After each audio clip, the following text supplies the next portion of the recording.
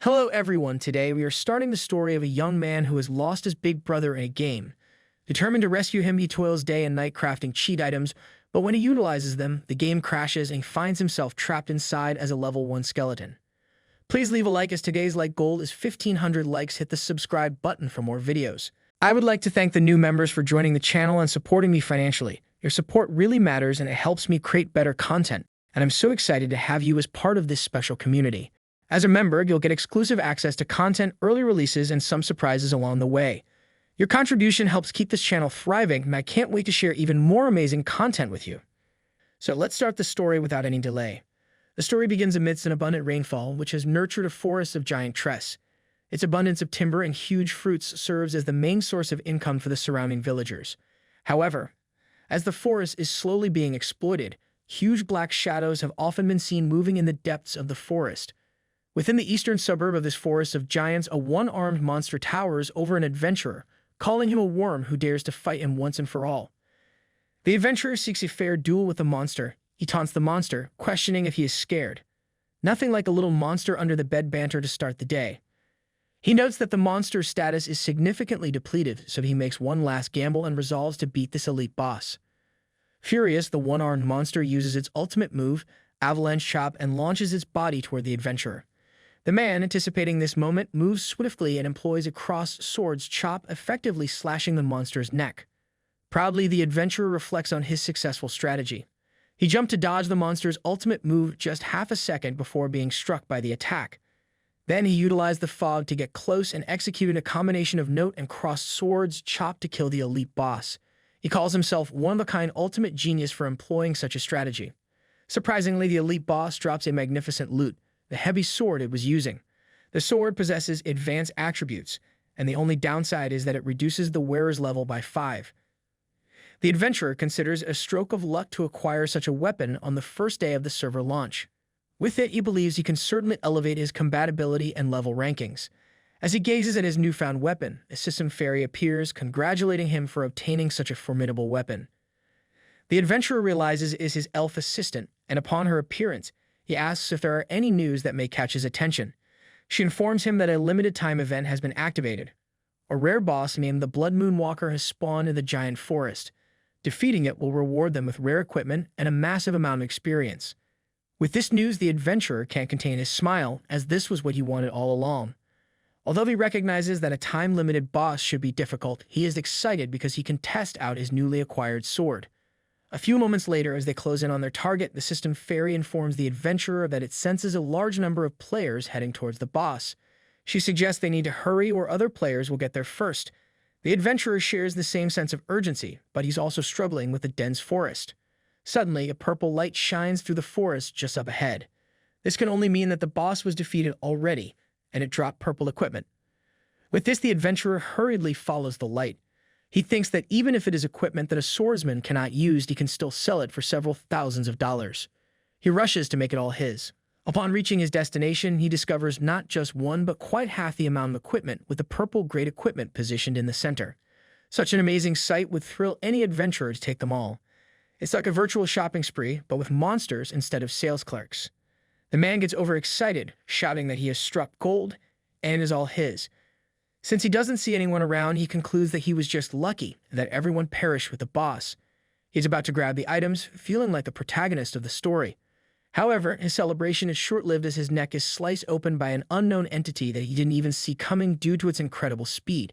He cannot believe that he was killed, and with that, he can only watch as his newly acquired sword drops from his inventory as he fades away. It seems the boss was well and alive, having claimed the lives of 418 players. Soon after, a group of adventurers sprints towards the boss in high spirits, eager to kill it with their own hands and get their hands on the loot it may drop. With only 1 minute remaining until the limited time event ends, they are all going all out in this attack. However, little did they know this particular boss is built differently. It was specifically made to eliminate those who don't know their place. As they got close, the boss slipped right through them like butter, instantly defeating each one. Even the big hunk wasn't safe from getting sliced up.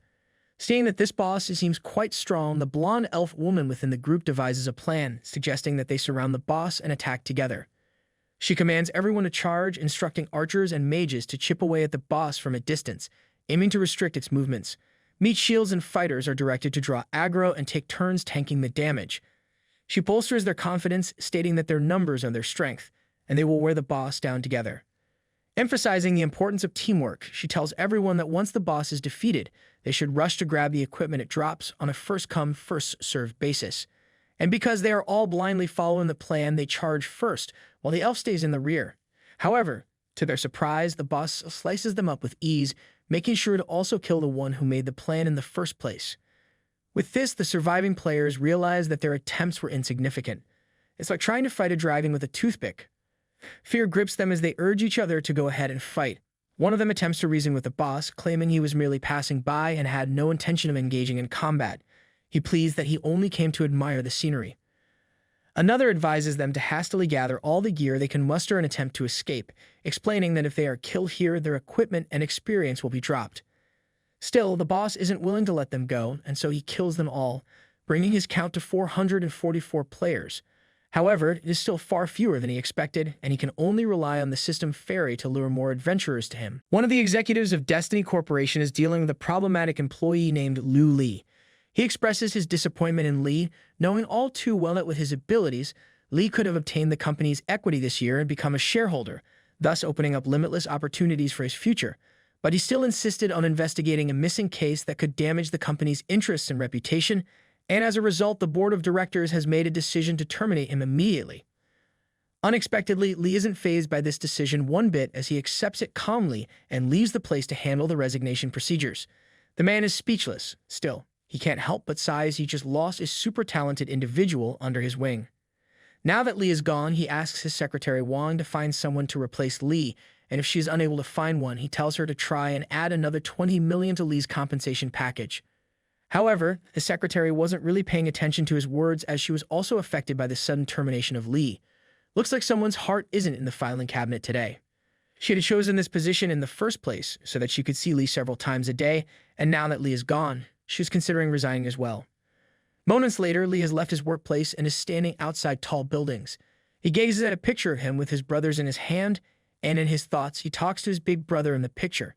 He expresses that he is closer to uncovering the disappearance of him since he finally found evidence about his case. With this, he is more than sure that he will find him soon. Unexpectedly, Li finds himself lost as he's directionally challenged and can't distinguish between east, south, west, and north. Now he's completely clueless about the direction of his house. This wasn't a problem for him before, as he belongs to a breed of workaholics who only go home once every 2 years. Meanwhile, as Li tries his best to find his way home, an insane couple is fighting in his house. The girl discovers that her man has been involved with another woman besides her, and not just one, there are 68 of them. This revelation indicates that this man is working overtime to be a menace to society. Still, the man tries to calm the girl down, but she's already fed up with his lies. Luckily for him, this girl isn't inclined to extreme actions, as instead of resorting to revenge or cutting off his wiener, she simply leaves the place in tears. Still, the man has the audacity to get on his knees and utilize his acting skills to try to convince the girl that he loves her. Meanwhile, Li finally arrives at their house, but is left speechless upon seeing how big of a Dutch his little brother is. Nonetheless, Li is kind enough to ask his brother if he needs space, perhaps feeling he returned at the wrong time. His brother, however, immediately changes his mood as if nothing happened at all and welcomes Li with a smile, stating that he always comes back at the right time. Li asks his brother about his girlfriend, to which his brother replies that it's nothing to worry about and assures him that it will be all right in a couple of days. He then takes Li inside and asks if he's thirsty. Li can't help but notice the messy state of the place with women's undergarments strewn all over. He reminds his little brother about the importance of maintaining household hygiene when living alone and advises him to show some restraint in his private life. Laughing it off, his brother explains that he's been feeling lonely since Li left him alone in the house, and to prevent such things from happening again, he suggests that Li accompany him for a few more days and not leave in a hurry like last time. Li informs his brother that this time he truly has to stay for a few more days. This news surprises his little brother, who becomes overexcited. He suggests they go for a barbecue tonight or offers to take Li for a massage if he's too tired. He reassures Li that it is a legitimate place. However, Li knows it is not yet time to celebrate, so he instantly changes his demeanor to a more serious one. He tells his brother that there is a clue to their big brother's disappearance. His brother beams with happiness upon hearing this news. He promptly informs Li that he has prepared all the equipment as requested, and tonight at midnight marks the official launch of Destiny Corporation's Fantasy Moon. Lee has been eagerly anticipating this moment, speculating that the reason why their big brother went missing might be related to this game. Finally, the moment they've been waiting for arrives, and they don their new gear, looking impressive and fully prepared for what lies ahead. Upon entering the game and confirming their identities, a system fairy materializes, introducing herself as the game assistant for Fantasy Moon. She offers the nickname CC for convenience and informs them that the game is about to commence, wishing them a joyful journey in this virtual reality realm. The game synchronizes with their brains, and after loads of system instructions, a character is successfully created. With this, Lee is teleported to the center of Mulan's village where the noob sits, marveling at how lifelike the game is. However, his train of thought is interrupted by his brother calling out to him. True to form, his brother has already teamed up with a girl the moment he appeared in the game and asks him to form a party to do a mission together. However, Lee refuses, insisting that they should go first. His brother is taken aback by this response. Unable to comprehend, he asks Lee why he is not coming, considering that newbie quests are the same for everyone. Lee responds that they now have different paths to follow, as he has other tasks to attend to. He advises his brother to level up quickly, and just like that, they part ways.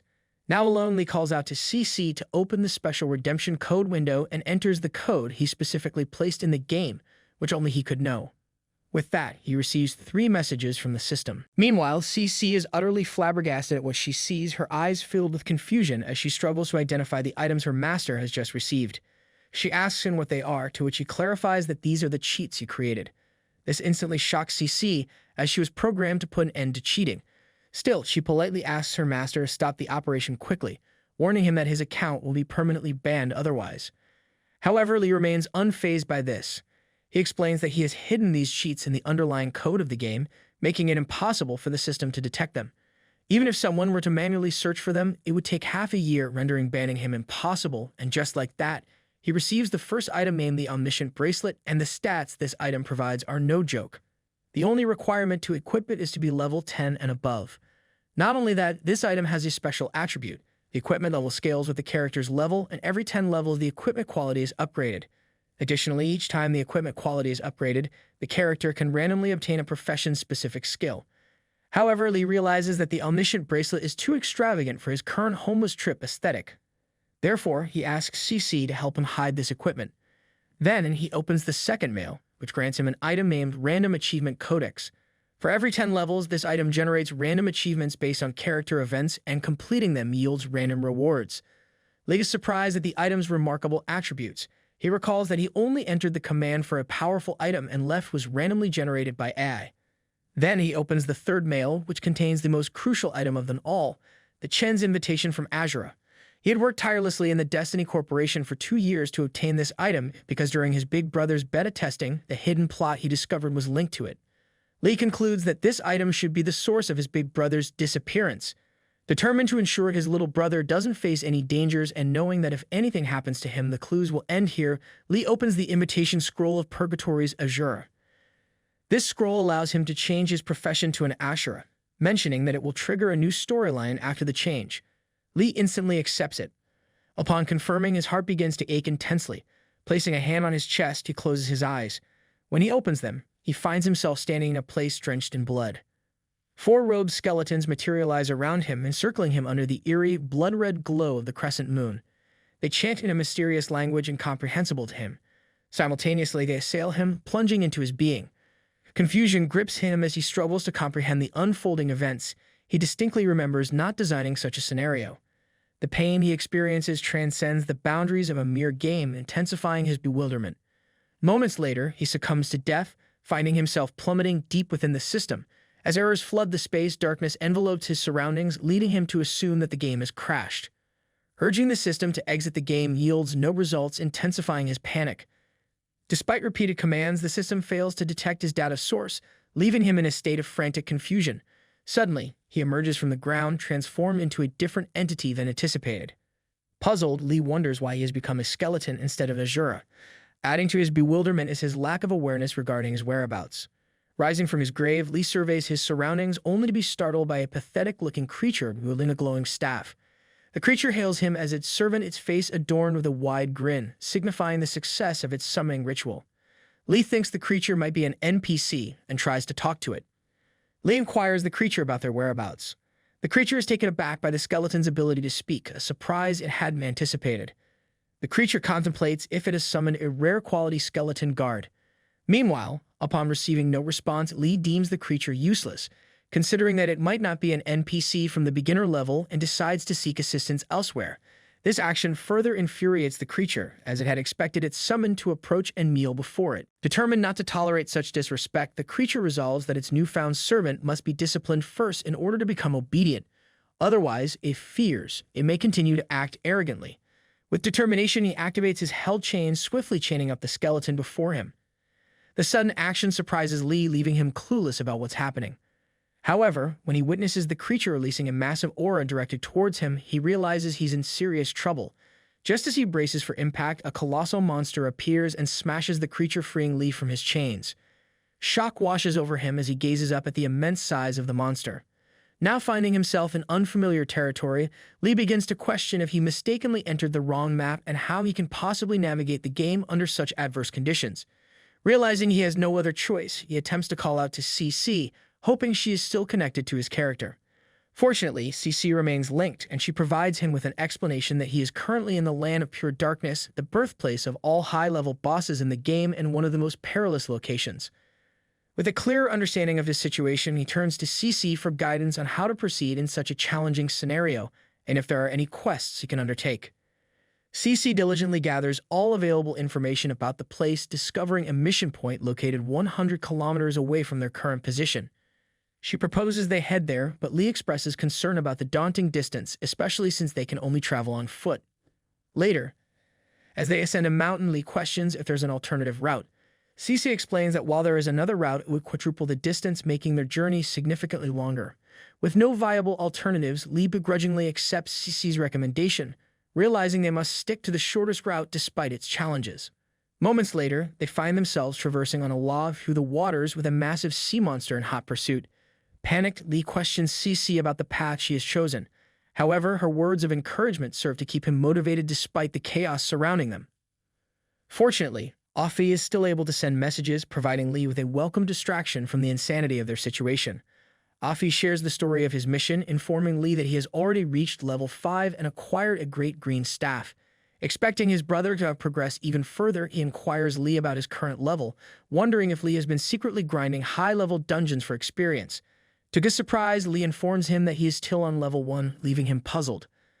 Afe offers words of encouragement, but Lee can't be bothered to hear the end of it, as again he is being chased by another humongous mother flipper that keeps eyeing him even though its cake is just made of bones. Fortunately, his will to live helps him get through the challenge he faces, and he outruns that thing. The next thing he knows, they finally see where the mission point is located. Even with the distance, they can see entities lining up to enter this huge place. Getting close to it, CC estimates that it would take approximately 2 hours if they line up to enter the main gate. However, Lee spots another entrance where no one is lining up. He tells CC about it, to which she clarifies that it is not the planned route. Lee responds that they've already wasted too much time and the route she planned was too rigid, so whether or not it is the conventional way to enter, all that matters to him now is getting into the city. Upon reaching the red entrance door, 2 giant board guards stop him, seeking an explanation for his visit. Lee explains that he has something urgent to do, so he asks them if they could let him in. The sight brings a smile to the giant guard's face. He remarks that he understands the urgency of his situation, acknowledging that it's normal to have pressing matters to attend to. With this understanding, he swiftly permits the little skeleton to enter.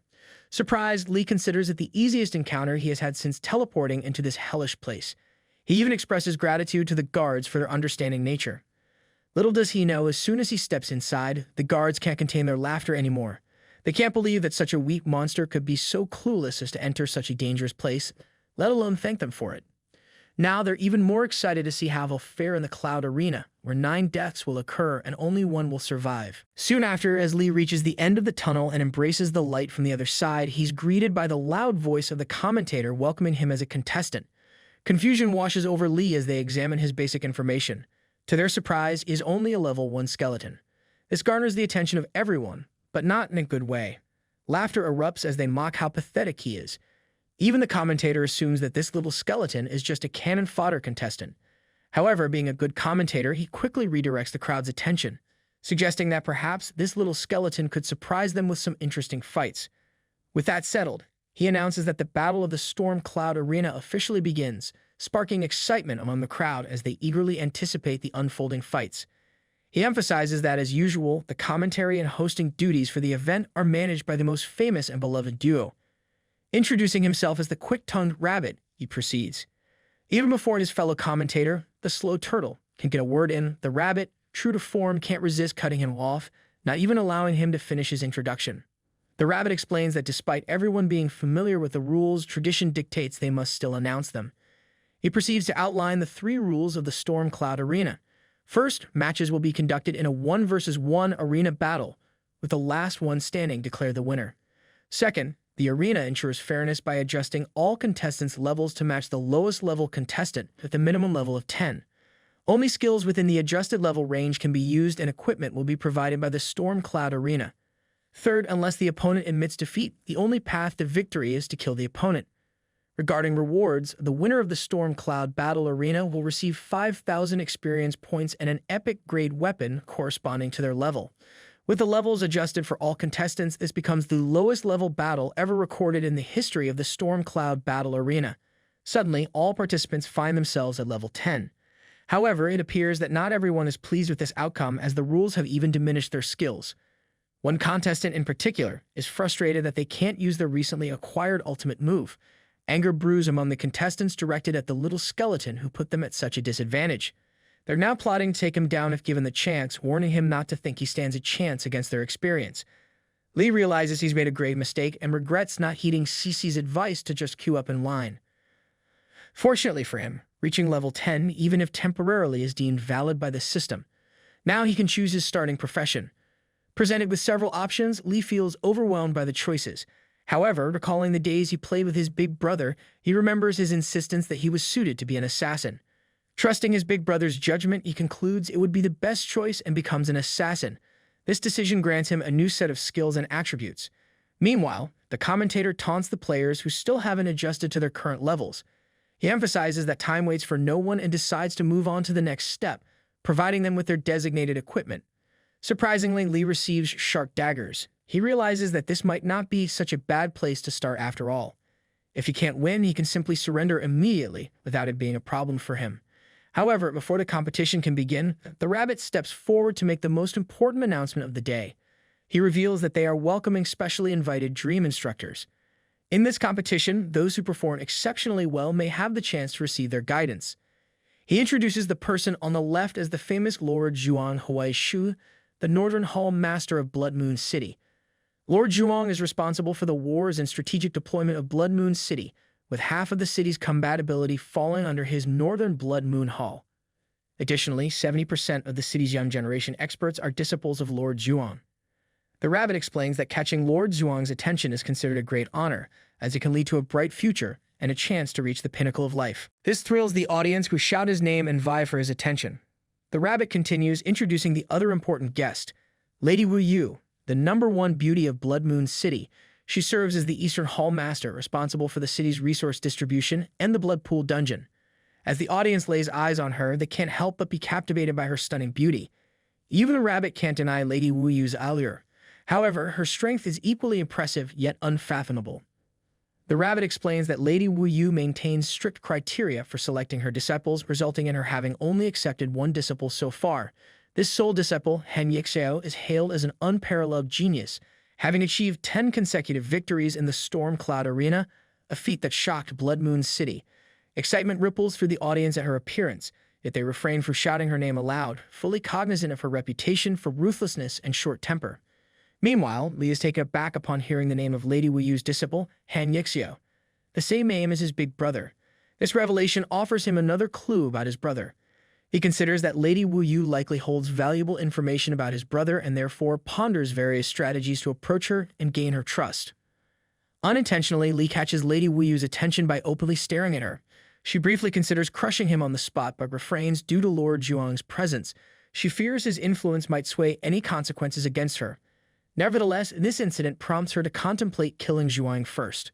With everything in place, the rabbit redirects everyone's attention to the upcoming match.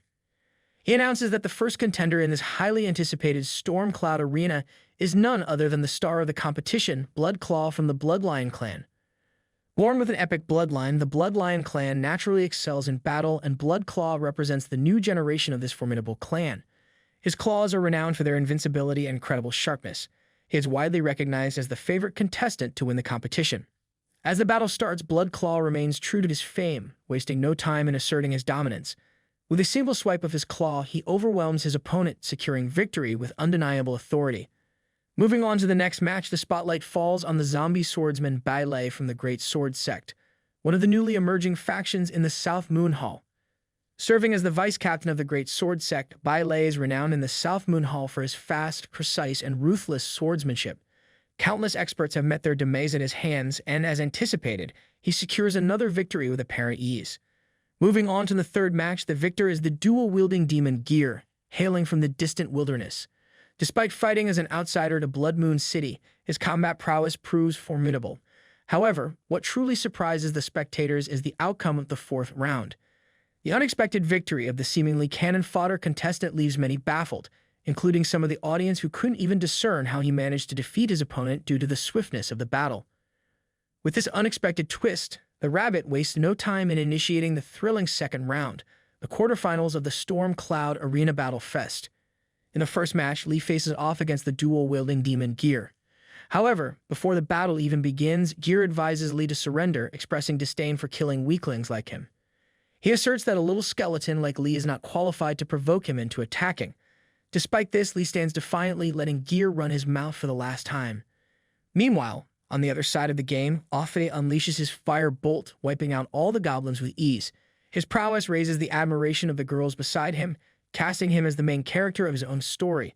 Despite the praise he receives, Afe remains convinced that if they were to see his second brother, they would truly understand what amazing means. His admiration for his second brother remains unchanged as he wonders about his brother's current whereabouts and whether everything is going smoothly for him.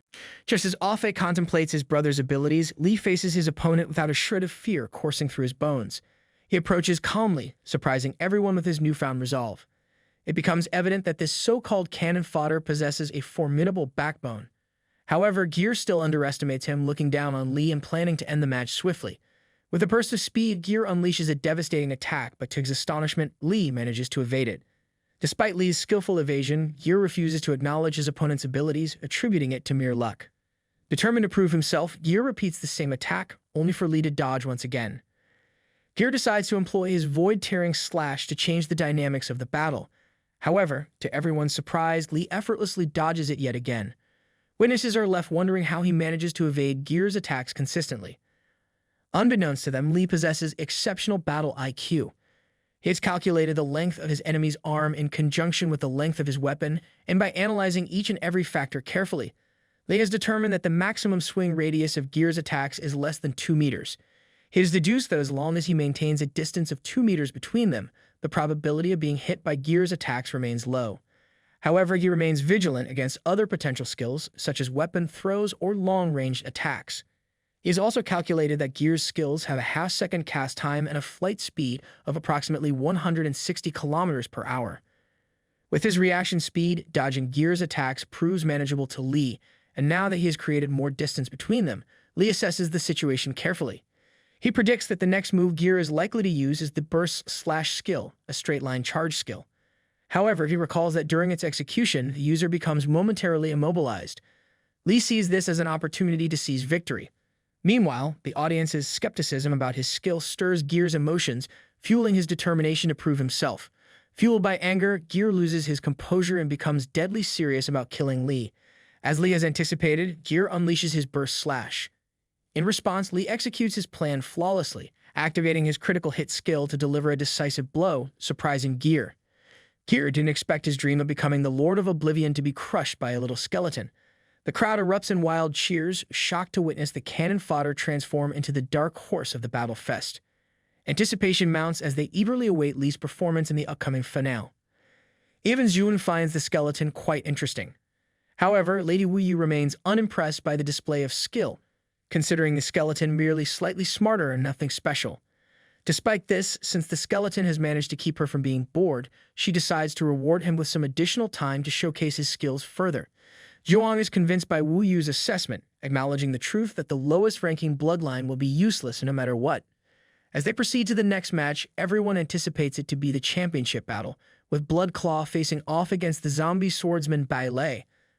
Like other contestants before him, Bloodclaw asserts to Bailey that he clearly isn't a match for him. However, Bailey remains unfazed by such claims. Despite his inferior bloodline, he is confident that as long as he wields his sword, nothing can stop him. With unwavering conviction, Bailey unleashes his combination skill, the Flowing Dance Leap, a blend of water dance and burst slash. This skill propels him 5 times faster than Gear's burst slash, allowing him to sever Bloodclaw's head in a single swift attack. As his blade draws near, Bailey is confident that it will connect, proving to everyone that bloodlines aren't everything.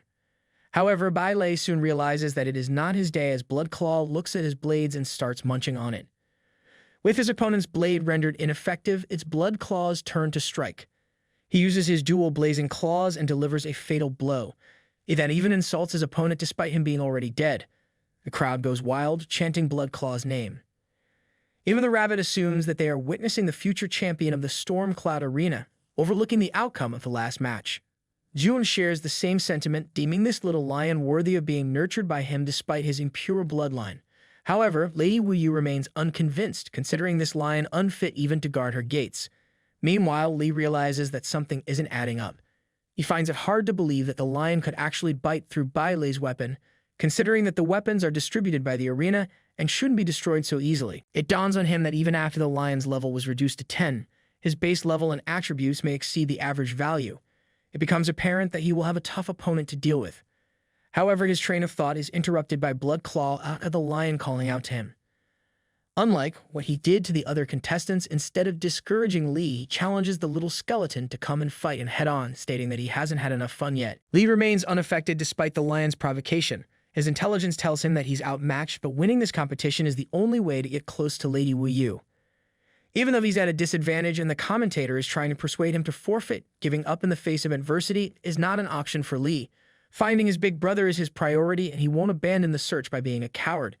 His brother and Afei are the only family he has left in this world, and they're more important to him than his own life.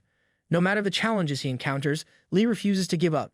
The final match begins, and Bloodclaw eagerly taunts the little skeleton, as he anticipated the reaction of a low-ranked creature, a dumb son of a gun unable to withstand even slight provocation. Facing Lee, Bloodclaw proudly declares that he will treat the little skeleton as a dessert to celebrate his victory. His plan is to push his opponent to show desperation and regret, aiming to please himself until the very end.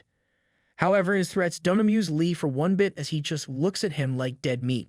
So he leaps towards the lion, which discerns that his speed is even slower than the swordsman before. Way too slow, in fact, that he just decides to use one hand to stop him. But to his surprise, the little skeleton just dodges it quite easily and is now behind him. Still, the lion manages to dodge it, but now he's reminded that this little skeleton is an assassin, and it seems like he was just pretending to catch him off guard. But it doesn't really matter since he is still trash in his eyes. The lion then uses his long-range skill to counter, but this is also dodged by the little skeleton. With this, the lion isn't smiling anymore. He now understands he's contending with a foe who simply plans to evade his attacks. What's more surprising is that he's now bearing bruises inflicted by someone he dismissed as insignificant. His frustration mounts. He's Bloodclaw, the esteemed leader of the younger Blood Lion generation. To be wounded by such inferior opposition is intolerable. In a fit of rage, he unleashes his skill, Blood War, enhancing his strength and critical hits by 20% for 15 seconds, intending to vanquish his adversary in the most humiliating manner possible. However, witnessing Bloodclaw resort to such measures leads observers to reconsider the opponent's prowess, suggesting they may be more formidable than initially presumed. Even Lady Wuyu finds herself intrigued by what this little skeleton will reveal next. It's unusual to witness a monster with such a low level and bloodline of the lowest caliber delivering such amusement to her. Again, Bloodclaw initiates his attack, leaping towards the skeleton as he inundates him with a flurry of strikes. Despite the skeleton managing to block them, he knows he can't maintain this defense for long. Each strike from Bloodclaw feels as heavy as a truck, and as expected, he loses his balance, his defense crumbling. Seizing the opportunity, Bloodclaw obliterates him from existence, insulting him once more, telling him to stay where trash belongs. To his surprise, as soon as he gets close, the little skeleton reveals that it was all an act. He was merely waiting for him to unleash his special move. While Bloodclaw's killing move is potent, within half a second he's unable to turn around immediately. Seizing this moment, the little skeleton activates his backstab ability, teleporting behind the enemy to launch a surprise attack. However, this plan could have succeeded against other opponents, but not against Bloodclaw. He possesses a skill that negates the need to turn around, the Blood Origin skill Lion Roar.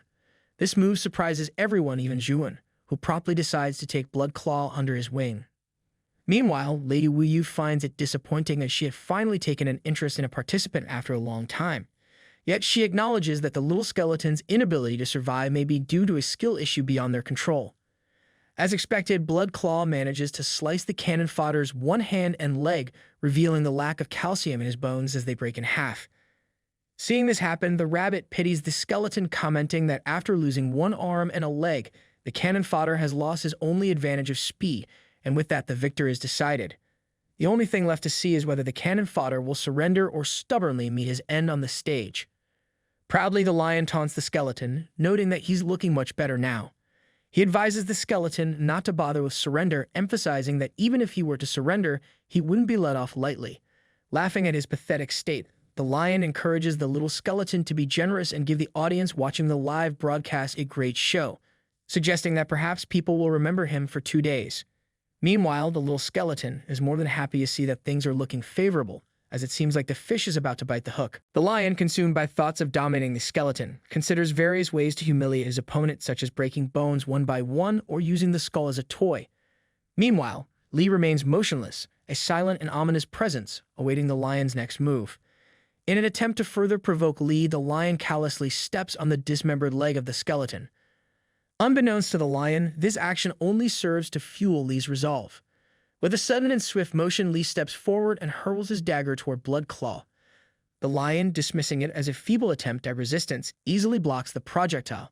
However, to his surprise, the lion realizes too late that Lee still retains control of his other hand. As the dagger hurtles through the air, it becomes evident that Lee has not thrown it aimlessly, but rather strategically for himself. In a remarkable display of skill and agility, he swiftly retrieves the dagger with his severed hand and activates his backstab ability. With unparalleled precision, Lee delivers a devastating blow to the proud lion, leaving him severely injured with just a single strike. The sudden turn of events leaves everyone present in stunned silence, their eyes widening in disbelief. Even the typically quick-tongued rabbit finds himself at a loss for words, unable to comprehend the swiftness and efficiency of Lee's counterattack. Fortunately, they still have their other commentator, the rampaging turtle, to break the silence. Since he was being cut off the entire time, he seizes this opportunity to shine, bursting out with his magnificent voice to match the intensity of the fight he just witnessed. He exclaims that it's been too long since he last saw such a thrilling comeback.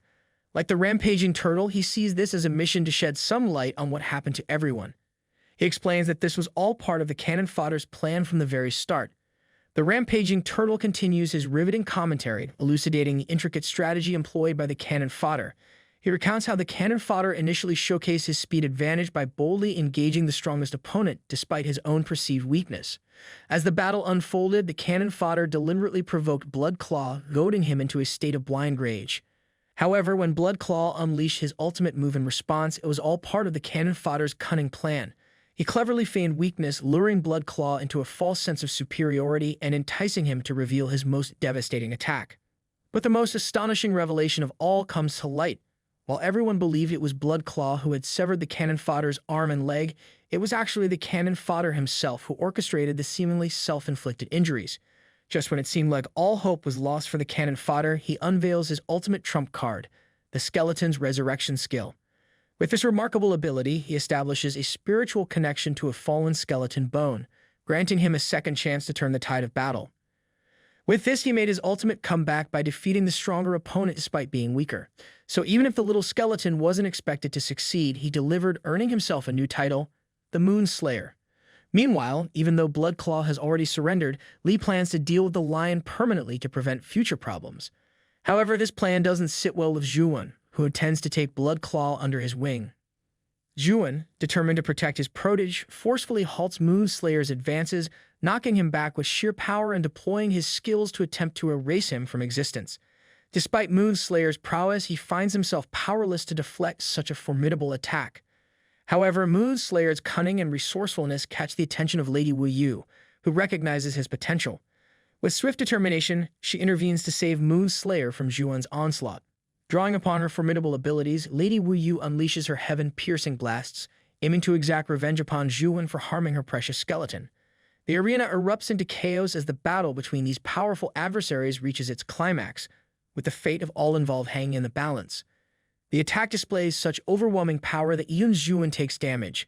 He demands a reasonable explanation for her actions, but Lady Wu Yu feels no need to explain herself. Ignoring him, she saves the skeleton that caught her interest and tells him that from now on, he belongs to her. Soon, Wu Yu finishes, restoring Slayer to his original form, concluding that everything should now be back to normal. Slayer is amazed as not only have his broken bones healed, but they are now stronger than ever before. Before Moon Slayer can fully process this miraculous transformation, Lady Wu Yu's stern voice interrupts his thoughts, demanding the presence of both the commentators. With a playful yet menacing threat, she warns the rabbit and turtle that if they fail to announce the results of the tournament promptly, they too will face her wrath.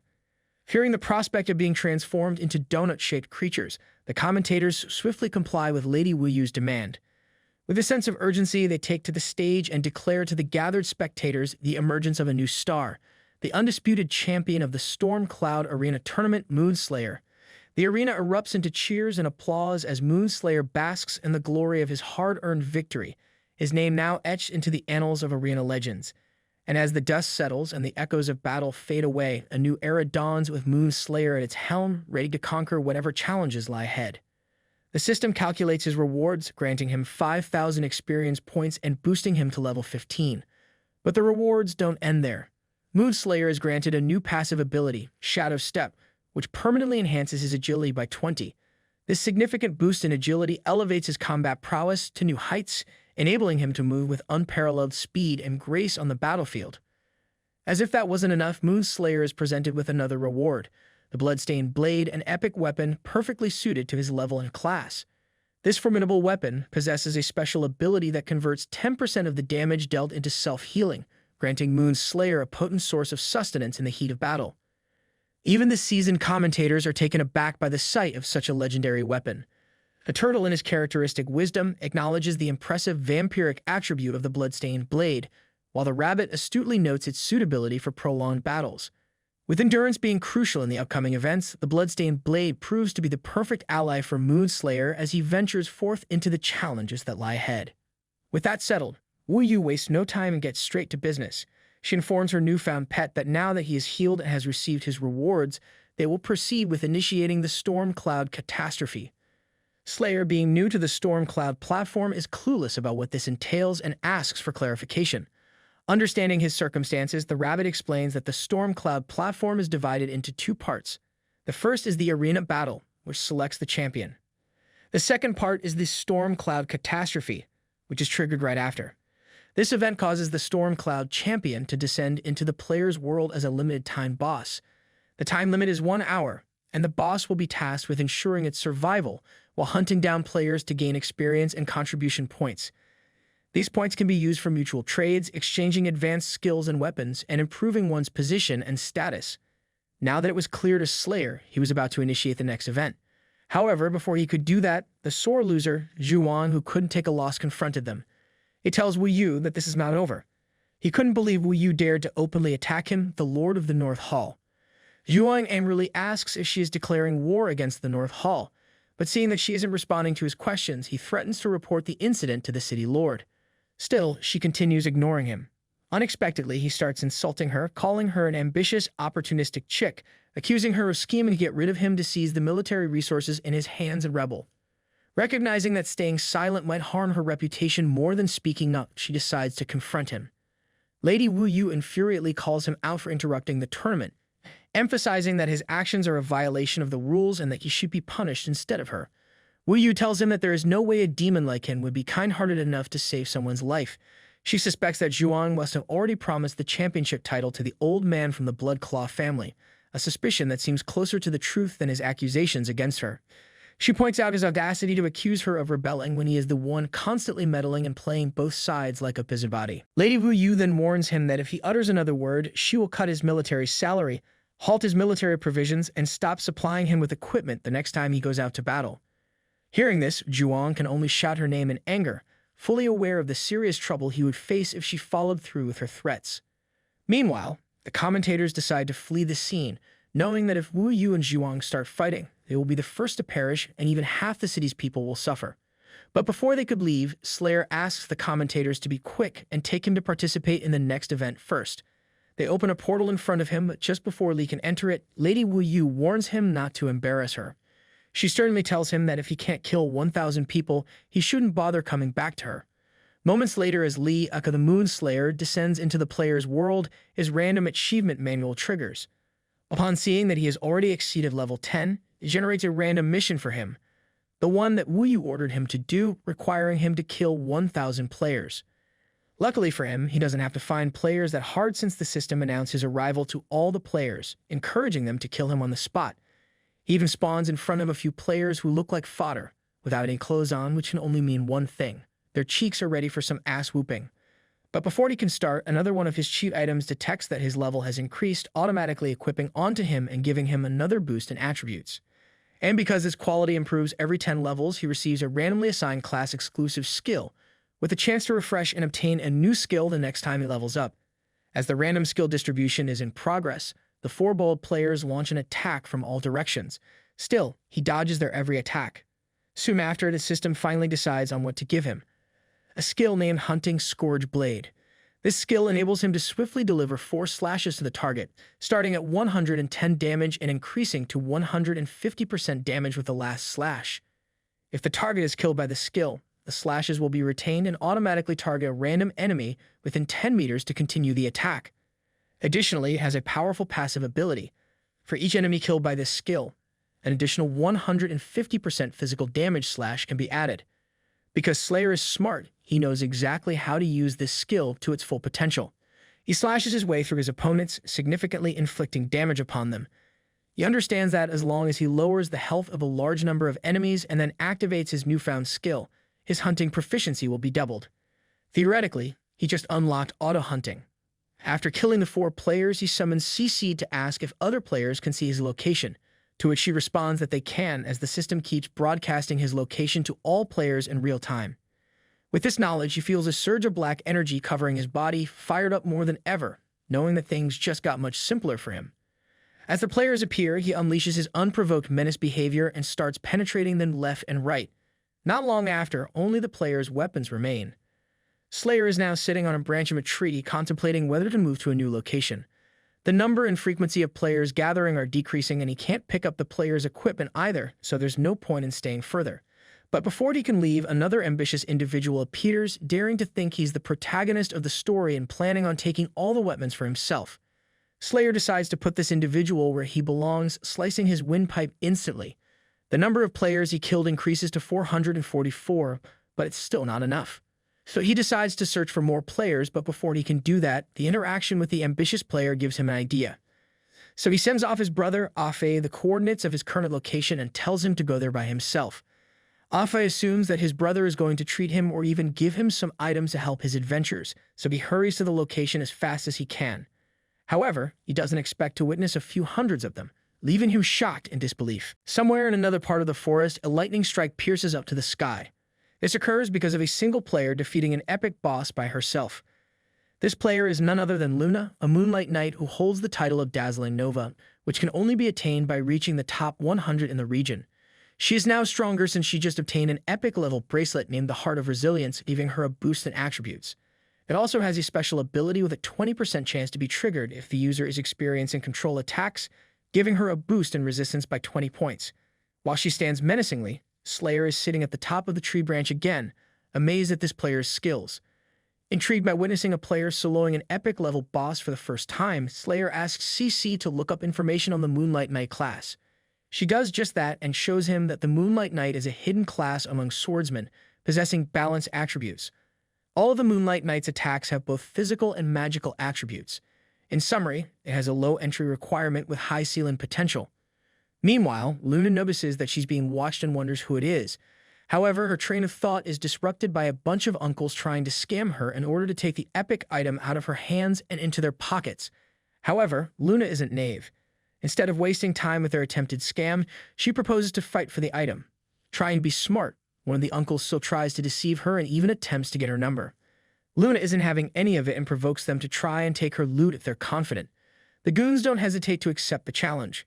But as soon as they're in range, they realize that Luna is not to be messed with.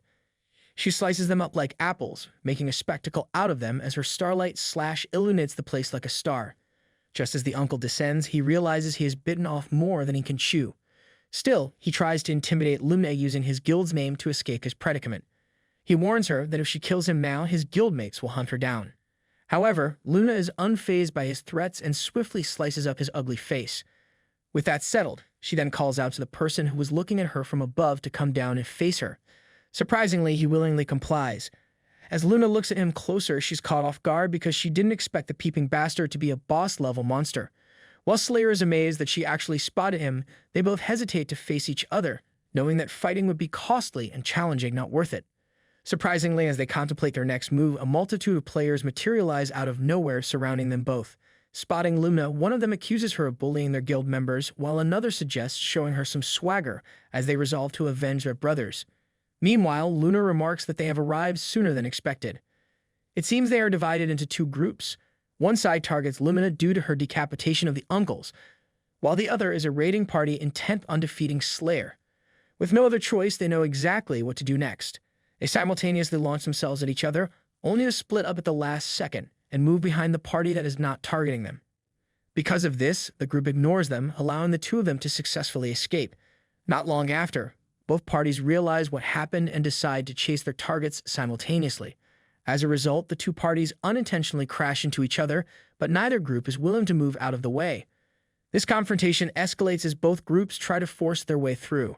However, to their surprise, this was a premeditated move all along. Luna and Slayer return, giving them the two-piece and starting to violate them from all angles. Seeing such a spectacle, the players panic, and even if they have allies within the ranks, they start blasting, but this only makes things worse, causing a domino effect in which they end up fighting each other instead of their own respective targets. Ultimately, the high-level ones survive, hoping they manage to kill their targets. To their dismay, it wasn't what they hoped for. Instantly, the Slayer activates his edge of the hunt, killing them all non-stop like a perpetual motion killing machine. With this, the number of players he killed amounts to 999. Coincidentally, Luna is still alive and looking for another player may take some time, so it seems like fighting her is inevitable.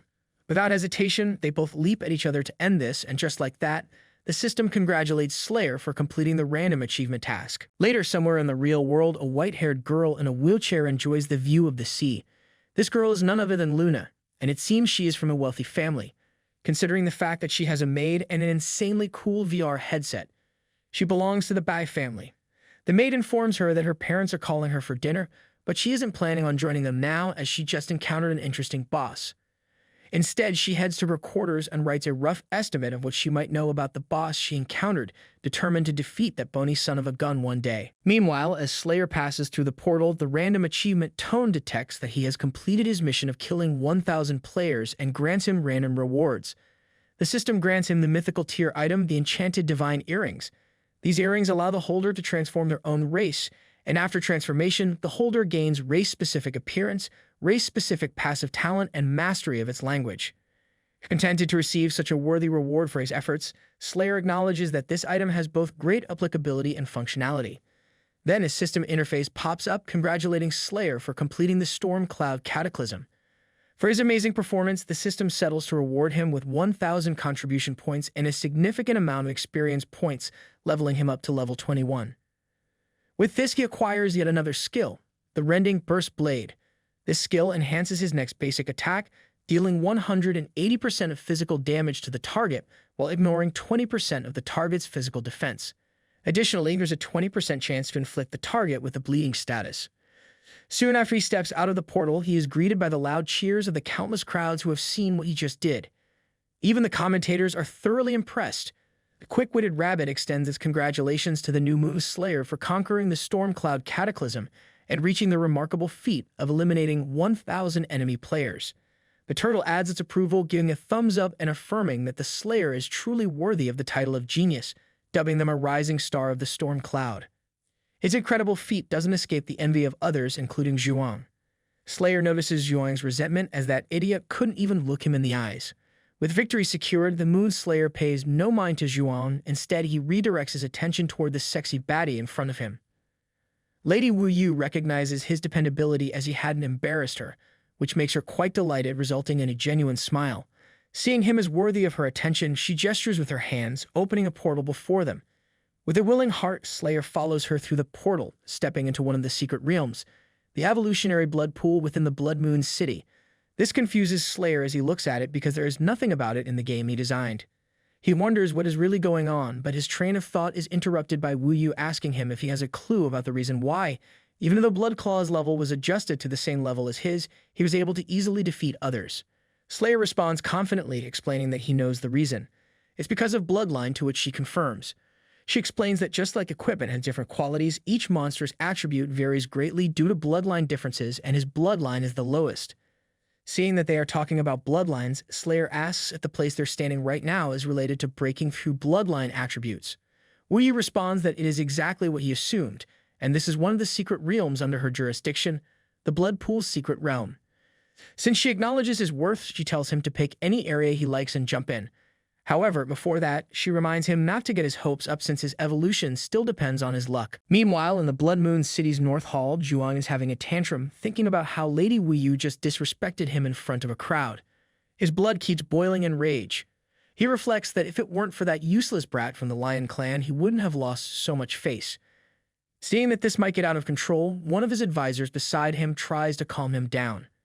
The advisor tells him that he shouldn't be this furious because this might not be such a bad thing.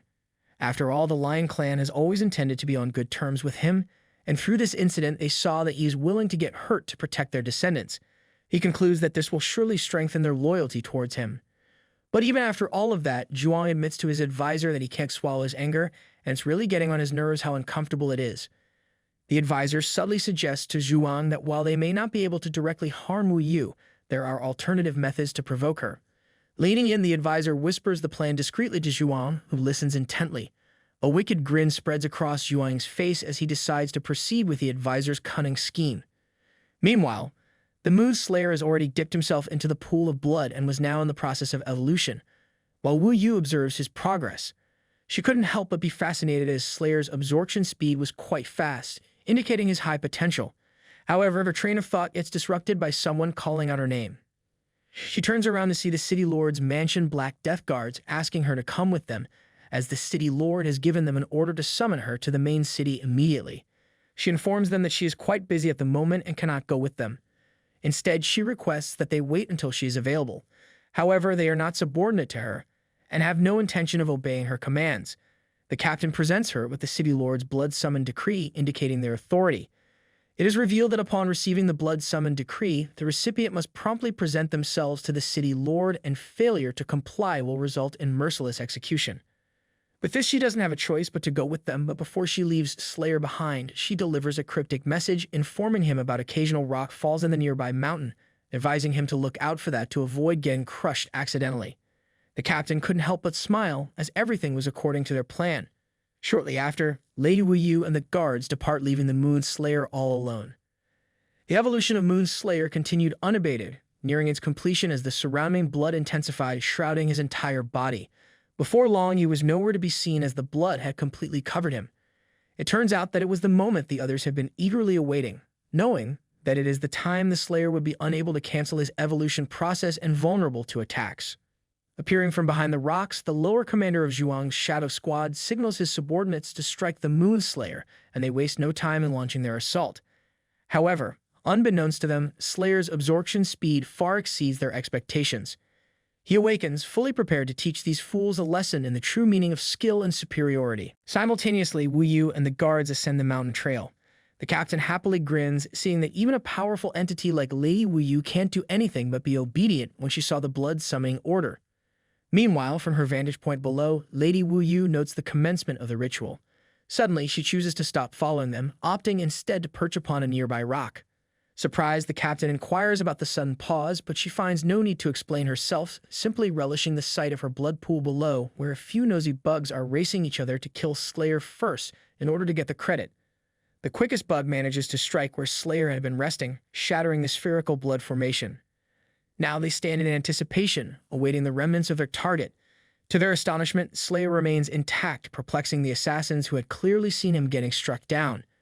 Even the assailant who delivered the blow felt his attack connected. Still, seeing that their target was standing, they didn't hesitate to make sure this motherflush was deceased.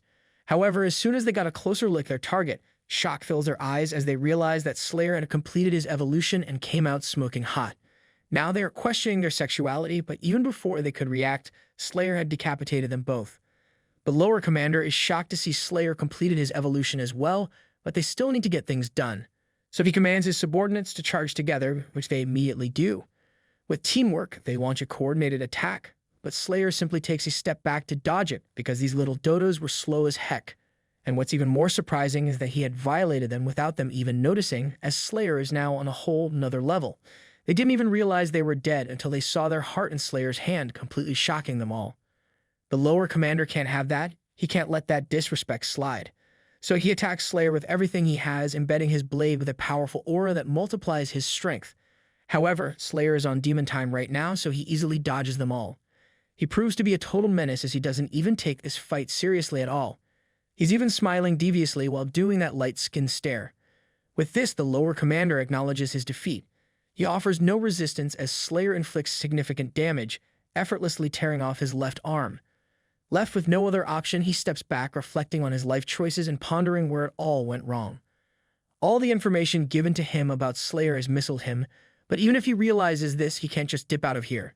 He has to kill Slayer since this mission was entrusted to him by Zhuang, and he is not willing to tarnish his master's name. So he summons the other hidden assassin to his aid to complete their mission with everything on the line, which they fully understand.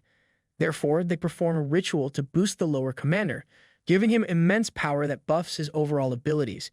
He even regenerates his limb because of this and is now looking to kill Slayer. Meanwhile, Slayer remains calm. The lower commander is still an idiot in Slayer's eyes, and the lower commander's actions only serve to confirm Slayer's assessment as he willingly hurls himself into Slayer's range. Seizing the moment, Slayer swiftly reverts to his skeletal form as the commander draws near, leading the commander to believe that Slayer's evolution is deteriorating. This false belief boosts the commander's confidence in winning the match, driving him to persist in his strike. To the lower commander's surprise, Slayer effortlessly evades his strike, leaving him baffled as to why his attack missed. Confusion clouds his mind as he struggles to understand Slayer's evasion. In the midst of his confusion, he discovers he can't retract his hand, panic gripping him as Slayer transforms back into his demon form. In a swift motion, Slayer decapitates him, leaving the lower commander in shock as he witnesses his own headless body. Meanwhile, on the side, Lady Wu Yu applauds Slayer's performance, delighted to see that his harvest went quite smoothly. Slayer asks if these assassins were from Zhuan, to which she confirms. She tells him that even the guards who took her were connected to Zhuan, but she had already sent them away. With this information, Slayer realizes that she knew what their motives were from the start, so he asks her if this was his second test. However, as he approached her and the view became clearer, Lady Wu Yu noticed that he was quite well equipped down there, and she was looking at it more than she should, which embarrassed Slayer, causing him to hide it from her. Surprisingly, she was quite thirsty and commanded him to take his hands off right this instant. With that settled, she told him that she was quite satisfied with his performance, and she asked what he wanted as she could grant him one wish. Slayer, however, is not horny, as he only wants one thing, and that is to know where his brother is. So he asks Wu Yu the whereabouts of his brother, Han Yixiao, which makes her sigh, and she brings the bad news to him that he was already gone. Lu Li, the Moon Slayer, stares at Lady Wu Yu with a serious expression, clearly eager to know what happened to Han Yixiao. Lady Wu Yu points out that this is the second question he's asked. She notices his tightly clenched fists, a sign of his growing anger. Feeling a bit sorry for him, she agrees to tell him, but only if he answers her question first. She recalls the past events and mentions that ever since he heard about Han Yixiao at the competition, he frequently glanced at her. Then he decided to put his best foot forward, all in an attempt to get close to her and uncover the truth about her student. Turns out he's been playing detective the whole time. The Slayer realizes she is curious and reveals that Han Yixiao is his older brother. He then drifts into a memory of his distant childhood while he and his brothers live in an orphanage. 3 bullies laugh loudly, one of them holding a pink rabbit toy. The boy in the middle showcases the rabbit, laughing and suggesting they continue playing. His little brother, Afi, trembles with fear, pleading for the rabbit's return because his mother gave it to him. Lu Li, despite being beaten and bruised, stands strong in front of Afi to protect him. One of the bullies mimics Afi's plea to annoy him. Another bully throws away the book he's holding and mocks Lu Li, asking if he's still pretending to be a hero. The ringleader in the middle laughs at them, holding the rabbit by its paws with both hands. Smiling wickedly, he reminds them that this is an orphanage, and they are all adopted by his mother. He declares they are nothing more than trash. With a cruel grin, he rips off the rabbit's paws, claiming that everything here belongs to him and he can do whatever he wants with it. Apparently, he's decided that being a villain is his full-time job. Afi starts crying and pleads for the rabbit to be returned. Luli grabs something hidden in his jacket and walks towards them. He pulls out a pen with a sharp tip, ready to fight. Suddenly, someone leaps towards the bullies from behind, swinging a stick and shouting to draw their attention. This newcomer lands a solid blow to the head of the bully who tore the rabbit's legs off, using a broom. He delivers a series of hard punches to the three bullies, leaving them unable to retaliate. It's like watching a kid's superhero movie, but with brooms and toy rabbits. The bully who broke the toy bunny admits he made a mistake and begs for mercy. The guy with the broom lets them go, and they run away, loudly calling for their mother.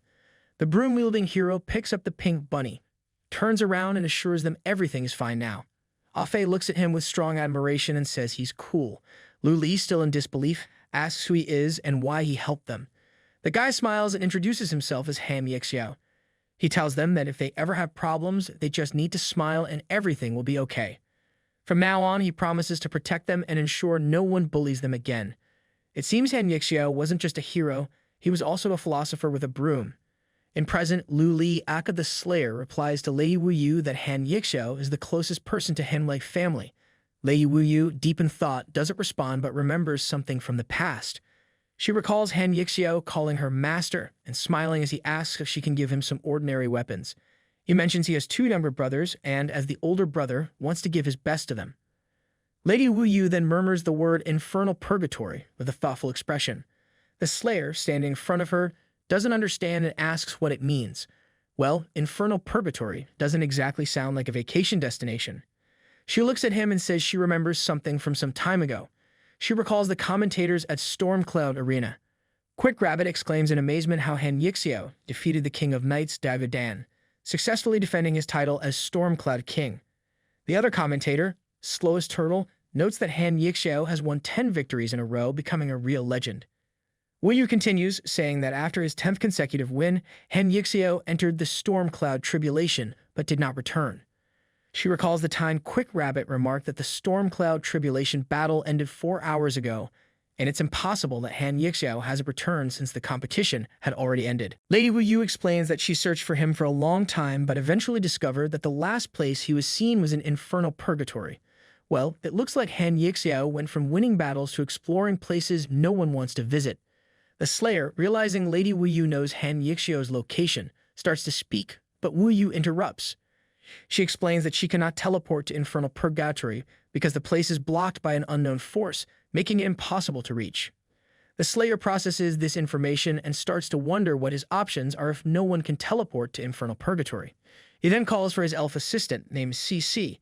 She instantly appears next to him and assures her owner that she is ready to help. Looks like the Slayer has a few tricks up his sleeve and some handy assistance. The Slayer asks CC to check the information about infernal purgatory. CC begins to search but suddenly encounters interference and the system notifies her that the request was rejected or an error occurred. The Slayer, puzzled, asks if there is an error and tells her to query the database. CC informs him that he does not have the necessary powers. Determined, he instructs CC to switch the interface to manual input. Wu Yu, observing the scene, wonders if he's talking to himself. Little does she know the Slayer's tech-savvy skills are just as sharp as his combat ones. The Slayer looks at the system window that opens in front of him and takes a deep breath to calm down and think. Infernal Purgatory is where Han Yixiao was last online and spotted, so he knows he can find the answer there. The system window prompts him to enter a password. The Slayer types in his password and clicks the Continue button. The system then displays his user number as 1288 and grants him access to the database. An endless stream of binary code appears around him, creating a digital landscape. He examines the numerous system windows, each containing valuable information. The system notifies him that he needs to retrieve the infernal purgatory code. The Slayer is taken aback by the system's response and asks what kind of code it is demanding. The system promptly alerts him that an illegal intrusion has been detected, triggering a closure protocol. Undeterred, the Slayer commands the system to reveal the original code, but the red warning windows persist, leaving him puzzled. He wonders if the original code is being rewritten. The system notifies him of a forced expulsion process underway. The surrounding system windows begin to vanish, leaving the Slayer bewildered by how it's all happening. It seems even digital realms have their own set of surprises and mysteries. Lady Wu Yu, standing beside him, asserts that this is all she knows about infernal purgatory, suggesting that if he doubts it, he should investigate for himself. The Slayer considers her words, realizing that visiting that place might provide the answers he seeks. He approaches her and requests permission to ask a question. Lady Wu Yu inquires if he intends to ask a third question. The Slayer then asks her how he can go to that realm. Lady Wu Yu explains that her knowledge is confined to the storm cloud tribulation, emphasizing there's a time limit involved as well. She notes that he is being a little impatient. She reveals that his brother, Hem Yexiao, has awakened twice in the evolution Bloodpool, but has yet to return, and now despite his current state, he's determined to go there again as well. The Slayer reflects on her words, remaining silent for a moment. Just then, Cece floats up to him with a smile, confidently informing her owner that she knows how to return to the game. He was surprised when he heard this and asks how he can accomplish such a feat. Cece flies away and tells him to follow her. Wu Yu stops him, asking where he's going. The Slayer turns to her and explains that there's a method that will enable him to enter the player's world. She doesn't initially understand what he means by the world of players. He mentions that it is the realm she always talks about, the other side. Lady Wu Yu finds this intriguing and expresses she will wait for good news from him. It looks like the Slayer is embarking on a new quest, with potential answers and discoveries awaiting in the world of players. Meanwhile, in a vast forest, a powerful explosion rips through, annihilating a large group of monsters in an instant. Their bodies burn out rapidly from the intense blast. Ah Fei, now a 23rd level fire mage, casually remarks that it was too easy, wondering if there are stronger monsters around. Several girls rush up to him, admiring Ah Fei and gushing about how handsome and wonderful he is. They're so taken with him that he even shares some potions with them. Looks like Ah Fei's not just a powerful mage, but a heartthrob among adventurers too. One of the girls admits she was scared and asks Ah Fei to hug her. He stands with a pleased expression as the three girls surround him, blushing profusely. Looking at one of the girls, he recalls something and asks if the merchant who collects high-quality weapons is here. All three girls confirm and urge him to hurry, mentioning that the merchant offers a very favorable purchase price. Ah Fei laughs and affirms that he'll indeed spend money on weapons for each of the girls.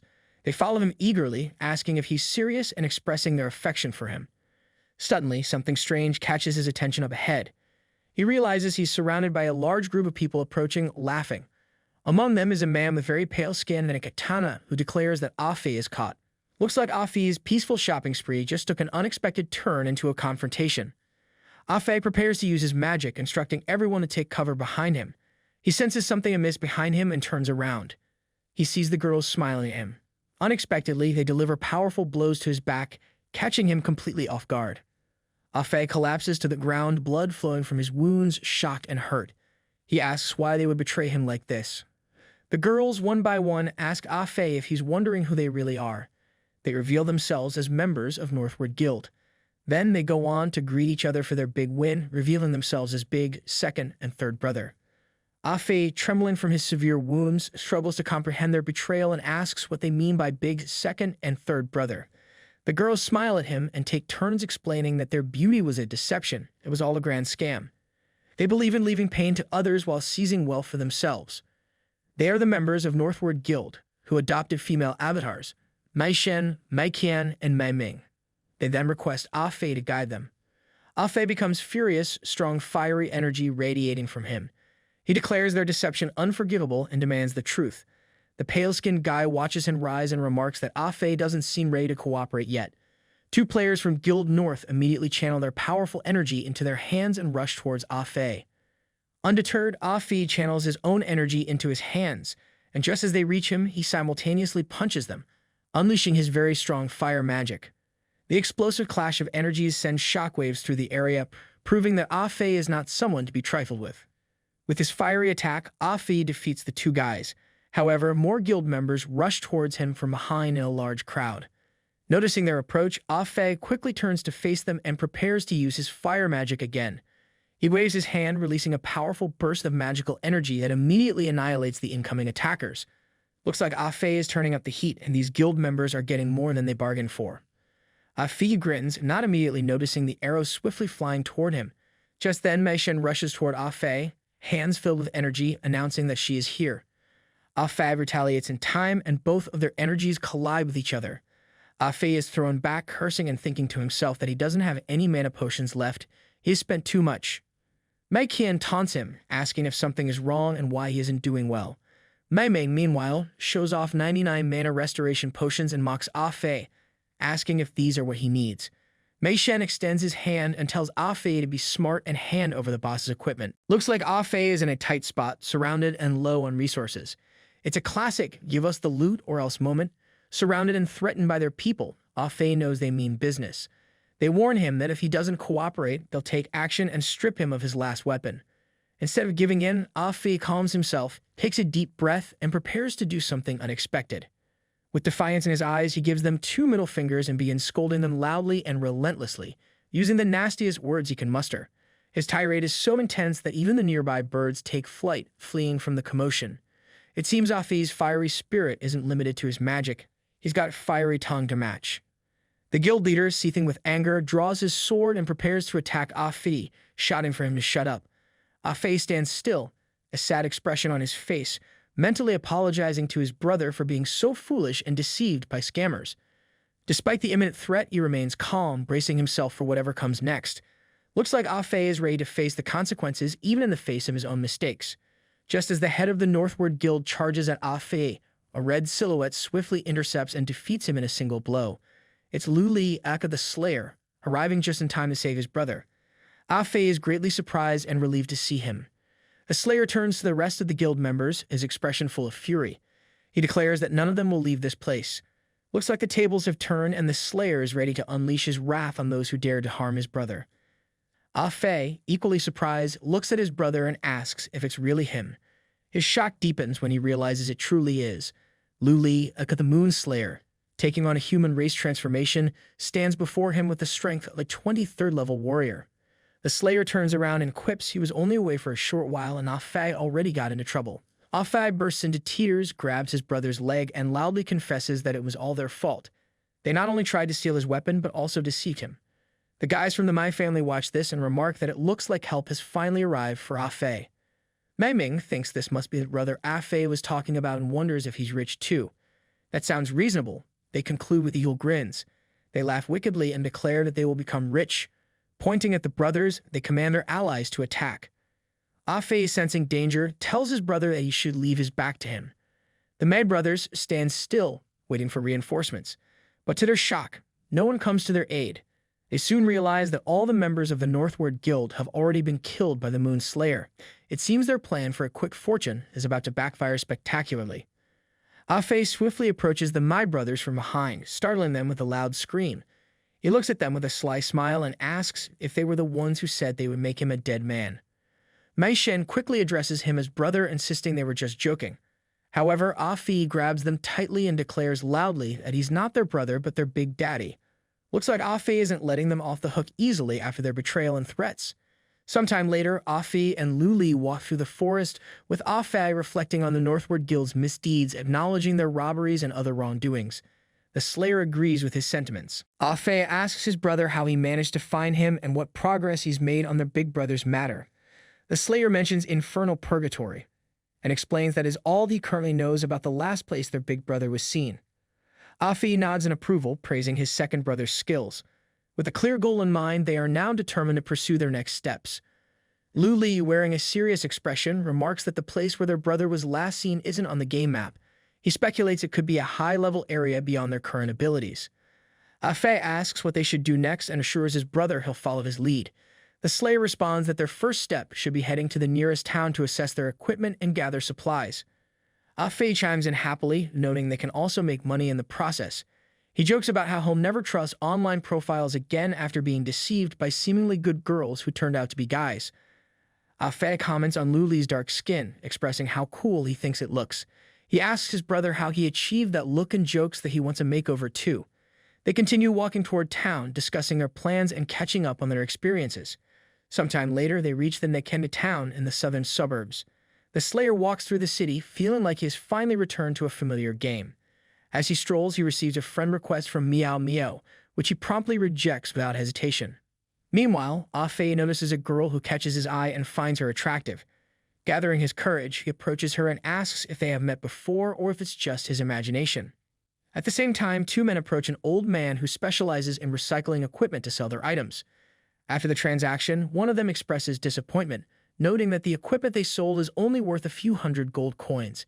He wonders when they will finally get a purple piece of equipment. The wolf man with him sighs, saying they should focus on leveling up first. The calm old man reassures that the recycling price he offers is fair and justified for young and old alike. Luli and Afe approach the old man, and the man asks Luli and Afe if they need to dispose of their equipment, and they agree with him. The old man takes out a cube with a sword icon inside and announces that there is a substantial amount of high-quality equipment, totaling 95,000 gold coins in value. He asks Luli and Afe if they agree to this valuation. Afe is pleasantly surprised by the sum, exclaiming how cool it is in calculating its value in real-world currency, noting it amounts to tens of thousands of dollars at current exchange rates.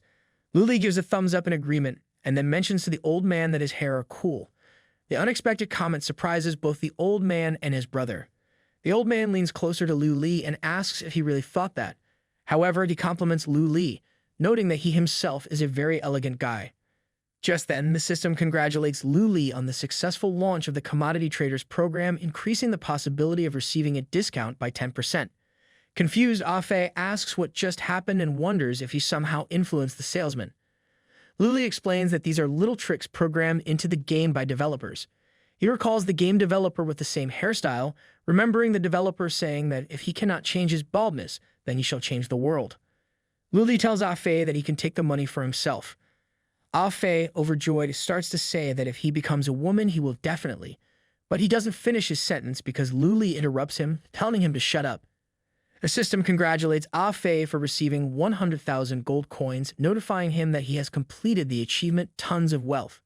Afe tells his brother that they have more equipment to sell. Luli agrees, noting that they haven't reached the right place yet. Sometime later, they arrive at the auction house where a huge crowd has gathered. Afe looks at the impressive building in surprise, remarking that this auction house is amazing and it's his first time coming here. Someone with a microphone walks up to Afe and asks if it's his first time at an auction and what he thinks about it. Afe glances around and mentions there are a lot of people here. Outside the auction building, the large crowd is getting restless. They loudly complain that everything is taking too long. Some ask if things can move faster, while others wonder how much longer they can wait. It's like a group of kids impatiently waiting for recess to start. A short guy approaches two guards standing at the door and calls them brothers. He explains he is only a few hundred coins short of entering the competition and really needs an item. He asks if they could do him a favor. The two guards dismiss him, saying it's none of their concern. They follow the rules. Starting capital is 10,000. They tell him it will be easier if he leaves and not waste their time. Other people get very angry with him, accusing him of being the only one wasting their time. They wonder where he even came from and demand he gets out of the way. It's like he's a mosquito at a barbecue, and everyone just wants to swat him away. Suddenly, someone walks up to the short guy and puts a hand on his shoulder. Other people get even angrier, asking if they are finished yet and telling them not to block the path.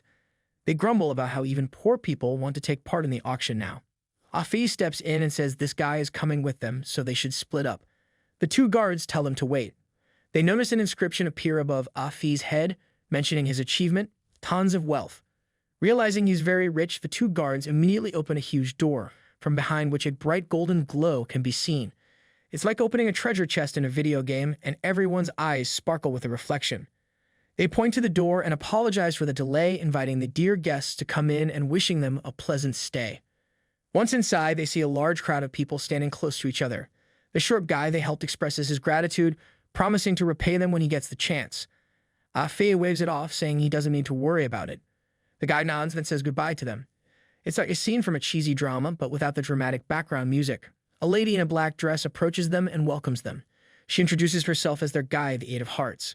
She presents a VIP card and explains that given Afe's super rich status, they automatically applied for a gold card. She gives a brief description of its functions. First, card holders can enter without queuing.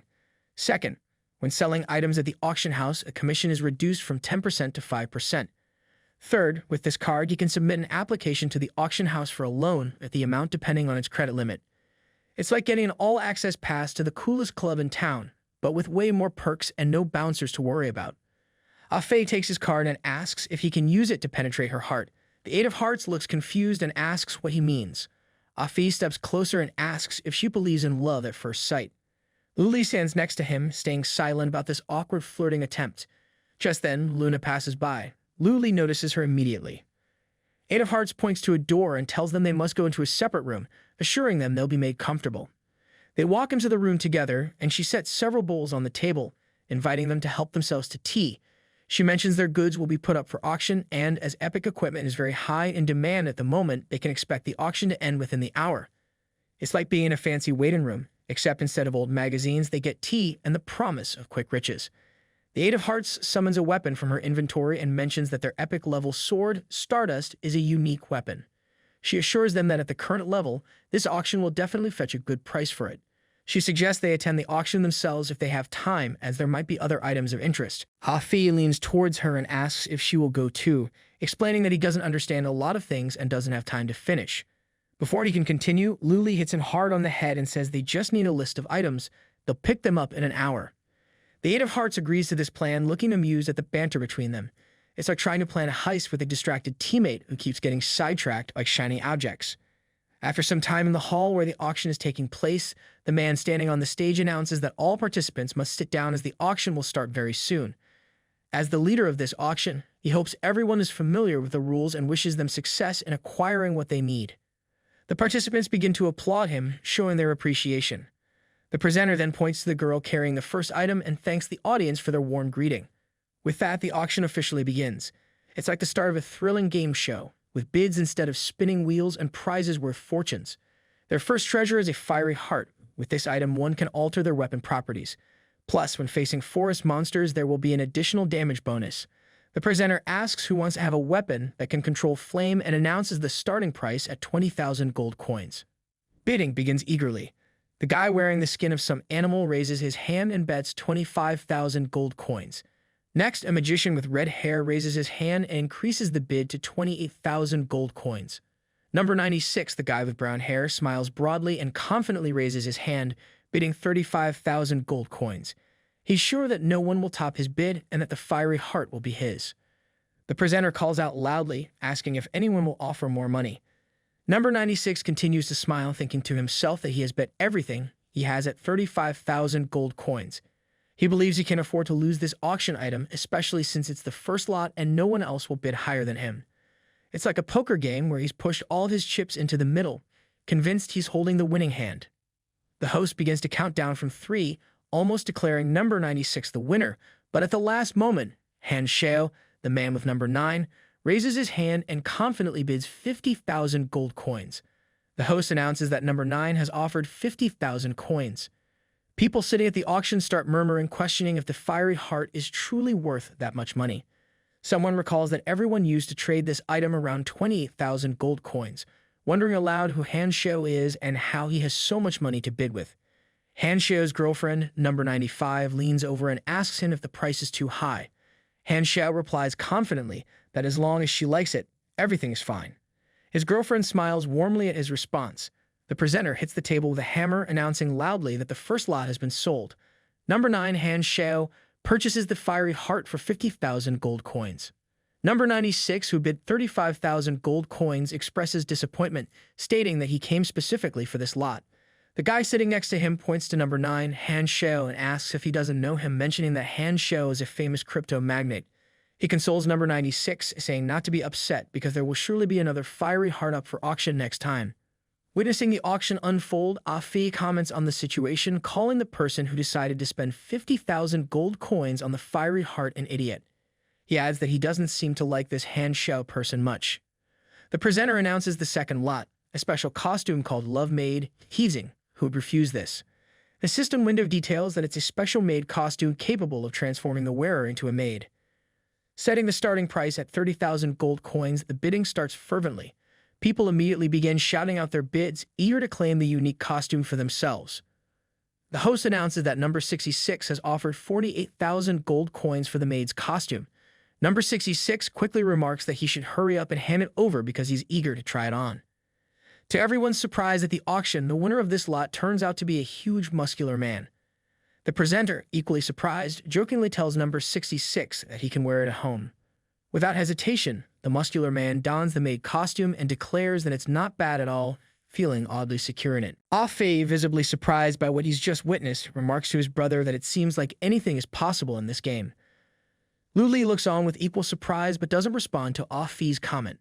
The host clears his throat and announces they should continue with the auction. The third item up for bid is wolf boots, which increase speed by 2%, starting at a price of 40,000 gold coins. Han Xiao confidently raises his hand and bids 80,000 gold coins.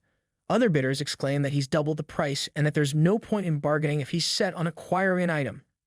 It's like watching a high-stakes race where the finish line keeps getting further away with each bid. The presenter announces that the wolf boots have been sold, with number 9, Han Xiao, purchasing them for 80,000 gold coins. Next up, Han Xiao bids 50,000 gold coins for the next lot, and the host declares there are no more bids. It's sold. Han Xiao buys the next lot for 90,000 gold coins. He kisses the girl sitting next to him and proceeds to buy another lot for 120,000 gold coins. Continuing his spree, Han Xiao buys all the remaining lots one after another, each at different prices. The other participants start to leave the auction room, grumbling that he's buying everything and they can't compete with his wealth. They question why he even bothered coming if he can afford to buy anything he wants. Ah Fei looks on with displeasure, frustrated by Han Xiao's ability to buy everything at the auction. He expresses his desire to compete and beat him somehow. Lu Li responds calmly, saying that this situation doesn't concern them directly. He suggests relying on his help for now. Confused, Ah Fei asks Lu Li to clarify what he means by relying on his help. He wonders how they can strategize or take action in this situation. The presenter announces that time has flown by and they're nearing the end of the auction. Their final item for today is the epic-level sword, Stardust. According to the system window, Stardust is a sword exclusively for swordsmen, requiring a level of 20. Its stats are impressive. Strength at 90, attack power at 260 points, critical hit chance at 40 points, and speed at 30 points. The features of Stardust include: first, it inflicts attacks with the light attribute. Second, it reduces the opponent's level by 5 upon a successful hit. Third, it increases attack power by 2%. Additionally, Stardust deals additional magical damage. The presenter hypes up Stardust as a rare treasure with unique characteristics, emphasizing its potential to become exceptionally powerful after level 25 or 30. He declares it could rightfully be called the best item at the auction, setting the starting price at 200,000 gold coins. Bidding begins eagerly, and Han Xiao confidently raises the stakes with a bid of 250,000 gold coins. He smirks, believing all the other participants are fools. Han Xiao is certain that no one will dare challenge him now, convinced that anyone with as much money as he is can't possibly be an idiot. It's a showdown that feels like a scene from a high-stakes poker game, where the stakes are legendary weapons instead of chips and pride is on the line as much as gold. Han Xiao maintains a calm expression, considering the auction as a game where he strategically makes small sacrifices for potentially large gains. Ah Fei, smiling confidently, decides to enter the fray, bidding 300,000 gold coins. Han Xiao turns his gaze towards Ah Fei, acknowledging him as a worthy opponent, and counters with 350,000 gold coins. Unfazed, Ah Fei continues to smile and raises the bid to 400,000 gold coins. Han Xiao looks at Ah Fei with curiosity, wondering who he is, as he had never heard of him before. Nevertheless, he raises the bid again to 450,000 gold coins. Ah Fei immediately bets 500,000 gold coins, showing his determination in the auction. Han Xiao, however, pauses to consider whether he should match this bid. He thinks it's too expensive, regardless of how good Stardust might be, especially since it's still in its early stages of development. The girl sitting nearby questions whether Han Xiao should bid any higher, suggesting caution. But Han Xiao's motivations lie beyond the practical value of the items. To him, the auction is about satisfying his desire for adrenaline and competition. With a slight smile, he confidently raises the stakes to 600,000 gold coins. The host announces that number 9, Han Xiao, has bid 600,000 gold coins for Stardust. Ah Fei, ready to counter with a bid of 700,000, is stopped by Lu Li, who intervenes just in time to prevent him from placing the bet. Han Xiao, feeling victorious in his bid, imagines himself standing triumphantly on a high cliff. Just as the presenter is about to conclude the countdown, someone unexpectedly outbids everyone by betting 1 million gold coins. The sudden turn of events surprises Lu Li, Ah Fei, and the host, who all turn to see who made this bold bid. Han Xiao is visibly embarrassed and surprised that someone has outbid him, especially after his confident bidding earlier. It turns out that Luna is the one who made the winning bid. The presenter starts the countdown, and as it ends, Luna successfully wins Stardust back. Afterwards, Lu Li and Ah Fei leave the auction room. Ah Fei is bubbling with excitement, reflecting on the thrill of making money. He exclaims that it's such a pleasure to succeed in auctions like these. Luli says that the last million was not the planned income. Luli explains that after selling everything, they've earned 1,520,000 gold coins, subtracting the 200,000 spent on various items, leaving them with 1,320,000 gold coins. Upon receiving the money, Afi notices his VIP card number drop from 8988 to 7450. He's taken aback and asks if this means there are still 7,450 people richer than them in the game. Luli, unaware of someone watching from the rooftop, dismisses the significance of their newfound wealth, emphasizing that they need to move on because it's time for their main task. Afi, eager and enthusiastic, agrees wholeheartedly, ready to proceed with their next endeavor. Unbeknownst to them, Lumina continues to silently observe from her vantage point on the rooftop, her presence lingering as they prepare for their next adventure. Sometime later, a stroll from the southern suburbs of Nekenda town to Bush Coal Village. Afi, itching for some fun, nudges his brother about a barbecue night out. Luli, though, keeps marching ahead, as silent as a mime in a library. Afi, not one to let silence linger like a bad smell, presses his brother to spill the beans. He's itching to know why this sudden radio silence. Suddenly, Luli stops dead in his tracks, standing like a statue. He gigs ahead and declares that he knows she's been tailing them and demands she reveal herself. Afe whirls around and spots Luna, pointing out she's from the auction house. Connecting the dots faster than a detective in a mystery novel, he assumes a fighting pose and concludes that it all makes sense now. No wonder she was willing to drop a pretty penny on the Stardust sword. She's been playing the long con as a thief all this time. Panicking, Luna denies the accusation vehemently, insisting she has no intentions of harming them. She explains that the weapon auctioned off is actually one she lost previously. Remembering Lu Li, who bested her in skeletal form, she queries how they came to possess the sword. Afe chuckles at her curiosity, teasingly asking if she was wondering where they found her precious weapon. He casually reveals that his second brother snagged it after defeating the boss. Luna is visibly surprised by what he says and wonders if he actually slayed the boss himself. Luna dashes towards them, coming to a halt in front of Lu Li. With a sense of urgency, she asks if he can spar with her for practice. Afe, surprised by her sudden request, wonders what's going on. Lu Li, without looking at her, states that he's done with it all. Afe leans in to quietly inform his brother that Luna seems intent on getting closer to them deliberately. Luna, observing them, remains undeterred, confident that they will clash in the future.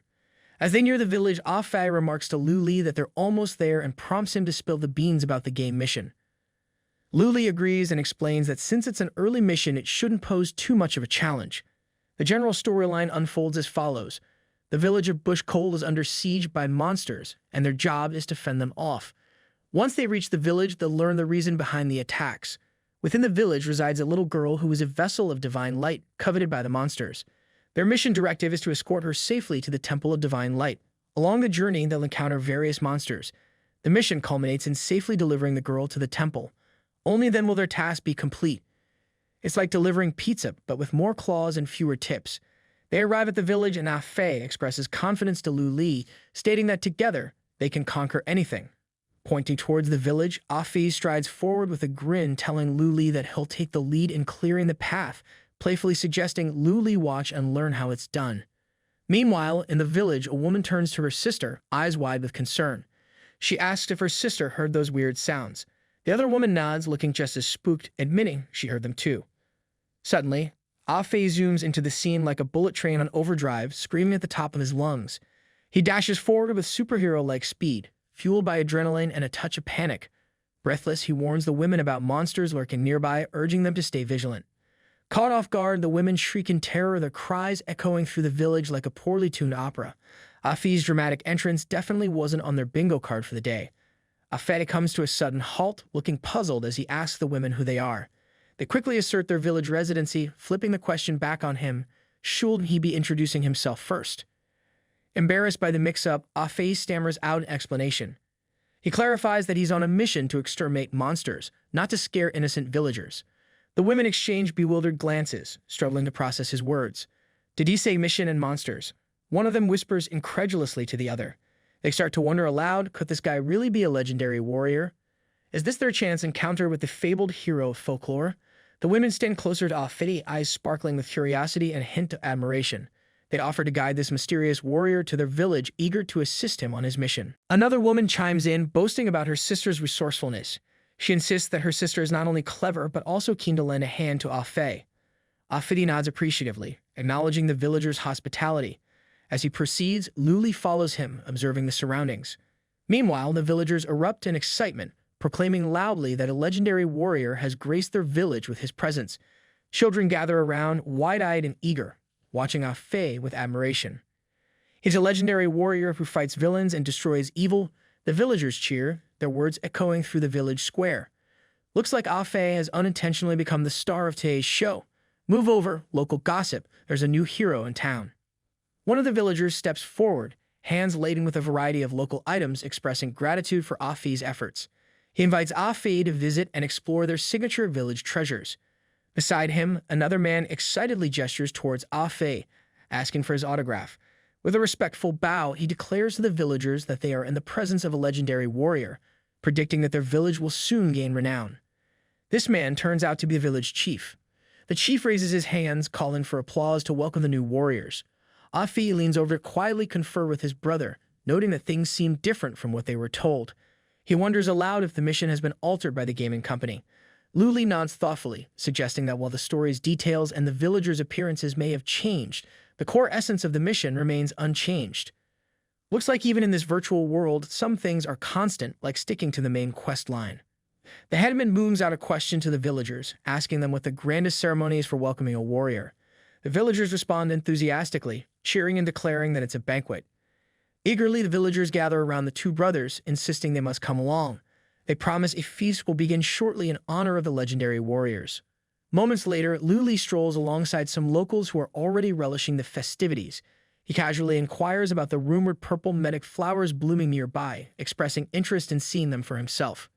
The old man nods in agreement, suggesting that they should first rest and enjoy the banquet. He assures them that afterwards, they can explore the blooming purple medic flowers at their leisure. Luli blushes slightly at the attention but looks at the villagers with a hint of suspicion, perhaps wondering if their hospitality has strings attached. Later on, a large crowd of villagers gathers around a table laden with a variety of dishes, enjoying the feast with gusto. Laughter and chatter fill the air as everyone digs into the delicious spread. Afe stands up, eyes wide at the abundance of food spread out before them. Remembering something he read about the game, he insists they must taste everything. It's part of the experience. A villager approaches them with a plate piled high with skewered meat, notably eyeballs. Proudly, he encourages them to try this famous delicacy of their village, popping one into his mouth with a mischievous grin. Luli quickly intervenes, advising Afe not to eat it. He reminds him that they need to focus on finding the girl instead of sampling local cuisine. Afe feels embarrassed and reluctantly agrees, mentioning that just watching them eat makes him feel queasy. They stroll through a large tavern, and Afe comments on the crowd, suggesting they ask around for help. Luli, exuding calmness, steps ahead of him and insists there is no me for that. He assures Afe that with a careful look, finding her won't be difficult. After all, in a place this crowded, someone has to stand out. Hopefully not just the guy trying to juggle 3 mugs of ale at once. Immediately after, they notice a little girl sitting among the villagers, holding an apple and doing absolutely nothing with it. Seriously, how long can someone stare at an apple? Luli approaches her from behind and gently places his hand on her shoulder, startling her a bit. He asks if she wants to go to the Temple of Divine Light. The girl's face lights up with joy as she turns to him, asking if he is the warrior who has come to save her. As if on cue, the system notifies him that he has successfully activated the mission. Immediately after this, the moon changes color, turning an ominous shade of red. The villagers rise from their seats, clearly not for a standing ovation. Afe, sensing something amiss, informs his brother that something is definitely wrong. All the villagers stare at them, walking towards them with eyes glowing red, just your typical creepy village welcome party. One villager's eyes start bulging out of their sockets as if trying to get a better look at the bizarre situation, while his entire body begins trembling violently. He stands up, growing immensely, and smashes a table with a single blow. It seems like they traded apple gazing for an impromptu horror show. Immediately afterward, the transformed villager and the others launch an attack on Luli and Afe, who are standing protectively next to the girl. Both react instantly, moving with impressive speed. Luli summons his dagger, taking down the attacking villager with a single precise blow. Meanwhile, Afe conjures a fireball with his magic, hurling it at another advancing villager. Clearly, these villagers didn't realize they were up against a duo with more tricks than a magician's hat. The monsters they had just defeated collapsed to the ground, mortally wounded, while the remaining creatures pause, staring in surprise. After a few tense seconds, a large crowd of villagers begins to rush toward them, shouting loudly. Luli and Afe immediately charge back, tapping into their energy reserves for the impending battle. They sprint through the crowd of monsters, carrying the girl in their arms and fend off the attacking villagers. The large building echoes with the sounds of their clash, illuminated by bursts of energy. It's practically a light show, just without the fun part. After a short period, all the villagers lie defeated on the floor. Afe notices something strange happening in the building. Despite their victory, the bodies of the monsters start to pulse with strong energy, and this system notifies them that a ban has been imposed. Suddenly, the villagers begin to rise to their feet, radiating powerful energy. Afe, staring at the resurrected crowd, remarks on the strangeness of the situation. He turns to his brother, asking what their next move should be. Luli ponders aloud that logically the pike-headed man shouldn't possess such a skill. Observing the villagers, he realizes that everything happening is vastly different from the original plan. Something must have changed after he left the gaming company. Meanwhile, Afe starts battling the crowd of monsters, warning his brother that if things continue like this, it'll end up as the main course, because let's face it, no one wants to be a monster's midnight snack. Luli, with a serious expression, comes up with a plan and declares that they must escape first. They leap out of a window, with Luli holding the girl securely. The monsters reach through the window, clawing at empty air. Immediately, they dash down a narrow street, putting distance between themselves and the building they just escaped from. It's one of those moments where a tactical retreat feels a lot like a high-speed chase scene in an action movie, minus the car, but with plenty of adrenaline. They slip into a house and lock the door behind them. The monsters, oblivious, continue down the street in search of their prey. As they stand by the door, they fail to notice someone with white hair walking on the second floor. Afe exhales with relief and starts to comment on their current situation. But he stops mid-sentence, eyes widening as he sees someone reaching out toward him at lightning speed. Suddenly, Lumina approaches them and swiftly covers Afe's mouth with her hand. Luli gazes at her calmly and remarks, "It's her again." Afe, muffled by Luna's hand, attempts to say something but is unable to articulate a word. It seems like Luna has a knack for appearing at the most inconvenient moments, like a surprise guest who always brings chaos instead of dessert. Luna gestures for them to speak more quietly and softly informs them that the monsters are nearby. She moves to the center of the room and suggests they continue their conversation upstairs. They follow her lead, climbing to the upper room where they can see the red moon through the window. Afe, like everyone else, settles on the floor and asks if Luna is here on a mission too. He can't shake the feeling that she's been spying on them once more. It's like having a nosy neighbor who always seems to know more than they should. Luna reveals that she arrived earlier than them. Upon entering the village, she sensed something was amiss and decided to wait until nightfall to investigate carefully. However, just as she was about to venture out, they unexpectedly arrived. After her explanation, silence fills the room for several seconds. Luli's expression turns serious as he nods in agreement, acknowledging that something indeed seems off. He urges Luna to share everything she knows about what's going on. It's clear they need all the information they can get to make sense of this strange situation. The girl they took with them appears embarrassed upon hearing their conversation. She looks at the floor with a worried expression and remains silent for a few moments. Luna comforts her, placing a reassuring hand on her shoulder and telling her not to worry, they are here to protect her. She encourages the girl to share what she knows. Deeply surprised by the turn of events, the girl removes her pig mask and reveals this is exactly the point.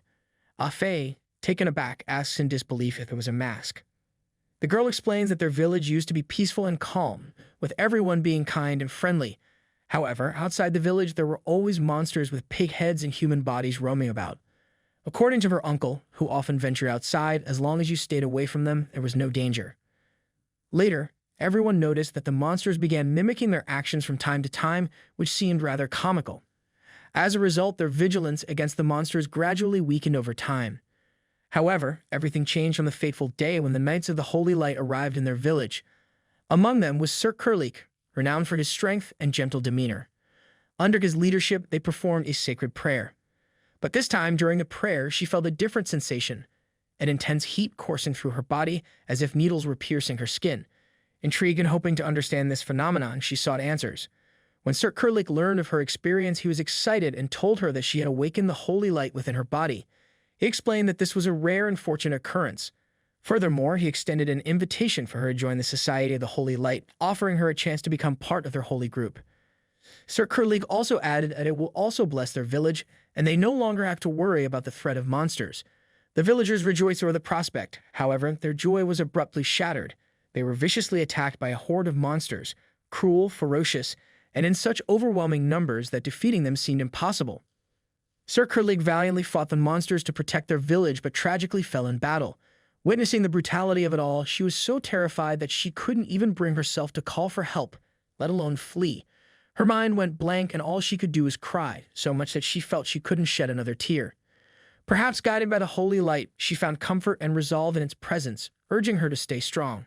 If she's been chosen by the light, she must bear the responsibility it brings. In a desperate move, she donned a mask and started pretending to be one of the monsters, biding her time for a chance to escape. She recounts the harrowing events that transpire, attributing their arrival to fate and explaining how the sacred light bestowed her with its power. Luna and Luli ponder her words deeply, processing the gravity of the situation. Afe smiles warmly, aiming to instill hope in the girl, assuring her that he and his brother will find a solution. Her face lights up with relief and she eagerly asks if he's certain. He nods confidently, acknowledging that the responsibility will indeed fall upon their shoulders. The girl, focused on expressing her trust in them, doesn't notice the enormous eye peering at them through the window. She leans on their support, unaware of the looming danger. Luli and Luna are taken aback when they spot the massive monster outside the window. Reacting swiftly, they all jump back just as part of the building is demolished by its presence. They stare in awe and apprehension at the colossal creature before them, realizing that their challenges are about to get a whole lot bigger, literally. Surprised, Afag blurts out, asking what just happened as they all witness the colossal monster break into their hiding place. In a swift and terrifying move, the monster seizes the girl, declaring triumphantly that it has caught her. With chilling precision, the enormous creature lifts the girl and is about to make her its next meal. Afi gazes at the colossal monster and remarks on its immense size, noting the daunting challenge they face. Luli grimly states that their mission will fail if the girl dies, adding urgency to their actions. Without hesitation, they charge together towards the monster, pooling their energies to launch a coordinated attack. They unleash a combination of skills and magic, aiming to overwhelm the creature. However, the monster swiftly defends itself, shielding against their onslaught with a massive hand, proving to be a formidable adversary. It's like a high-stakes game of magical dodgeball, but with a monster who's not playing fair. The monster swings its massive arm with tremendous force, hurling them all into the nearest building. As it assesses the injuries on its hand from blocking their attacks, it questions aloud if there truly exists the power of a warrior lord in this world. Afi, standing on the roof of the building, marvels at the monster's size and questions how it could recover so swiftly from their assault. Luna speculates that there must be a weak spot they can exploit, aiming to turn the tide against their colossal foe. The monster swiftly delivers a devastating blow, shattering the building beneath their feet. However, they manage to leap away in different directions just in time. Standing atop a flying piece of debris, Luli declares that he'll cover their next move. Afi gives him a thumbs up, assuring him of his backup. Without hesitation, Afi leaps into action, conjuring 2 magic circles behind him. With a flourish, he unleashes the fire meteor spell, causing numerous small fireballs to materialize. He launches them all at once toward the monster, overwhelming it and forcing it to defensively block with its massive hand. The enraged monster exhales heavily, visibly furious at Afi's magical assault. It blocks Afi's attacks from a distance with one hand while clutching the girl in its other hand. With a menacing swing, it prepares to deliver a powerful blow, threatening imminent danger to them all. Luli swiftly maneuvers towards the monstrous fist as it hurtles towards him, his face surprisingly calm. Employing his backstab and explosive blade techniques, he teleports effortlessly above the beast's massive hand. With precision, he unleashes a flurry of dagger strikes infused with energy, leaving deep, grievous wounds on the monster's fist. Balancing skillfully on the now wounded appendage, Luli spots the girl ensnared in the monster's grasp. Without skipping a beat, he reaches out, determined to rescue her from this hairy situation. Afi's voice rings out, a loud warning to his brother to watch out. Luli swiftly scans the scene, spotting the monster channeling green energy to mend its injuries. To his surprise, humanoid monsters emerge from its hand, poised to attack. Reacting swiftly, Luli turns to face the unexpected threat. Just as the monsters close in, Luna dashes to his side, effortlessly dispatching them with her Starlight Break skill. She shoots him a glance, urging him to hurry and rescue the girl. After all, there's no time to waste when there's hero work to be done, and Luna's got monster busting covered. Luli and Luna exchange surprised looks as the monstrous hand undergoes a bizarre transformation, splitting into a multitude of smaller monsters. In the chaos, one of them snatches the girl and makes a break for it. Observing the absurdity of the situation, Luli can't help but quip, what kind of bunch of pig-headed idiots are they, because really, who turns into a crowd of mini-monsters to steal a girl? Luna turns to Luli, questioning if he believes it's too difficult for a normal mission task. Together, They strike with all their might, channeling their energy into powerful blows. She reflects, suggesting that perhaps defeating the boss isn't the primary objective of their mission. They both soar towards the rooftop where Afi stands resolute. Luna emphasizes that escorting the girl safe and sound is what really matters. As they give chase to the monster carrying the girl, Luli calls out to Afe, who stands calmly, focusing on restoring his mana. With a reassuring nod, Afe acknowledges their trust in him. With precision, Afe unleashes his double fire meter skill, obliterating a swarm of monsters hurtling towards him. At the same time, Luna and Luli sprint across rooftops in hot pursuit of the monster carrying the girl. The monster, sensing their pursuit, flashes a sly smile before abruptly transforming into one of the nearby buildings, smashing through its door with brute force. Luna and Luli swiftly descend to the broken doorway where the monster vanished. Luna insists they must halt its escape, determined to rescue the girl from its clutches. As they chase the monster through the room, Luna catches sight of something peculiar, while Luli remains fixated on their speedy adversary. He remarks on how effortlessly the monster navigates the area, quipping that it must have a subscription to the local running club and a GPS map of the dungeon. Luli notices the same thing as Luna and looks at it blankly. They both observe the distressed figures behind bars, their faces twisted in anguish, unable to articulate words, only emitting loud, plaintive sounds. Luna, with a pensive expression, suggests freeing them, her voice carrying a hint of concern mixed with a touch of optimism. However, she contemplates whether releasing them might bring allies or just a chaotic cacophony of gratitude. Luli swiftly slashes through the bars with his dagger, freeing the distraught prisoners. With a composed demeanor, he invites them to step out into the open. As the freed individuals cautiously approach, Luna, with a wry smile, suggests that the chaos they encountered might just trace back to Genesis. Perhaps some biblical proportions are at play in this dungeon drama. Luli, puzzled by Luna's cryptic remark, asks her to clarify. Luna's expression turns serious as she silently contemplates her thoughts. Suddenly, a loud cry echoes through the room, a familiar voice calling out for his brother, Afe. Luli recognizes the voice immediately and calls out to Afe. Afe dashes desperately, pursued by a horde of relentless monsters. He cries out for help, urging Luli and Luna to intervene before he's overwhelmed by the sheer number of foes. Meanwhile, the monster carrying the girl leaps agilely from rooftop to rooftop, swiftly moving in a determined direction. The girl, resigned to her fate, opens her eyes wide, convinced that she's about to become a monster's next meal. Sometime later, on the balcony of a high tower in the bustling city, the monstrous creature seats the girl against the wall with a huff, muttering about everyone being painfully slow. He glances back at the girl he's abducted, wearing a smirk that could rival a mischievous raccoon's. Sauntering over, he settles beside her and remarks with a false politeness on her surprisingly pleasant scent. He then dramatically opens his jaws wide, sporting an expression that could curdle milk, as if threatening to take a nibble out of her. The girl lifts her gaze, meeting the monster's gaze with a steely expression. From her sleeve, she deftly produces a small knife, a surprise that would make even a magician proud. Channeling the Shang Wine blessing skill, she closes her eyes, summoning energy that fuels an unexpected strike to the creature's face. The monster's head ignites with pain, emitting a shriek so loud it could wake the neighborhood. He extends his hand towards the trembling girl, who holds her knife tightly, resigned to what she believes will be her final moments. Just as the monster's fingers nearly touch her, a sudden, decisive strike severs his reaching hand. The girl looks up in astonishment to see Luli, the unexpected savior who has intervened to protect her from the monster. Overwhelmed with relief, she exclaims joyfully, addressing him as Lord Warrior. The monster, taken aback by Luli's sudden appearance, demands to know how he managed to arrive there. His voice drips with disbelief, questioning the origin of this unexpected interference. Luli remains silent, his expression calm yet resolute, clutching his dagger firmly in hand as he meets the monster's gaze with unwavering determination. He recalls the chaotic events that unfolded just 15 minutes ago in the city. Luli and Afe, accompanied by Luna, sprint away from a horde of monsters. A massive cloud of dust billows behind them, kicked up by the relentless pursuit of the creatures. The monsters scramble over each other in a comical attempt to catch up, like toddlers chasing after an ice cream truck. Luli tosses small blue pills to his companions with a wink, urging them to swallow them immediately. He himself pops one into his mouth without hesitation. What follows leaves the monsters baffled and bewildered. The trio suddenly turns invisible, vanishing like socks in a dryer. Confusion reigns among the monsters as they scratch their heads and peer around, shouting where did they go and if they are hallucinating again. One particularly puzzled monster even asks aloud if they accidentally stumble into a stealth cosplay convention.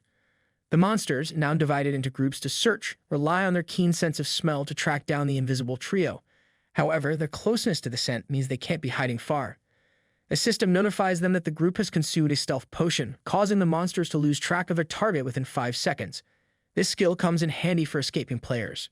Seated quietly against the wall where they hide, Luli, Afe, and Luna catch their breath. Afe turns to his brother with a worried expression, pondering their next move in the face of unbeatable monsters and a missing girl. Luli reflects on their predicament, recognizing they face 2 formidable challenges: an overwhelming crowd of monsters and the abduction of the girl. Faced with such an unusual task, he concludes they must employ unconventional methods to succeed. Turning to his companions, Luli calls Afe over and inquires about Luna's name. Luna responds, revealing her name, prompting Luli to share his idea with a caveat: he'll need their assistance to make it work. Sometime later, the monsters patrol the streets, baffled by the sudden disappearance of the scent trail. Determined to locate their elusive targets, they scour every nook and cranny, muttering to themselves about checking every corner and hoping to stumble upon a clue. Against the wall, a monster munches on a piece of meat, oblivious to the stealthy approach behind him.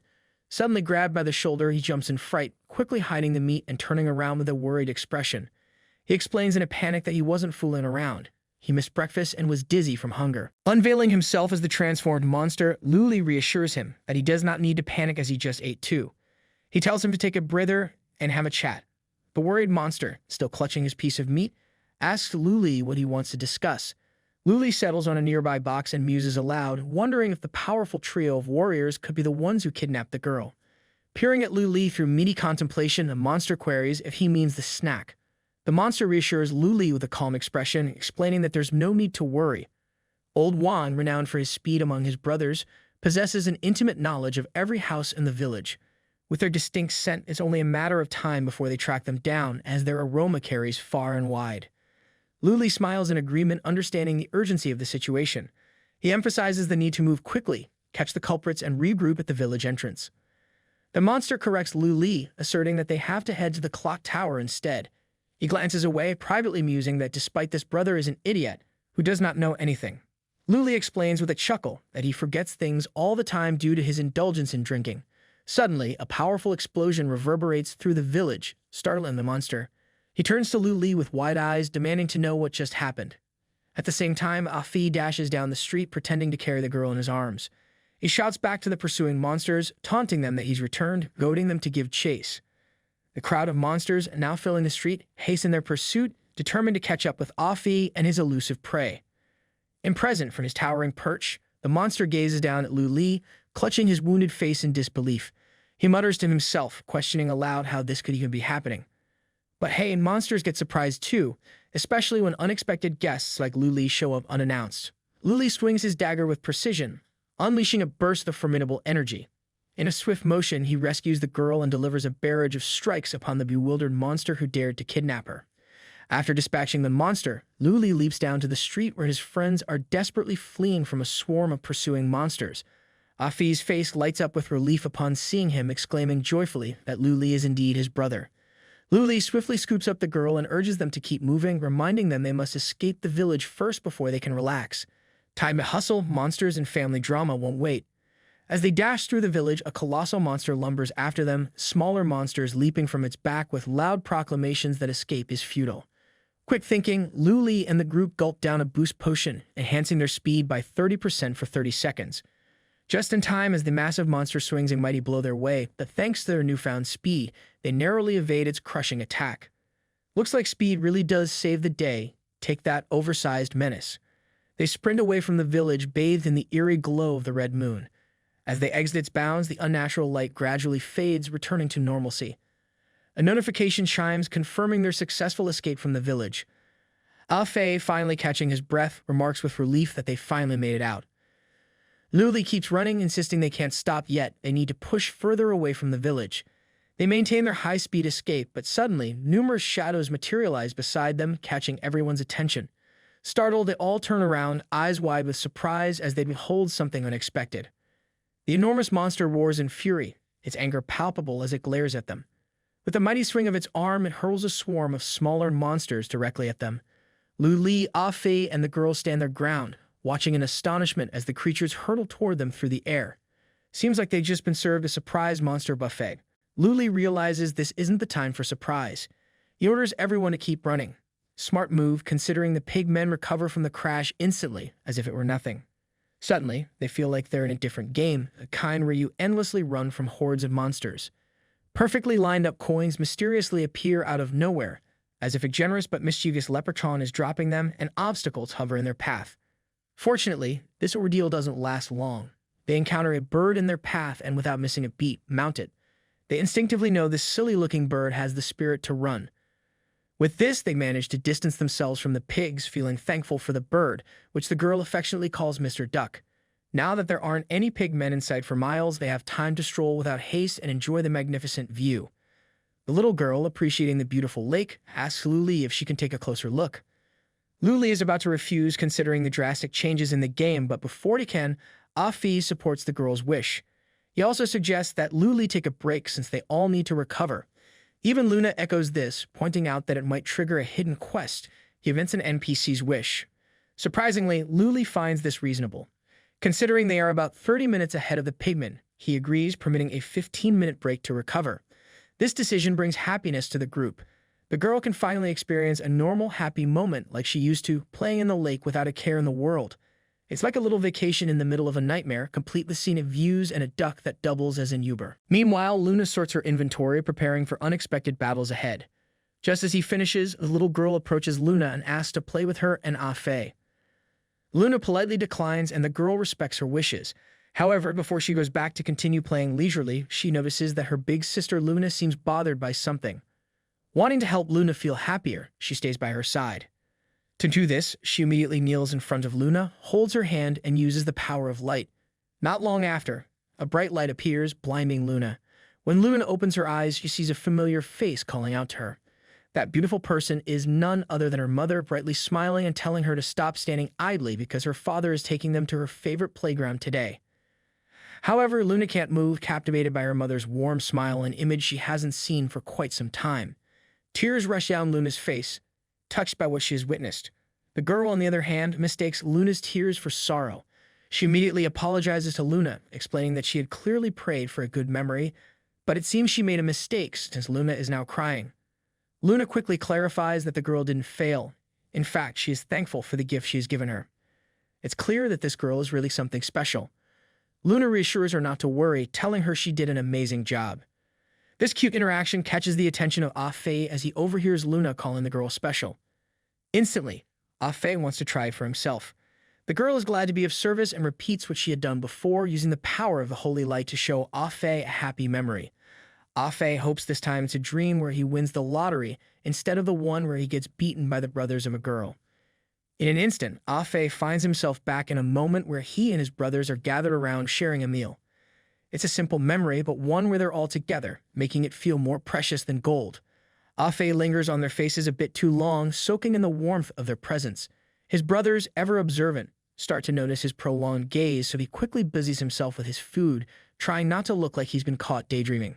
Meanwhile, the conversation flows around him, with Luli assuring Han Yixiao that he doesn't need to juggle so many jobs anymore since Luli is about to start working himself. But Han Yixiao, ever the stubborn one, refuses to ease up, clinging to his role as the eldest brother with a fierce sense of responsibility. The brothers start their usual back-and-forth bickering, a familiar sound that fills the room with a comforting chaos. As Afe watches this nostalgic scene, he suddenly finds himself overwhelmed by emotion. Tears well up not from sadness, but from the pure joy of reliving such a cherished memory. Of course, crying in front of the girl is out of the question, so he springs to his feet and makes a beeline for the lake, telling the little girl that he is not crying and just a little bit hungry. There he dives in, the water masking the tears that continue to flow as he lets the memories wash over him.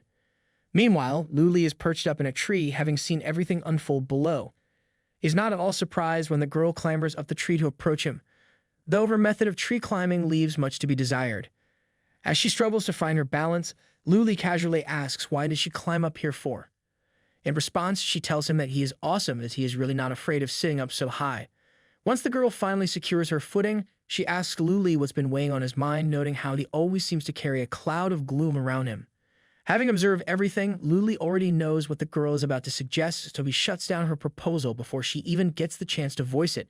He tells her he doesn't need to recall any memories, firmly suggesting she should just go.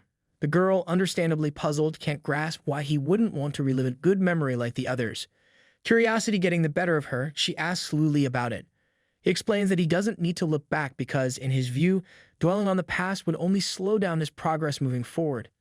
Surprisingly, Luli's response impresses the girl. She can't help but admire his resolve, even if she doesn't fully grasp it. To her, it seems like something truly admirable. She tells him that she feels safe around him, and feeling a newfound sense of trust, she opens up. She shares how relieved she feels when she's with them, recounting how she lost her parents at a young age. It was the villagers who raised her, and she is deeply grateful for their kindness and help. This gratitude fuels her devotion to the holy light, praying 100 times a day for everyone who has shown her kindness. Yet despite her fervent prayers, she struggles to understand why misfortune still befalls good people. She wonders aloud if it's because she isn't good enough. Seeing such a sweet child weighed down by all that had happened, Luli's brotherly instinct kicks in immediately. Without hesitation, he offers her comfort, assuring her that she doesn't need to feel that way.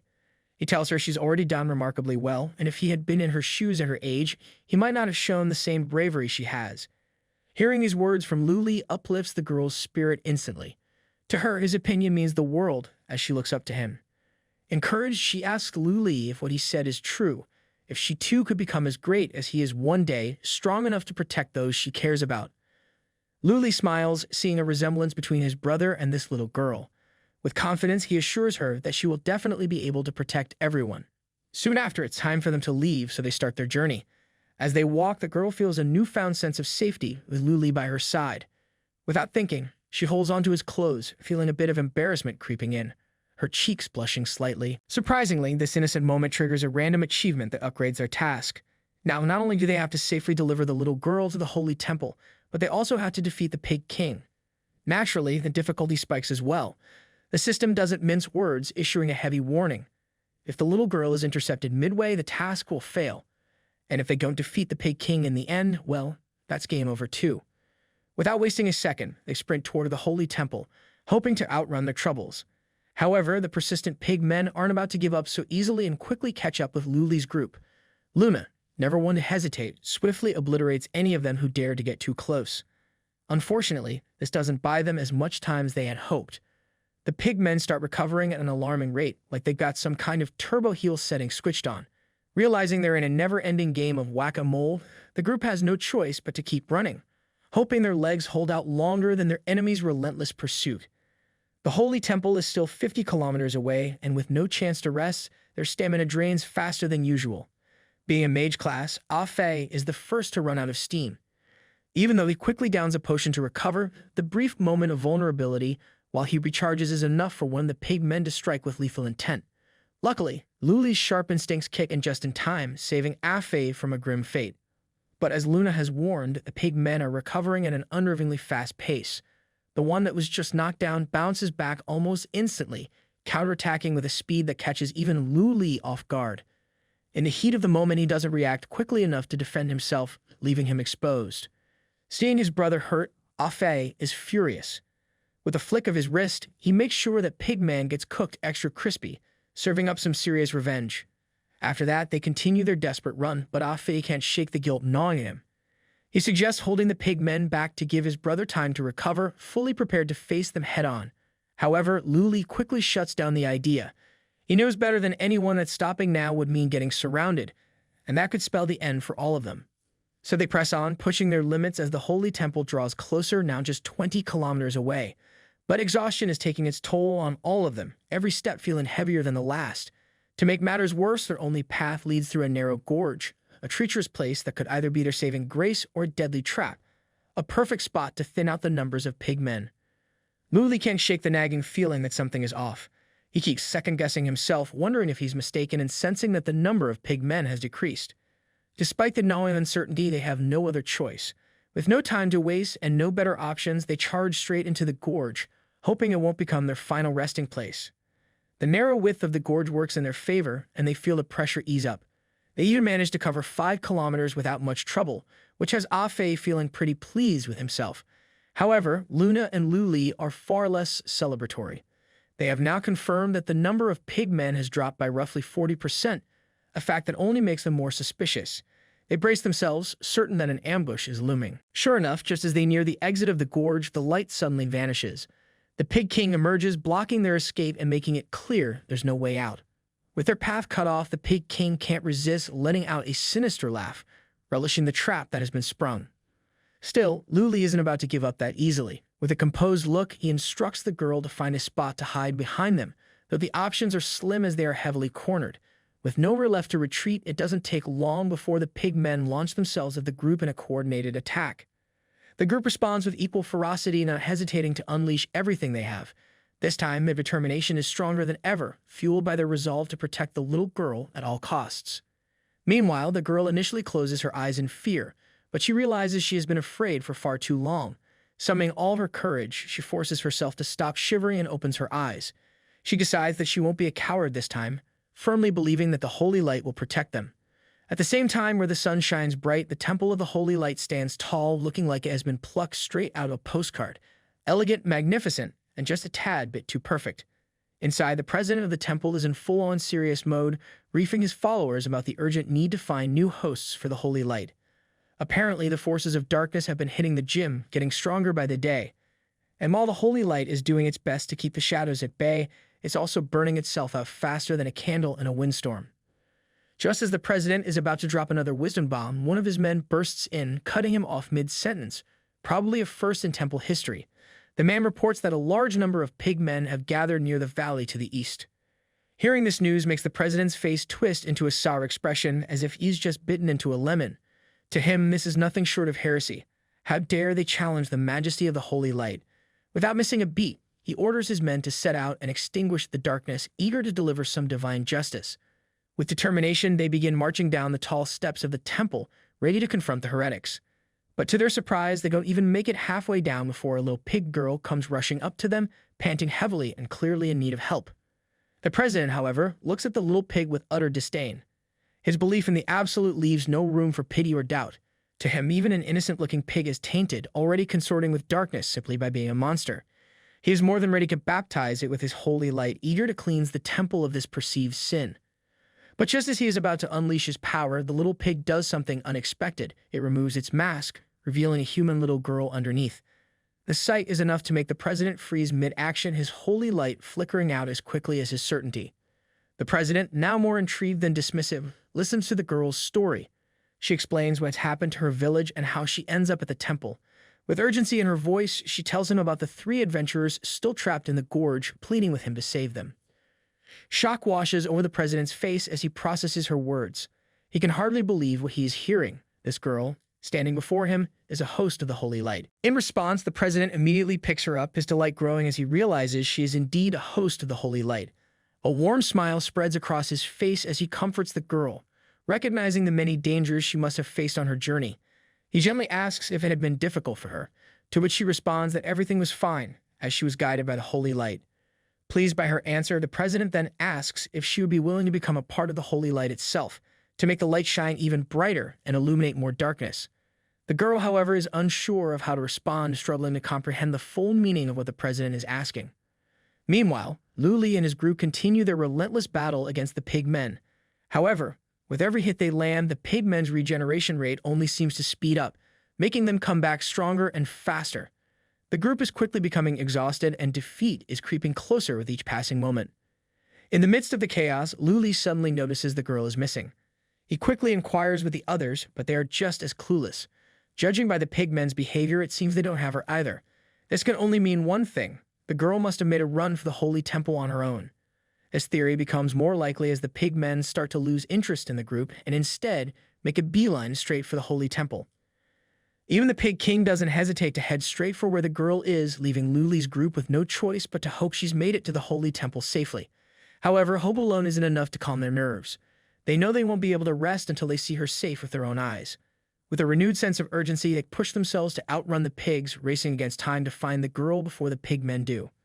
Moments later, they arrive at the temple of the holy light, hearts pounding and breaths heavy. They see the girl already in the hands of the president. In turn, the Pig King lets out a furious scream, raging at the sight before him. But even Luli and his group can't comprehend what they're seeing. Dread washes over their faces as the situation takes a horrifying twist. The girl's head is gone, and the president stands there, bloodied, with a twisted look of satisfaction. It becomes clear that he has consumed the girl on the spot, delighting in the fact that he's absorbed some of the holy light to make it even stronger. What makes it all the more disturbing is that the president shows no sign of guilt, completely convinced that the girl should take pride in becoming one with the holy light. It turns out, earlier, while holding the girl in his hands, the president tells her that the holy light needs her, and that she has the power to make it shine even more brightly into the darkest corners. In response, she eagerly expresses her willingness, stating that if the holy light needs her, she won't back down. Her motivation is clear. She wants to protect her village, save more people, and aspire to become like the strong adventurers who had rescued her. However, as she closes her eyes to envision a world where she could thrive, the scene takes a horrific turn. The president's head suddenly grows larger and without warning engulfs the little girl, absorbing her instantly. The president revels in delight, having absorbed the girl at her full potential, with every single strand of light brimming with joy. His triumph, however, is short-lived. Suddenly, the Pig King unleashes an overhead attack, fueled by absolute fury. The ground trembles as the attack connects, sending a shockwave that wipes out countless followers in an instant.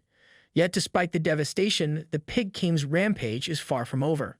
The Pig King's wrath continues to surge as he attempts another strike, but the president easily halts him mid-attack, piercing his body with precision. The president, in a display of audacity, takes a moment to deliver a sanctimonious speech, trying to project an image of holiness. Yet the blood of the innocent still on his lips tells a very different story, a hypocrite to the core as he sentences the Pig King to capital punishment. Each strike from the president creates massive holes in the Pig King's body, the power of the holy light relentlessly burning through him. The Pig King's usual tricks of recovery and separation, skills he is adept at, seem utterly futile against the scorching force of the holy light, akin to dewdrops evaporating under the blazing sun. With this, the president realizes it's pointless to prolong the fight any longer. He raises his hands, materializing a sword made of holy light, ready to end the confrontation with the Pig King in front of him. Unfortunately for him, Luli is out for blood. He launches a barrage of strikes, catching the president off guard. At first, the president believes he can block the attacks, but then Luli uses his backstab skill, penetrating the president from behind. Before Luli can continue his assault, the president, with audacity unmatched, feigns surprise and asks Luli to wait a moment, as if there's been some kind of misunderstanding. So, in an almost comical attempt to de-escalate the situation, the president tries to introduce himself, clarifying that he is Hannibal, the president of the Temple of the Holy Light. He insists that he is an ally of adventurers like Luli and that those pig-headed enemies were their common foe. Now that he has suppressed their recovery ability, Hannibal implores Luli to work together to defeat the shared enemy, even promising a generous reward for their collaboration. But this plea is far from what Luli desires. He glares at the president with fury burning in his eyes, demanding to know why Hannibal had committed such a monstrous act. The president, puzzled by Luli's fury, only further irritates him. In response, Luli immediately unleashes his ripping blade, knocking the president to the ground. As Luli prepares for another strike, a system notification suddenly appears, cautioning him that killing the president of the Temple of Holy Light would render him unable to defeat the Pig King, causing the task to fail. But this warning falls on deaf ears. Luli has already made up his mind to eliminate this hypocrite, system be damned. Without hesitation, he moves in for the kill. Sparks fly as their weapons clash, but the president, with his raw strength and level advantage, effortlessly sends Luli flying to the other side of the battlefield. Before the president could follow up with his attacks, Afe seizes the moment and unleashes a surprise fire attack from behind, catching the president off guard and making it difficult for him to defend. Unfortunately, because Afe has been relentlessly using his fire attacks without rest, is on the verge of running out of mana. As soon as his flames start to dwindle, the president takes the opportunity to escape. However, Luli and Luna aren't about to let him off the hook that easily. They deliver a well-coordinated two-piece combo, leaving the president bloodied and battered on the spot. Even though they won this round, the three of them can't muster a smile. The bitter satisfaction of victory is tainted by the feeling that killing that bastard 100 times wouldn't be enough to make up for what he's done. Nonetheless, they knew they had to keep moving forward. Luli approaches the Pig King and notices something unexpected. The Pig King is mourning, just like them, repeatedly calling out the name Dim Sum. This puzzles Luli until he sees a tear streaming down the Pig King's face. It becomes clear that the Pig King isn't mourning from hunger, but from the loss of someone close, Dim Sum, the little girl. Even when she was younger, Dim Sum showed unwavering bravery, fending off 3 little piglets all on her own. She exhibited an unbiased kindness, even worrying about a little monster like him. She was so kind that she even took the time to apply some medicine on the little piglet, hoping that her kindness might help him become more like humans, make some friends, and get along with others. She wished for him to live a happy life just like anyone else. Dim Sum even offered to be his very first friend, telling him he could call her by that name. But before they could continue their cute interaction, Dim Sum noticed the sky was getting dark. Reluctantly, she knew she had to lead the piglet for now and return to the village. Before she left, she asked him to take care, mentioning that she would come and see him tomorrow. With this, the stubborn Pig King's view of humans began to change, especially towards that kind-hearted kid named Dim Sum. However, on the second day, Dim Sum didn't come to see him. Then it was the third day, and then the fourth. Maybe Dim Sum had forgotten him, but he never forgot what she said. She wished for him to become like a human, and that wish stayed with him. Determined to fulfill her wish, she began to observe the villagers closely, learning how to act like a human. It wasn't easy, especially for a piglet trying to understand human behavior, but the thought of meeting Dim Sum again after becoming more human-like filled him with motivation. Hearing the Pig King's story, it was clear that he had somewhat misinterpreted the meaning of what Dim Sum had said. However, this still didn't explain why they attacked the village, so they pressed him for more information. The Pig King angrily responded, explaining that he did so in order to protect Dim Sum. While idling in the forest, he overheard a conversation among the followers of the Holy Light. They were discussing their intention to offer a girl named Dim Sum to the president, believing that contributing her body might earn them favor. They had heard that a fellow brother of theirs had been promoted just by eating a single finger, and they hoped for similar rewards. Upon hearing such a thing, the Pig King knew he couldn't let their plan proceed, especially when it concerned Dim Sum. However, this still didn't explain why the villagers were in such a horrible state when they were found. Lu Li, still seeking answers, asks the Pig King to clarify. The Pig King explains that the villagers were causing too much of a ruckus, so he decided to keep them in the pigsty inside the village. He even specifically instructed the pigs staying with the villagers to treat them the way they would normally treat other pigs. To the Pig King, this seemed like a logical solution to keep everyone under control. It became clear that the Pig King didn't harbor any malice towards humans. Concerned for his well-being, they asked if there was a way to save him, noticing that he wasn't recovering. The Pig King reassured them, saying they shouldn't worry about him. He explained that now that the president is dead, once the president's technique fades away, he should be able to recover. However, this response puzzled them, as they could see that the pig was still disappearing, indicating that something wasn't quite right. With this realization, it becomes evident that their fight with the president isn't over yet. Before they can react, he is already behind them, covered in a blinding light. Without hesitation, the president begins to open his holy light domain, a space where he holds absolute control. Lu Li, understanding the gravity of the situation, knows it will be far more difficult if the others are trapped with him. In a swift decision, he lunges at the president, lifting him away from the others just as the domain starts to take shape. As the president's domain completes, Lu Li finds himself alone with the president, knowing that this battle is now his to fight, away from the others, with no room for error. Even though this is what Lu Li wants, the others can't help but feel worried. The domain grants significant advantages in battle to the user who forms it. Depending on the domain, the user can gain effects like special abilities, buffs, or the ability to inflict debuffs on their opponent. Once the domain is successfully formed, it cannot be broken by external forces. The domain will only be resolved when either the user or the opponent dies. Inside the domain, stars shine ominously above, and the president is sitting on a throne like a self-crowned king, exuding a smug sense of superiority, as if he's auditioning for the role of villain of the year. Despite the intimidating setup, Lu Li couldn't care less. He's on demon time, ready to throw hands without a second thought. Without hesitation, he sprints toward the president, but quickly realizes the true danger of this domain. With a mere gesture, the president sends down a destructive attack directly in Lu Li's path. Luckily, Lu Li's speed allows him to barely dodge the assault, but this close call makes him acutely aware of the great peril he's in. The shining orbs floating above them aren't just for show. They can launch devastating attacks at any moment. The president smugly confirms that the whole galaxy of holy light is his domain, and this leaves Lu Li with nowhere to run. However, just as the president prepares to disintegrate him, curiosity gets the better of him. He pauses and asks Lu Li why he's attacking, questioning whether the forces of darkness have already infiltrated the society of adventurers. Realizing that the president has no clue about the real reason, Lu Li becomes even more enraged. With barely restrained fury, he states as clearly as possible that he's here for the president's head, seeking revenge for that child. But this explanation only adds to the confusion, as the president still doesn't grasp who that child is. With this, it becomes evident to Lu Li that he has to kill this fool. However, his attacks prove futile, easily overpowered by the president's overwhelming force, dealing a significant blow to Lu Li. Despite this, the president refrains from delivering a finishing blow. He seems intent on clarifying why he had committed such atrocities, believing that if he had a chance to explain himself before forming the domain, the adventurer before him might not have needed to die. The president tries to reason that they aren't truly in conflict, suggesting that it's merely a difference in ideals. This only leaves Lu Li more confused and enraged. The president decides to explain himself further. He reveals that his actions stem from a discovery he made about the limitations of their world. Their world, he explains, is one divided by levels. After becoming the president of the Temple of Holy Light, his daily task was to issue missions related to eliminating monsters to the multitude of adventurers who came to him.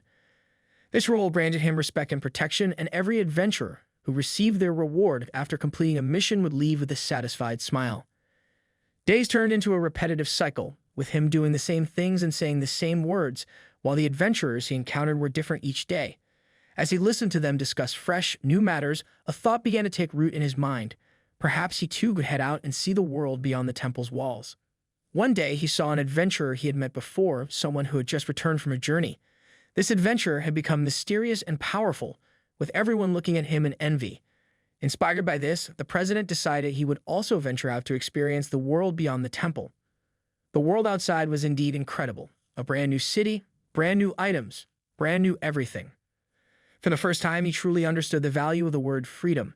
But as he continued to explore, the excitement was soon overshadowed by a harsh reality. The monsters born from the darkness became more and more powerful. What started as a thrilling adventure quickly turned into a desperate struggle for survival.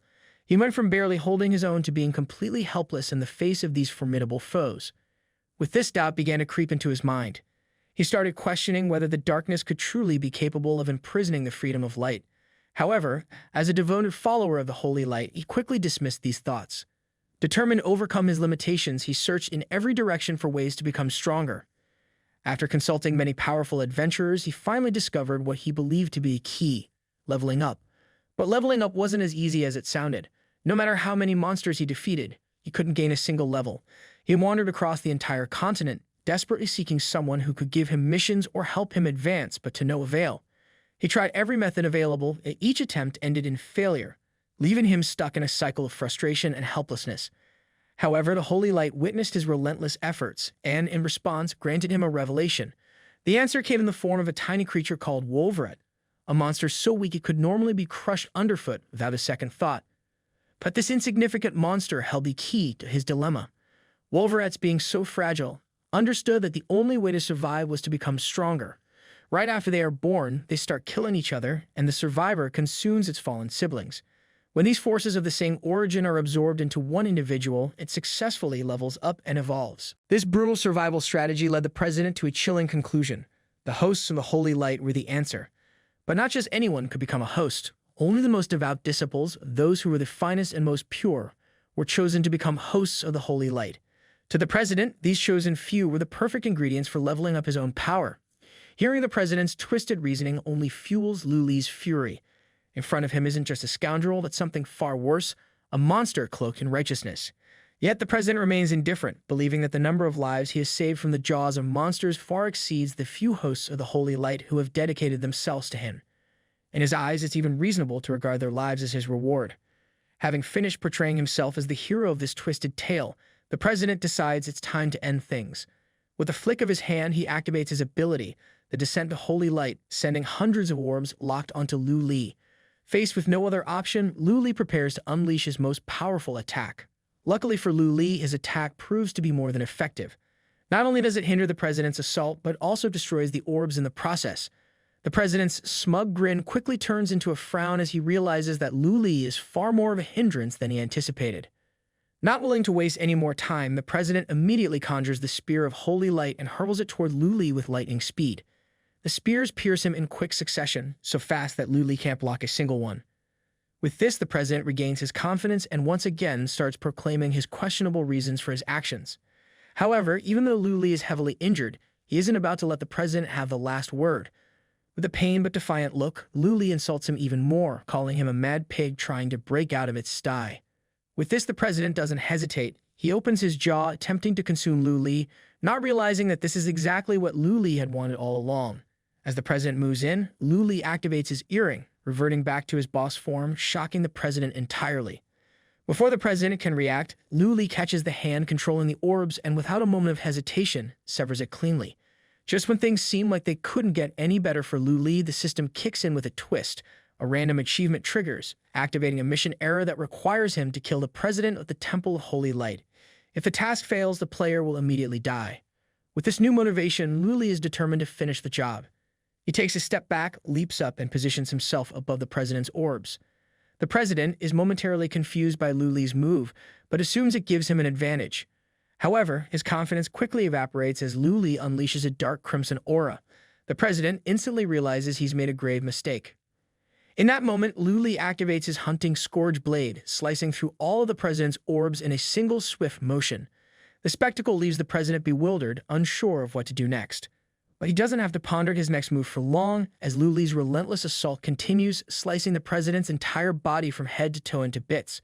With the long fight finally over, Lu Li exits the domain in style, now wearing some fresh new gear that adds to his already impressive presence. His arrival delights Ah Fi, who proudly acknowledges that his brother is, as always, awesome. Luma, on the other hand, is both amazed and puzzled. Soloing a boss inside their own domain is no easy feat, and she can't help but be impressed by what Lu Li has just accomplished. Before they can continue their conversation, Lu Li immediately asks about the Pig King. Ah Fi responds that the Pig King stopped vanishing just before Lu Li came out. However, it was clear that the Pig King's heart was still broken from what had happened to Dim Sum, which was understandable. Even though they were just NPCs in the game, the emotions the group felt for her were very real. Moved by the situation, they decided to let the Pig King take Dim Sum back to her home, figuring that even pixelated characters deserve some closure. Witnessing this scene left a lasting impact on them. A reminder that even in a game, the connections they formed had meaning. But as much as they wanted to bask in the drama, they knew they had to move on. Lu Li, always the taskmaster, inquired if the tasks had been completed, only to find out that they hadn't. And so the system initiated a mission reset, and with it, another day began in the peaceful Coal Village. Dim Sum, the little girl, woke up from her slumber, and before leaving her bed, she started her day by praying to the Holy Light. With the Holy Light by her side, she was eager to begin her daily routine. However, this time there was a bit more excitement in the air as she was about to head out to bring medicine to the little pig she had just saved. She couldn't let Piggy wait too long. After all, punctuality is important, even when your friend is a piglet with some serious healing needs. So she strolls through the town, greeting everyone with her usual warmth, spreading cheer like it's her personal mission. But when she mentions that she's heading up the mountain to pick herbs again, the townspeople can't help but feel a little worried. After all, those mountains are known for housing some not-so-friendly man-eating monsters. But Dim Sum, ever the determined little adventurer, is persistent. Even though she knows how terrifying those monsters can be, her bravery pushes her to press forward. Just as she's about to leave the village, she stumbles upon the village chief, who introduces her to the patrolling knight of Holy Light. However, instead of feeling reassured, all she feels in the knight's presence is a sudden wave of fear. Trusting her instincts, she immediately declines the offer to become a host of the Holy Light, much to the surprise of the chief and the knight. Even Dim Sum doesn't have a clue why she acted the way she did, but her instincts kick in, and she can't help but run. As she flees, she asks the Holy Light for forgiveness, feeling a pang of sorrow over her sudden reaction. But her sadness doesn't last long. A mysterious man wearing a white robe walks past her, his presence somehow soothing her worries. He offers her a comforting message, telling her that the true Holy Light doesn't reside in any physical location, but within her heart. With those words, her tears dry up, replaced by a sense of calm. The only thing on her mind now is curiosity about who this man is. There's something oddly familiar about him, like she's met him before in a dream or a forgotten memory. Meanwhile, the knight experiences a sudden and rather twisted development within him. Seeing the little girl, he realizes that offering such a pure soul to the president would be a waste. Instead, he concocts a sinister plan. He'll capture her, raise her, and then slowly consume the holy light within her once she's all fattened up, like some dark fairy tale gone horribly wrong. Unfortunately for him, Lu Li is having none of it. He's not about to let history repeat itself. Before the knight can even begin to set his plan into motion, Lu Li steps in, ending the knight's life before his twisted scheme can come to fruition. At the same time, somewhere in the forest, the little pig is recovering and eagerly waiting for Dim Sum to return. To pass the time, he plucks the petals of a flower, his thoughts drifting to his savior. As he thinks of Dim Sum, he can't help but remember the scent of the holy light within her, which stirs an instinctual desire to take a bite. But his conscience immediately steps in, reminding him that Dim Sum is a friend, not food. The little pig tries to bargain with himself, suggesting that maybe it would be okay if he let Dim Sum take a bite out of him too, like some weirdly mutual snack exchange. But his conscience, with an eerie firmness, tells him absolutely not. Not long after, Dim Sum finally arrives, making the little pig so excited that his tail wags like a propeller about to take off. It's clear these two are off to a great start, their bond growing stronger with each passing moment, like the beginning of an unlikely, but totally adorable, friendship. Meanwhile, the trio watches this scene unfold from a distance. Luna can't help but think that if they hadn't failed the mission on the previous try, they might never have gotten to witness this oddly heartwarming moment. But of course, the restarted mission still requires them to escort the little girl to the Holy Light Temple. That's a task that won't complete itself, no matter how cute the current scene is. Luli gets up and tells Afe it's time to look for their next mission. However, this time he doesn't plan on teaming up with Luna, so he bids her farewell. This decision shocks Afe, who can't understand why his brother doesn't want to form a party with her, especially since they've worked so well together. The only conclusion Afe can draw is that his second brother is still as cold to girls as he's ever been. Luli, noticing Afe's puzzled expression, quickly clarifies that it's not what he thinks. He reminds Afe that they aren't here to play games. They have serious tasks ahead.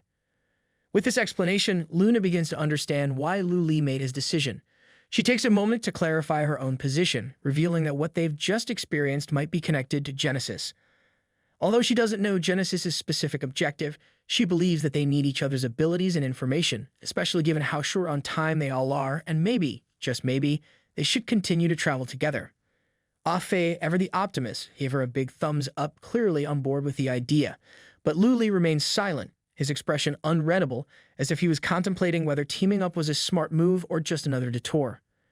Luna steps closer and extends her hand to Luli and proposes they reintroduce themselves, as if hitting the reset button on their partnership will magically iron out all the wrinkles. Luna steps up first, giving her introduction with a confident smile. Afe follows, adding his own flair, probably more excited about the whole reintroduction thing than anyone else.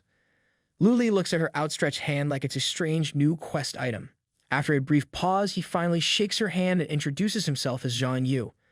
Luna repeats his name, almost like she's trying to commit it to memory. A system notification suddenly pops up, announcing that all servers will be launched at noon, with updates scheduled for tomorrow at 8 a.m. A list of major adjustments and changes scrolls down the screen like an endless shopping receipt. First on the list is optimizing server performance and improving stability, because apparently even virtual worlds need a little maintenance. Next up are new items in shopping centers, because who doesn't love a bit of retail therapy? As the list of adjustments continues to scroll on, the trio decides it's time to call it a day. They exchange quick goodbyes and wish each other a good rest, knowing they'll need it for whatever the game throws at them next. Luna exits the game, and as if on cue, her cat materializes before her, gazing up with those ever-curious eyes and letting out a contented purr. A smile tugs at her lips as she strokes her furry companion, all while mentally replaying the names of her newfound friends. Just then, the sound of footsteps outside the door snaps her out of the moment. She spins around and her cat's tail swishes in mild annoyance. A servant steps into the room, announcing that Lady Bai is being summoned by the master of the house. Luna clears her throat, clearly irked, silently reminding the servant of the many, many times she's requested a knock before barging in. It seems the art of door etiquette is still a mystery to some. The woman calls out again, urging Luna to hurry, reminding her that the master isn't fond of waiting. With a sigh, Luna is wheeled towards the underground floor, the air growing cooler as they descend. They come to a halt before an imposing door, and the woman announces that this is where her escort ends. Luna knocks on the massive door and informs her father of her arrival, her gaze dropping as a hint of frustration crosses her face. Waiting isn't exactly her favorite pastime. A few seconds pass, and the enormous doors swing open, revealing a spacious hall that seems to belong more to a dream than reality. Above, fish glide gracefully behind the glass, as if swimming through the sky, while a soft blue light casts an ethereal glow over her father's office. She enters the room, stopping a few meters in front of her father, then asks him why he was looking for her. Without lifting his gaze, he addresses her as Bai Xiao Yu and mentions that he's heard about her participation in the preliminary exam. Luna clears her throat and confirms it, her voice steady, but her thoughts racing. Without sparing her a glance, her father remarks that the repeat test is scheduled for a month from now. Since she's already participated, he expects nothing less than for her to be a finalist, no room for disappointing him. She nods in agreement, knowing there's no room for debate. With that, he dismisses her, and she turns to leave, feeling like she just survived an audience with a very stern statue. Luna exits the office just as a shark outside the dome suddenly snatches its prey with a swift, deadly bite.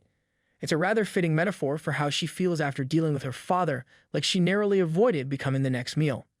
Meanwhile, in the city, Luli and his brothers step out into the chilly air, with Afi casually suggesting that winter is the perfect season for hot pot. He's heard that the ingredients at this particular restaurant are flown in fresh from Sikwon every day, promising an authentic and mouthwatering experience. As they approach the restaurant, they're greeted by a peculiar sight: girls in latex bunny suits, with furs draped over their arms, welcoming guests at the entrance. Without missing a beat, Afe suddenly breaks away from his brother and hurries over to one of the girls.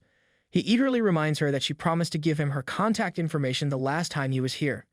Clearly, someone's appetite isn't just for hot pot tonight. They find a table, and the food is promptly served. Afe wastes no time, piling his plate high with everything on offer: beef tripe, duck, bullfrog, bean sprouts, declaring that tonight he's going to rise from the ashes like some sort of culinary phoenix. Luli, ever the picture of calm, quietly picks up a piece of food with his chopsticks and suggests that Afe should focus on eating the tripe and stop acting like he's preparing for a food competition, or else he'll age faster than the broth is cooking. Dipping his food into the soup, Luli remarks that the hot pot is indeed delicious, however, it is too spicy. He then advises Afe to sprinkle more sesame seeds into the mix, a practical move to protect their stomachs from any unexpected rebellion later on. It's all about finding balance, even when feasting like there's no tomorrow. Afe suddenly freezes in place mid-bite while Luli falls into an unusual silence. At a nearby table, a man starts speaking, his voice cutting through the clatter of dishes and chatter. He mentions that this game is pushing all the boundaries. Luli, intrigued, listens as the man continues, explaining that there are over 40 people in their club are all working on the same tasks, but each person faces a unique challenge. His friend, clearly hooked, asks for more details. The man leans in, dramatically dropping the bombshell that they're dealing with a level 18 task. It's not just difficult, it's like the game is daring them to try and survive. He then contrasts this with the simplicity of a level 5 task, like catching a rabbit, and the real sweat inducer: taking down a level 35 boss solo. His friend, clearly surprised, asks how they managed to play such challenging tasks. The man, fanning himself in excitement, admits he's still amazed, claiming he's never encountered anything like it before. His friend lights a cigarette, ponders for a moment, and agrees that it's truly impressive. The man, still puzzled, wonders aloud whether the tasks are randomly generated or tailored to each individual player. Luli ponders whether the tasks are random or tailored to the individual. He recalls the system notification about the random task he received earlier: to escort that little girl to the Holy Light Society. He remembers the King of Pigs reflecting on how, despite all the challenges, he was thrilled at the thought of meeting her again and to become like a human. However, not everyone can become a vessel of the Holy Light. Only the most devout earn that honor. He's puzzled why his thoughts have suddenly shifted to the boss level, and why does it seem like even his custom plugin has deviated from its expected function. To him, everything feels off, and he wonders if it's all due to the source code being extensively rewritten. He starts to question if this rewriting is linked to what Luna refers to as Genesis. He wonders if all of this are the beacons guiding him to the eternal purgatory, or are they like whirlpools and reefs trying to hold him back and break him down, or is it just the game's way of throwing curveballs? He initially felt prepared and confident, but unexpected challenges keep cropping up.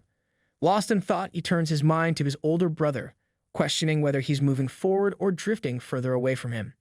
As he broods over these thoughts, his mood darkens like a storm cloud. Afe, meanwhile, continues to eat, seemingly unfazed by the contemplative silence around him. A waitress approaches with a tray, her smile brightening the room. She cheerfully asks if they've been waiting long and sets down 5 bowls of egg-fried rice. The aroma of the freshly cooked rice and eggs fills the air, a welcome distraction from the heavy thoughts. Afi grins at her, relieved that the food has finally arrived. She arranges the bowls on the table, steam rising invitingly. Afe hands Luli a bowl and declares that he's going to tackle 3 bowls himself, leaving this one for Luli. Suddenly, Luli remembers his childhood, specifically one winter day when snow began to fall. Afe is heard crying in their room, prompting their elder brother, Ham Yixiao, to run in and ask why the tears are flowing again. Luli, sitting on the floor by the bed, looks displeased and notes that their bed is broken and dirty. Afe, wiping his tears only to have them flow with renewed vigor, laments the cold, wondering how they will manage to sleep. Han Yixiao remembers the bully's face and immediately mutters about that idiot causing trouble again. Determined, he heads towards the door, ready to deal with the situation. Just as he's about to step out, Luli mentions that his mother has already taken the bully away. Han Yixiao halts in his tracks, pauses for a moment, and then decides he will seek out their aunt to find them new sheets. Lu Li, ever the bearer of bad news, informs him that he has already asked their aunt, but there's an order in place, everyone gets only one set, and there's nothing extra to give. A blizzard swirls outside the window, with the weather forecast warning of strong winds, blizzards, and temperatures plummeting to minus 18 degrees Celsius. As night falls, all three sit huddled on one bed, shivering from the cold. Han Yixio suggests that squeezing under the duvet cover is the key to survival, and if they don't get sick, it'll be a victory. Ah Fei, positioned in the middle, looks down in frustration and wonders why life is so tough and why they are hated so much when they haven't done anything wrong. It's as if life handed them a bad script and forgot to include the warm, fuzzy blanket scenes. Lu Li reflects that life is always difficult, but if they get used to it, perhaps it won't hurt as much. Han Yixiao, trying to lighten the mood, smiles and suggests not looking too far ahead. He advises just thinking about what they want to do tomorrow. He hopes to find a temporary job and earn a lot of money. Lu Li dreams of reading a lot of book, while Ah Fei, with drool forming at the corner of his mouth, dreams of eating 3 bowls of rice with egg. Han Yixiao laughs and asks if he didn't hear 3 bows instead of bowls, mimicking an archer. Lu Li joins in, laughing and asking if he's the only one who wants to eat 3 bowls. Ah Fei, grunting with a touch of defiance, claims he'd eat 5 bowls, generously declaring that 2 would be enough for the others. If gluttony were an Olympic sport, Ah Fei would surely take home the gold, with his brothers as the supportive but slightly hungry spectators. Remembering this moment, Lu Li eats his rice with egg and thinks about what he wants to do tomorrow. A new day dawns and everyone dives into the game. The health assistant announces that the Kingdom of Tapini, just 15 kilometers east, is hosting a grand event known as the Heart of a Warrior. This event promises a bounty of experience points, gold coins, rare equipment, and special props. Players are urged to hurry and invite their friends to join the festivities. It's like the game's version of a massive sale, except with fewer shopping bags and more epic loot. The Kingdom of Tapini is one of the 12 great realms known for its simple and honest inhabitants. Nestled in the mountains rich with refined iron, the kingdom has well-developed mining and forging industries, earning it the reputation as the birthplace of weapons. Floating above the bustling city is a small island featuring a tall, grand castle and a quaint town. The kingdom's territory is enclosed by walls with several entryways, each bustling with people. The system announces that there is only 1 minute left until registration closes, making it the ultimate game-time rush to get in on the action. At one of these passages, a massive guard blocks the way, refusing to let the players enter. The players are visibly unhappy, eager to get inside and join the event. The guard calmly extends one hand to the side, signaling them to stop. He explains that all registration spots are filled, and any brave souls who missed out will have to wait for the next event. It's almost as if the guard enjoys playing the role of a bouncer at the hottest club in town, leaving the players to imagine what they're missing inside. Lu Li confidently walks up to the guard and slips a bag of 500 coins into his outstretched hand. Without hesitation, the guard allows him and his team to pass through the gate and into the kingdom. As they stroll through the walls, the other players erupt in indignation, demanding to know why they were let in while the rest were left waiting. But the guard, with a straight face, pretends as if nothing unusual happened. He even acts surprised, wondering aloud if someone really managed to slip past him. It's as if the guard just discovered the art of selective memory and he's putting on an award-worthy performance. With just 9 seconds left before registration closes, Lu Li, Ah Fei, and Luna slip through the wall. As they emerge on the other side, a breathtaking view of the kingdom unfolds before them. Hills and forests stretch out in every direction, with the city nestled right in the center. Ah Fei, surprised by the lush landscape, questions why there are forests and mountains in what's supposed to be the Iron Kingdom. But Lu Li, unfazed by the scenery or Ah Fei's curiosity, urges them to focus on the task at hand, stepping foot on the kingdom's soil and heading straight for the castle. As the system counts down to just 1 second before registration ends, a massive iron slab suddenly drops from the sky, slamming down near the wall. In quick succession, more of these slabs descend, forming a circle around the kingdom and sealing off all entrances.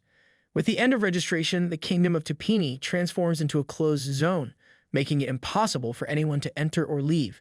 One of these slabs lands right next to Lu Li and the others, kicking up a cloud of dust. Lu Li, ever suspicious, wonders aloud if they just walked into a trap. Meanwhile, Luna, ever the realist, notes that the wall is a towering 50 or 60 meters high, making escape seem like a tall order, quite literally. Ah Fei suddenly gets nervous, recalling a comic book where situations like this usually mean a cannibal giant is about to make an appearance. Just as his imagination starts running wild, a huge screen appears above the floating island, though the image flickers and seems a bit off. Ah Fei, now pointing at the sky, anxiously questions what's happening. Through the static on the screen, a man becomes visible, asking if anyone can hear or see him. As the screen struggles to stabilize, a man in a business suit approaches him from behind, whispering that there are no issues with the projector. The first man quietly acknowledges this, as if trying to convince himself that everything is under control, though it seems like things are far from perfect, and they might just be on the set of a low-budget sci-fi flick. The man on the screen clears his throat and greets the warriors, introducing himself as Quaid, the foreign minister of the Tini Kingdom. He proudly declares that he is also their host and responsible for the current event.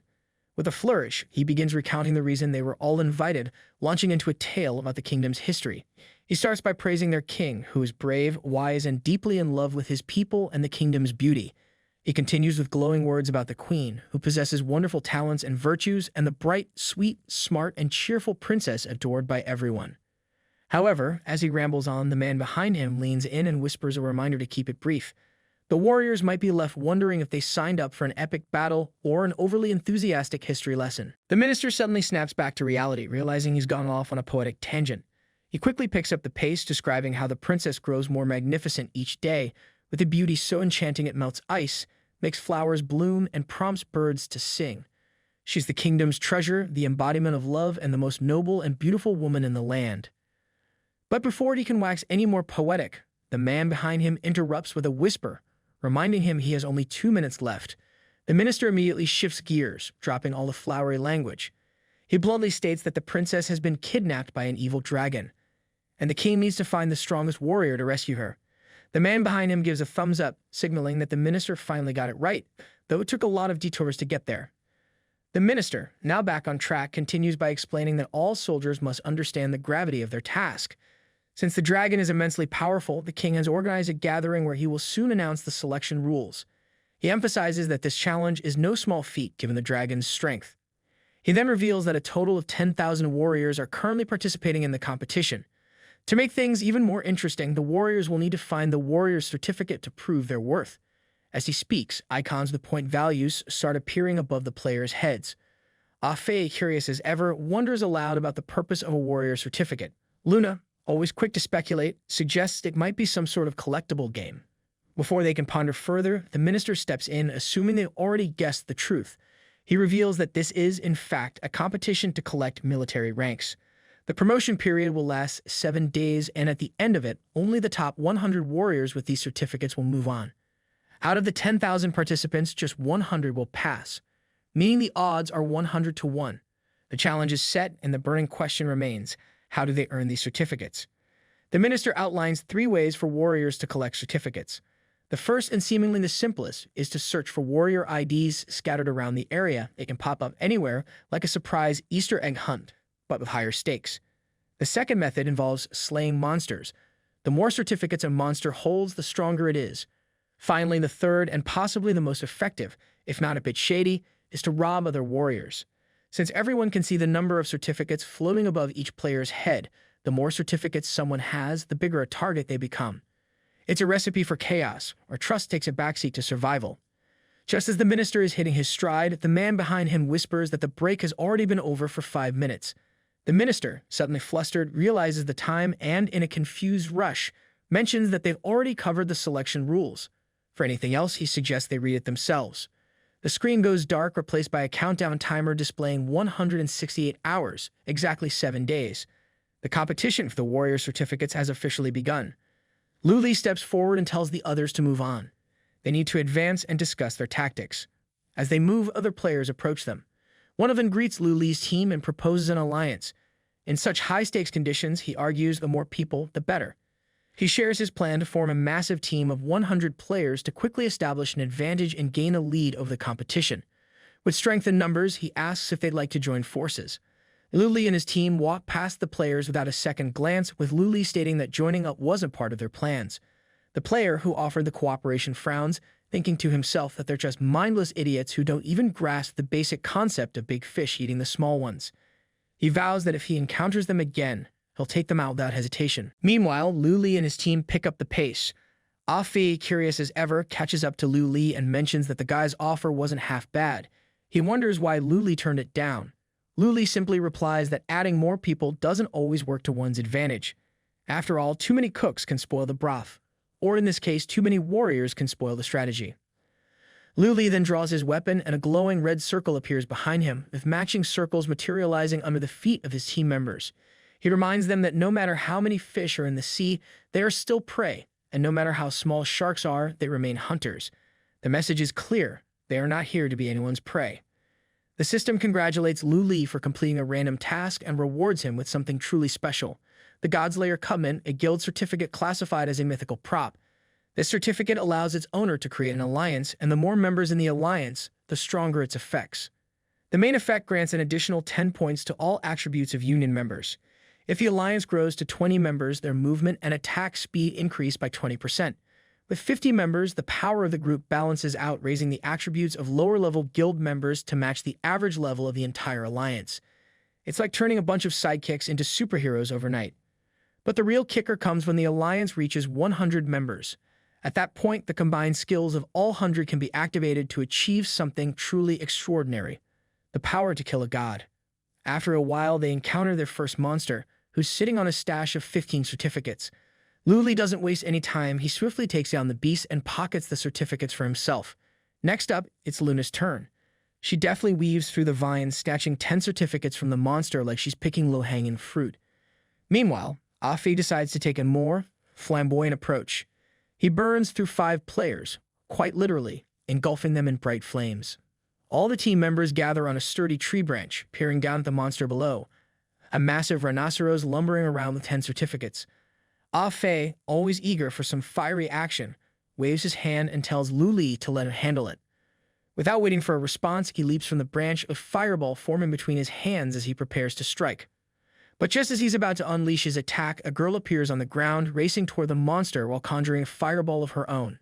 In a twist of fiery fate, they both launch their attacks simultaneously, hitting the monster from opposite sides, a spectacular explosion that lights up the scene like an over-the-top action movie. The monster falls, and Ah Fei snatches up 5 certificates, leaping back to his team. He's not happy, though, and loudly wonders where these bandits come from and how dare someone steal his hard-earned certificates. The girl, who also snagged 5 certificates, jumps to the side and hears his accusations. Annoyed, she questions if he just called her a bandit and if he's accusing her of stealing the certificates. Without missing a beat, she rushes toward him, shouting in rage, insisting that she was the one who found the monster first. Ah Fei, realizing he's dealing with an angry girl, suddenly feels a bit worried. She begins hurling fireballs at him, and he has no choice but to run, pleading with her to be more careful and suggesting they can just talk this out. But the girl isn't having any of it. She demands that he hand over the warrior's certificates, and only then will she consider talking. Explosions echo through the forest as fireballs fly left and right. Ah Fei, now in full retreat mode, shouts back that normal men don't fight with women and begs her not to force his hand. The girl, undeterred, yells back, asking what she's supposed to do, clearly not planning to let up anytime soon. She keeps chasing him, her fireballs lighting up the trees as she closes the distance. Realizing he's outmatched for just too polite to fight back, Afi desperately calls for his brother, yelling for help. In an instant, Luli appears, moving swiftly to his aid. With a quick motion, he places a blade to the girl's neck, effectively stopping her in her tracks. Afi stops to catch his breath, telling the girl that she's too small to be fighting him. Her face darkens with anger, and she reminds him that he accused her of stealing the certificate, scolded her, and then even called in his henchmen to back him up. She declares she won't tolerate such impudence and with a loud voice calls out for her sister. Almost immediately, a sound echoes from somewhere nearby, and before Afi can react, a woman rushes forward, her dark silhouette appearing menacingly behind him. Luna immediately rushes to Afi's aid, pulling out her blade and warning him to be careful. But before she can strike, the woman grabs Afi by the throat with one hand and effortlessly stops Luna's attack by seizing her arm with the other. It's clear that this woman is no ordinary opponent. She already has 50 certificate points, a testament to her strength and experience. As she continues to hold them both, Afi, struggling to breathe, coughs out that she's incredibly strong and dramatically adds that he's going to die. Meanwhile, the situation has reached a standoff. Luli manages to capture the girl, holding her as a hostage, while the woman has Luna and Afi in her grasp. It's like a weird game of rock, paper, scissors, except with warriors and swords, where everyone's just hoping the other side blinks first. The woman, tightening her grip, declares that men who abuse women are worthless. Luna, feeling the pressure, both literally and figuratively, realizes her strength is being crushed as if it's caught in an iron vise. With Afi on the brink of losing his senses, Luna knows she has to act fast. In a flash, she activates her Starlight ability. The blade in her hand, which had stopped just centimeters from the woman's face, suddenly sparkles with intense light. The brightness is blinding, and the woman instinctively covers her eyes, her grip loosening just enough. Luna seizes the moment, freeing herself from the woman's grasp. Without wasting a second, Luna swings her blade, leaving a light blue trail shimmering in the air. To avoid the incoming blow, the woman ducks, but Luna is relentless. She keeps swinging her blade from side to side, forcing the woman to retreat. The woman, realizing she's being pushed back, halts her retreat and decides it's time to fight back. As Luna swings her blade once more, the woman swiftly raises one leg and extends it with precision, meeting Luna's attack head-on. The impact of their clash sends out two bright flashes, lighting up the scene like a pair of fireworks going off in close quarters. The woman, with a firm grip on Afi and Luna, tightens her hold, silently conveying that men who bully girls score really low in her book. Luna, feeling the pressure mount, senses her strength being squeezed like toothpaste in an unforgiving iron tube. Afi, teetering on the edge of unconsciousness, adds urgency to the situation. Luna knows there's no time to waste. In a split second, she triggers her starlight ability. The blade in her hand, which had been hovering dangerously close to the woman's face, suddenly erupts with a blinding light. The brilliance is overwhelming, forcing the woman to close her eyes. Her grip slackens just enough. Luna, not one to miss an opportunity, swiftly slips free from the woman's grasp. Then, without wasting a second, Luna swings her blade, leaving a light blue trail shimmering in the air like a comet's tail. The woman ducks to dodge the blow, but Luna remains relentless, her blade cutting through the air with precision, forcing the woman to retreat step by step. Luna swings again, determined to land a hit, but this time the woman decides to counter. She raises one leg and swiftly extends it, meeting Luna's kick with a parry. The impact sends two bright flashes dancing in the air. Looks like fireworks, but with a bit more danger involved. Luna steps back, and the woman acknowledges Luna's impressive technique. Luna, in turn, admits that the woman is formidable as well. With her blade raised, Luna reflects on her advantage in strength and speed. She realizes that to win, she must tread carefully. After all, it's not about how fast you swing. It's about making sure the other person swings themselves into a mistake. Luna swings her sword with precision, delivering a moon wheel. A shockwave in the shape of a full moon bursts from her blade, slicing through tree trunks as though they were mere twigs.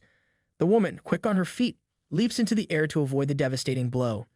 Recognizing an opening, Luna rushes into battle, aiming to strike while the woman is still airborne, Afe still clutched in her grasp. But the woman, always one step ahead, drops to the ground and places Afe in front of her, using him as an impromptu shield. Luna hesitates, her momentum halted by this unexpected move. The woman takes full advantage, delivering a swift kick that sends Luna flying backward. Luna crashes toward Lu Li, who dashes forward just in time to catch her. Catching a flying Luna wasn't exactly on his to-do list, but hey, heroes have to be versatile. Luna coughs, her breath catching as she apologizes to Lu Li, admitting she couldn't save Afe. Meanwhile, the girl still held by Lu Li pipes up, reminding them that her sister used to be a professional gamer, making it clear that the three of them are simply outmatched. Luna, determined as ever, gets back on her feet and points her sword forward, declaring that she'll try again, only better this time. The girl, unfazed, remarks that no matter how hard Luna tries, the outcome will remain the same. Apparently, confidence runs in the family. Suddenly, the woman raises her hand, signaling for Luna to stop. She calmly states that she doesn't want to fight Luna anymore. Instead, she points her finger at Lu Li, deciding that he should be the one to step up for a duel. Lu Li, without hesitation, hands the girl he's been holding over to Luna, telling her to take a break while he steps forward to take on the challenge. Luna holds the girl tightly, urging Lu Li to be careful, emphasizing that the woman is incredibly strong. Meanwhile, the girl shouts to her sister, encouraging her to fight with everything she's got. Lu Li approaches her, and the woman casually locks Afe in a magical cage conjured out of thin air with her imprisonment technique. Finally released from her grasp, Afe coughs and desperately tries to catch his breath, though now trapped inside the magical cage. Assessing Lu Li, the woman seems impressed. Noting that he looks like a determined opponent, she generously awards him 10 points. Because apparently this fight also comes with a rating system. The woman strides forward to meet Lu Li, and they come to a halt, standing opposite each other. Just a heartbeat later, the fight begins in earnest. They rush toward each other, their blows creating bright flashes that light up the forest clearing like an impromptu fireworks display. As they exchange attacks, they move swiftly around the clearing, their battle dynamic and intense. At one point, they pause just for a second next to each other, the tension crackling in the air. Then, with renewed vigor, they launch into the attack again, causing a powerful explosion that shakes the trees and scatters pieces of earth around the area. Mother Nature might need a moment to recover from this one. As the wind rises, Afi shields his face with his hand, muttering to himself about how cruel this woman is, especially since she's fighting on par with his brother. The woman's sister, too, closes her eyes against the wind stirred up by the explosion, her thoughts racing. She wonders just how strong this guy is, noting that this is the longest anyone has ever fought her sister. If this keeps up, she's afraid it might not end well. Luna, meanwhile, thoughtfully raises her hand to her chin, analyzing the situation. She observes that both fighters are top-class masters, each with their unique style. Zhang Yu exhibits a calm technique, but much like a computer, when faced with challenges, he swiftly finds the correct answer. His attacks are flawless, devoid of unnecessary movements, perfectly matching the characteristics of a professional player. Efficiency is key, even in life-or-death duels. Suddenly, several more explosions echo through the forest, a testament to the speed and intensity of their strikes. At one point, they come to a stop, and the woman, clearly impressed, announces that she'll add 10 more points to his score. She declares that he has passed the test and then, with a hint of mischief, asks him one simple question. Can he accept a girl who's taller than him? Because, naturally, relationship dynamics are best discussed amidst a flurry of magical explosions. Luli is taken aback, his surprise evident as he tries to make sense of such an unexpected question. Meanwhile, the woman's sister grows visibly upset, reminding her sister of the promise she made about not dating anyone online. Sibling pacts easily broken when a potential love interest scores over 80. Luna, equally confused, finds herself pondering the word dating, trying to piece together how it fits into this chaotic battle. The woman, however, is anything but confused. She licks her lips seductively, confidently declaring that her sixth sense never fails her. She's certain this is a high-quality man with a score of 80 or higher. There's no way she's letting this golden opportunity slip through her fingers. Apparently, a good man is harder to find than a winning streak in a gaming tournament. As she recalls her past, memories flood back of her obsession with gaming. For 10 years, she devoted herself to the sport, achieving notable results in various competitions. Yet, despite all her victories, she never experienced love because of her dedication to the game. But now love has finally struck, and she's determined to make it count, drawing from her experience in 1,000 love games. The man standing before her is unique, a rare find. With sudden intensity, she slams her hand on the ground, causing a massive crack to snake its way towards Lu Li. As the earth trembles, she asks, with a mix of determination and flirtation, if they can start dating online and let it blossom into sweet love. Because nothing says let's date quite like an earth-shattering proposal, literally. Lu Li dodges the woman's attack with precision, his voice turning cold as he firmly rejects her proposal. In a swift movement, he finds himself right next to the magical cage where Afi is trapped. The woman freezes, stunned by his refusal, her confident demeanor momentarily faltering. Afi, ever the curious one, asks his brother to pinch him, perhaps to confirm if this bizarre situation is real. But Lu Li, with a slight motion, slices through the cage and bluntly tells Afi to keep quiet. Sibling love always mixed with a bit of tough affection. Afi, not one to let things go, remarks to Lu Li that he himself has never really been in love before, and he thinks that a girl who takes the initiative like this is perfect for him. Clearly, Afi has a different take on relationship dynamics, one that involves less dodging and more embracing. These words only serve to inflame the woman's interest even further. She eagerly inquires if Lu Li has truly never been in love and immediately awards him 10 points for abstinence, 10 points for being aloof, and a whopping 50 points for being an innocent man. She gushes that her heart is racing as if Cupid himself had just fired an arrow straight at her. She wonders aloud if this is what romantic love really feels like, her excitement palpable. Just then, her sister shouts out that she's actually been shot by an arrow. The words jolt the woman out of her romantic daydream, and she suddenly feels the sharp pain of an arrow piercing her shoulder.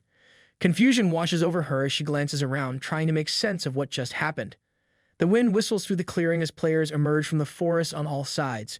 She quickly realizes that they're surrounded. Most of the players carry between 5 to 12 certificates, but the strongest among them boast an intimidating 30 to 74 certificates. Turns out Cupid wasn't the only one with arrows today. Looks like things just got a whole lot more complicated. The strongest of the group, who also happens to be the baldest, turns to the others with a big grin plastered on his face, declaring that they found some fresh meat. With a gleam in his eye, he instructs the others to leave the woman with the most certificates to him, while the rest can be dealt with on a first-come, first-served basis, because nothing says teamwork like a little friendly competition over who gets the best pickings. Lu Li immediately becomes alert, sensing the danger. He quickly tells Afi to get ready and sends a signal to Luna. Afi, however, can't help but let his worries show. This situation just escalated beyond anything he was prepared for. The woman, now furious, curses at the bald leader, accusing him of ruining everything for her. Apparently, thwarted romantic plans are the least of her concerns now. She grimly states that they all are going to be as good as corpses, and the first one to turn into a corpse will be the Baldy. Her sister, ever pragmatic, asks if she could be taken care of first, clearly not thrilled with the current state of affairs. The bald man's grin widens, but his expression quickly shifts as the atmosphere changes. The zone begins to expand, and suddenly, a bright red beam of light shoots up from the forest into the sky, growing at an alarming speed. Within moments, the entire clearing is bathed in this red light, causing the bandits to panic. They start exclaiming in confusion, questioning where the light came from, what's happening, and whether this is some sort of skill they weren't aware of. Apparently, when the sky turns red, even the most hardened bandits lose their cool. A screen begins to materialize in the sky, growing in size until it appears right on the border of the red zone. The players, startled by the sudden development, urge everyone to look at the screen. As it fully forms, the image of the minister's assistant appears, whispering instructions to the minister that to grab the blue and avoid the red event has begun, and urging him to hurry up so he can explain the rules. The minister's voice, clearly displeased, is heard grumbling behind the scenes, complaining about the noise and pointing out that he was trying to enjoy an afternoon nap. He tells his assistant to handle the announcement himself. The assistant, deciding to take matters into his own hands, begins reading the rules aloud. He greets everyone with a polite yet hurried tone, announcing that he will explain everything about the event. This task, he notes, is designed to increase the difficulty and test the adaptability of the warriors. The Kingdom of Tini is now initiating the grab the blue and avoid the red event. He explains that in the blue zone, participants can find power-ups, rare equipment, special treasures, and other valuable items, all appearing randomly. However, the red zone is far more treacherous, with punishments ranging from lethal bombing to possible transfers to another place or time, with these updates occurring at random intervals. The assistant, with a smile that suggests he's enjoying this a bit too much, concludes by saying that these are all the rules for now. He hints that new rules will be introduced in the future, but for the moment, he simply wishes everyone good luck. Because when your life depends on avoiding a randomly lethal zone, a little luck is all you really need. Just as the huge screen vanishes, chaos erupts in the clearing. People begin to run frantically in all directions, panic spreading like wildfire. One of the players shouts an alarm, questioning if they're already in the red zone. He urges everyone to forget about the others and focus on escaping to save their own lives. The system suddenly chimes in, announcing that the penalty for this area is random place and time. Warriors within the zone will be teleported randomly to different locations across the Kingdom of Tini. Without warning, each player is highlighted in red, marking them as targets for the impending teleportation. Ah Fei, anxiety etched on his face, asks his brother what they should do. Luna, assessing the situation quickly, replies that it's too late to run now. Lu Li, always the strategist, calmly suggests that if they don't end up together after the teleportation, their focus should be on collecting the warrior certificates and heading to the central zone. He assures them that they'll meet up there afterwards. In just a few seconds, a red light that marks each player shoots into the sky like a beam, triggering the teleportation to a random place and time. The system displays that 152 hours remain until the end of the event, with 8,087 participants still in the game. With so much time and so many players left, things are only going to get more chaotic. Sometime later, in a different, unknown location on the map, powerful explosions echo through a small forest. The woman, relentless and unstoppable, has already eliminated all the players who dared to interfere with her. Now she turns her attention to the last survivor. He backs away, fear evident in his voice as he begs for mercy, promising never to cross her path again. But his pleas fall on deaf ears as she approaches with an unwavering determination, forcing him to retreat further. It seems mercy isn't on today's menu, just vengeance served cold. The man, desperate, spreads his hands wide, pleading for his life with an almost manic excitement. He offers to pay her, though she clearly has no need for his money. Sparks begin to dance around her steel glove, and without a word, she drives her fist into him, sending him flying backward. His body slams against a tree trunk with a thud. She spits out a curse, calling him a freak, her patience long since worn thin. With all the players dealt with, she now possesses 231 warrior certificates in her account. Satisfied, she turns back toward the forest, her thoughts drifting to her encounter with Lu Li. She realizes with a twinge of regret that she forgot to exchange names with him. She needs to find him quickly. Surely a man like him must have a beautiful name. As she walks, her mind wanders further, and she begins to ponder what they should name their unborn child. Because in her world, nothing says romantic destiny, quite like planning for a future that hasn't even begun. Meanwhile, in another part of the kingdom, Afi and the woman's sister have already become fast friends. The fire is crackling around them and they are shaking hands. Afe introduces himself to her and asks for her name. She smiles and responds that while her ID is spicy till you fly, he can call her Little Chile. Afe repeats her ID with a grin, commenting that with a name like that, she must love spicy food. She confirms it proudly, declaring herself a true blue Sikwan hottie. Apparently, bonding over shared interests works even in the middle of an event where teleportation and combat are the norm. They settle in and start gossiping, chatting for what feels like hours. At one point, Little Chile expresses her surprise at how well they've hit it off, marveling at their ability to communicate so easily. Afe, equally astonished, notes that just 10 minutes ago, they were practically at each other's throats.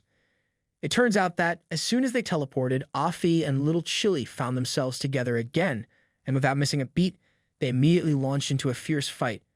Everything around them was soon lit up with bright flames as Chile, attacking with gusto, swore loudly that since they were teleported together, he was destined to die. Clearly, in her mind, fate had handed her a target with a neat little bow. Afe, feeling exasperated, sighed and remarked that despite all the praise he had showered on her, she hadn't listened to a word. He was beginning to think this crazy girl was going to chase and beat him forever unless he found some way to put an end to it. Forever is a long time when you're being chased by a fireball-flinging maniac. In a last-ditch effort, he called her a little sister and tried to explain that it was all a misunderstanding. They just needed to talk. But Chile, undeterred, rushed toward him with several fireballs trailing behind her, shouting that she had already made it clear he should just hand over his warrior certificates, no explanations needed. Suddenly, Afe extended his hand sharply, asking her to wait, which caused her to hesitate. With a sly smile, he asked if her sister might be interested in his brother. Maybe she'd like some insider information so she could gossip with her sister later. Chile stopped in her tracks, surprise evident on her face. She asked almost incredulously if he was actually inviting her to gossip, because clearly nothing diffuses a fiery situation like the promise of juicy secrets. Now Afe and Little Chile are sitting side by side on a log, chatting enthusiastically and occasionally bursting into laughter. The intensity of their earlier confrontation seems like a distant memory. At one point, Afe, realizing the time, suggests that it's getting late and they should go find her sister. Chile, with a mischievous smile, counters that they should be looking for his brother instead. Afe, ever the gentleman, objects, insisting that the lady should have her way and that it would be better if they focused on finding her sister first. But Chile shakes her head, disagreeing. She assures him there's no need. Once they find his brother, her sister will undoubtedly track them down on her own. After all, when it comes to love and sibling instincts, there's no hiding in the kingdom of Tini. Meanwhile, after teleportation, Luna finds herself by a large, serene lake. The moon is already high in the sky, casting a silver glow over the water, while the night flowers sparkle softly under the moonlight. Luna attempts to open the map, but quickly realizes it's not functioning. Communications and map access have been temporarily disabled. She mutters to herself, acknowledging that finding Afe and Zhan Yu will be more challenging than she anticipated. A wave of loneliness washes over her as she looks down, feeling isolated once again. Her gaze drifts to the quiet surface of the lake, where the moonlight gently filters through, casting a serene glow. The scene stirs a memory of her father's stern words, reminding her that she must become a winner and avoid bringing disgrace to the family. She remembers how she had agreed to his expectations, and he had only offered a brief acknowledgement, dismissing her with a cold, distant demeanor. Thoughtfully, she raises her hand to her chin, her thoughts turning inward as she silently addresses her mother. She tells her mother that Daddy met her himself today, noting that while he spoke coldly and never really looked at her directly, she believes that deep down, he still cares and hopes that she will achieve something meaningful. Memories of the laboratory flash through her mind, the pain she endured while lying on the table, connected to countless wires.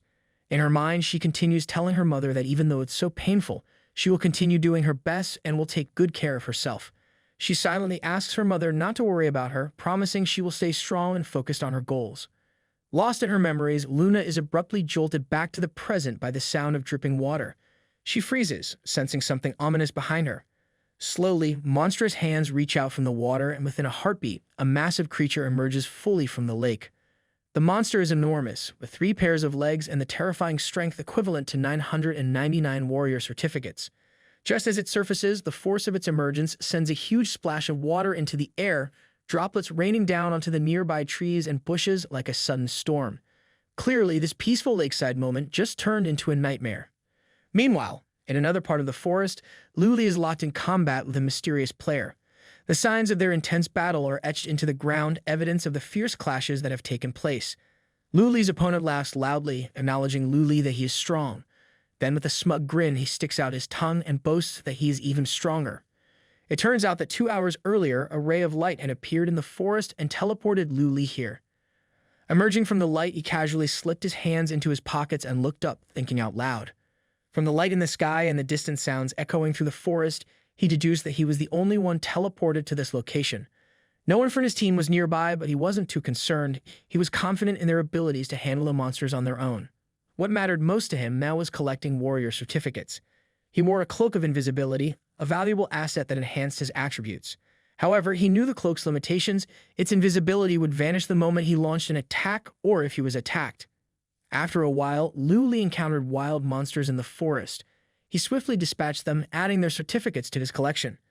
As he continued his journey, he came across players and, after brief confrontations, claimed their certificates as well. At one point, he stumbled upon 2 players standing indecisively next to an exhausted monster, unable to agree on who would take the certificates. Without hesitation, Luli made the decision for them. With a single swing of his blade, he swiftly eliminated both the players and the monster, adding their certificates to his growing tally. Moving further through the forest, he leaped from branch to branch, reflecting on his encounters. He noted that monsters with fewer certificates were indeed weaker and easier to kill than players. However, the more certificates a monster possessed, the more challenging they were to defeat. Now in possession of 226 certificates, Luli slipped back into his invisible state. He reasoned that the most effective strategy would be to target players who had just finished battling monsters and were already fatigued. Luli stopped near a clearing where 2 players were locked in battle with a monster that boasted 70 certificates. The female player stood slightly to the side, applying buffs to her partner, who was poised to strike the monster with his sword.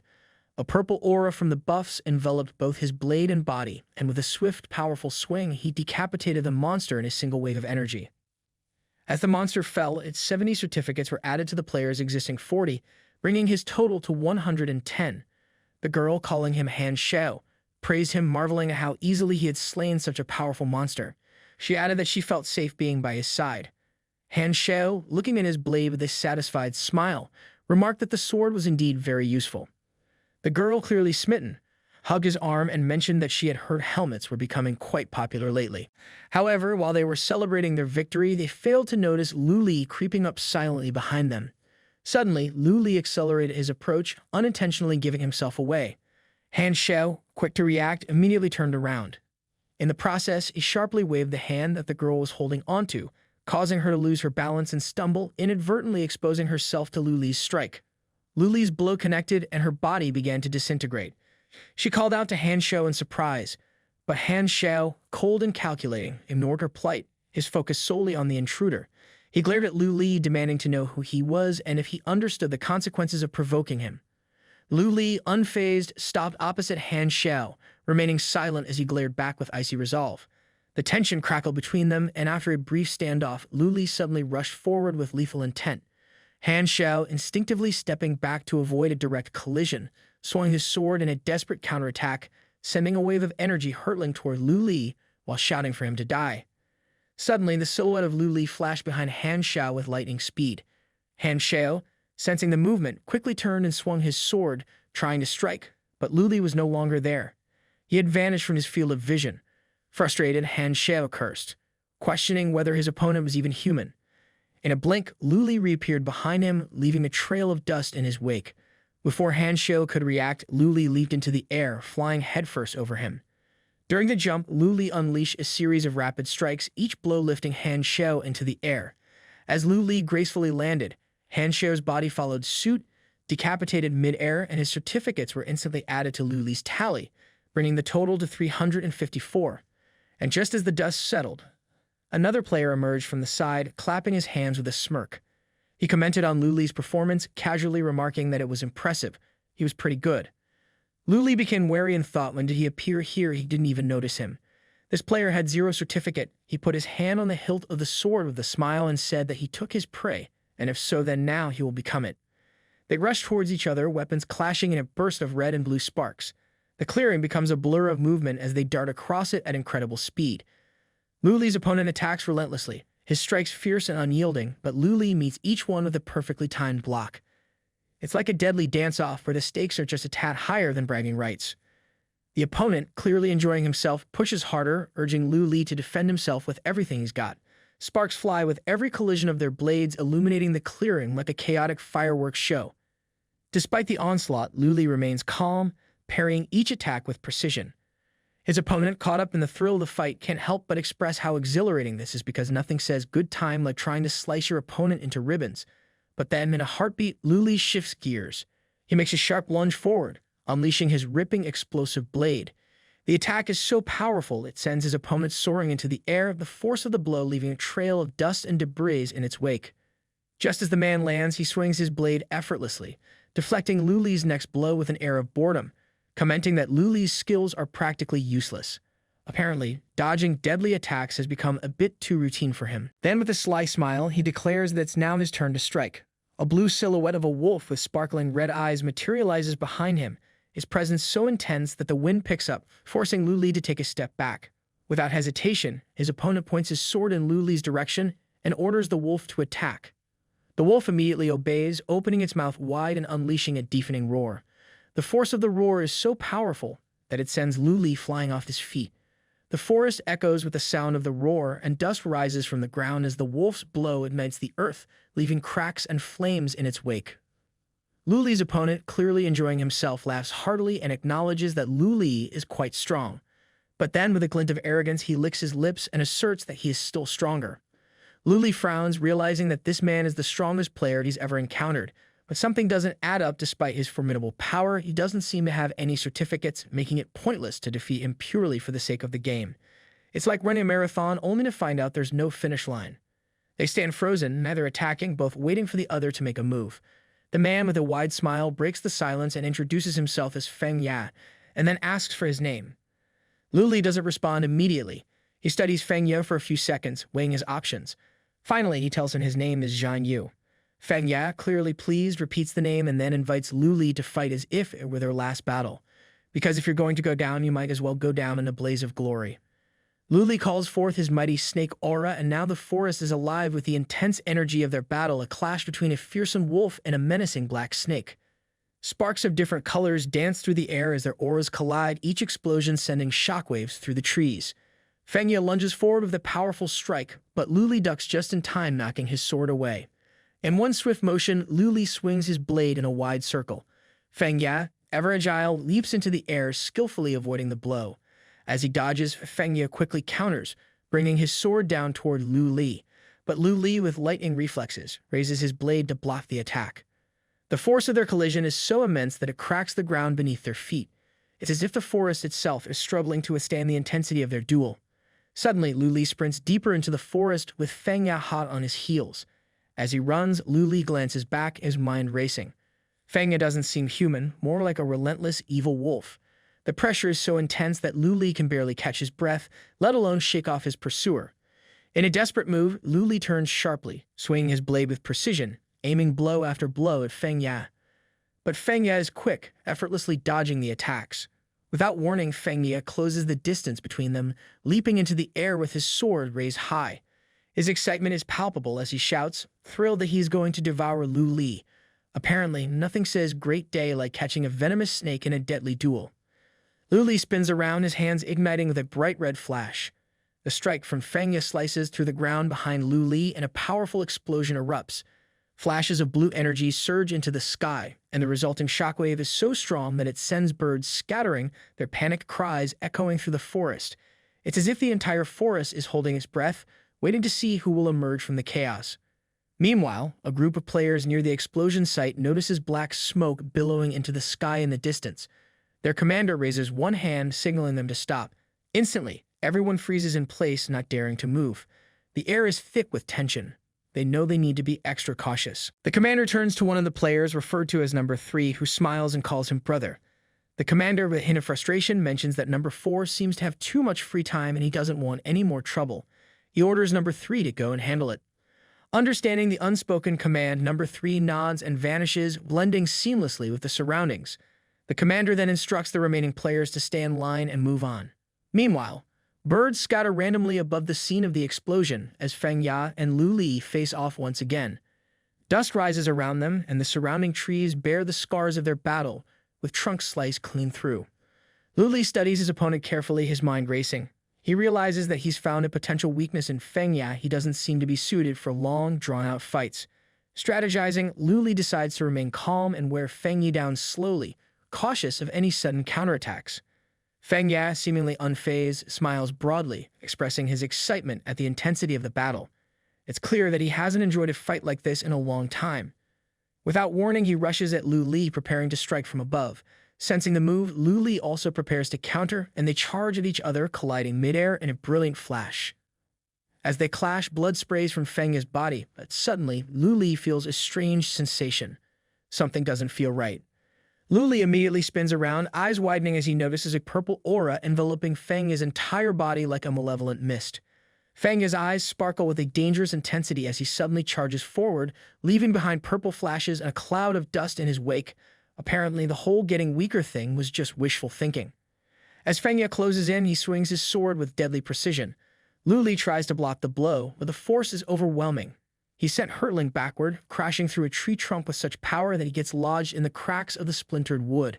Not exactly the kind of tree-hugging experience he was hoping for. Stuck in the tree, Lu Li's mind races. He realizes that all those mistakes Feng Yi made earlier were just a clever trick, intentionally designed to mislead him. So much for the whole slow and steady wins the race strategy. Lu Li can't help but wonder how, as he whittles Feng Yi down, his opponent only seems to grow stronger. Feng Ya, clearly enjoying the moment, laughs as he spreads his arms wide. He mockingly asks if Lu Li has figured it out yet. Seeing no need to keep secrets anymore, Feng Ya reveals his passive skill, Bloody Melody. For every 1% of health he loses, his attack power increases by 1%. However, if his health is restored, the effect disappears after a 5-second delay. While Lu Li is still on the ground, Feng Ya charges toward him, his body radiating with bright purple energy. A roar pierces the air as purple sparks shoot into the sky, and dust mixed with smoke rises ominously around them. A second later, Lu Li bursts out of the dark curtain of smoke, a purple glow trailing behind him as he sprints away. Running from a glowing purple maniac isn't exactly the hero's journey he had in mind. As he races through the forest, Lu Li's thoughts swirl. He realizes that Feng Ya isn't as straightforward as he first seemed. Not only does he possess a rare passive skill dropped by a high-class boss, but he's also purposefully creating openings so that Lu Li can attack him and in turn activate his skill. Feng Ya gives chase, and Lu Li quickly deduces that this opponent is far too difficult to defeat using conventional methods. When your enemy's power grows as they take damage, it's time to rethink the whole hit them till they fall approach. Soon, Lu Li reaches the edge of a cliff, beyond which a massive waterfall thunders down. Blocking his path are several monkey monsters, each with 5 warrior certificates. Without wasting a second, Lu Li decides to strike first and unleashes his hunting scourge blade. Lu Li leaps into the air, executing a wide-area attack that targets all the monkey monsters at once. His hunting scourge blade slices through the air, devastating the creatures with a 26-hit combo. Feng Ya emerges from behind the bushes, halting in his tracks as he realizes what Lu Li is doing. A sudden worry creeps over him as he figures out that Lu Li is methodically using the hunting scourge blade technique to eliminate the monkeys one by one. But just as Feng Ya is piecing this together, Lu Li, in a lightning-fast move, redirects his attack toward Feng Ya with lethal intent. Feng Ya reacts quickly, blocking the blow, but the impact sends a shockwave rippling through the area, carrying the force of their clash far beyond the immediate battleground. It's like someone turned the volume up to 11 on their duel. Lu Li presses the attack, swinging again, and once more, Feng Ya blocks the blow. The sound of their clashing blades echoes through the forest, each strike louder than the last. With every blow exchanged, the roar of their battle intensifies, building to a crescendo. Finally, the tension reaches its peak, and a massive explosion erupts, thundering through the entire area. As the dust settles and the echoes of the explosion fade, the two combatants find themselves at a distance from each other, their breathing heavy. Lu Li, visibly nervous, can't help but exclaim in disbelief, how is it possible that Feng Ya could resist his techniques so effectively? Feng Ya lowers his hand, now scorched from the impact of Lu Li's blow, and casually throws his sword over his shoulder. With a curious look, he inquires about the hunting scourge blade, asking Lu Li how he managed to acquire the same skills as that infamous limited-time boss. Apparently, pulling off boss-level moves isn't just impressive, it's suspicious. Feng Ya recalls the commander's stern words, reminding him to listen carefully because instructions wouldn't be repeated. The commander had warned that if Feng Ya ever encountered the limited-time boss, he needed to be cautious of one particular skill, hunting scourge blade. The skill packs immense damage, and once the boss unleashes it, there's only one way to survive: use maximum speed to intercept and break the combos. It's not just a fight, it's a high-stakes game, Simon says. Fengya questions Lu Li, wondering if this technique is his trump card, adding that it was a fantastic experience fighting him. With a hint of regret, he points his sword at Lu Li and comments that it's a pity he couldn't kill him instantly. Still, it did have the unintended benefit of activating his passive skill. Addressing Lu Li by name, Fengya confidently declares that the outcome is already decided. He's lost. Hearing Fengya's declaration, Lu Li closes his eyes, replaying the words in his mind. To Fengya, this might be just a game of winners and losers, but for Lu Li, it's something entirely different. Suddenly, Lu Li lowers his hands and red sparks begin to flicker around him. Fragments of the earth lift into the air as if responding to his resolve. His determination surges and he silently vows that he cannot lose so easily. Fengya, shielding his eyes from the sudden wind generated by Lu Li's power, starts to feel a pang of nervousness. The momentum has shifted dramatically. Fengya wonders what's going on, if there's a backup plan. Realizing Lu Li is far away from giving up yet, Fengya at last admitting that Lu Li's strength is truly something. It excites every drop of blood in his body. Apparently, facing a potentially overwhelming power isn't just intimidating, it's downright exhilarating. Meanwhile, hidden nearby, number 3 grins quietly as he observes the scene. He mutters to himself that this is truly wonderful, then pulls an arrow from his quiver and takes aim, and just as he prepares to fire, he remarks that the commander is in a hurry and would not be pleased if things got delayed. Apologizing under his breath, he decides to lend Fengya a helping hand, ready to intervene in the duel, because nothing says brotherly love like a well-timed arrow from the shadows. Just as Lu Li and Fengya prepare to attack each other again, number 3 quietly draws a shadow arrow and releases it. The arrow shoots forward with lightning speed, cutting through the air and leaving bright green flashes in its wake. A moment later, the arrow pierces Lu Li's shoulder, sending him flying backward, while Fengya freezes in shock. Fengya immediately spins around, demanding to know who did this. Number 3 casually steps out from behind the bushes, cheerfully announcing that he's come to help. Fengya's thoughts race. He wonders why is he here, but there's no time to dwell on it.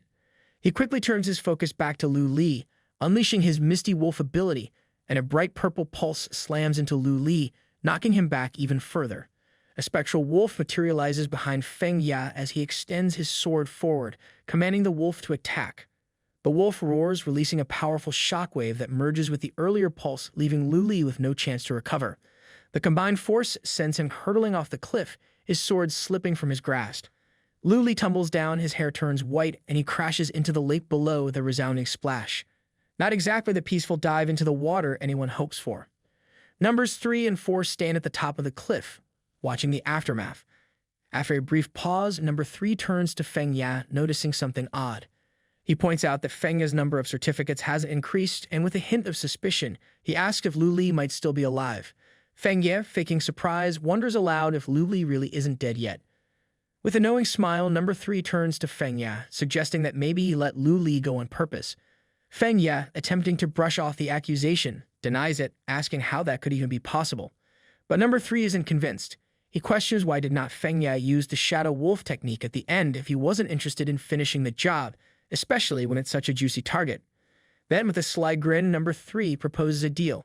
How about letting his third brother take over this target? Fengya's anger flares, and he immediately lashes out, attacking number 3 and declaring that this prey is his. Number 3 deftly defends against the blow, laughing as he asks why Fengya is so upset. He was just joking around. Backing away from the cliff's edge, number 3 shakes his head, reminding Fengya that they need to move quickly. They can't afford to keep the elder brother waiting. Fengya, clearly displeased, thinks to himself how annoying number 3 is as always. However, he can't help but smirk as he mentally addresses Zhang Yu, vowing that next time they'll determine who the true winner is, because nothing fuels a rivalry like unfinished business and a cliffhanger ending. Meanwhile, night has fallen in the area where Afi and Chile are traveling. They walk together through the dark forest, their laughter echoing softly in the night. Chile looks up at him with a playful smile, teasingly asking if he's telling the truth. Does this really mean his brother isn't just an ideal, handsome man, but also very educated and rich? Afi, with a grin, responds by sharing a phrase from their dialect, one that roughly translates to deceiving someone into believing he's someone's son. Chile laughs, remarking that Afi is learning quickly. Suddenly, a rustling sound comes from the bushes, and they both freeze, their playful banter instantly replaced by tension. Out of the bushes jumps a goblin with 35 certificates, his eyes gleaming with malice. Afe doesn't hesitate, his hands ignite in flames as he steps in front of Chile, telling her to be careful and suggesting she hide behind him. But Chile has no intention of staying out of the action. With a determined shove, she pushes him aside, telling him to be the one to be careful and suggesting he hide behind her. Because who says chivalry can't be a little bit reversed? Afe stumbles to the ground as Chile steps forward, her confidence unwavering. She stretches out her hands, summoning a fiery tornado that engulfs the goblin in an instant. The monster is swiftly incinerated, leaving nothing but ashes, and 35 new certificates in its wake. Dusting off her hands with a satisfied smile, she declares the job done. Chile turns to Afe and asks with a teasing grin why he's sitting on the ground. Afe, trying to play it cool, smiles awkwardly and says he just slipped, because obviously that's the most dignified way to explain being knocked over by your own chivalry. Chile helps him to his feet and asks if they were just talking about where he was from. Afe thanks her for the help, all the while thinking about how close she is. To be honest, this is the closest he's ever been to a date with an actual girl, even if it is in a game. As they continue walking, Afe shifts the conversation, mentioning that they only talked about her sister before. He suggests they talk about her instead. Chile, with a playful edge, replies that it's not she who's interested in his brother, so why the sudden interest in talking to her? Fair point, but also touché. Afe quickly clarifies that he just wants to talk, no ulterior motives. Chile softens and agrees, mentioning that she's just graduated from college. Before the conversation can go further, more monsters emerge from the bushes, causing them to stand ready. Amidst the tension, Afe tries to lighten the mood, commenting that she is the perfect age. Chile is a bit surprised by his attempt, but before she can fully process it, he asks her what her specialty is. She replies that it's animation. As if on cue, Afe swiftly dispatches a goblin, snagging 25 certificates, and enthusiastically shares that he loves watching anime, because nothing bridges the gap between monster slaying and small talk like shared interests in animated worlds. He muses aloud that he admires people who follow their passions and create something new. With genuine admiration, he tells her that he's even a bit envious. She gets to do what she loves and brings her own anime ideas to life, which he thinks is pretty cool. And let's face it, anyone who can turn their creative dreams into reality is basically a hero in his book. Afe, thinking he's on a roll, decides to keep the compliments coming. After all, praising her seems like a great way to keep the conversation flowing and who knows, maybe even score a few extra points in her book. Because if there's one thing Afe knows, it's that a well-timed compliment can be as effective as any sword strike, maybe even more so. Chile, who had a goblin in a chokehold, suddenly freezes and quietly asks if Afe is actually jealous of her anime career. Without waiting for an answer, she slaps the goblin and starts venting. She admits that when she first started college, she was full of passion and love for animation, but quickly realized that watching anime and creating it are entirely different beasts. She hits the goblin again, rattling off some daunting numbers. There are 24 frames in just 1 second of anime, meaning you have to draw 8 to 12 pictures for every single second. That's 480 to 720 for a minute, and a mind-numbing 4,800 to 7,200 for just 10 minutes. And that's just the beginning, because apparently creating magic on screen comes with a side order of carpal tunnel. After all that hard work and finally graduating, Chile discovered during a job interview that being an in-between artist barely pays more than a few dollars per frame. With frustration, she remarks that she might as well be selling fried rice on the street. Seeing her anger bubble over, Afe tries to soothe the situation, gently pointing out that they might have stumbled onto a touchy subject. After all, discussing shattered dreams and low wages isn't exactly light forest banter. Afe quickly realizes he needs to calm Chile down before things get even more awkward. With an awkward smile, he tries to be reassuring, saying that life is tough, but he believes there are people who manage to swim against the tide. He adds that the animation industry is popular and will continue to grow, hoping his words might somehow patch things up. Silence falls over the forest, broken only by the faint whistle of the wind. Suddenly, Chile squeezes a goblin's throat, and it lets out a pitiful sound before bursting into flames, leaving nothing but ashes behind. Talk about bringing the heat to an already tense situation. With all the goblins now dealt with, smoke rises over the forest as they continue on their way. Chile remains silent, her face set in a gloomy expression as she stares down at her feet. Afe, on the other hand, is in full panic mode. He wonders where it all went wrong. This wasn't how the internet said conversations were supposed to go. He scratches his head nervously, feeling the awkward atmosphere closing in like a dark cloud. Desperately, he thinks he needs help and prays for someone to please save him from this conversational disaster.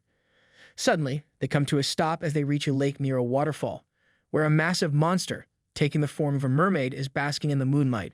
The creature's presence is eerie, especially with the 299 certificates she carries. Afe immediately becomes wary, asking Chile what kind of monster this could be, noting the almost 300 certificates she possesses. Because when you stumble upon a moonlit lake monster, you just know it's not here for a friendly chat. Hearing their voices, the mermaid immediately turns in their direction, revealing the other side of her body, horrifyingly zombified with decaying flesh and lifeless eyes. As if that wasn't unsettling enough, she opens her mouth unnaturally wide, revealing sharp, menacing teeth, and lets out an ear-piercing scream. The sound is so intense that Afi and Chile instinctively cover their ears with their hands and squeeze their eyes shut in pain. Apparently, this mermaid didn't get the memo that moonlight is for serenades, not screams. Afi, sensing the danger, urgently calls out to Chile, telling her that they need to run quickly. But before they can react, it's too late. Chile, removing her hands from her ears, starts to say something to him, but suddenly, she slips and falls into the lake. Afe also loses his balance and tumbles in after her. The cold water engulfs them both, and darkness swiftly overtakes them as they lose consciousness. The mermaid, now eerily calm, waves her hand, and thin, shimmering threads begin to dance in the air. With a sinister smile, she uses a grotesque skill, the art of suturing. The monster manipulates the purple threads, connecting their bodies together, sewing the halves of Afi and Chile into one twisted form. One side is controlled by Afi, and the other by Chile, their fates now horrifyingly intertwined. Apparently, this mermaid's idea of teamwork is more like a nightmarish patchwork quilt. After a few seconds, Afi and Chile suddenly wake up, their eyes snapping open in unison. They quickly stand up, disoriented and confused, trying to piece together what happened and where they are. They begin calling out to each other, but their voices falter as they notice something rising from beneath the water. The surface ripples and the mermaid emerges, her eerie smile widening as she spreads her arms wide. She asks with a twisted sense of satisfaction if they like the new look she's given them. Chile, recognizing the creature, exclaims that this is the monster they encountered before. Afi, still in shock, demands to know what she's done to them. The mermaid's laughter echoes across the water as she explains that she's given them a new look, one she considers far more beautiful. She moves slightly to the side, and something massive begins to rise from the water behind her, casting a dark shadow over them. Chile and Afe both look up in horror at the monstrous creature looming behind the mermaid. It's a grotesque amalgamation of fish tentacles intertwined with human faces and bodies. A living nightmare.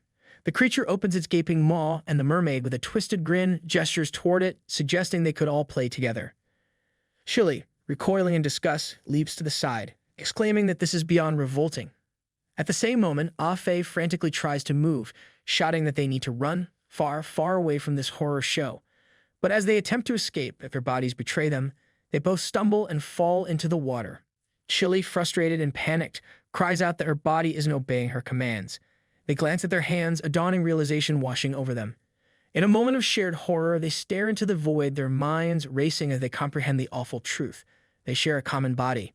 While Afi, still in shock, is trying to process the bizarre situation with their shared body, he accidentally places his hand on Chile's juicy mango and squeezes. Chile immediately grabs his hand, exclaiming in outrage and demanding to know where he's putting his hands. Afe panics, stumbling over his words as he apologizes profusely, but Chile, now thoroughly annoyed, yells at him to take his filthy hands off her. Because, as if the situation wasn't awkward enough, accidental groping just had to be added to the mix. Meanwhile, the water around them begins to swirl, pulling them toward the center of the lake. The mermaid, controlling the powerful current, smiles wickedly and urges them to hurry up, her tone almost playful. Afe, noticing the dangerous flow, warns Chile that they might get sucked in if they're not careful and insists they need to retreat. Chile, trying to take charge, attempts to stand and move to the right, but their disjointed coordination causes her to stumble and fall. Frustrated, she tells Afe they need to go to the right. Apologetic, Afe admits that he instinctively moves to the left, because of course, even in a crisis, they can't seem to agree on directions. Chile, exasperated, exclaims that there's no way they'll escape if they can't even figure out how to stand up properly. The mermaid, sensing her victory, extends one hand forward, pulling Afi and Chile closer and closer with the swirling water. Afi, feeling the pressure, nervously points out that the monster is rapidly closing in. Chile, equally worried, stresses that they need to find a way out, and fast. Suddenly, an idea sparks in Afi's mind. He quickly shares it with Chile, who asks what he has in mind. He tells her not to move, insisting that he'll take the initiative from his side. After giving her a quick signal, Afe extends his hand downward and releases a powerful stream of flame, propelling them into the air like a rocket. Because when all else fails, firepower becomes literal. The mermaid, clearly terrified by the flames, stretches out her hand toward them, shouting in panic that she hates fire and demanding that they put it out immediately. Desperate, she sends streams of water in their direction, trying to douse the flames. Ah-Fei, now in full pilot mode, deftly maneuvers them to avoid the watery attacks, all while keeping them airborne. Chile, growing increasingly anxious, warns Ah-Fei that they're going to get hit if they keep this up. She urges him to dodge, but before he can react, she suddenly ignites a flame just like his and extends her hand to the side. Instantly, they veer off course, spinning through the air and tumbling away from the mermaid, because nothing says teamwork like a bit of unplanned aerobatics. Once they regain some stability, Ah-Fei, a bit flustered, reminds Chile that he told her not to move. He had things under control. Chile, not missing a beat, retorts that he was way too slow, and the monster nearly got them. Ah-Fei, feeling defensive, explains that it's incredibly difficult to maintain balance when he's only controlling half of his body, as if sharing a body wasn't hard enough and now they have to argue about who's steering. Chile, frustrated, calls him a fool, to which Ah-Fei indignantly protests, since when is trying not to crash into a giant monster foolish. But before he can say more, Chile sharply ascends, telling him not to move this time.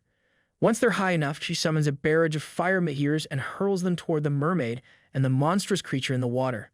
The meteors rain down, several striking the water and hitting the monsters directly, causing them both to scream in pain. The mermaid, wincing in pain, exclaims that the heat is unbearable.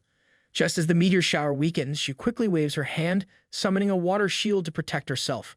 With a scowl, she extends her hand toward Ah-Fei and Chile, her voice dripping with irritation as she threatens them. She declares that they should listen to her.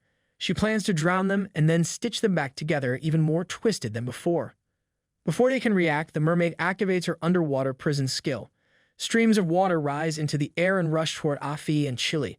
Despite their desperate attempts to coordinate their movements, it's too late. The watery tendrils reach them and form a bubble, trapping them inside.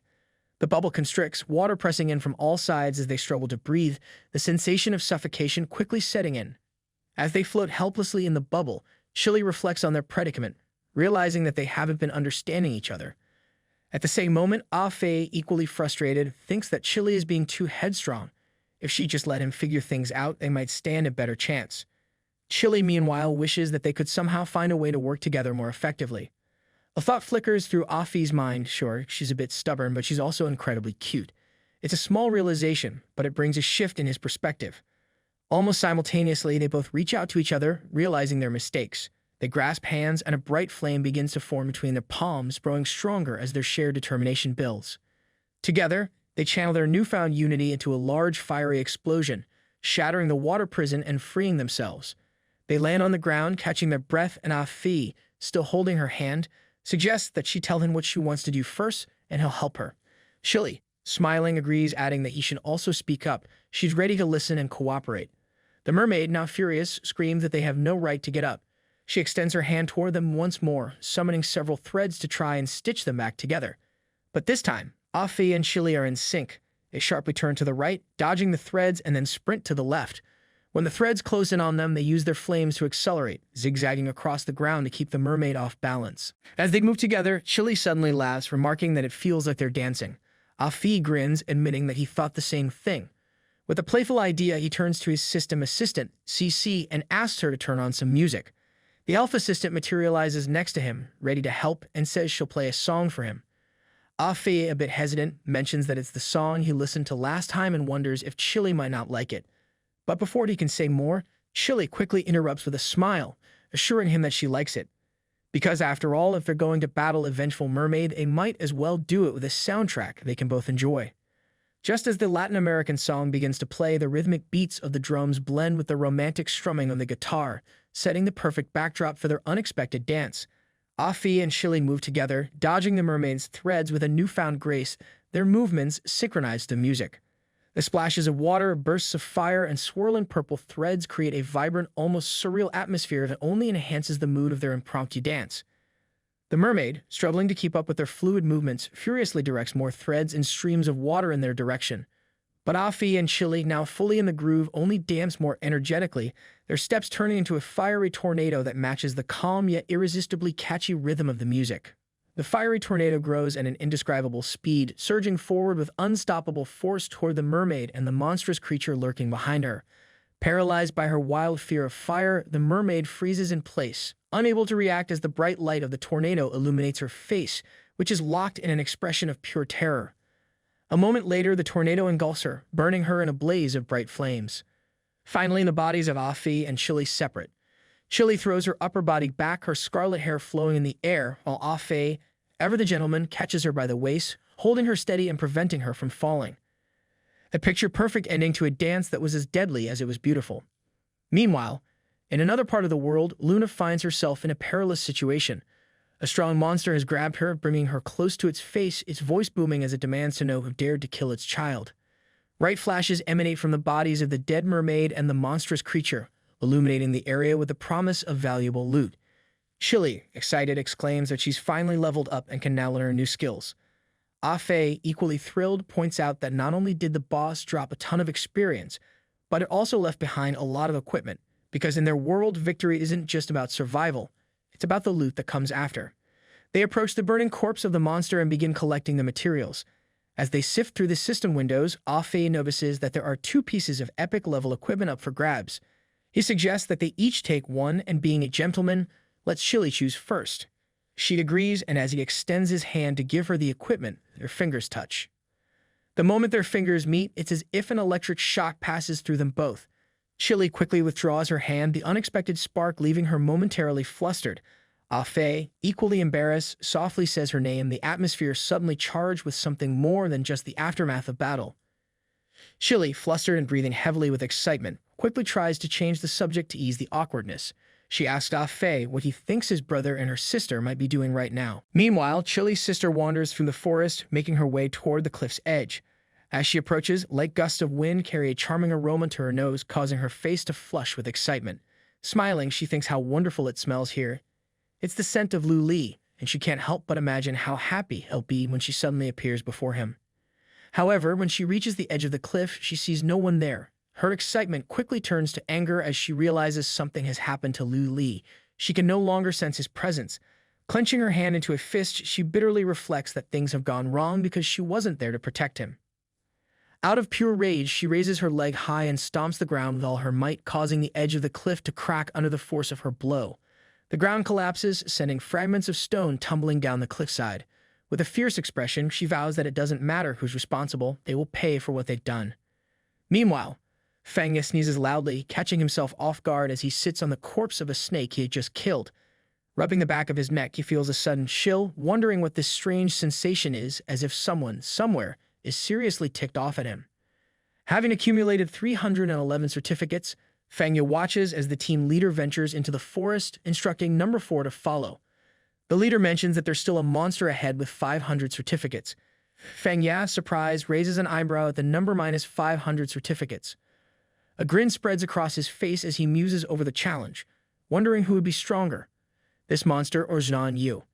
His encounter with Zhang Yu has left him with an itch for a real fight, and nothing seems to scratch that itch quite like the thought of another high-stakes battle. Reflecting on his recent battles, Fangya admits to himself that it's all because of Zhang Yu. His fighting spirit refuses to be quenched after their clash. Meanwhile, far from the action, Lu Li has fallen into the water and is now drifting slowly with the current, reduced to the form of a skeleton. Just as he floats along, frogs and other aquatic creatures with 20 certificates swim around him, seemingly indifferent to his presence. Lu Li sighs heavily, lamenting that he still can't move.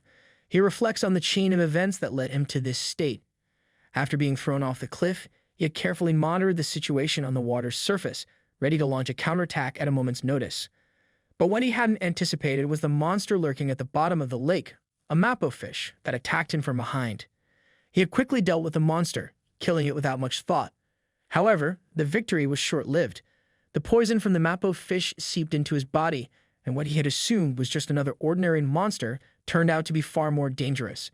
Within a minute, his entire body began to go numb, paralyzing him completely. He couldn't even move a finger. As the numbness took over, other monsters were drawn to the blood in the water. In a last-ditch effort to survive, Lu Li managed to transform into a skeleton, a desperate measure to avoid further damage.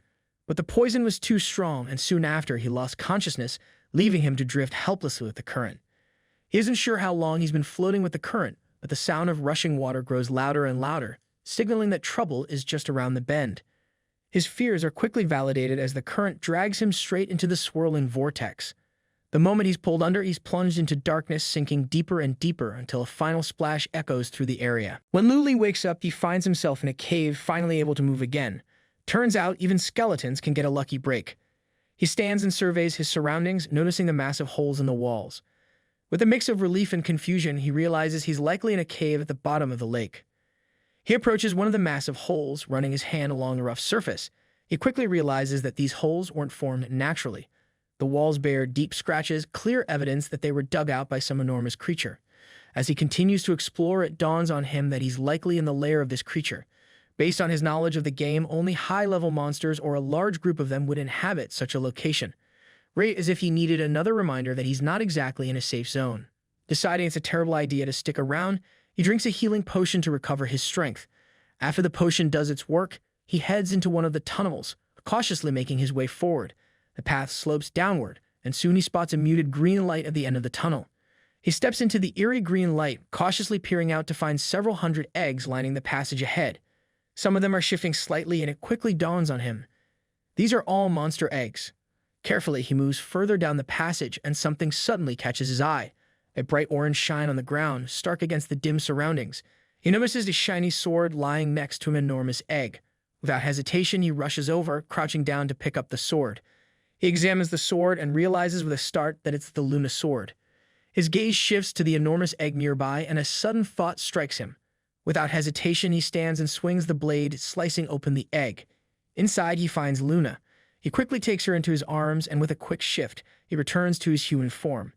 Then, desperately, he begins to call her name, urging her to wake up. Luna slowly wakes from her sleep. She blinks her eyes open and, seeing Zhang Yu, starts to relax, until sudden alarm floods her face. She quickly warns him about a danger from above. Just as her warning escapes her lips, a massive red-eyed monster, the same one that had grabbed her earlier, crawls into the cave through a hole in the ceiling. Because nothing says rude awakening like a giant monster crashing the rescue party. The monster leaps down from the ceiling, its massive hand clenched into a fist ready to strike. But Luli, reacting swiftly, raises his blade just in time to block the powerful blow. The monster continues to press down on Luli with relentless force, making him feel as if he's being crushed by a truck. Luna, worried, pleads with him to leave her behind. But before he can respond, a monster decides to go on the offensive again. It raises both of its massive fists and slams them down, aiming to crush Luli into the ground. Reacting quickly, Luli channels all of his strength and counters with an explosive blow, managing to repel the attack just in time. The impact causes an explosion, sending dust flying into the air. Luna quickly jumps back to avoid the debris. As the dust begins to settle, Luli tosses Luna her sword, which she catches with practiced ease. She thanks him, but there's a weariness in her voice.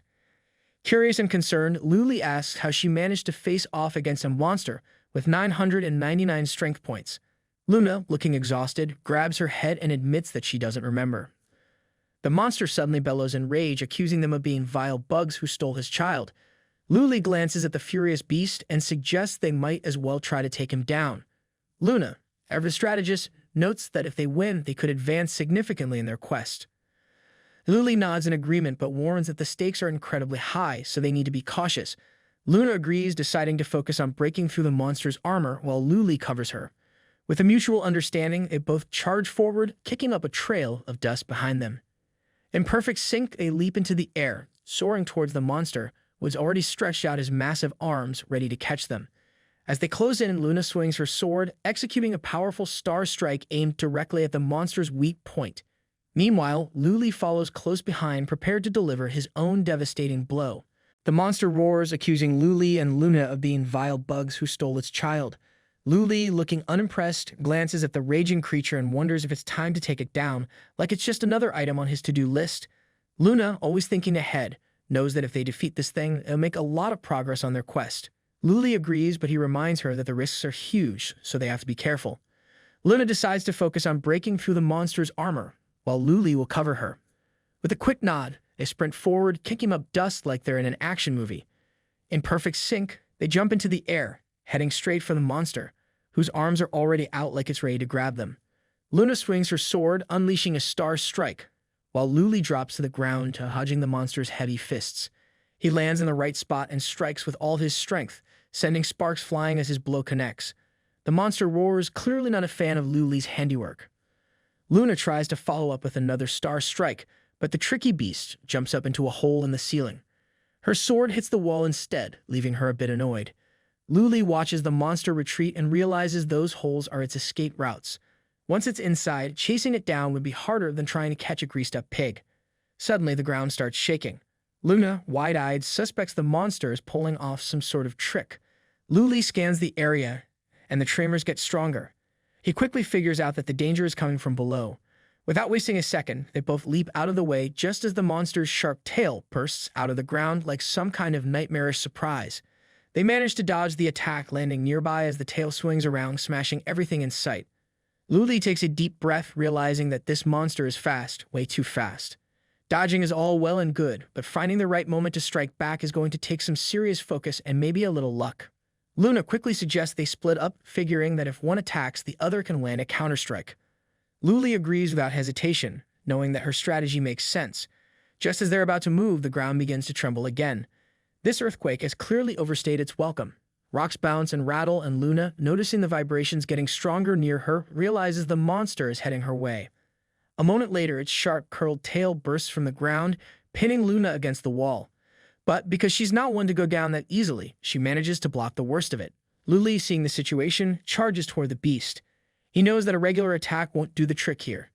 Calculating every move, the speed, timing, even the delay between swings, he strikes at just the right moment. With a sharp slice, he severs the tail at its base, green blood spraying everywhere like a particularly messy watermelon. The monster retreats deeper into its hole, letting out pain screams that echo through the cavern, while Luna, now free, lands safely on the ground. The monster isn't done yet. Crawling back out of the hole, it lets out an ear-splitting scream, its eyes glowing red with rage. Luli braces himself and warns Luna to stay on guard, but the monster suddenly unleashes a burst of power so intense it causes the earth to crack beneath their feet. Chunks of solid ground fly into the air. Luli slices through one with his blade like it's nothing, but Luna isn't so lucky. A flying rock smacks her right on the head, sending her tumbling down. Luli catches her just in time and checks if she's okay. He knows that one wrong move against this monster could be their last. Luli instructs Luna to regain her strength while he takes over, facing the beast head-on. The monster readies itself for another attack, and Luna steps aside to drink a healing potion. Just as the monster's fists crash into the ground, Luli swings his blades, but the monster isn't going down easily. It slams its hands down again, opening up a new crack that forces both Luli and Luna to retreat. The monster roars in fury, a green aura swirling around it as the ground begins to crack once more. Without missing a beat, Luli and Luna leap into action, jumping into the air and rushing toward their target. The moment they land their strikes, an explosion rocks the cavern, sending sparks of every color flying through the dust and smoke. This battle seems endless, and before they know it, 2 hours have passed. Exhausted, Luli and Luna stand on shaky ground, catching their breath. Luna, barely able to believe it, wonders aloud why the monster is still alive, especially with all the bleeding it's doing. Luli, panting, suggests they wait and see what happens next. He looks up at the creature, noting that several of its arms are missing and the rest of its massive form is trembling. He can tell the monster is at its limit, though it sure took its sweet time getting there. The monster, as if to rub salt in the wound, taunts them about limits, calling Luli an arrogant cockroach. It casually reaches out with its left hand, plucking a nearby egg from the wall like it's picking a snack. Without a second thought, it pops the egg into its mouth, chomping down. Luna's eyes widen and she can't help but wonder out loud. Did this thing just eat its own egg? Luli's nerves kick into overdrive, immediately realizing that this is a disaster in the making. Sure enough, after munching on the egg, the monster's tail, arms, and every single wound on its body magically heal. It's back to full strength, as if the last 2 hours of battle never happened. Luna is taken aback, asking if it's really recovered completely. The monster's eyes glow an ominous red as it confirms with a smirk that this is just the start of their nightmare. Because of course things weren't bad enough already. Leaning forward with a sinister grin, the monster unleashes its demon cage skill. An energy wave swirling with green and purple bursts out toward them, a visual mix that would be beautiful if it wasn't also trying to kill them. Luli, nervous but quick thinking, reaches out a hand to Luna, telling her to brace herself and keep her eyes open. Clearly, there's no blinking in the face of despair. In an instant, Luli finds himself plunged deep into the recesses of his mind. Outside a small coffee shop, people walk by, their voices a gentle hum in the background. Inside, the clatter of cups and the smell of fresh coffee fill the air as a girl brings a steaming cup to the table. The pessimistic Lu Li, dressed sharply in a button-down shirt, thanks her and takes the cup, though his weary expression betrays him. Sitting next to him is the optimistic Lu Li, looking more relaxed.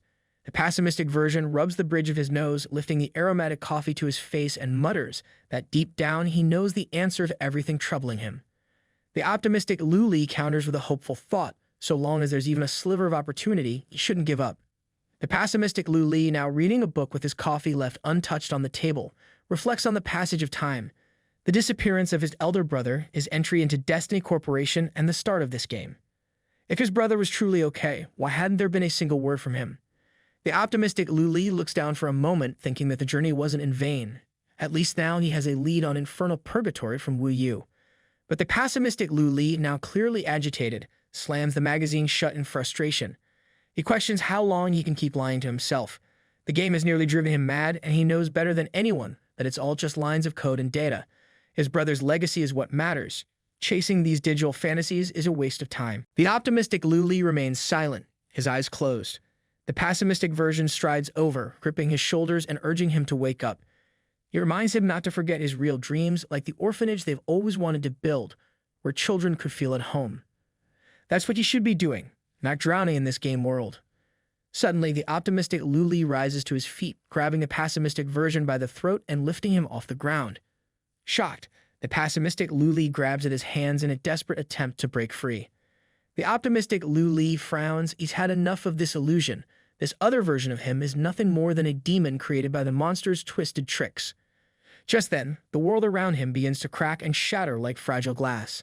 The pessimistic Lu Li, with a smirk, asks whether Lu Li is truly sure. Maybe this illusion is the reality he's afraid to face. The cracks deepen, and the world crumbles into pieces. The real Lu Li, standing firm, asks himself the real question. How can he protect more people if he can't even protect those closest to him? He reflects on the dream he's held onto for so long, a vision of an orphanage, not just any orphanage, but one that would be run by 3 people, himself and his 2 brothers. It was meant to be a place where they'd all come together, creating a home for those without one. Just then, Lu Li snaps awake, his eyes shooting open.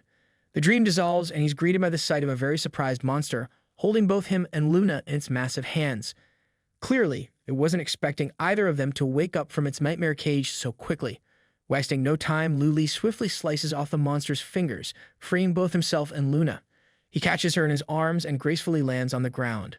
The monster, screaming in pain, can't believe its eyes. How did this human break free from its cage of nightmares so fast? It howls, but Lu Li knows the answer. It's not just about breaking free. It's about having something real to fight for. Lu Li carefully places Luna on the ground and hands her a level 30 illusion-breaking potion. The moment the potion touches her lips, she jolts awake, eyes brimming with tears, as if she just called out for her mother in her sleep.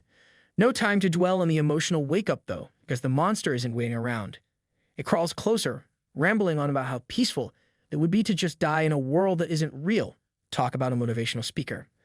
Lu Li and Luna spin around, glaring at the beast with a shared look that screams, "Not today." Without missing a beat, they both charge at it, forcing the monster to retreat. Luna, with a fierce determination, dashes forward, her sword lighting up the air with blue sparks. Right beside her, Lu Li charges with his blade, leaving behind streaks of black and red. They leap into the air together, raining down attacks on the monster, who hastily covers his head like it's getting pelted with hailstones. The monster, in disbelief, wonders why they're fighting harder now than they were before escaping the nightmare cage. Clearly, underestimating this duo was a mistake. Realizing it's time to back off, the monster starts sliding along the ground, trying to put some distance between itself and the 2 furious warriors. But Lu Li and Luna aren't letting him off the hook that easily. The monster stretches out a hand toward the wall, thinking it can grab another egg for a quick snack. But Luna, eyes narrowing, has none of it. She swings her sword with the full moon technique, slicing through the egg and the monster's fingers, like it's slicing through butter. The monster's nerves skyrocket, and for the first time it seems genuinely worried. Cursing his luck, a monster contemplates retreating. But before it can even finish the thought, Lu Li appears behind him like a shadow, ready to end things. The monster doesn't even get a chance to react. With a swift jump and a sharp swing of his blade, Lu Li slices off the monster's head. Bright green blood sprays everywhere, and the monster's body crumples to the ground, creating a growing pool of goo beneath it. A satisfying chime sounds as Lu Li receives 999 points for his efforts. He and Luna, both still catching their breath, clap their hands in victory. Luna remarks that the beast is finally defeated. Luli, feeling a little guilty, apologizes for having all the points. They were supposed to land the final blow together. But Luna just shrugs it off with a smirk, saying that if the monster had gotten away, they wouldn't have earned anything at all.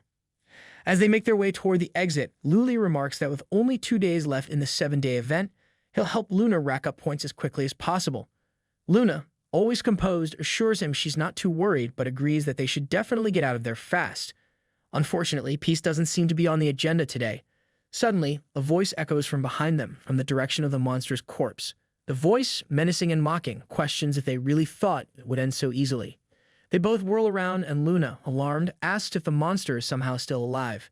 Luli, feeling a sudden surge of nerves, insists that can't be possible. After all, his points were already transferred. Yet the voice is unmistakable. Weapons drawn, Luli confirms that the sound is indeed coming from the monster's remains. Luna's sharp eyes catch something strange. She points out that something is trying to break through the monster's stomach. Sure enough, its bloated belly starts to shift, a series of unsettling rustles and knocks coming from inside, like some sort of twisted piñata. Then, with a grotesque rip, a hand bursts through the flesh. A new creature emerges, more human-like in appearance, but just as terrifying, complete with several pairs of arms. This fresh horror climbs out of the monster's body, laughing with dark glee, asking who had the audacity to kill its former host. Finally free, the new monster's joy quickly evaporates when it notices Luli and Luna standing in front of him. His grin fades as he demands to know if they were the ones responsible. Before Luna can even respond, the creature is already upon her, moving with terrifying speed. It strikes her with a powerful kick, sending her flying backward, crashing into the wall with enough force to raise a cloud of dust. The roar from the impact echoes through the cavern. Without wasting a second, Luli rushes in, blade flashing in his hand. He strikes, but the monster casually blocks the blow with one of its many arms. Bright sparks fly from the impact, but Luli can't catch a break. The monster opens its mouth unnaturally wide, revealing a clot of green blood that quickly forms. Before Luli can react, the creature spits it out with lightning speed. The toxic projectile slams into him, pinning him hard against the wall, the acidic blood burning as it holds him in place. Things have clearly gone from bad to worse again. Luli crashes hard against the wall, green blood oozing over his body like some toxic slime. The monster, now boasting a terrifying 1998 points, folds one pair of arms across its chest, while stretching the others upward, like it's taking part in some bizarre victory pose. It sarcastically asks why they greet him so poorly. They are too bad, and if they killed the other monster, then it totally deserved to die. Debris and dust rain down from the ceiling, but the monster doesn't get the dramatic reaction it seems to crave. Growing impatient, it clears its ear with a finger, sarcastically wondering how long Luli and Luna plan on playing dead.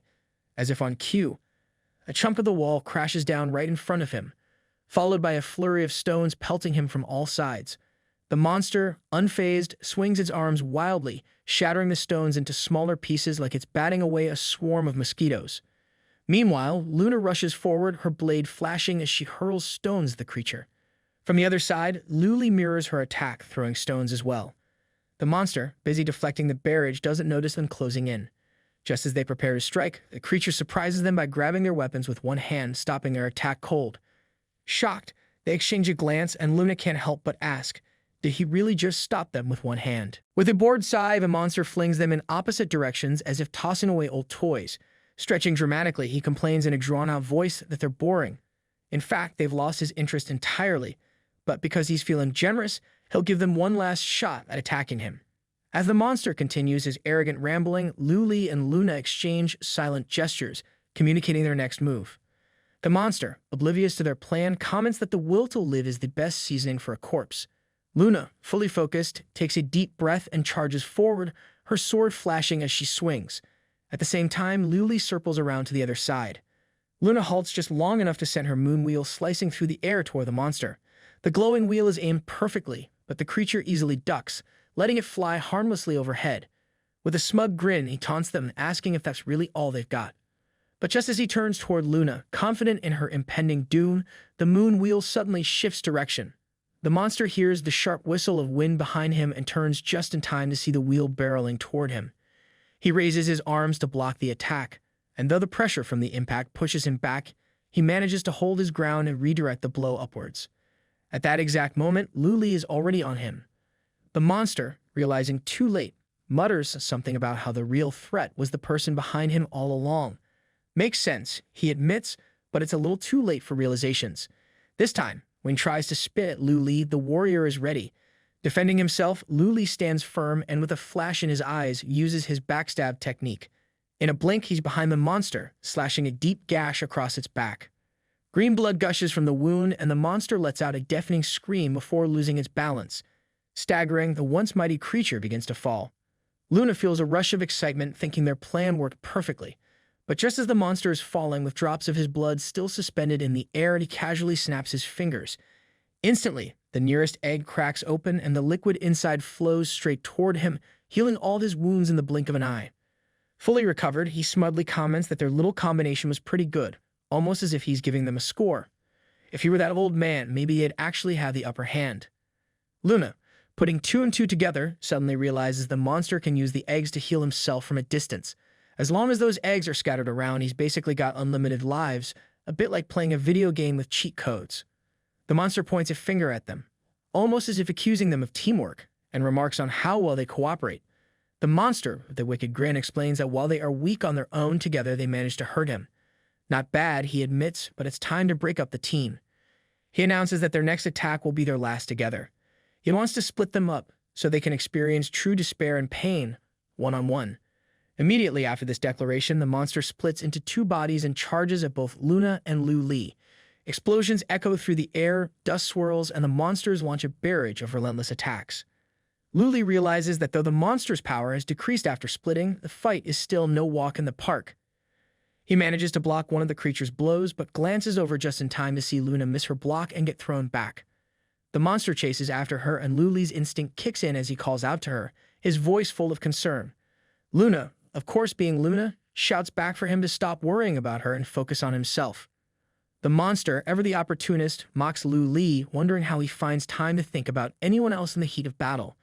With a sharp swing, the monster lands a heavy blow that sends Lu Li flying backward. Just as Lu Li hits the ground, a strange grin forms on his face. The monster, momentarily stunned, wonders if it's his imagination or is Lu Li actually laughing after getting thrown across the battlefield. Lu Li seizes the moment to activate his hunting scourge blade, causing all the surrounding eggs to shatter in an instant. Without missing a beat, he continues launching rapid combo attacks on the remaining eggs, breaking as many as possible. Meanwhile, the monster stands there, watching the chaos with a smug smile, casually remarking that he still has plenty of eggs left. He seems confident, telling Lu Li that his efforts are pointless, suggesting he should just give up and become a snack. But as the monster observes more closely, a look of confusion crosses his face. With each blow, Lu Li's powers are constantly increasing. Something is definitely off. The more Lu Li smashes those eggs, his destructive abilities become more lethal. The monster, now in a full-blown panic, lunges at Lu Li, who's so focused on smashing every egg in sight. The monster spits venomously at Lu Li and swings his hand in a wild attempt to stop the onslaught, but Lu Li is prepared. He blocks the blow. Suddenly, a dome of energy begins to form around them, growing in size with alarming speed, and just as the tension hits its peak, a massive explosion erupts, cracking the ground beneath their feet and sending clouds of dust and ash swirling into the air. The monster, clearly shaken, admits that he didn't expect Lu Li to have such a powerful ace hidden up his sleeve. Lu Li, not wasting a second, glares at the monster, frowning in frustration. He wonders how this creature is still alive. He quickly downs a skill recovery potion, knowing he has to finish this before the monster can fully recover. Without hesitation, he prepares to use the hunting scourge blade again, but the monster, now catching on to his plan, warns him not to even think about it. Bright green sparks crackle around the monster, and then with a sudden snap, he opens his eyes and activates his skill. Almost immediately, the eggs around them begin to crack. Just then, a monster reaches out from an egg and grabs Lu Li's sword mid-swing, and before Lu Li can fully process what's happening, more eggs shatter and a horde of monsters starts pouring out. They crawl across the walls, hang from the ceiling. Suddenly, it feels like the entire room is alive with writhing creatures, all surging toward Lu Li from every direction. The monster, enjoying the chaos, looks down at Lu Li with a twisted grin, remarking how close he came to killing him. It's such a pity, he muses, that Lu Li no longer has a chance. With hordes of monsters surrounding him, Lu Li fights desperately, swinging his sword in all directions as he tries to fend off the attacks. He briefly locks eyes with the main monster, who is busy laughing and healing his wounds as though it's all just a game. The monster casually mentions that this skill of Luli is not bad, but if he interrupts them at just the right time, they don't do much damage. With that, the monster settles in, ready to enjoy what he calls a spectacle, as Luli fights his way through 1,000 enemies. But Luli isn't one to give up. Surrounded by enemies, he swings his sword again and again, cutting down monsters with every blow, refusing to let the overwhelming odds crush him. If this is the terrible dance the monster wanted, that Luli is more than ready to perform it, only he plans to be the last one standing. Meanwhile, Luna is locked in battle with other clone of monster in the depths of the cave. They soar over the water, exchanging a flurry of blows. Luna deflects several of his strikes with impressive speed. The clone isn't letting up. The cave echoes with the clash of their weapons and the splashes of water beneath them. At one point, Luna missteps, leaving herself open. The clone delivers a crushing punch to her stomach, sending her flying backward. She crashes into the wall with a painful roar, the impact so hard that it forces blood to her throat, making her cough violently. Staggering down from the wall, she drops to one knee, momentarily winded. The monster clone, standing on the opposite shore of the lake, looks at her with clear disappointment. He remarks how utterly boring this fight has become. He separated her from Luli, and yet she doesn't even seem capable of putting up a proper fight. Nothing is more frustrating to him than prey that can't fight back. Luna, despite her condition, isn't about to let his words slide.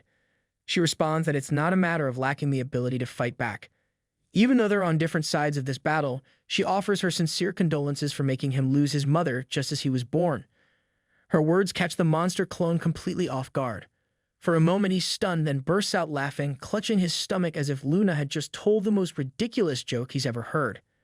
Through his laughter, the monster mockingly asks if Luna's tactic is to make him laugh to death with her comments. He could barely contain his amusement, questioning if she truly believes what she said. Luna, unfazed, repeats her sentiment, but this only makes the monster laugh harder. He wipes away fake tears, calling her a piece of trash for even pretending to feel guilty about fighting him or the old man. With a dramatic sigh, he decides that purely for the sake of her comedy, he'll make an exception and share a few survival tips. With a twisted grin, the monster explains that from the moment they hatch, his kind competes with their mother's body. The mother can eat her own eggs at any time to replenish her strength.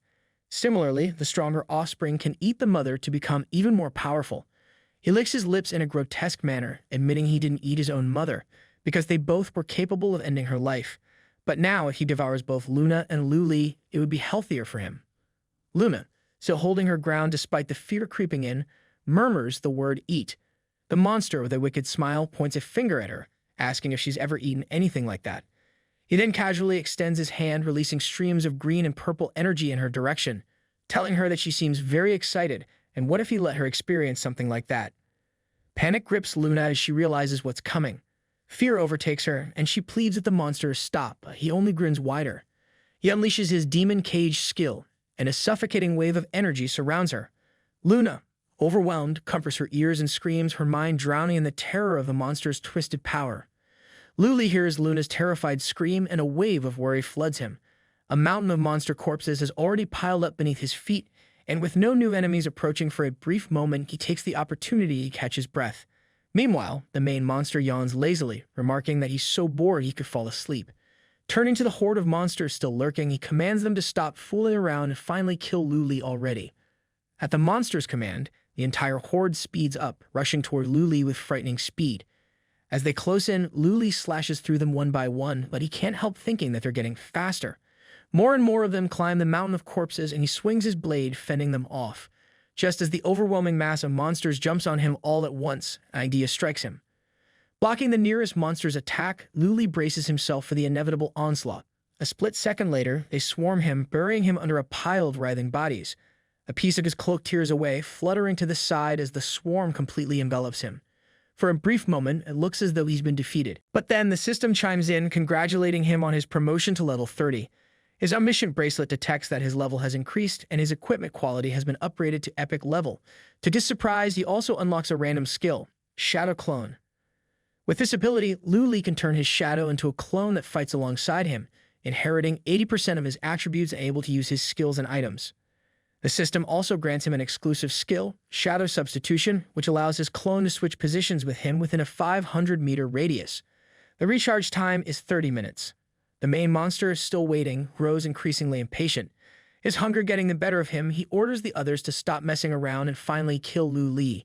Tired of waiting, He climbs atop the mountain of corpses and kicks away the lesser monsters, eager to inspect his supposed victory. The horde parts, kneeling as if they're about to present him with a prize, but instead of Lu Li, he's greeted by nothing more than a bloody cloak. The monster freezes in place, confusion spreading across his face as he asks, "Where's the man?" Furious, he grabs two of the nearest monsters by their necks and demands to know which one dared to steal his food. The monsters, now panicking, let out strange apologetic sounds, but the monster shows no mercy. He crushes the heads of the two he's holding and roars, asking if the rest are planning a rebellion against him. The remaining monsters, fearing his wrath, begin scrambling up the mountain of corpses toward their master, but something is off. One figure is moving in the opposite direction. Lu Li's shadow clone, blending perfectly into the shadows, begins slicing through the horde with deadly precision. As the clone advances, Lu Li uses the hunting scourge blade, wiping out waves of monsters with red flashes of his blade cutting through the darkness. The main monster watches in disbelief, exclaiming in horror that Lu Li isn't dead after all. Panic starts to creep in as the monster realizes his position has gone from dominance to desperation. He orders the remaining monsters to kill Lu Li immediately, now nervous and unsure if he can even withstand the relentless attacks himself. But it's too late. Lu Li, swinging his blade with deadly focus, unleashes blow after blow, filling the cave with flashes of red as he cuts down his enemies.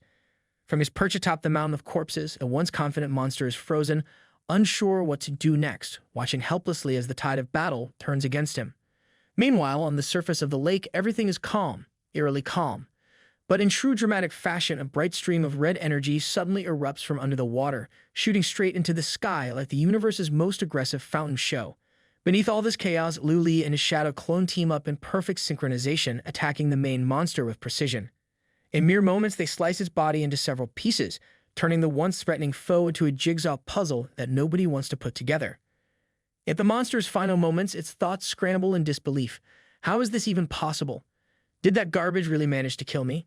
It tries to rationalize the situation, convincing itself that this was all just a fluke, pure dumb luck on Lu Li's part. Everything's fine, it tells itself, clinging to the idea that it had used the cloning technique. As long as there's a clone, the monster can split and regenerate, so they'll never truly kill him. Or so it thinks. At that exact moment, however, the clone, his safety net, crashes to its knees in defeat. Two of its pairs of hands are sliced off, leaving only the remaining ones, which it folds in prayer like a monster suddenly attending a very desperate church service. In a final, groveling plea, the clone begs Luna for forgiveness. It apologizes for its arrogance and ignorance, bowing its head so hard that its forehead slams into the ground. It promises her eternal loyalty, swearing to serve her as a faithful slave for life. Luna, hovering gracefully in the air, glances at her hand casually, noting that this isn't so bad. The groveling clone calls her a goddess, showering her with thanks for her supposed mercy. It promises that following her will be the greatest honor of its life, and it will spend every waking moment proving it. But Luna isn't even talking to him. She's in a world of her own, one side of her body painted black, the other white, with one of her eyes glowing brightly like a star. The dark side of Luna, with a cold and unimpressed look, glances down at the groveling monster. Annoyed, she remarks that he's being far too noisy and wonders aloud who even gave him permission to speak. Realizing that his plea for mercy has fallen on deaf ears, or, more accurately, dark and dangerous ears, the monster's eyes widen in fear. His bravado crumbles completely, and he starts to cry softly, begging her in a shaky voice not to do this. But Luna's decision is final. A black crescent moon suddenly forms under the cave ceiling, glowing ominously. Without a second thought, she swings her blade sharply. The arc of her strike is precise and swift, slicing cleanly through the upper part of the monster's body. Green blood bursts from the wound, spraying in all directions as the monster's remains slump to the ground. The system chimes in with a notification. The certificate collection event has been completed.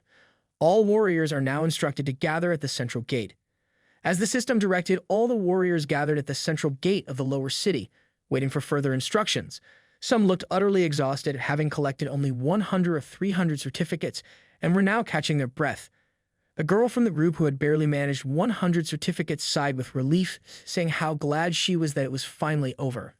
Her friend, equally worn out, agreed, muttering that the whole event had been way too difficult. Nearby, another player, proudly holding 200 certificates, patted his friend on the back, boasting that he'd actually racked up over 350 points and was confident he'd make it into the top 100. His friend, slightly embarrassed by the boasting, whispered for him to quiet down, calling it a modest result. But the grin on the player's face suggested he didn't quite share that modesty. Meanwhile, not far from the gate, Afi, Chile, and her perverted older sister were seated at a table. The pervert sister, in true dramatic fashion, slammed her palm onto the table with such force that the surface immediately cracked, making the others flinch. Her eyes narrowed as she declared that something wasn't right. Both Afi and Chile exchanged confused glances, startled by the sudden outburst. The perverted sister pointed accusingly at them, saying the problem was with the two of them, though the exact problem remained a mystery. Chile, trying to calm the situation, stood up from her tree stump seat and said she would go gather information about Afi's older brother, sensing it was the best way to distract her unpredictable sister. Afi nodded, appreciating the effort to smooth things over. As Chile prepared to leave, the pervert sister, undeterred, turned her attention to Afi. She pressed him for details about his brother, asking if he knew who had harmed him. Hearing this, Afi becomes visibly nervous, his voice shaking as he asks whether his brother was harmed. The perverted woman sighs, a dramatic flare in her tone, and admits that it was all her fault. She failed to protect him properly. His brother, she explains, was ambushed and poisoned while searching for her. Afi, refusing to believe it, immediately denies the possibility, insisting that no one could defeat his brother. Chile, observing the situation, shoots him a knowing look. She quietly mentions that her sister's intuition, weirdly enough, tends to be spot on. The perverted sister, never missing a chance to turn up the theatrics, places her hands heavily on Afi's shoulders. She smiles and tells him that he's right. Any man she chooses must truly be exceptional. The weight of her hands cracks Afi's poor shoulders, and he winces in pain, silently begging his brother to come rescue him from this awkward embrace. As if on cue, a cough interrupts the scene. Luli approaches from behind, carrying Luna on his back, and calls Afi's name, slightly confused by the situation. Afi turns around immediately, his face lighting up with joy as he calls out to Luli. Meanwhile, Chile's elder sister, always eager to add her own twist, joyfully calls Luli her husband. Chile, beyond exhausted by her sister's antics, covers her face with her hand and mutters that they are not nearly that close. Luna, peeking over Luli's shoulder, asks to be put down, assuring him that she's fine now. Luli agrees but warns her not to push herself too hard. As soon as Chile's older sister spots Luna on Luli's back, her mood sours instantly. Her expression shifts from joyful to downright furious, and without missing a beat, she storms toward him, clearly displeased, her voice sharp as she calls out to them. Chile, already accustomed to damage control, quickly runs after her sister, pleading for her to calm down and not get so worked up. Afi also rushes to intervene, suggesting that they should probably talk things over more calmly. Luna, standing behind Luli, coughs softly to break the tension, clearly sensing the awkwardness that's about to unfold. Chile's perverted sister strides right up to Luli, bends down to lock eyes with him, and announces in a very serious tone that he should remember her name. Huojiao, which she adds means suckwon pepper, because apparently even names need a spicy backstory. She then shyly looks away, flashing a coy smile, and proclaims herself as his future wife, his one and only true destiny. Luli, caught completely off guard, instinctively pulls back, unsure of how to respond to such boldness. Luna, meanwhile, covers her mouth in shock, trying her best not to burst out laughing. Chile, standing off to the side, lets out a long, exasperated sigh. This was all way too familiar for her. Before the situation could get any weirder, a scream with flickering interference appears above the central gate, and the minister's voice booms over the crowd, bringing everyone back to the task at hand. He greets the warriors, congratulating them for passing the competition to collect warrior certificates. As he announces the top 100 finalists, everyone's attention shifts to the rankings. In first place is a player named Daybreak Shu Guang with an impressive 4,999 points. In second is Daybreak Ladao with 3,841 points. Third place goes to none other than Zhang Yu, Luli himself with 3,418 points. Luna, still standing beside him, raises an eyebrow, impressed but not surprised. The list continues. Daybreak Feng Ye in fourth with 3,288 points. Daybreak Du Jian in fifth with 2,989 points, and Daybreak Dian in sixth with 2,623 points. Then comes seventh place, Huojiao with 2,467 points, much to her delight, no doubt.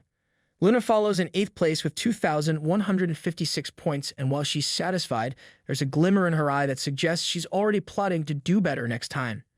As the rankings settle in, the mood shifts from awkward to celebratory. At least for most, except maybe for Luli, who's still trying to process being declared someone's true destiny by a woman named after a pepper. After glancing at the ranking table, players are taken aback. One of them, eyes wide, expresses disbelief at the fact that first place has 5,000 points. The guy next to him, equally curious, wonders who on earth that could be. Another player points toward the leader of a nearby squad and mentions that the player in question is right there. The first player, nodding knowingly, isn't surprised at all. It's the Daybreak Guild after all. Curiosity piqued, the other guy asks about Daybreak Guild, clearly unfamiliar with the name. The more knowledgeable player looks at him as if he's just confessed to not knowing what bread is. He explains that Daybreak Guild is now the third highest rated union guild on the entire server. Their main members are all professional players from the Daybreak Club, a team that has already claimed several world championship titles in other games before even stepping into this one. With a glint in his eye, he suggests they go say hello. Maybe they could become friends with these legends. The player strokes his chin thoughtfully, finding it unsurprising that Daybreak members are so strong. But what baffles him is the mysterious Zhan Yu. He's in the top 3, and if it weren't for him, the entire top 5 would have been Daybreak Guild members. Meanwhile, Huojiao begins to bother Lu Li, admiring his wonderful name and throwing in a wild request for him to gift her the moon, because why not aim high? Lu Li, visibly uncomfortable, pulls back and politely apologizes, making it clear that love isn't on his current agenda. Off to the side, Afi and Chile are squatting down, whispering about something that seems incredibly important to them, though probably not to anyone else. Just as Lu Li tries to regain some personal space, he spots Feng Ye sitting on a stone, watching him with a steady and intense gaze.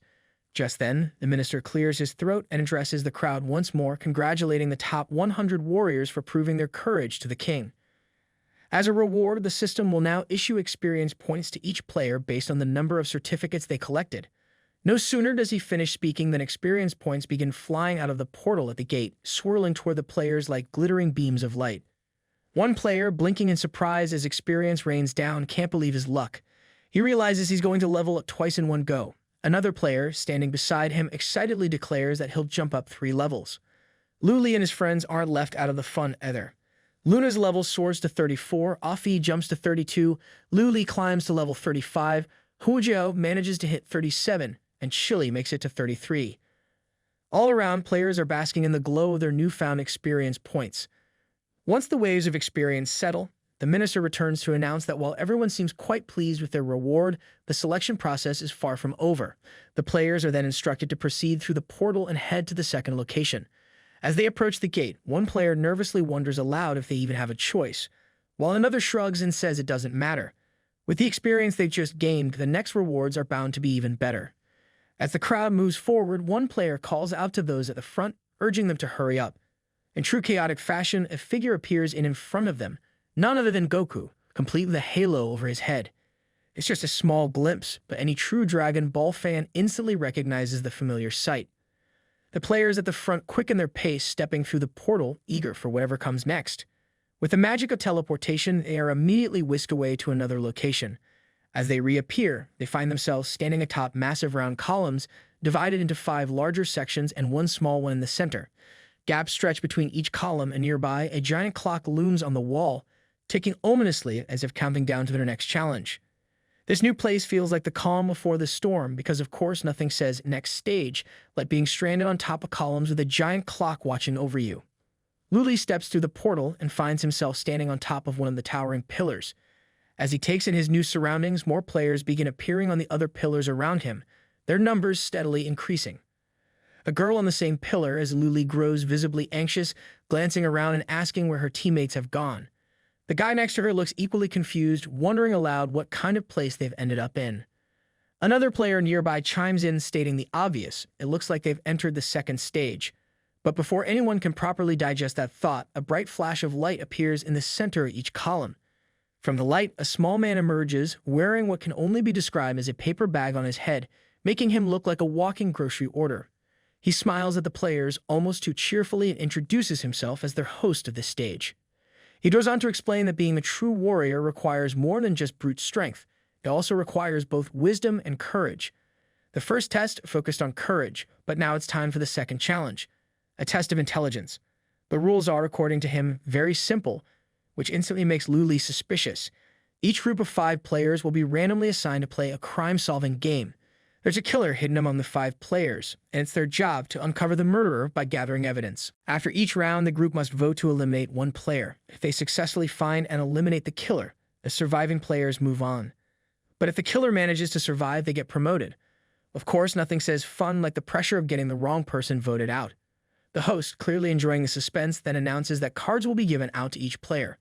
These cards contain the story and personality of the character they'll be playing, along with key clues to help solve the mystery.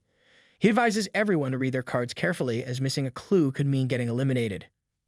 A card appears in Luli's hand, and he lowers his gaze to read it, his mind already spinning with the thought of a reasoning game. After all the players receive their cards, the presenter, now fully embracing his role as the game master, announces that time is short. With a theatrical flair, he declares that the second test has officially begun. To set the stage, he dives into the narrative background of the crime, the case of who killed Warrior X. Warrior X had passed a series of grueling tests and earned the right to face the evil dragon to rescue the princess. In honor of his heroism, the Kingdom of Tini organized a grand banquet to celebrate his success. But when the festivities ended, the warrior was found brutally stabbed to death at the garden fountain. A crime fit for a mystery novel. The investigation quickly narrowed down to 5 suspects, and the players would take on these roles. The foolish boy is Suspect A. He is a fellow comrade of Warrior X. The confused girl is Suspect B. She is the daughter of a minister. Suspect C is Luli himself, who plays the captain of the guard. Suspect D is the girl with glasses. She is the kingdom's leading scholar. Suspect E is a man with a staff, and he is playing the role of a priest. The host, still relishing the drama, points his finger at the group, challenging them to solve the murder. Who among them killed Warrior X, he asks. With a snap of his fingers, he declares that the game has officially begun. Luli, now fully immersed in his role as Suspect C, quickly realizes the gravity of this test. It's no longer just a matter of brute force, it's a battle of wits. The host, eager to kick things off, announces that they will start with Suspect A and move clockwise from there. He reassures the group that if the rules are unclear, he'll guide them through the process as any good game master would, because confusion is only fun for him, apparently. Turning to the first suspect, he instructs them to introduce themselves and explain their relationship with the victim. Suspect A, looking at his card for a moment, introduces himself as Warrior as his teammate. They were practically brothers, having grown up together. The host, naturally skeptical, asks how he plans to prove he's not the murderer. The guy lowers his card, points at himself, and confidently asks, "Does this cheerful, handsome face look like it could lie?" His attempt at charming the crowd gets a raised eyebrow from the host, who's clearly unimpressed. When asked who he suspects, the player hesitates, but then throws a casual glance at the priest, Suspect E, suggesting that someone with that look can't be up to any good. The host wraps up Suspect A's turn and moves on to Suspect B. Suspect B, a girl, greets everyone with a smile, introducing herself as the second daughter of a minister. She recounts how one day she was ambushed by goblins in the forest, and it was Warrior X who heroically saved her. The host, sticking to his interrogation script, asks how she intends to prove she's not the killer. Her face turns red as she admits that after that fateful day, she admired Warrior X. She coughs awkwardly, probably realizing this isn't the time to confess her crush, and adds that she's been in poor health, bedridden for most of the year. How could a fragile girl like her possibly kill Warrior X? The host, sensing the shift in tone, moves to the next crucial question. Who does she suspect? The girl, clearly trying to piece together the clues, pulls out her card and mentions that her father's spies reported something. She points her finger straight at Luli and reveals that the captain of the guard didn't get along with Warrior X. Before Warrior X's death, many people had witnessed the two arguing. In response to the accusation, Luli remains silent, his face unreadable, though it's clear he's carefully considering his words. The host, sensing the suspense, announces that Suspect B's turn is over and calls on Suspect C, Luli himself, to speak next. He instructs Luli to introduce himself and explain his relationship with the victim. Without missing a beat, Luli introduces himself as the captain of the royal guard, responsible for the safety of every resident in the kingdom. He adds that he had no personal relationship with Warrior X. The host, ever the investigator, presses on and asks how Luli will prove he's not the murderer. Luli calmly explains that the reason for their argument was simple. He had discovered that Warrior X wasn't the heroic figure he claimed to be. Instead, he was nothing more than a womanizer, chasing fame and fortune. According to Luli, someone like that wasn't worthy of rescuing the princess.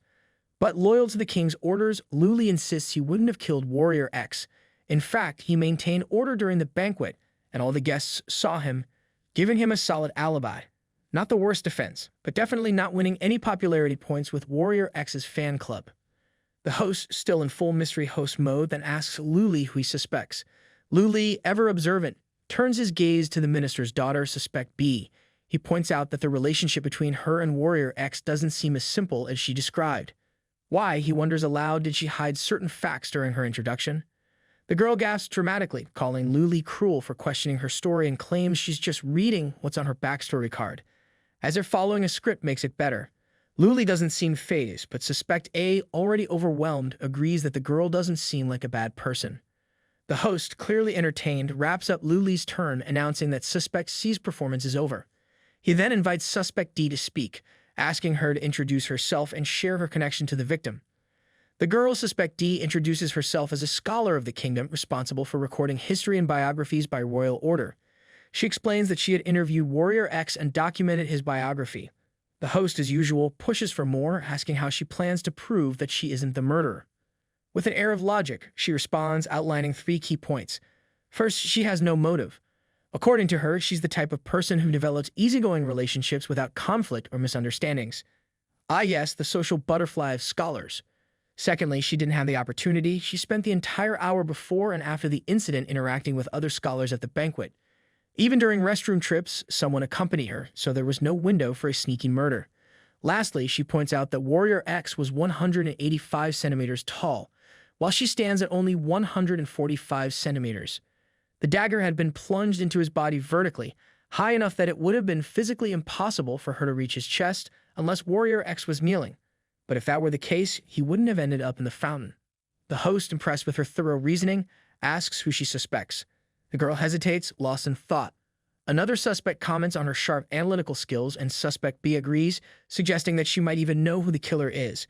However, Suspect D coolly adjusts her glasses and admits she doesn't know who the murderer is. Instead, she proposes eliminating the players who aren't contributing much. After all, in her eyes, even teammates who act like dead weight will only drive the rest of the group down. The host, clearly entertained by this no-nonsense approach, announces that Suspect D's turn is over and invites Suspect E, the priest, to speak next. The priest introduces himself as someone responsible for fortune-telling and sacrifices. When asked how he would prove his innocence, the priest recounts a rather mystical defense. He reveals that using his fortune-telling ball the day before, he had predicted the success or failure of Warrior X's mission to rescue the princess. Unfortunately, what he saw was an image of Warrior X stabbed to death in the palace. Upon seeing this, he rushed to the king to report the vision, and the king ordered him to pray for Warrior X and alter his fate. However, despite hurrying to the altar and performing the sacrifice, the warrior's fate was sealed before the blessing could take effect. Talk about bad timing. The host, curious, asks the priest who he suspects.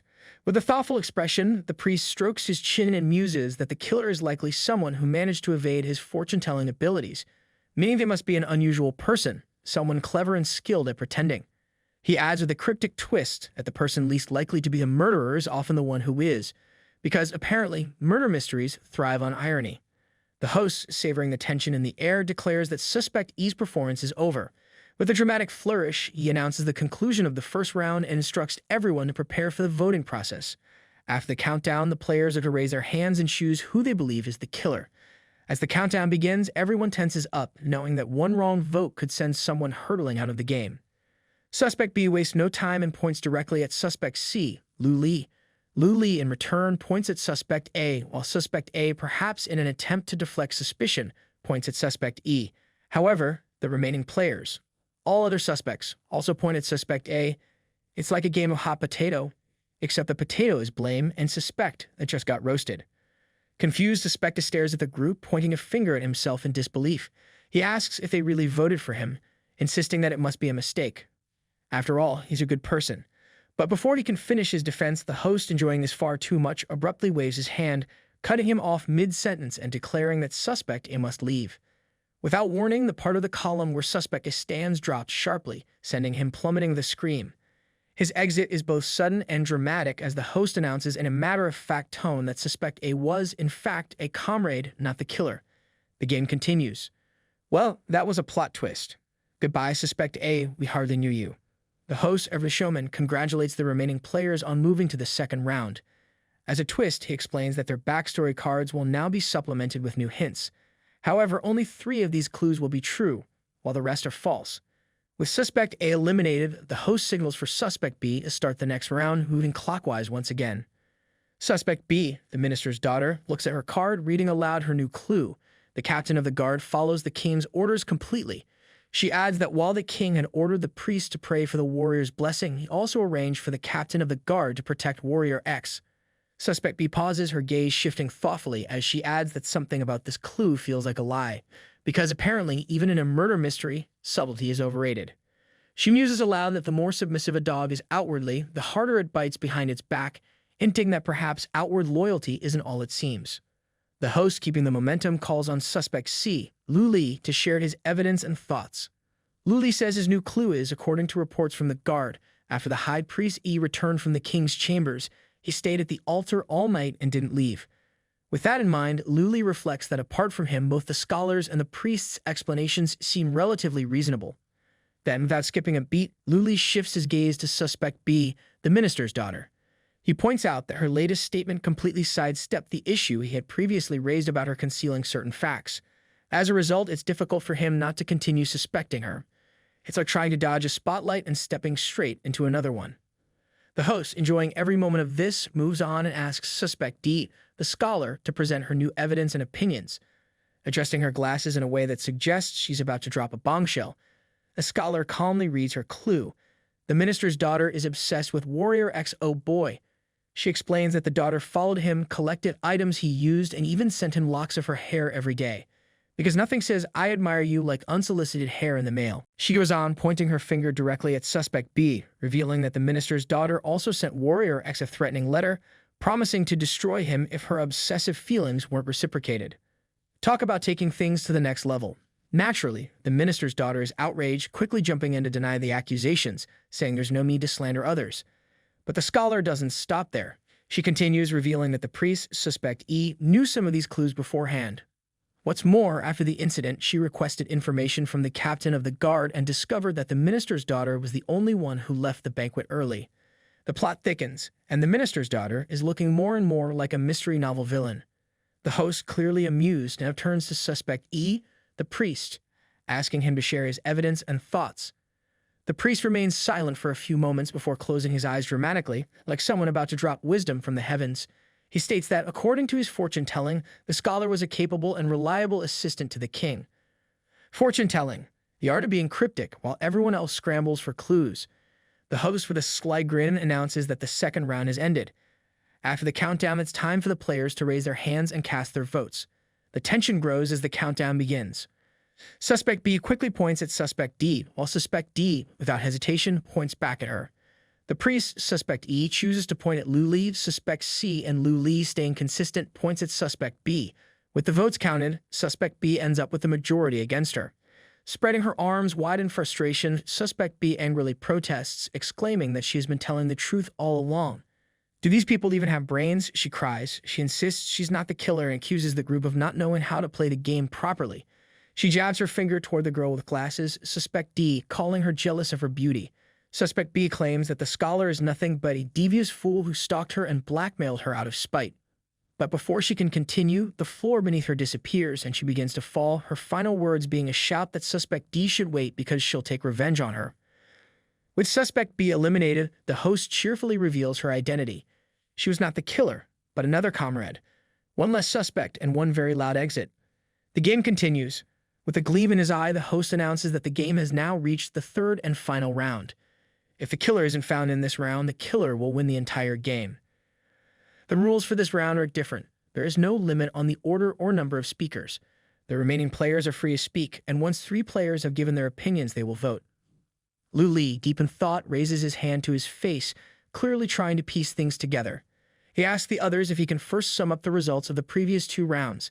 However, before he can dive in, the girl with glasses, Suspect D, closes her eyes and confidently raises one hand. She calmly tells Lu Li not to worry. Then, with a sudden flash in her eyes, she opens them and declares that the identity of the killer is now obvious. The remaining suspects turn toward the scholar, Suspect D, as she calmly announces her reasoning. According to the tips she had gathered, Suspect B was innocent. She admits that she deliberately planned to eliminate her in order to flush out the real killer. The remaining suspects grow increasingly wary as she adjusts her glasses, continuing her explanation with confidence. Her actions, she claims, were all part of her strategy to reveal the true murderer, the captain of the royal guard, Lu Li. Lu Li, taken aback, asks what evidence she has to support such a claim. The scholar, ever composed, replies that the evidence lies in her previous performances. She explains that the clues involving him were entirely of her own making. Her goal was to gauge his reaction and see if he would vote against her. In the end, however, he didn't. Before Luli can respond, she cuts him off, accusing him of targeting Suspect B simply because he didn't like her. She recalls the look in his eyes and insists that his gaze didn't reveal suspicion or curiosity, just avoidance. Her analysis is sharp as she concludes that his refusal to look at her when she was sending false signals is a dead giveaway. It's as if his subconscious wasn't focused on finding the killer, but rather on hiding and eliminating others. That's why, she says, he couldn't bring himself to meet her eyes. According to her, there can only be one explanation. Luli is the killer.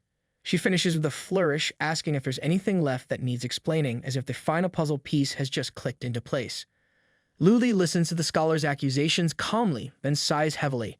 Without a hint of protest, he sits down on the floor, almost as if giving up, and tells the group they might as well accept her opinion as the truth. He adds that it's time to vote. They shouldn't waste any more time. The girl, Suspect D, is slightly surprised. Is he really not resisting? She wonders. The host, enjoying the suspense, turns to the priest, Suspect E, and asks if he has anything to add. The priest shakes his head, denying the need for further discussion. With that, the host declares that the final round of the performance is complete. The countdown begins, and when it's time to vote, Suspect C, Luli, and Suspect E both point at Suspect D. The result is clear. Suspect D receives the most votes. Luli grins slightly as the host announces that the game is over and declares that the killer has won. The girl, Suspect D, turns to the priest in indignation, asking what on earth he had done. The priest falls to the floor, realizing his mistake, while she spreads her arms in frustration, exclaiming that she couldn't have made things clearer. Why didn't he vote for Luli? Luli stands up and speaks calmly, explaining that the answer in a person's heart is stronger than any words spoken aloud. The girl, now confused, asks what he means by this answer in a person's heart. Luli continues, saying that from the moment she first spoke in the game, he knew that she would eventually expose him. But luckily for him, she decided to rely on a process of elimination, which meant suspects A and B were taken out first. That left the priest as his only real chance for survival. The priest looks up at Luli, nervously realizing the depth of the strategy. Luli explains that all of Priest's votes were actually based on the perspective that he shared in his speech in the first round, that is, the least obvious person is likely the most suspicious one. The girl in shock looks down, realizing that in the first round, the priest had voted for Suspect A, in the second round for Suspect C, and in the third round for her. And they all were least obvious persons in those rounds. In the final round, Luli had pretended to give up in response to her accusations, subtly guiding the priest to make his choice without ever having to force his hand. Devastated, the girl drops to her knees, admitting defeat. Just as she does, the column beneath her and the priest's feet sinks sharply, and the host, clapping his hands with delight, declares that the game is officially over. The losers are eliminated, and the killer, Luli, has won. With a flourish, the host praises the entire game as a brilliant display, calling Luli's counterattack truly exceptional. Luli casually tosses away his backstory card, which revealed his role as the murderer. The card detailed his secret mission, one that came directly from the king. His orders were simple yet brutal. First, he needed to eliminate Warrior X, the one falsely parading around as a hero. After that, his task was to take out Warrior X's comrade and then the minister's daughter, who had been in cahoots with the spy. Then he would move on to the disguised scholar, also an accomplice, and finally, the priest. Talk about a royal to-do list. As the game concludes, a screen appears above the playing field, and the minister congratulates all the warriors who passed the second selection test. He adds that the king has prepared a large amount of gold as a reward for those who made it through. With the promise of riches, the minister tells them to rest up because the final selection is approaching. Just as the minister finishes his speech, Luli's comrades, Afe, Luna, Chile, and of course his self-proclaimed wifey, Huanjiao, all leap onto his column from every direction, excitedly calling out his name. It's like he's become the center of an over-enthusiastic group hug. Luna, clearly relieved and impressed by the outcome, breathes a sigh of relief, saying it's a good thing that they've all advanced together. Despite the enthusiasm from his friends, Luli keeps his eyes closed, remaining silent, lost in his own thoughts.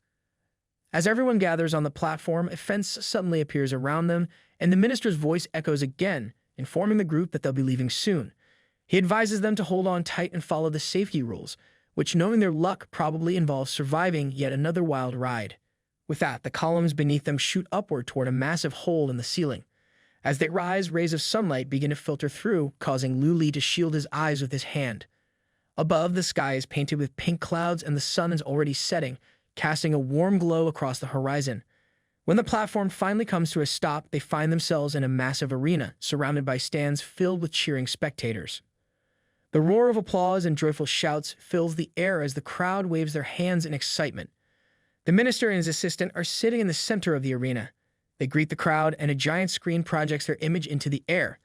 The minister then welcomes everyone to the final stage of the selection with all the seriousness of someone who loves their job a bit too much. He then directs the spectators to look up at the projection where King Tini, the supreme ruler of Tini, is about to give his grand speech.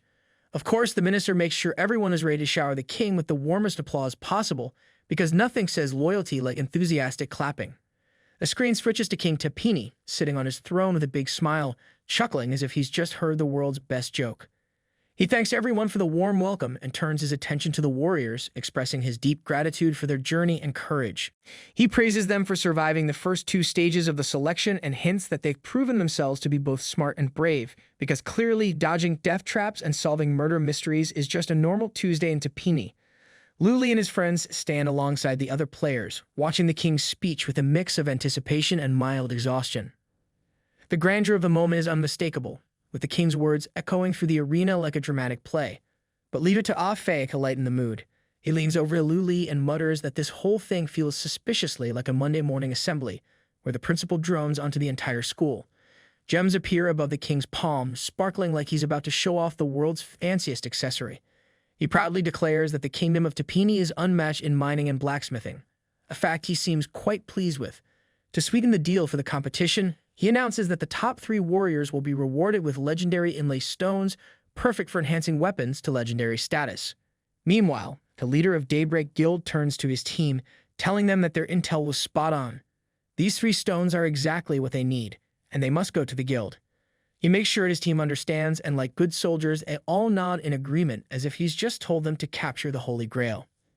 At this moment, Ah Fei, ever the curious one, turns to Luli with a puzzled look and asks what exactly these inlay stones are for, and if these stones really as valuable as it sounds. Luli, always the knowledgeable one, explains that the inlay stone is extremely rare. When embedded into a weapon, it grants the wielder a special skill. He raises his hand to his face, lost in thought, realizing that these stones are typically meant for players at level 50. He wonders, did the game developers just hit the fast-forward button on loot drops? Chile is excited as she realizes how valuable the inlay stones are. She says that on the market, one of these stones could sell for tens to hundreds of thousands. They could all retire early if they sell just one. Ah Fei is equally thrilled, adding that if they manage to grab all 3 stones, they'd be rich beyond their wildest dreams. The king, seeing how eager the warriors are, laughs. He can feel the excitement in the air. He's almost impressed by how quickly the warriors are already thinking about their rewards. He reminds everyone that this energy is exactly what the selection is about: competitive spirits ready to win big. The moment arrives to begin the 3rd stage of the selection. The minister, standing proudly, tells the warriors that he's sure they've been waiting eagerly for this. He says that they are about to enter the arena, but before that, they need to hear the rules. Only 32 warriors have made it this far, and now they'll face off in a series of 5 rounds. The challenge is simple. They must either knock their opponent out of the ring or force them to admit defeat. The warriors will be tested on their strength, skill, and ability to think quickly under pressure. The champion of this event will earn not only experience and gold, but also the chance to make first picks from a list of rewards. They can choose a party to help with the task of rescuing the princess. And as an added bonus, each warrior who joins the rescue mission will be able to select one item from the royal treasury, a collection filled with rare and valuable treasures. The warriors know this is their chance to shine and are already planning how they'll spend their rewards. It feels a bit like a shopping spree, except with more danger and fewer lines to wait in. Each player is assigned a number, and after a few moments, the system announces that the matching is complete. The first duel is set between the warriors with numbers 4 and 13. The warriors are called to enter the arena, and numbers appear above their heads, letting everyone know who they'll face. Luna sees that her number is 7, Luli's is 4, Chile's is 27, Afi's is 26, and Huajiao's is 18. Luna gives a quick smile and tells Luli that he's first to fight. Luli, looking ready for the challenge, says it's time for the show to begin. Huajiao, being the self-proclaimed supportive wife, calls out to Luli and reminds him not to lose. Luli remembers his past battles in the arena. He thinks about how different it feels to be here again, in the same arena, but this time as a competitor in the selection, not as a boss. He steps forward, ready for whatever the duel brings. The crowd in the stands erupts into cheers as the warriors enter the arena. Their energy fills the air, eager to watch the first duel. Luli's opponent steps into the arena as well, and suddenly, his face shifts in surprise. He recognizes his opponent. The shock of seeing this familiar face almost makes him want to say something, but he stops himself. His opponent asks him if something's wrong. The words catch Lu Li off guard. His opponent turns out to be someone he knows all too well, Passerby King, a player Lu Li had defeated before in the arena. Lu Li had been the one to end Passerby King's game, and he hadn't expected to face him again. Passerby King, however, isn't fazed by the recognition. A sly smile spreads across his face. He feels that after a long silence, today is his time to shine. He remembers the system's earlier message congratulating him on his victory over the elite boss, one-armed Aon, and the reward he received, a sword. The sword wasn't just a trophy, it was a symbol of his strength, and he knew it. He recalls the skeleton boss that had killed him after 28 failed attempts, but now he's better. He's stronger. Passerby King thinks maybe he should thank that skeleton boss for pushing him to become who he is today, the lone and mighty wolf. Nothing can stand in his way. His sword and body glow with a blue aura, and he stands tall, ready to face whatever comes his way. He confidently invites Lu Li to attack, certain that this time he won't lose. However, before he can even take a step, Lu Li moves like lightning. In one swift motion, his blade slices through the air, piercing Passerby King's heart before he even has a chance to react. At first, Passerby King is stunned, unable to comprehend what just happened. His eyes widen as the realization hits him he's been defeated. His mind races, and he can hardly believe it. This can't be happening, he mutters to himself. He hadn't even had a chance to attack, let alone use his powerful fusion technique. This doesn't count right. He insists on another chance, as if his defeat doesn't matter. But deep down, he can't shake the feeling that something about this situation feels eerily familiar. Lu Li, having effortlessly won the duel, tosses his blade aside, clearly uninterested in continuing the fight. The Passerby King's mouth is still running, even after the loss. It's almost like a broken record that refuses to stop. The minister announces that number 4, Lu Li, has made quick work of number 13 and congratulates him for making it to the top 16. The crowd cheers as Lu Li stands tall, his victory clear. Meanwhile, the head of the Daybreak Guild, who's been watching the battle closely, turns to another player, number 3, and asks if this is the one they failed to kill earlier. The player no. 3 nods, confirming his words. He mutters this one's quite interesting, clearly intrigued by Lu Li's skill. Feng Ye, who's been listening, is not pleased by the conversation. He points to himself with a frown, muttering that Lu Li is his target.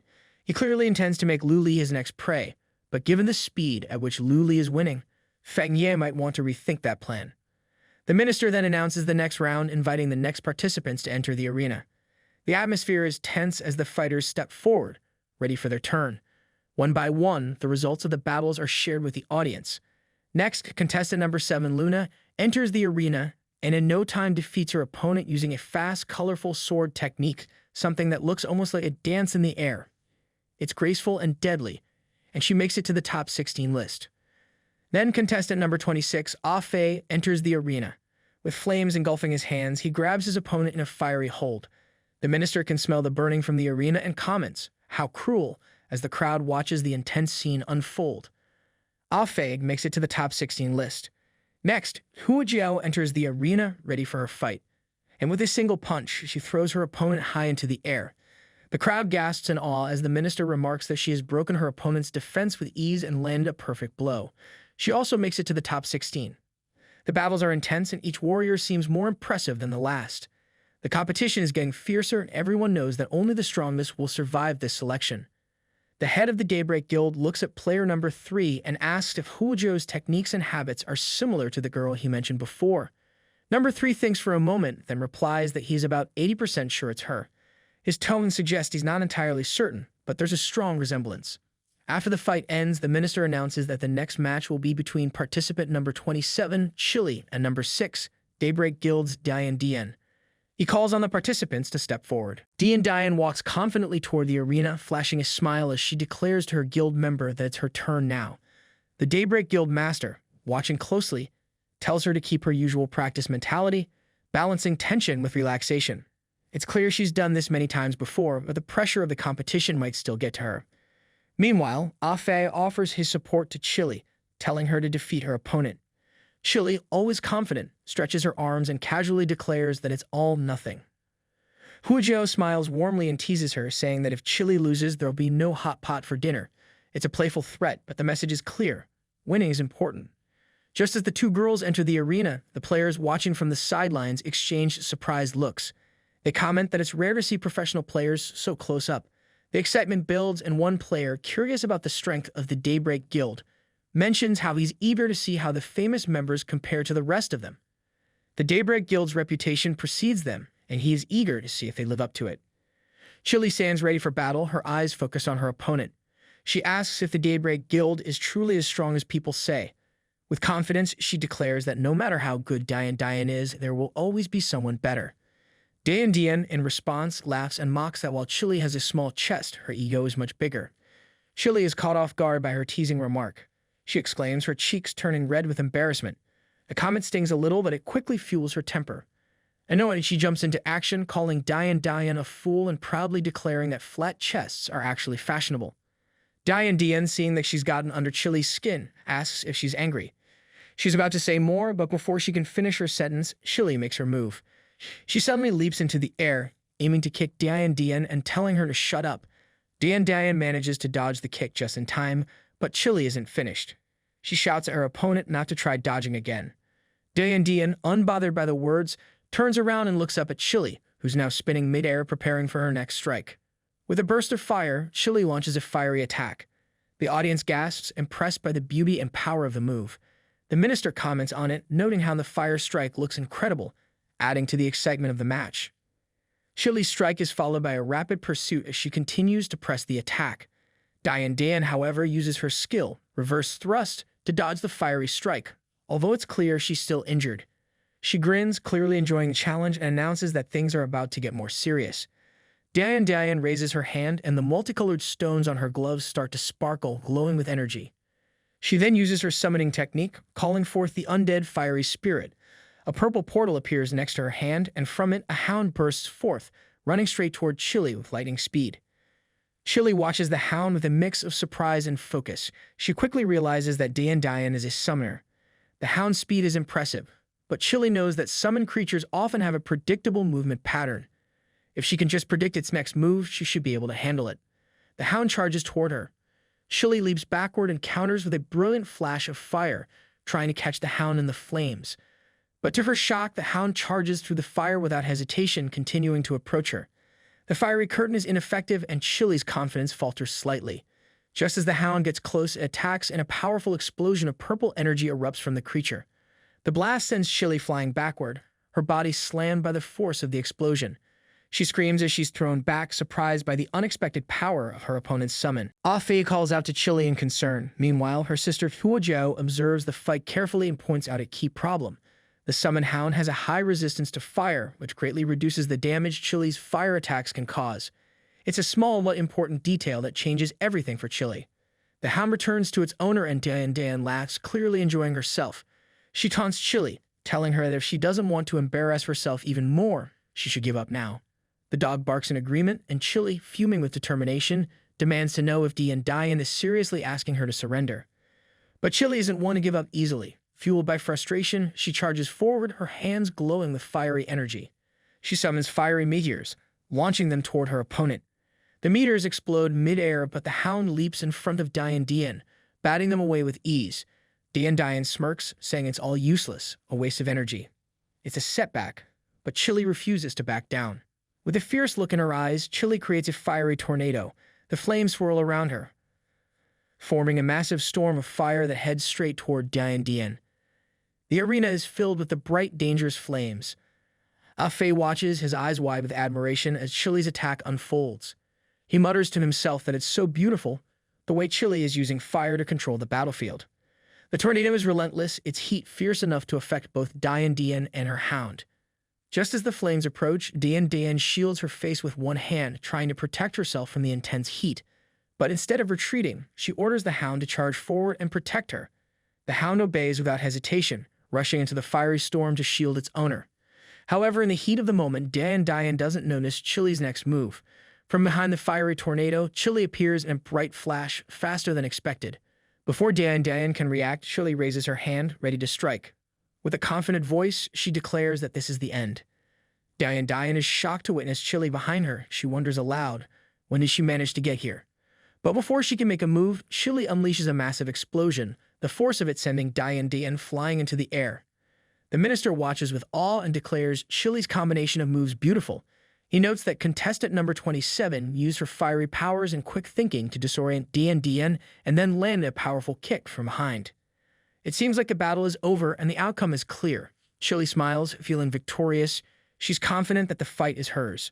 But just as she celebrates, Ah Fei suddenly calls out, warning her to be careful. Hua Jiao, her sister, points to Dian and tells Chile to look closely. To her surprise, Dian isn't dead yet. In fact, she's far from it. Dian lifts the mask covering her face, revealing glowing eyes. The colorful stones on her gloves sparkle once again, and Chile feels a wave of unease. Dian then performs another summoning technique. This time, she creates 5 offensive and defensive circles, one for each of her summoned creatures. The air fills with energy as powerful attacks from all 5 creatures slam into Chile. She screams in pain, unable to dodge the barrage of elements hitting her from every direction. The spirits of different elements surround Dian, each glowing with power. She calmly apologizes to Chile, explaining that she forgot to mention she can summon more than just one animal. Chile's body shakes from the force of the hits, and she struggles to stay on her feet, realizing too late how much more powerful her opponent truly is. The minister is stunned by the display, announcing that it's a nightmare for contestant number 27. He praises Dian, saying that she's managed to summon 5 creatures with different attributes at once, all while staying remarkably calm and collected. It's a show of immense skill and strength. And as for Chile, she's unable to stand after the brutal attack. The crowd watches in silence as Dian's victory is confirmed. The minister congratulates her, saying she's made it to the top 16. The glory of the Daybreak Guild is truly deserved, and Dian's rank in the guild is mentioned, number 6. There's some curiosity about whether the rankings in the guild have any connection to their performance here in the arena, but that will be revealed later during the next match. After the dust settles and the arena clears, Dian begins to repair her equipment, casually fixing the damage done during the battle. It's clear she's ready for whatever comes next. Ah Fei and Hua Jiao help Chile out of the arena, both concerned for her well-being. Ah Fei asks if she's okay, while Hua Jiao tries to comfort her, saying her performance was good. It's just that her opponent's abilities were the perfect counter to hers. Chile, however, isn't feeling any better. She purses her lips, clearly disappointed. She admits that she really lost and can't hide her frustration. Feeling the weight of her defeat, Chile starts crying. She's upset and ashamed. Seeing her like this, Luna approaches her gently, trying to calm her down. She reassures Chile that it's not her fault. Sometimes the fight just doesn't go your way. Hua Jiao awkwardly smiles and adds that if she matches up against her in next matches, she will beat her to a pulp for her. Chile wipes away her tears, trying to push the sympathy aside. She tells them not to console her, she's fine.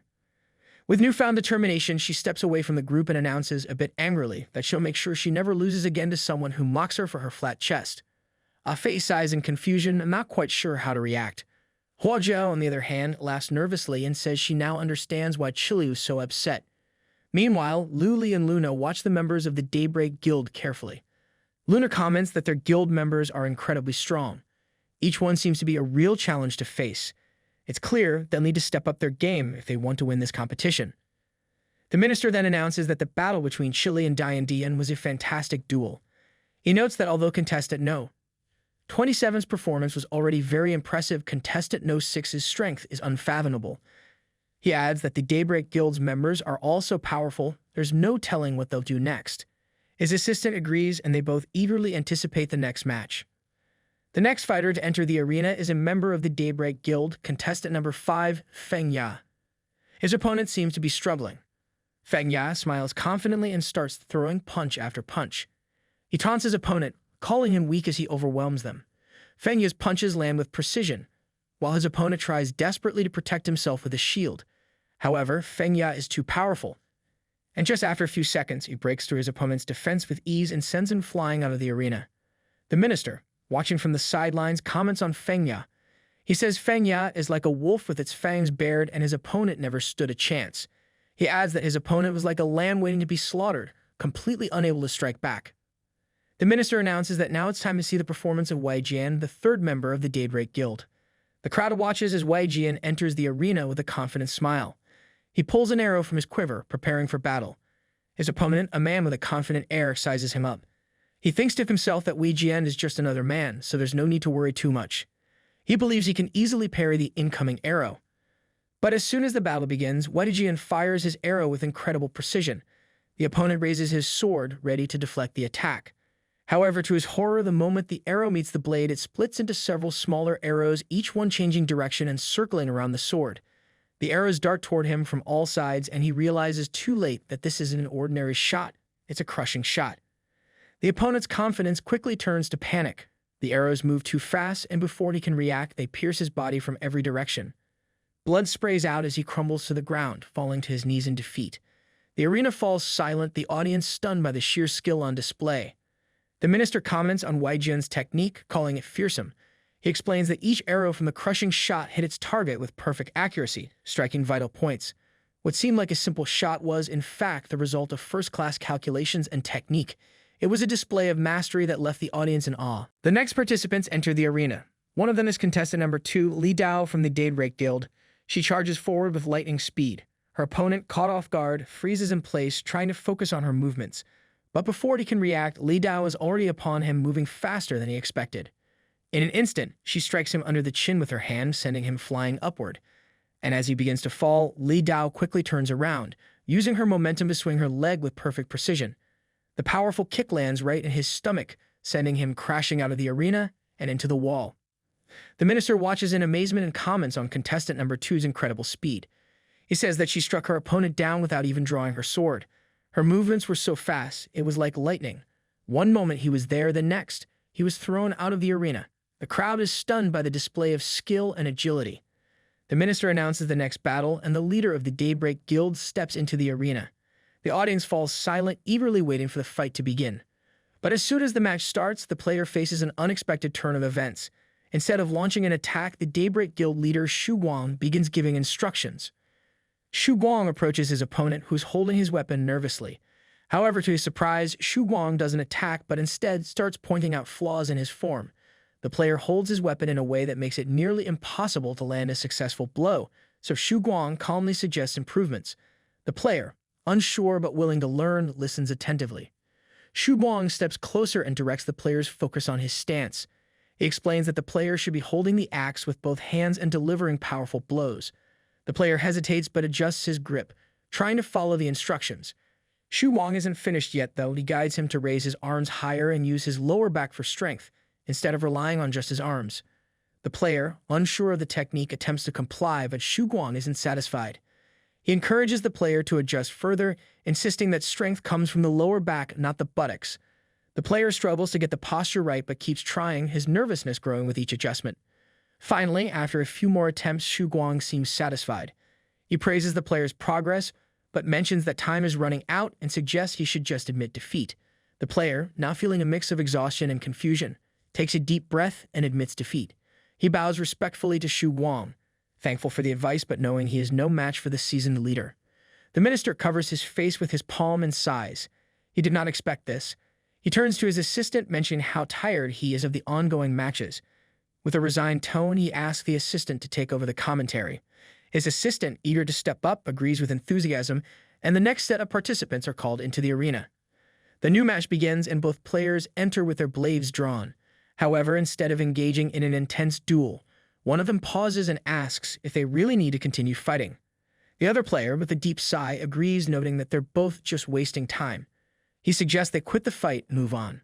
The spectators, watching from the stands, are not pleased with this decision. Their discontent is clear as an annoyed roar rises from the crowd, echoing throughout the arena. The match ends not with a battle, but with a quiet surrender, leaving the audience frustrated and disappointed. Lu Li, standing in the arena, watches the scene unfold. He realizes that the other competitors are also losing their drive to fight, and at this point, it's clear that all that is left to battle against the Daybreak Guild then. The minister and his assistant comment on the situation. They agree that Daybreak's overwhelming lead is likely pushing the competition to speed up. With this, the minister announces the list of the 8 strongest participants. The list includes Xu Guang, Li Dao, Wenjian, Feng Ya, Lu Li, Afi, and Hua Zhou. And the last place in the top 8 will be decided between Dian Dian, contestant number 6, and Luna, contestant number 7. Chile encourages Luna with determination, telling her that she should aim to overpower that bitch, knock her down, and make sure she stays face down on the ground. Afi joins in, offering his support as well, and Luna, feeling bolstered by their words, thanks them both, promising to give it her best shot. As she heads toward the arena, Lu Li wishes her luck. Luna gives a reassuring sign, letting him know everything will be fine. The moment both girls step into the arena, the crowd erupts in cheers, chanting the name of the Daybreak Guild, showing strong support for Dian. And just as the two girls approach each other, Dian taunts Luna, asking if she's the partner of that flat-chested girl. She teases that it looks like Luna has bigger assets than hers. She asks if her strength is also proportionally bigger. Luna, unbothered, calmly replies that Dian will find out soon enough. She then challenges her, daring her to try her. Luna suggests she should summon all 5 of her beasts right now. In response, Dian summons 2 portals behind her, from which emerge spirits of fire and water. She confidently declares that she will call on all her beasts if necessary, but only if she feels Luna is strong enough to deserve it. Luna, unfazed by the challenge, closes her eyes and focuses. She places her hand on the hilt of her sword, preparing to unleash her power. She activates the Star Radiance execution technique. A brilliant flash of light suddenly bursts from her and Dian. Taken aback by the intensity, quickly covers her eyes from the intense light coming from Luna. She points forward and orders her spirits to attack, trying to keep Luna from getting any closer. But by the time she's ready, Luna is already on the move, charging toward her from the side. Dian notices this and tries to react just in time. Luna doesn't waste a second. She swings her sword with precision and Dian jumps back, raising a water shield to block the attack. She thinks she successfully avoided the blow and feels a bit relieved. If she had stayed just a moment longer, she wouldn't have been able to defend herself, but before she can even finish that thought, something unexpected happens. Luna's strike cuts through her blindfold, and despite the shield, she manages to land a blow on Dian. Luna tells Dian that in their last fight, she must have secretly used her water attribute summons to counter the fire attacks. She adds that Dian shouldn't act so relaxed this time. If she fights seriously, it will be more respectful to both herself and her opponent. Watching the battle with great interest, Chile agrees with Luna, nodding enthusiastically, saying that Luna is absolutely right. She encourages her to go all out and finish the fight quickly. Afi supports Chile's words, adding that Luna should make this a swift win. Meanwhile, Weijin warns that Luna might be underestimating her opponent. Shu Guang, watching from the sidelines, crosses his arms and agrees with Luna's approach, saying that her words are exactly right. He hopes this fight serves as a valuable lesson for Dian. Meanwhile, Feng Ya, sitting next to them, yawns and says he's bored. He's eager for his turn in the arena. Dian, now grinning, mocks Luna, saying that just because she landed a scratch, she thinks she can win.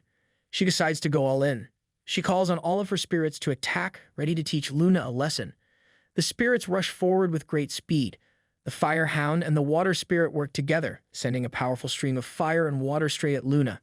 But Luna is quick to react, leaping into the air just in time. As she's airborne, Luna spots a golden spirit approaching. It flaps its wings, and with a flash of energy, sharp feather projectiles shoot toward her. Some hit, causing her to wince as they pierce her skin.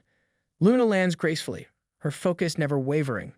Without wasting a moment, she turns sharply to the side, only to see a tree spirit's hand slam the ground, summoning vines from below. Luna tries to dodge, but it's too late. The vines grab her leg tightly, trapping her in place. At the same time, the Earth Spirit uses its ability, the Earth Coffin. Stones suddenly rise from beneath Luna's feet, trapping her inside a stone coffin. The ground shakes, and with a loud roar, the stones seal her in place. Dian clenches her fist in victory, smiling triumphantly. She says that in the end, the fight was too easy for her. Huojia, watching from the sidelines, commented that even Luna was unable to defeat Dian. Fei quickly interrupts, saying she could still win. Huojia reflects that the combination of the 5 attribute beasts gives Dian a strong advantage, much higher than in the previous battle. Chile, however, grows angry and mutters under her breath, calling Dian a nasty girl. Luli stays silent, his eyes focused on the arena, still waiting for what comes next. He knows Luna has something up her sleeve. The spirits all return to Dian, who is already celebrating her apparent victory. She praises them for their work, but just as she finishes speaking, Luna and Luli think at the same time, now is the time to act. In the blink of an eye, Luna uses a powerful sword technique called Giant Sword Slash. The stone coffin cracks open. Luna leaps out of the coffin with a swift movement, raising her sword high. Dian stares at her, wide-eyed, unable to react in time. Luna swings her sword down with incredible force, sending a wave of dust and debris flying in all directions. For a moment, everything goes quiet. The arena floor shakes, and as the dust clears, everyone sees that Dian is protected by a strong barrier made of earth, wood, and water. The attack didn't break through, but it's clear Luna isn't done yet.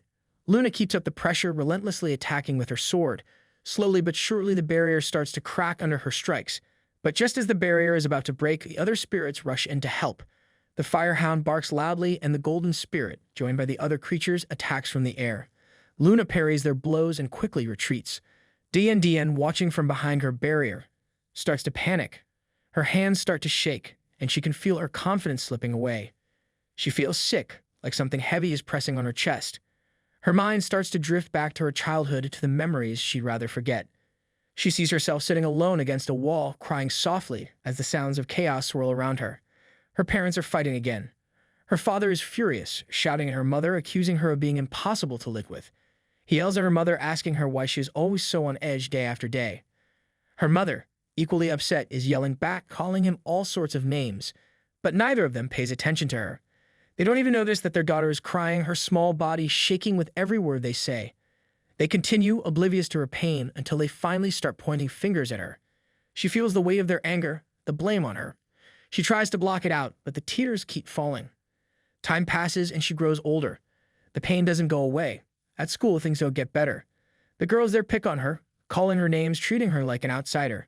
One of them slaps her across the face and taunts her, asking if she's secretly taken her boyfriend away from her. Dian quickly denies what the girl says, but the words only make the situation worse. The girl sneers and starts making cruel comments about Dian's family.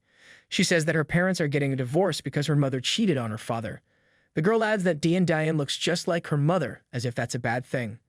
Then the girl grabs Dian by the hair and starts talking about how some guys think her eyes are pretty and innocent. She accuses Dian of pretending to be sweet, as if she's just acting. Another girl in the group pulls out her phone and points it at Dian, filming her. She suggests that maybe they could take a video of her, undress her, and send it to the group. The idea is to show everyone if she's really as innocent as she seems. This is the breaking point for Dian. Anger bubbles up inside her. She lunges at the girl who's been taunting her, tackling her to the ground. She tries to hit her, but her attack is interrupted when the girl screams that Dian bit her. Her friend quickly tries to pull her off, while the second girl continues filming. The girl with the phone smirks and says this will be proof that Dian is attacking her classmates. In the chaos, Dian feels completely defeated. She thinks to herself that the world is cold and cruel, full of unfairness. Her heart sinks as she wonders how she can keep living in a world that seems so harsh. She feels as though she has no choice but to hide her real self, pretending to be someone else. Maybe if she grows a tougher side, something more like a monster with fangs, then things might get better. Some time passes, and now Dian is sitting at a gaming club with a man, someone she knows. He blows a puff of smoke from his cigarette and comments that he never thought someone so beautiful could be so good at gaming. Dian smiles at him, appreciating the compliment. She tells him that she should thank him for helping her deal with the bullies at school. The man hugs her, saying it's nothing. Then with a casual smile, he tells her that if she becomes his girlfriend, he'll make sure no one bothers her anymore. This surprises Dian, and she nervously asks, didn't he once say that he saw her as a little sister? The man calmly responds that they could only move forward if there's any real connection between them. Dian's face darkens. She feels a sudden wave of discomfort. She realizes that this might be the price of the help he's been offering. She feels sick to her stomach, unsure if it's worth it. Suddenly, her thoughts are interrupted when another man grabs the hand of the guy sitting next to her and calls him a scumbag. The new guy angrily asks who he is. The man who grabbed his hand is none other than Shu Guang, the leader of a Daybreak Guild. He's clearly displeased by what's happening and tells the guy that she's still a child. That man's friend whispers to him, saying that these people are from Daybreak and that it's better not to mess with them. The man, surprised, asks if they are really from Daybreak. Shu Guang tells them to leave the gaming club immediately and not show their faces there again. After they leave, Shu Guang turns to Dian, smiling. He praises her, saying that she played very well and asks if she's ever considered joining a guild or playing professionally. Dian, still a little confused, repeats his words. Shu Guang explains that he believes she has a natural talent for this, something special. He adds that Daybreak is always looking for people like her, those with real talent. Her eyes light up with excitement after hearing this. Back to the present, her body fills with determination, and she thinks to herself that she cannot lose. She wants to win, to shine brightly. She's representing the Daybreak Guild, and she won't let this chance slip away. With a determined look, she calls all her spirits to her side and activates the ability of 5 offensive-defensive circles. In an instant, 5 bright flashes of different colors shoot towards Luna.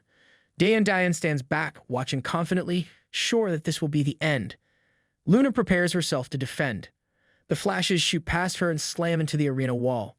The impact is so strong that a loud roar echoes through the air and a cloud of dust rises from the force of the attack. A large hole appears in the wall and the area around the strike is left in ruins. Diane breathes heavily, her chest rising and falling as she thinks she has won. The minister, watching closely, is shocked. His assistant, equally surprised, asks if Diane really broke through the wall. He wonders if Luna is even still alive. The friends of Luna become worried, calling out her name in panic.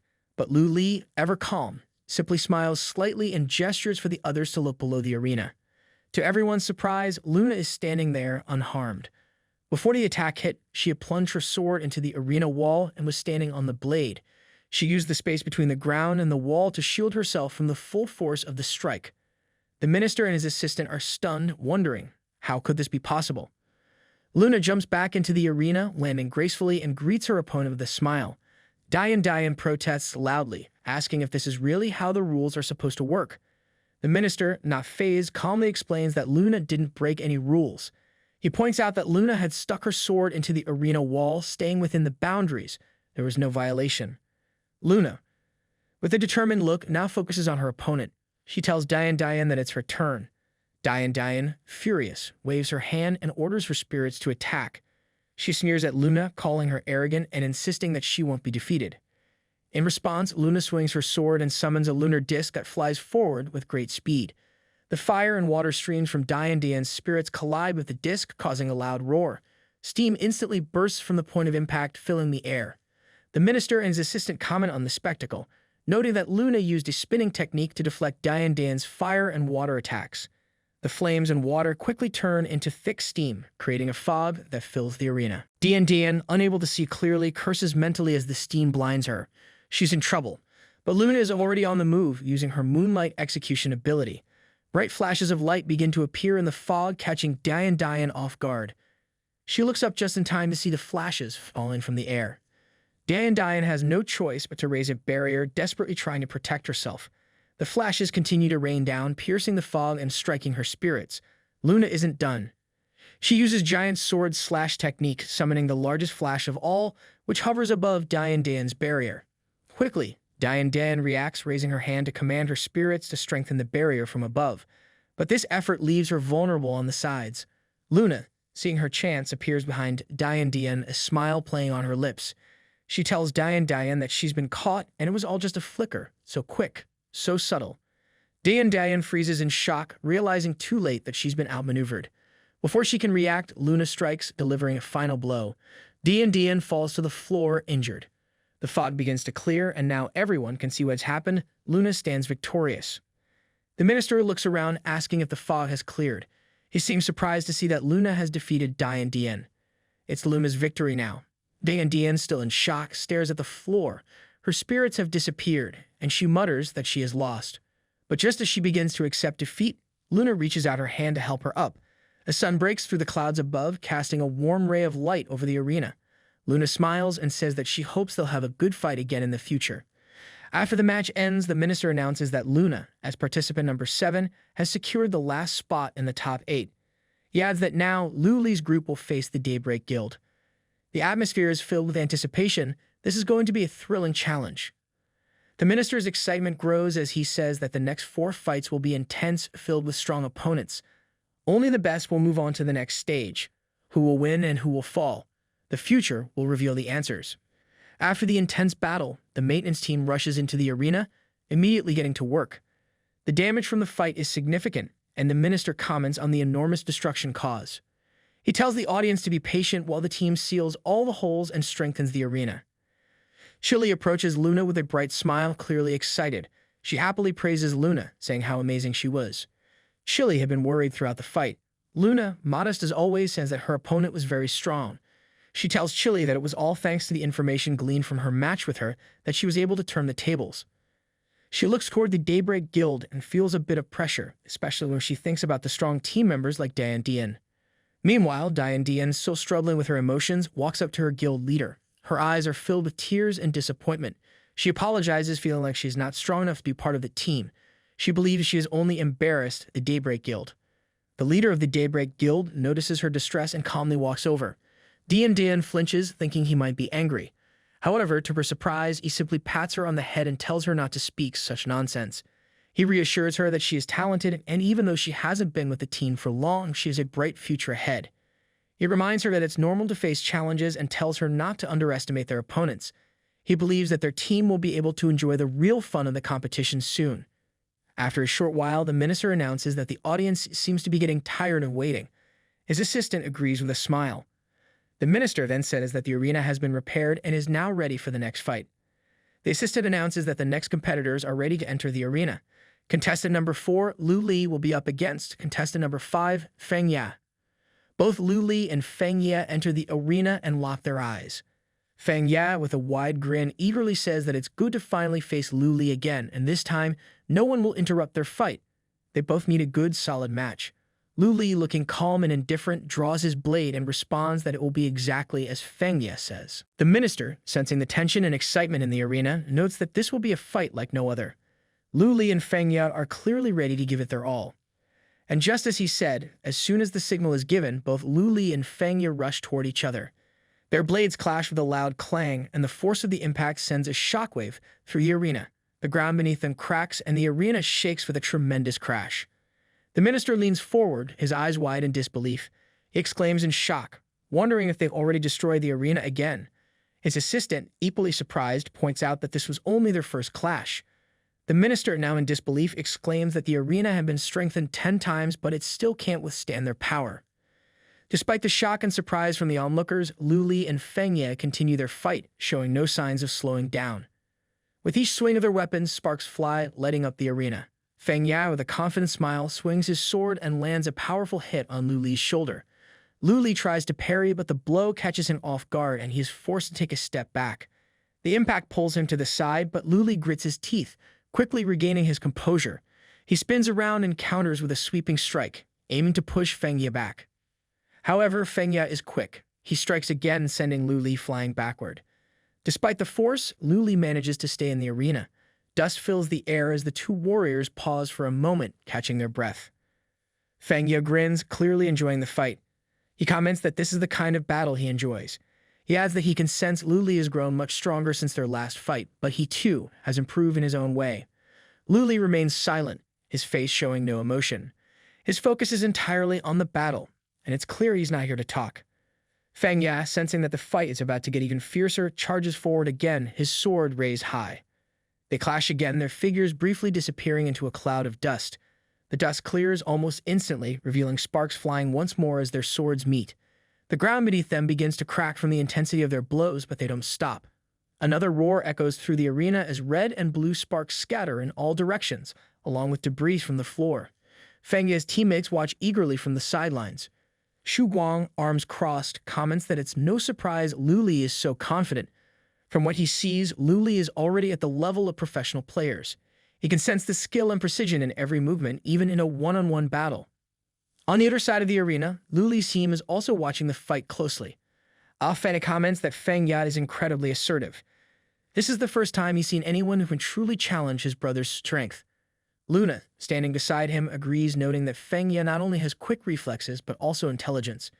She believes he's fighting more on instinct, making him a difficult opponent to predict. It's clear that Feng Ya is no simple adversary. Meanwhile, in the arena, after a series of fierce clashes, both Lu Li and Feng Yi take a brief moment to distance themselves. The crowd watches with bated breath, waiting for the next move. Feng Ya, wiping sweat from his brow, tosses off his outerwear with a confident grin. He taunts Lu Li, saying that what they've seen so far was just the warm-up. Now it's time for the real fight. In response, Lu Li casually takes off his cloak, his expression serious. There's no need for words now. It's time to give it their all. The two fighters rush toward each other with a renewed intensity, their movements like a blur. Feng Ya strikes first, swinging his sword with expert precision. Lu Li, always prepared, exposes his blade to block the attack, preventing any harm. However, something unexpected happens.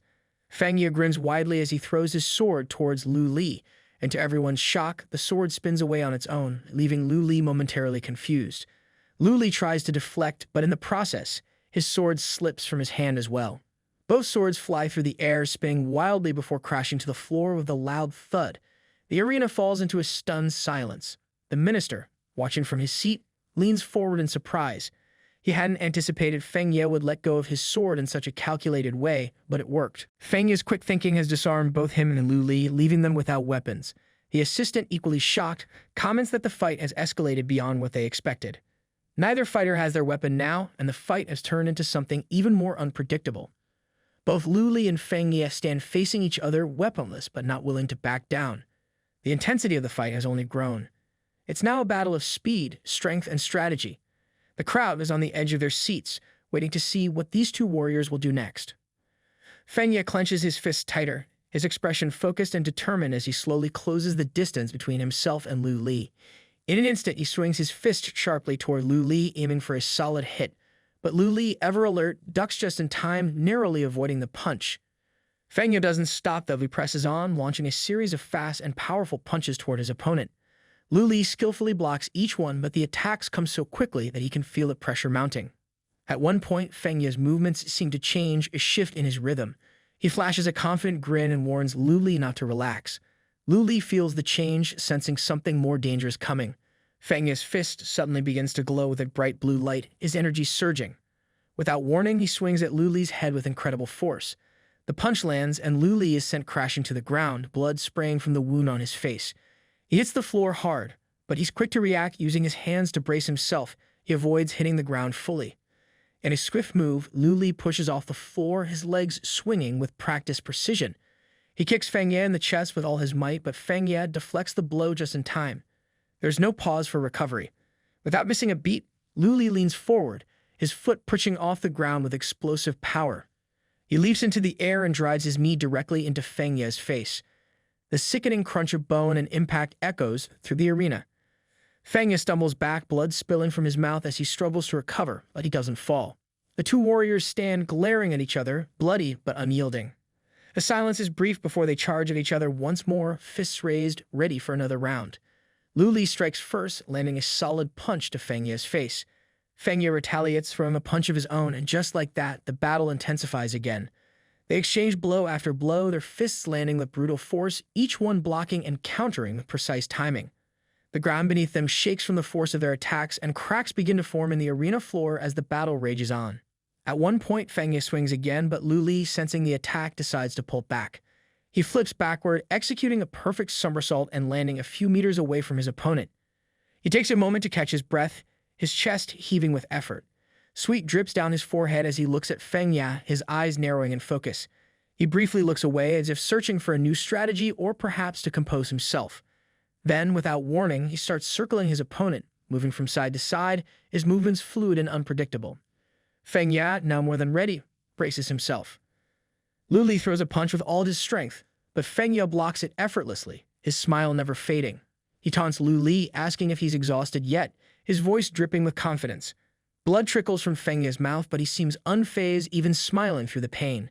He reminds Lu Li not to relax, adding that there's a big opening. Then, without giving Lu Li a chance to recover, Feng Ye strikes fast and hard, landing a powerful blow to Lu Li's stomach. The impact is brutal, and the sound of the punch echoing in the air is sharp like a crack of thunder. Blood splatters from the wound, staining the floor as Lu Li is thrown back. The force of the blow sends him flying, and in that brief moment, Feng Ye watches as the blood from his opponent forms a half circle in the air, suspended for a moment in time. It's almost as if everything slows down, the scene hanging on a single breath. But Lu Li isn't done yet. Despite the pain, he doesn't fall. His feet slam against the floor of the arena, and two trails of dust kick up behind him as he pushes himself back. There's a slight grin on his face, barely noticeable, but it's enough for Feng Ye to catch a glimpse of it. His smile quickly vanishes, and a sense of dread fills his chest. He recognizes this move. He knows he has messed up. He curses under his breath, his heart racing. This was the exact moment he had been warned about. Feng Ye's eyes widen as he realizes what Lu Li is planning. In that instant, everything clicks into place. Feng Ye had been outmaneuvered. He had been tricked into focusing on Lu Li's previous attacks, underestimating his next move. Lu Li is charging toward their weapons. Noticing this, his heart sinks. It's too late to stop him now. Before Feng Ye can react, Lu Li grabs his dagger and launches himself at his opponent. In a flash, he slashes Feng Ye's chest in a sharp cross, cutting through his defenses. The attack lands with precision, the sound of the blade slicing through the air almost drowned by the collective gasp of the audience. On the sidelines, Afi jumps up in excitement. He can't believe it. His big brother has done it again. Hua Jiao, equally thrilled, is practically jumping for joy, her admiration for Lu Li growing with each move. She playfully whispers that her husband, who's been through so many battles, just keeps getting more and more attractive. Clearly, she's more than a little infatuated. But for the Daybreak Guild members, the mood is tense. They can hardly believe what they're witnessing. Dian Dian says no way, even the fourth brother got defeated. Despite the shock, Shu Guang remains calm. He's seen this kind of thing before. He knows that Feng Ya, like a wild wolf, is a fighter who thrives in chaos. Anyone who faces him gets caught in his rhythm, overwhelmed by the intensity of the fight. It's easy to be swept away, to be distracted by the frenzy. But wolves, as Shu Guang reminds everyone, are clever, not just wild. And Feng Ya is no different. He's a strategist, always planning ahead. Feng Ya's eyes flicker with renewed determination. He's not done yet. He accosts Lu Li, his voice sharp and filled with a sense of finality. It's too bad, he says, his grin returning. He teases Lu Li, commenting that he was just one hit away from victory. Then, with a sudden surge of energy, Feng Ya releases a massive wave of power that sends Lu Li flying backward. Feng Ya's passive skill, Blood Hymn, gets activated. His feet sink into the ground as he readies himself, focusing his power. The skill works like a hidden force. When his health drops, his attack power increases. It's a dangerous trick that makes him stronger the more damage he takes. Lu Li watches closely, feeling a sense of unease as his opponent charges forward. Feng Ya's strike is fast and powerful. In an instant, Lu Li is sent flying back, struggling to maintain his balance. He's shocked. He knows that he can't take on this new, more powerful version of Feng Ya head-on. His opponent is twice as strong now, and each strike is heavier than before. Lu Li tries to defend himself with his dagger, but Feng Ya presses the attack relentlessly. The sound of metal against metal rings out in the air as they clash. Lu Li is forced to retreat, blocking the strike with difficulty. His shoulder gets cut by the glancing blow. The ground beneath him cracks and shakes from the force of the attack. In the stands, the spectators are stunned. They watch as the arena trembles under the pressure of the battle. Some can't believe the destruction caused by just one strike. The minister, though, has seen enough chaos by now that he only shakes his head and smiles, commenting that they'll just have to get used to it. Feng Ya, grinning confidently, asks Lu Li if he plans to dodge this attack too. The challenge is clear in his eyes. He's pushing Lu Li to his limits, knowing that he's the one in control now. But Lu Li isn't done yet. His mind races as he prepares for the next move. He knows he can't match Feng Ya's strength directly, but he's far from finished. Feng Ya senses Lu Li closing in. He quickly reacts. His confidence is unshaken. He believes he's already in control of the fight. With a smirk, he wonders why Lu Li is still trying so hard, as if he hasn't already sealed his victory. Feng Ya attacks with precision, but what he doesn't realize is that Lu Li has already activated Backstab, teleporting behind him. The move is meant to catch Feng Ya off guard, but Feng Ya, sharp as ever, senses the shift in the air and immediately counterattacks. Before Lu Li can land his blow, he's thrown back with incredible force. Feng Ya scoffs, remarking that Lu Li is too slow. Not one to give up easily, Lu Li tries again. He attempts another backstab, but Feng Ya is already one step ahead, jumping and blocking his move before Lu Li can even strike. The fight is becoming increasingly intense. In the stands, Ah Fi grows concerned, watching his brother struggle. It's the first time he's seen Lu Li on the defensive like this, and his worry is palpable. Hua Jiao, however, is seething with anger. She clenches her fists and mutters under her breath, threatening the man who dares to hurt her husband. Meanwhile, little Chile wonders if this is what a real master duel feels like, the kind of fight where every move matters and the stakes are nothing less than life and death. On the contrary, Shu Guang is watching the fight with quiet confidence. He believes his guild member, Feng Ya, has this battle in the bag. In his mind, it's only a matter of time before Feng Ya claims victory. The crowd is on edge, waiting for the final moments of this intense clash. Both fighters have been battling fiercely in the air, their movements a blur of speed and precision. But after a while, they both descend, landing back on the stage. Feng Ya stands tall, lifting his sword with a grin. He acknowledges Lu Li's strength, admitting that this has been one of the best fights he's ever had. But he also knows that every chase must eventually come to an end. It's time to finish it. With a confident gesture, he activates his skill, hunting technique along with the forced battle intent. This combination locks Lu Li in place, making it impossible for him to dodge Feng Ya's next attack. For 10 seconds, Lu Li is vulnerable and the damage Feng Ya deals increases by 20%. Feng Ya points his sword at Lu Li, preparing to deliver the final blow with his strongest attack, Wolf Storm. Lu Li, although exhausted, smiles. He admits to himself that he hasn't had such a challenging and exciting fight in a long time, but he's not finished yet. With a swift movement, Lu Li summons his second weapon. It's a surprise for Feng Ya, something he didn't expect. Lu Li, with a smirk, tells Feng Ya that he forgot to mention something important. He uses two weapons. Feng Ya's surprise is evident, but Lu Li isn't finished explaining. He recalls how, when he defeated the Saint Light Guild leader, he was awarded the legendary White Bay and Hidden Dragon in the Abyss. The Hidden Dragon in the Abyss is no ordinary weapon. It's a powerful, rare piece of equipment designed specifically for assassins. It has a durability of 100, and its real power lies in its ability to split into two separate blades. With each hit, it leaves a mark on the target. The more hits, the stronger the damage becomes, with the potential to inflict up to 240% additional damage. The Hidden Dragon glows, and Lu Li prepares to unleash its full power. Feng Ya realizes too late that he's underestimated his opponent. This fight is far from over. The tension in the arena is palpable as both combatants prepare for their final moves. The fight isn't just about strength anymore, it's about skill, strategy, and the unexpected. Lu Li's weapons now seem like the game changer, and Feng Ya is left to deal with the consequences. The battle, once seemingly in his favor, has taken a dramatic turn. The atmosphere in the arena is electric as Feng Ya and Lu Li prepare for their final clash. Feng Ya laughs, enjoying the intensity of the battle. He's impressed by Lu Li's strength, recognizing that this is the kind of opponent he's been waiting for. But Lu Li is equally determined to show him that there's more to him than what's been seen so far. With a shared sense of anticipation, both fighters rush at each other, unleashing their full power. The arena shakes as their massive energy radiates outward, creating a gust of wind that sweeps through the stadium. Dust flies everywhere, obscuring the view, and the pressure from their attacks feels almost tangible. The minister and his assistant quickly duck for cover, the power of the clash so overwhelming that it feels like the entire arena might collapse. The minister asks if the battle is over, but his assistant warns to hold on, as the dust has not settled yet. The tension rises as the dust finally begins to clear. The crowd holds its breath, waiting to see the victor. When it dissipates completely, the result is clear. Lu Li has emerged victorious. He's the one who stands tall, having won the intense battle and secured his place in the top four. The minister is stunned. He had expected this to be the final fight, given how intense and fierce the battle was.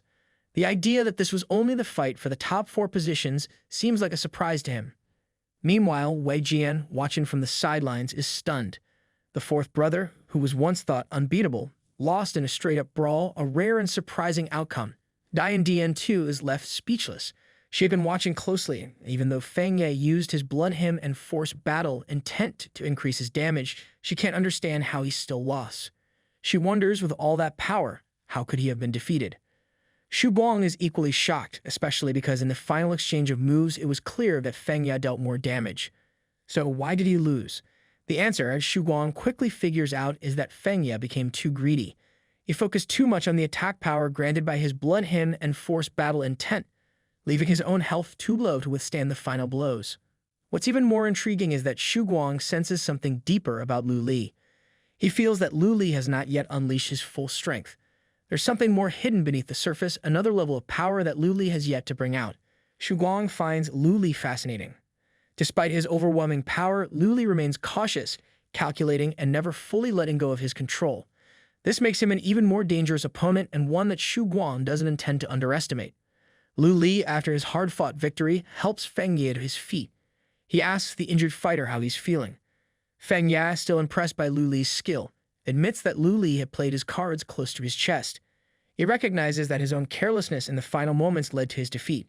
Despite the loss, Feng Ya is genuinely satisfied. He adds that Lu Li's final move, the Hidden Dragon in the Abyss, was a real game-changer. Even though he lost, Feng Ya appreciates the challenge and expresses his respect for Lu Li's abilities. Lu Li, in return, says that this was the most exhilarating battle he's had since he started playing the game. He explains how he exploited the timing of the fight, taking advantage of every opportunity, and that it was a true test of skill. Feng Ya, still in good spirits despite the loss, asks Lu Li if he would be interested in joining their Daybreak Guild.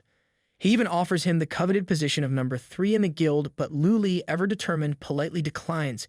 He has other things to focus on, something important he needs to do. Feng Ya isn't discouraged, though. He assures Lu Li that even if they can't be teammates, they can still be friends.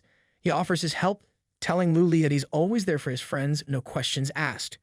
Feng Ya even suggests they grab a BBQ and a couple of drinks sometime, which Lu Li agrees to after all. Who can turn down a good BBQ?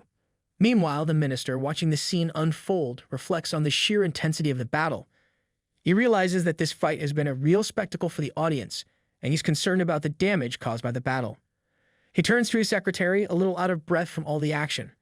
He calmly tells the secretary to send a message to His Majesty, asking how much more reinforcement the arena needs. The secretary turns to the minister with a concerned look and asks if he thinks the upcoming battles will be even more intense than the one they just witnessed. The minister ponders this for a moment. He doesn't want to admit it, but he knows that it's very likely. If the fighters keep going at this pace, the arena, and maybe even the audience, will be in trouble long before a champion is crowned. He sighs, realizing that the excitement of these battles might come with a heavy price. Meanwhile, the king watches the tournament quietly from his private chamber. He's taking in the action but knows that this kind of destruction can't go on forever. Suddenly, a man appears before him, asking for instructions. The king raises an eyebrow and wonders what's going on. The man explains that the host is asking for guidance on how much more the arena should be reinforced. Without hesitation, the king orders that the arena be reinforced to its highest level. He doesn't want any delays. The competition must continue, and the fights must go on. The man quickly nods, understanding the urgency, and promises to relay the king's orders to the host right away. The king, however, is thinking beyond just repairs. He's focused on finding the strongest warrior, someone capable of doing the impossible. There's not much time left, and he knows the tournament can't last forever. His mind is already racing, planning ahead. Soon the repairs are completed. The host addresses the crowd with a grateful smile. He thanks the audience for their patience, acknowledging that the delay was necessary. He assures them that thanks to the support of the king, the arena is now stronger than ever. This time, it won't collapse again. The structure has been reinforced to the highest level, making it far more resilient than before. The audience reacts with applause, excited that the tournament can continue. The minister, eager to move forward, announces that the next duel is about to begin. No more delays. He introduces the next two contestants. Fei, contestant number 26, is up against Daybreak Guild's Xu Guang, contestant number 1. The crowd buzzes with anticipation, ready for the next showdown. Fei stands on the stage, eyes wide with surprise. He's suddenly hit with the realization that he's facing Xu Guang, the Daybreak Guild's boss, and he wonders if this is some sort of intentional setup. Why was he matched against someone so strong? He's a little shaken, but then his thoughts take an unexpected turn. If he somehow manages to win this battle against the guild master, he'd definitely make a name for himself. His victory would earn him the title of MVP, and little Chile would surely notice him. Maybe she can get so impressed that she'd ask him out on a date. His mind starts to wander as he imagines their date. He wonders if they'd go for hot pot or perhaps Western food. Maybe after, they'd take a nice stroll and then catch a movie together. Fei grins at the thought, imagining himself as the hero of his own love story, completely lost in his daydreams. But his laughter is short-lived. Xu Guang, always serious, suddenly speaks up. He asks Fei if he knows what the first thing a magician should do when facing a warrior is. Fei is caught off guard, blinking in confusion. Before he can even think of an answer, Xu Guang rushes toward him with surprising speed. In an instant, he's closing the distance between them, and Fei realizes that this isn't going to be as easy as he thought. Xu Guang's voice cuts through his thoughts, create distance. Fei's eyes widen as he's forced to react quickly. He had expected his opponent to be slow and maybe a little clumsy based on his appearance, but Xu Guang proves him wrong. The guild master moves with lightning speed, catching Fei off guard. Fei tries to cast his magic, but before he can even finish the incantation, Xu Guang interrupts it easily. In the midst of the chaos, Xu Guang calls out to him with a hint of amusement in his voice, asking why didn't he use his left hand to cast. This way, the casting distance is shorter, and the chances of him interrupting it are smaller. Fei, now fully focused on the battle, curses under his breath. It seems he has a lot to learn if he's going to stand a chance against this skilled opponent. His earlier fantasies of a romantic date feel like a distant dream now. Fei, now growing frustrated and exhausted, throws a flame at Xu Guang, trying to land a hit. He mutters under his breath that it's just a fluke and that Xu Guang should stop acting so high and mighty. However, his confidence quickly fades when once again, his casting is interrupted before he can fully unleash his magic. The cycle repeats itself. Every time he tries to cast, his opponent easily stops him. Each failure makes Fei more furious, and the exhaustion from the constant interruptions starts to wear on him. His frustration builds, and he decides it's time to use one of his strongest spells, Fire Comets. Xu Guang, however, watches with a calm smile. He acknowledges Fei's decision, quietly appreciating that the young magician is finally thinking strategically. Creating distance and using an area of effect skill like Fire Comets was the right move. Xu Guang knows this. It's exactly what Fei should be doing to disrupt his rhythm. The strategy is solid, but it's too late. Fei is too emotionally compromised now, and his fighting spirit is fading. With every failed attempt, he's losing his edge. Shu Guang moves in with ease, interrupting every single casting. Shu Guang calmly calls out, telling Ah Fei that he can't win this battle as he is right now. With a slight pause, he adds he should surrender. Ah Fei stands there, breathing heavily, his hands shaking with frustration. He knows Shu Guang is right, but the thought of surrendering feels like a blow to his pride. He's stuck in a battle between his emotions and his survival instincts. Ah Fei starts to panic, unsure of what he can possibly do now. Every time he tries to cast a spell, it's interrupted before it even begins. His mind races as he desperately searches for a solution, but nothing comes to him. Meanwhile, the minister, always ready to provide commentary, declares to the audience that Ah Fei has been completely suppressed. He points out the obvious. While both fighters are in the top 8, the gap between them is massive. Shu Guang's strength is on a completely different level, almost otherworldly. Across the arena, little Chile stands out, still cheering her heart out for Ah Fei. She shouts encouragement, telling him to get up and keep fighting. If he just keeps hammering away, maybe he can still find a way to turn this around. Her optimism is almost contagious, but not everyone shares it. Hua Zhao, watching from the sidelines, thinks little Chile is being a bit too hopeful. There's no way Ah Fei can win. The difference in strength between the two fighters is just too much. She recalls that Shu Guang, the guild master of the Daybreak Guild, isn't just any player. His real name is Yang Guang, a legendary professional player who dominated the scene years ago. He debuted over 15 years ago, competing in more than 100 world-class tournaments and winning over 30 championship trophies. This guy's basically a living cheat code. He retired 2 years ago to become a coach, and now somehow he's here crushing Ah Fei like it's just another day at the office. Still, little Chile doesn't stop cheering. She tells Ah Fei to buck up and give it his all, no matter the odds. She even tries to spin it positively. If he wins, it'll be amazing. And if he loses, well, no big deal. There's nothing to lose anyway. Ah Fei feels utterly defeated, not just because he's losing, but because he hasn't even managed to put up a decent fight. He glances toward his second brother, Lu Li, who is standing on the sidelines, pointing toward his ear like he's trying to send a secret message. Ah Fei's mind drifts back to the time he used to play games with his brothers at the internet cafe. He remembers how chaotic it would get. Other players would cry foul, accusing their opponents of hacking or setting up sneaky traps. Some even begged for help, convinced they were being baited into disaster. While his big brother would just ask for noodles and when delivered would start eating right in the middle of it all. Back then, Ah Fei was thrilled when they reached the final world boss. It was a huge deal. No one on the entire server had taken it down yet. He was curious about the strategy his brothers would come up with, but every time he asked, his big brother would just point to his ear and tell him, play it by ear. Ah Fei hated hearing that. To him, it felt like an excuse, like his brothers didn't trust him with anything important. In those battles, his big brother always took the lead, drawing all the aggro and tanking the boss like a reckless lunatic. Lu Li, his second brother, would handle the support role, juggling calculations and cooldowns to keep everything running smoothly. And then there was Ah Fei, stuck winging it, improvising and figuring things out on the fly. He always suspected his brothers did this because they saw him as the weak link, the liability of the group. But Lu Li had once patted him on the head and told him not to overthink it. Their big brother took on the tanking role not because Ah Fei was weak, but because he was a daredevil who loved the challenge. Lu Li played support because someone had to keep track of all the details. And as for Ah Fei, Lu Li said he was the most adaptable of them all, the one who would come up with wild, unpredictable strategies no one saw coming.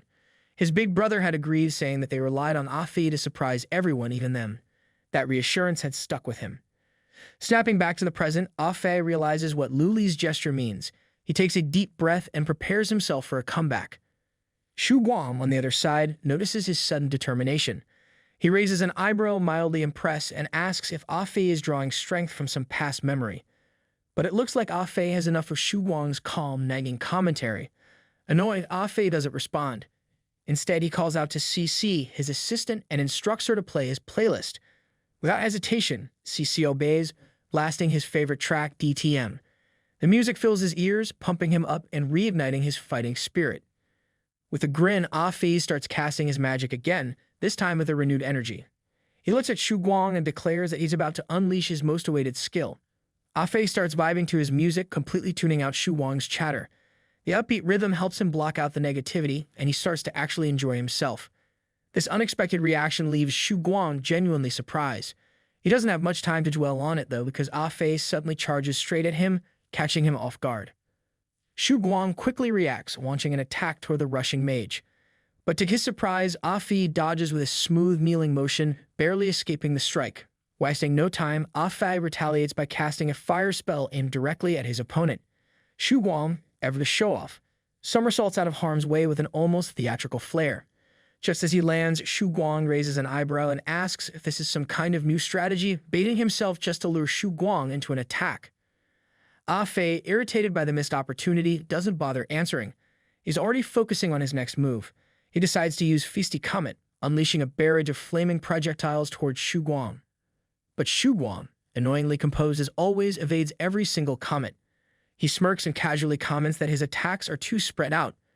If Ah Fei focused on improving his accuracy, he might actually be able to use his power effectively. The backhanded compliment only fuels Ah Fei's frustration.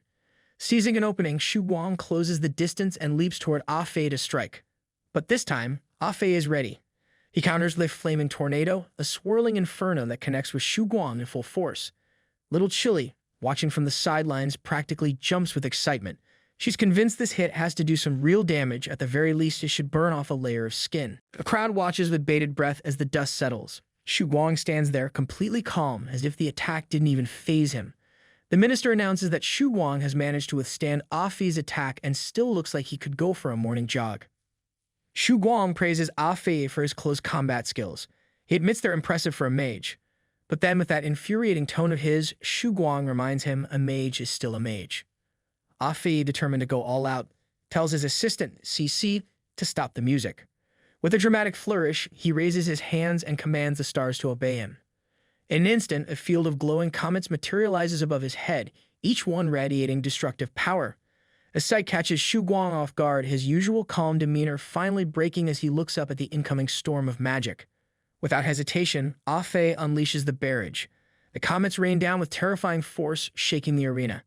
The minister, watching the chaos unfold, confidently announces that if the arena hadn't been reinforced, this attack would have torn apart all over again. Meanwhile, the secretary is caught off guard, squinting at the blinding lights and fumbling around for his sunglasses, only to realize too late that the minister is already wearing them. Ah Fei huffs to himself, convinced that this massive attack has to leave some kind of mark on Shu Guang. But as the dust settles and visibility returns, there stands Shu Guang completely unharmed. His shield has absorbed the full brunt of the attack, leaving him as cool and composed as ever. He even has the nerve to nod approvingly, calling his demonstration enlightening and remarking that it wasn't bad at all. Little Chile is dumbfounded. She can't believe it after so many skills. Shu Guang still looks like he just stepped onto the stage. She wonders aloud how this is even possible. Hua Zhao offers a grim explanation. None of Ah Fei's attacks seem to have any real effect on Shu Guang. But Luna, ever the realist, counters that Shu Guang has simply been evading or mitigating most of the damage. Either way, the outcome looks bleak. Shu Guang, never missing a chance to critique, calmly points out to Ah Fei that his tempo is slipping again. His strikes are becoming careless, and it's clear he's getting confused under the pressure. Shu Guang then finally lifts his sword, and with an air of finality, he acknowledges Ah Fei that his earlier outburst was impressive, a flash of brilliance. But as Shu Guang so kindly puts it, was just that, a momentary burst with no follow-up. Ah Fei's lips curl into a sly grin. He's got one final trick up his sleeve. With a dramatic flair, he declares it's time for the climax and cues CC to start the music again. The upbeat tunes blare, setting the stage for his ultimate move. Grabbing Shu Guang's sword mid-battle, Ah Fei activates his secret weapon, unlimited firepower. This legendary skill consumes all of his MP in exchange for 10 seconds of pure, unrestrained chaos. With this ability, his skills no longer cost MP, cooldowns are slashed by 70%, and his damage gets a 30% boost. Shu Guang's eyes widen in shock. This isn't just any skill. It's a legendary one, and it changes everything. Ah Fei, clearly feeling bold, takes the opportunity to throw in some sass. He asks Shu Guang if he's ever been embarrassed before. The countdown begins, and wasting no time, Ah Fei launches a fiery explosion straight at Shu Guang's face, sending him flying. The blast is powerful enough to make even the unshakable Shu Guang feel rattled. Shu Guang tries to recover, but just then, Ah Fei appears behind him in a flash, mocking him by asking if his reflexes have slowed down. Before Shu Guang can even respond, Ah Fei unleashes another fiery explosion, slamming him into the stage so hard it cracks under the force. For the first time, Shu Guang actually coughs up blood, a clear sign that Ah Fei has finally landed a serious hit. With only 5 seconds left on his unlimited firepower, Ah Fei decides to go all in. He cast a flaming tornado that's 3 times stronger than his earlier attempts, engulfing Shu Guang in a vortex of flames. The arena shakes from the sheer force of the attack, and the audience can hardly believe what they're seeing. Dian, watching from the crowd, starts to panic. The opposing mage, who seemed outmatched moments ago, has managed to land devastating blows on their boss. Wei Jian calmly explains that legendary skills are on an entirely different level compared to epic ones. Feng Ya is thrilled, finally understanding that even Zhang Yu's teammates are top-notch. Little Chile, as always, cheers enthusiastically, yelling that Ah Fei is nailing it and doing an amazing job. Lu Li smiles, giving quiet praise for how much his brother has improved. Even Luna admits that this skill perfectly matches Ah Fei's free-spirited, unpredictable fighting style. Hu Zhou, watching with a mix of shock and pride, muses that this level of performance is exactly what she'd expect from her brother-in-law. For the first time, the tables have turned, and Ah Fei is finally the one making an impact, proving he's not someone to underestimate. Ah Fei, now fully committed to his final stand, summons a fireball at its maximum power. With determination blazing in his eyes, he hurls it straight at Shu Guang, intending to make him eat it. Shu Guang's confidence finally cracks. He knows that tanking this attack head-on might actually kill him. Acting quickly, he activates his shield parry skill, a move that can reflect a single enemy attack within 1 second, dealing 30% of his maximum health as actual damage. With practiced precision, Shu Guang catches the fireball mid-flight using the skill, then sends it hurtling back toward Ah Fei. Seeing the attack reversed, Ah Fei's stomach drops. He's out of MP, completely spent, and there's no way to defend himself. The fireball slams into him with full force, sending him flying across the stage. His teammates shout his name in alarm. The minister, always quick to narrate, sighs with pity for Ah Fei. He announces that Ah Fei's counterattack has failed and commends Shu Guang's shield parry for extinguishing the last spark of Ah Fei's victory. With a booming voice, he congratulates Shu Guang for securing his spot in the top 4 as the crowd erupts in cheers. Ah Fei falls, defeated but not broken. Shu Guang, ever the professional, takes a moment to comment on his opponent. He admits that during the 10 seconds of unlimited firepower, Ah Fei's skill usage and suppression were nearly flawless. Shu Guang praises him as a player brimming with creativity and talent, encouraging him to continue training. With hard work, Shu Guang assures him Ah Fei could one day stand on a stage far greater than this one. Just then, Shu Guang's outfit, likely weakened from the earlier attacks, suddenly rips apart and falls to the ground. The audience gasps in collective shock, stunned not only by his incredible strength, but also by his surprisingly impressive muscles. The minister, trying to keep the situation under control, quickly instructs Shu Guang to pull his clothing back up and orders his team to blur the broadcast immediately. After all, this is a nationwide event, and apparently, nobody signed up for a shirtless Shu Guang special. Ah Fei, lying on the ground, smirks to himself. This was enough. He knew from the start that Shu Guang wasn't the type of opponent he could beat outright. His real goal had been to gather as much information as possible about Shu Guang's fighting style. The rest, that was a job for his second brother. Shu Guang chuckles, clearly impressed. He admits that his initial evaluation of Ah Fei was too low and remarks that the young mage's performance wasn't bad at all. In fact, it's earned Shu Guang's respect. Ah Fei, however, isn't paying much attention to the compliment. Instead, he's wondering why Shu Guang still hasn't bothered fixing his ripped pent. He wonders aloud if this is some bizarre hobby of his. Maybe it's a way to mortify the entire Daybreak Guild. Either way, it's distracting. The minister, who's already fed up with the wardrobe malfunction drama, snaps at his secretary. He declares that this part of the match cannot be broadcast and orders the fighters to be quickly ushered off the stage. The secretary, ever calm, adjusts his glasses and announces to move on to the next battle. With a sense of relief, the stage is reset and the next contestants are announced. The minister's booming voice introduces contestant number 18, Hua Zhou, better known as Sichuan Pepper, and contestant number 3, Wei Jian. Hua Zhou steps onto the stage, brimming with excitement. She stretches her arms dramatically, as if warming up for a fight she's been waiting her whole life for. Turning to her opponent, she grins mischievously and asks if he's ready to get absolutely obliterated. Clearly, she's in no mood to play nice, and the audience buzzes with anticipation for what promises to be a fiery showdown. Wei Jian bows respectfully to Hua Zhou, catching her completely off guard. She stares at him, wondering why he's acting so formal. Then he explains his admiration for her, saying he's been a fan for years and has followed her career closely. He recalls her incredible achievements, starting with her 10-year run in esports. He remembers how her fame skyrocketed in her second year as a professional. During her debut at a global competition for the Game League, she didn't just participate, she won the championship and snagged the FMVP title. The following year, she switched to a shooting game survival and claimed the title of Best Gunslinger in its global competition. Within just 3 years, she became the backbone of the AF Guild, cementing her place as a legend. Her dominance didn't stop there. For 3 consecutive years, she was ranked as the #1 female esports professional in the annual rankings. Her career was so legendary that fans like Wei Jian still feel the sting of her retirement. Hearing all this makes Hu Jia wonder if this guy is secretly infatuated with her. But as she studies him, she can't help but notice his sinister vibe. His looks aren't helping either. If she's being generous, he's about 20 to 30 points max. Hu Jia then remembers that Zhang Yu is watching her. She immediately decides she needs to shut this guy down cleanly. There's no way she's letting Zhang Yu get the wrong idea. She has to make it clear that he's the only one in her heart.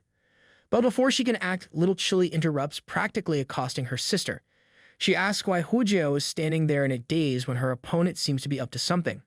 Alarmed, Hu Jia turns her attention back to Wei Jian. She's stunned to see strange roots emerging from behind him. Clearly, this battle isn't going to be as straightforward as she thought. Wei Jian smirks, clearly enjoying himself. He remarks that he never expected stalling for time from her would be this much easy. Just then, a massive tree materializes beside him. Its towering presence dominates the arena. This is no ordinary tree, it's the descent of the demonic tree, a powerful summon entity. The skill requires a lengthy 10-second chant to activate, but the payoff is devastating. The demonic tree is immovable, its massive branches capable of striking any opponent within the range. Its health is 150% of the summoner's, making it tough to take down. Even worse, as long as the tree remains standing, the demonic vines regenerate endlessly. The minister, witnessing this spectacle, can barely believe what he's seeing, a giant, sinister tree right in the middle of the arena. Standing confidently atop the tree, Wei Jian pulls out an arrow and casually apologizes to Hu Jia as if the fight is already over. He seems certain that victory is in his hands, but Hu Jia isn't one to back down. She scoffs at the idea that she could lose to someone as ridiculous as him standing on a pathetic giant tree and charges forward, determined to bring it down. The tree's branches lash out at her, but she moves like lightning, dodging every single attack with ease. Wei Jian launches a rain of arrows, blanketing the area in projectiles. Hu Jia responds with her mountain-shaking stump skill, creating a barrier that blocks the arrows and even sends some flying back into the tree's branches. However, just as she breathes a momentary sigh of relief, she notices another arrow speeding toward her. This one pierces through her defenses, grazing her face. Wei Jian grins smugly, clearly enjoying the chaos, and launches an invisible arrow aimed straight at her. But Hu Jia, now fully on guard, blocks it, and the subsequent volley of attacks with precision. While she deflects his relentless assault, Hu Jia quickly assesses the situation. She realizes that the demonic tree's primary purpose is to control the battlefield, provide elevated vision for Wei Jian, and interfere with her movements. Combined with his constant barrage of arrows, the tactic is clearly designed to wear out melee combatants like her. She knows she needs to close the distance if she wants to stand a chance against this combination of field control and ranged attacks. With her sharp instincts kicking in, she begins formulating a plan to take the fight directly to Wei Jian. His puny tree might be intimidating, but she's not about to let it stand in her way. Hu Jia pulls off a tree branch, using it as an improvised tool to close the distance between herself and Wei Jian. With quick thinking, she positions it to propel herself forward, standing on it to reduce the gap. Wei Jian, seeing her movement, smiles smugly. To him, this is just another chance to show off. He takes aim and fires a mandala arrow. Hu Jia blocks the arrow, but the force shatters the branch beneath her. She lands undeterred and finally manages to get close enough to attack. Without hesitation, she prepares her mountain-shaking cannon, ready to blast Wei Jian before he has a chance to reload. She knows this is her best shot to overwhelm him and finish the fight. But Wei Jian isn't fazed. He uses a blank arrow, pushing her back and breaking her momentum. With an annoyingly smug grin, he comments that she's gotten rusty since her retirement. He adds that it's common sense. If an archer dares to stand their ground, it usually means they have a hidden trick waiting. Hu Jia, unimpressed by his attitude, silently dares him to keep running his mouth. She's confident that she'll make him regret every word soon enough. But just as she prepares to attack again, something feels off. A strange sensation runs through her, and she realizes she's been poisoned. Wei Jian, grinning like a villain in a cheesy movie, reveals his plan. He knew she would try to power through his initial wave of attacks, so he made sure his mandala arrow would land. The arrow's poison is relentless. It won't stop until all of her blood is drained. Hu Jia tries to process this, while Wei Jian smugly asks how long she thinks she can last under his control of the battlefield and her rapidly draining MP. The odds are stacked against her, but Huojiao isn't one to give up easily. Her mind races as she tries to find a way to turn the tables on this overly confident archer. Wei Jian may be grinning now, but Huojiao is determined to wipe that smirk off his face. Huojiao grips her poisoned arm tightly, her vision narrowing as the timer in her head counts down. She knows she has only 30 seconds left before the poison overwhelms her completely. Despite the weight of the situation, she smirks to herself. 30 seconds? That's more than enough time to turn this around if she can keep her nerves in check. Her goal is simple: close the distance to Wei Jian, all while dodging the chaotic barrage of arrows and those obnoxious demonic vines snapping at her. Once she gets close, she'll unleash a combo so explosive it'll make him rethink his life choices. Wei Jian, predictably smug as ever, watches her struggle with his usual overconfidence. He fires another split arrow, his attempt at reminding her who's supposedly in control. But Huojiao moves like a whirlwind, her instincts sharp and her movements flawless. She dodges every arrow with a grace that makes Wei Jian look like an amateur playing at being a pro. Her counterattack is swift and direct. She hacks through the demonic vines one by one, clearing her path to him. From his high perch of arrogance, Wei Jian smirks, noting that 10 seconds have already passed. He's still convinced she's only delaying the inevitable. Huojiao, however, has other plans. She uses her mountain-shaking stomp, launching herself high into the air with a force that leaves cracks in the ground. Hovering above him, she prepares a crushing attack. Wei Jian, in all his self-proclaimed genius, rolls his eyes at what he assumes is a predictable move. He fires a blank arrow, thinking he has her figured out. But Huojiao has no intention of letting him off so easily. Instead of committing to the obvious, she pulls off a mid-air maneuver using her mountain-shaking cannon. The recoil blasts her forward, not only dodging the arrow but also completely obliterating the demonic tree. The force sends Wei Jian tumbling unceremoniously to the ground. For all his planning and precision, he looks more like a clumsy NPC at that moment. The minister praises her ingenuity, noting how she used the recoil to launch a counter-offensive. Meanwhile, the crowd erupts with cheers, many finally seeing the cracks in Wei Jian's armor. Huojiao, with only 15 seconds left, doesn't waste a moment. She charges at him with everything she's got, her eyes blazing with determination. Wei Jian scrambles back to his feet, wasting no time. He fires a split arrow with triple the power of his previous attempts, determined to overwhelm Huojiao completely. Huojiao, refusing to back down, snatches up a piece of wood and throws it in front of her to shield herself. The makeshift barrier holds for a moment, but it quickly starts to crack under the relentless barrage of arrows. Just as she tries to regain her footing, Wei Jian seizes the opportunity to strike again. He unleashes a mandala arrow, its precision and force leaving no room for error.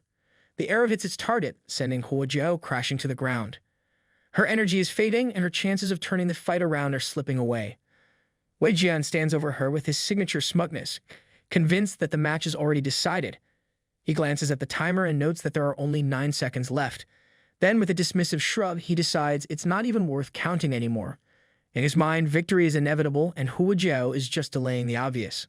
On the sidelines, Feng Yu watches with a mix of fascination and mild disdain. He remarks that there's nothing exciting about defeating someone using outdated tactics. It's like watching someone win with a cheat code instead of skill. Xu Guang, ever the realist, acknowledges that Wei Jian's methods might lack flair, but they're undeniably effective. As the deputy commander of the guild, Wei Jian is laser-focused on winning. His approach is meticulous. He studies his opponents in excruciating detail before a match, analyzing every strength and weakness. This allows him to craft strategies with an almost surgical precision, giving him the highest chance of success. The more seasoned and experienced his opponent, the more flawless his plan becomes. Feng Ya, impressed but not thrilled, wonders if this makes Wei Jian truly unbeatable. Xu Guang, however, bursts out laughing at the idea. He points out the glaring flaw in Wei Jian's approach. While data might be reliable, people are anything but. Humans are unpredictable, full of creativity and instinct. No matter how perfect a strategy might seem on paper, it can crumble in the face of someone bold enough to think outside the box. Wei Jian starts to feel uneasy. The result of the fight hasn't been announced yet, and it nags at him. If Huojiao were truly out of the game, shouldn't it already be over? His doubt grows as he scans the battlefield. Then, as the dust clears, his worst fear is realized. Huojiao is still standing. Not just standing, but charging toward him with every ounce of strength she has left. For a brief moment, Wei Jian is genuinely taken aback. He didn't expect this level of resilience, but his overconfidence quickly kicks back in and he smirks, already dismissing her effort as pointless. He reminds her that the poison in her system has reduced her to just 3 seconds of fight time. To him, it's laughable that she's still trying. However, the look in Huozhou's eyes tells a different story. Her sheer determination cuts through his smug demeanor, showing that she isn't finished yet. Wei Jian, still underestimating her, fires a blank arrow in her direction. But Huozhou, moving like a blur, ducks under the attack and continues forward. In a split second, she's closed the distance and unleashes her mountain-shaking ultimate with raw, explosive power. The force of her attack rattles even Wei Jian, forcing him to take her seriously for the first time. He glances at the timer and smugly reminds her that only 2 seconds remain. His confidence is unshaken as he notes that his health is still at 70%. To him, there's no way she can deplete his defenses in the time she has left. He believes the victory is already in his hands. But Huozhou refuses to give in. Her determination burns like wildfire. She continues to strike relentlessly, each blow stronger than the last. Her attacks are fueled not just by the desire to win, but by something deeper, a need to prove to herself that she can push beyond her limits and face the impossible head-on. Just as the timer ticks down to the final second, Huozhou gives it everything she has. Her punches land in rapid succession, each one driving Wei Jian closer to the edge. She's running on pure willpower, her body screaming in protest, but she doesn't stop. The crowd watches in awe, captivated by her unyielding spirit. Then, just as the final second ticks away, her strength gives out. Huozhou collapses, her body completely spent. But before Wei Jian can savor his victory, his legs buckle, and he falls to the ground as well. The arena falls silent as both fighters lie unconscious, neither able to continue. The arena falls silent as the outcome sinks in. The announcer declares that both Huozhou and Wei Jian have been knocked out simultaneously, rendering them incapable of fighting further. The secretary, confused about how to handle such a rare situation, turns to the minister for guidance. With no clear winner, the match ends in uncertainty, leaving the audience buzzing with speculation and admiration for Huozhou's unyielding spirit. The minister takes a moment to think, then requests the audience to remain patient while they consult with His Majesty, the King, about the outcome of this unusual match. The crowd buzzes with speculation while Dian is completely stunned. She finds it unbelievable that Huozhou managed to take out 70% of Wei Jian's health in just 2 seconds. It's nothing short of ridiculous. Feng Ya, equally amazed, turns to Xu Guang, reminding him of his earlier comments about Huozhou. Xu Guang, looking a bit sheepish, admits that he may have spoken too soon. This kind of dramatic comeback is exactly what you'd expect from someone like Huozhou, a top-tier master. If his observations were correct, he's pretty sure Huozhou had entered the zone state during the final moments of the match. Feng Ya, curious and clueless, asks what the zone state is. Xu Guang explains it patiently. The zone state is a supernormal state where physical and mental integration align perfectly. It's a rare phenomenon often seen in elite athletes. In this state, the brain and muscles operate in perfect harmony, entering an excited state. Athletes describe it as if time slows down around them, allowing them to predict and react to situations with incredible precision. It's a feeling of effortless control and natural flow, enabling peak performance. Xu Guang concludes that Huozhou, by entering the zone state, pushed past her limits to achieve a tie in this battle. Feng Ya, completely impressed, thinks this state is so powerful that he decides he wants to try it out for himself one day. Meanwhile, the minister and his secretary huddle together, whispering and exchanging ideas. After a moment, the secretary steps forward to thank the audience for their patience, announcing that they have the king's decision. The minister, taking a deep breath, relays the final verdict. His Majesty, acknowledging the exceptional efforts of both contestants, regrets that time waits for no one. While both Huozhou and Wei Jian performed admirably, neither can advance to the next round due to the tie. Apologizing on behalf of the organizers, the minister kindly requests both contestants to leave the stage. Little Chile helps her sister off the stage, her face full of worry as she fusses over Huozhou. Despite her concern, Huozhou reassures everyone that she's fine. She apologizes for losing the match and for not being able to secure a victory, clearly disappointed in herself. But her friends don't let her dwell on it. They shower her with praise, emphasizing how well she performed. Luna points out that her counterattack was an incredible display of skill, something no one expected. Even Lu Li chimes in, reminding her that a tie doesn't count as a loss. In fact, the damage she dealt in the final 2 seconds was so intense it nearly exceeded the system cap of the server. Hearing their words, Huozhou's frustration turns into tears of relief. She grabs Lu Li's hand and, to everyone's surprise, calls him her husband. She thanks him for comforting her and promises that she'll be more careful next time, vowing not to lose again. Lu Li, visibly annoyed and flustered, tries to set the record straight. He tells her not to throw around words like that so casually since they aren't in that kind of relationship. But Huozhou, ever the stubborn one, rushes off his protests. She confidently declares that he'll be her husband in the future anyway, so there's no harm in calling him that now. Liu Li sighs, trying his best to maintain his composure, and firmly states that he has no intention of dating anyone.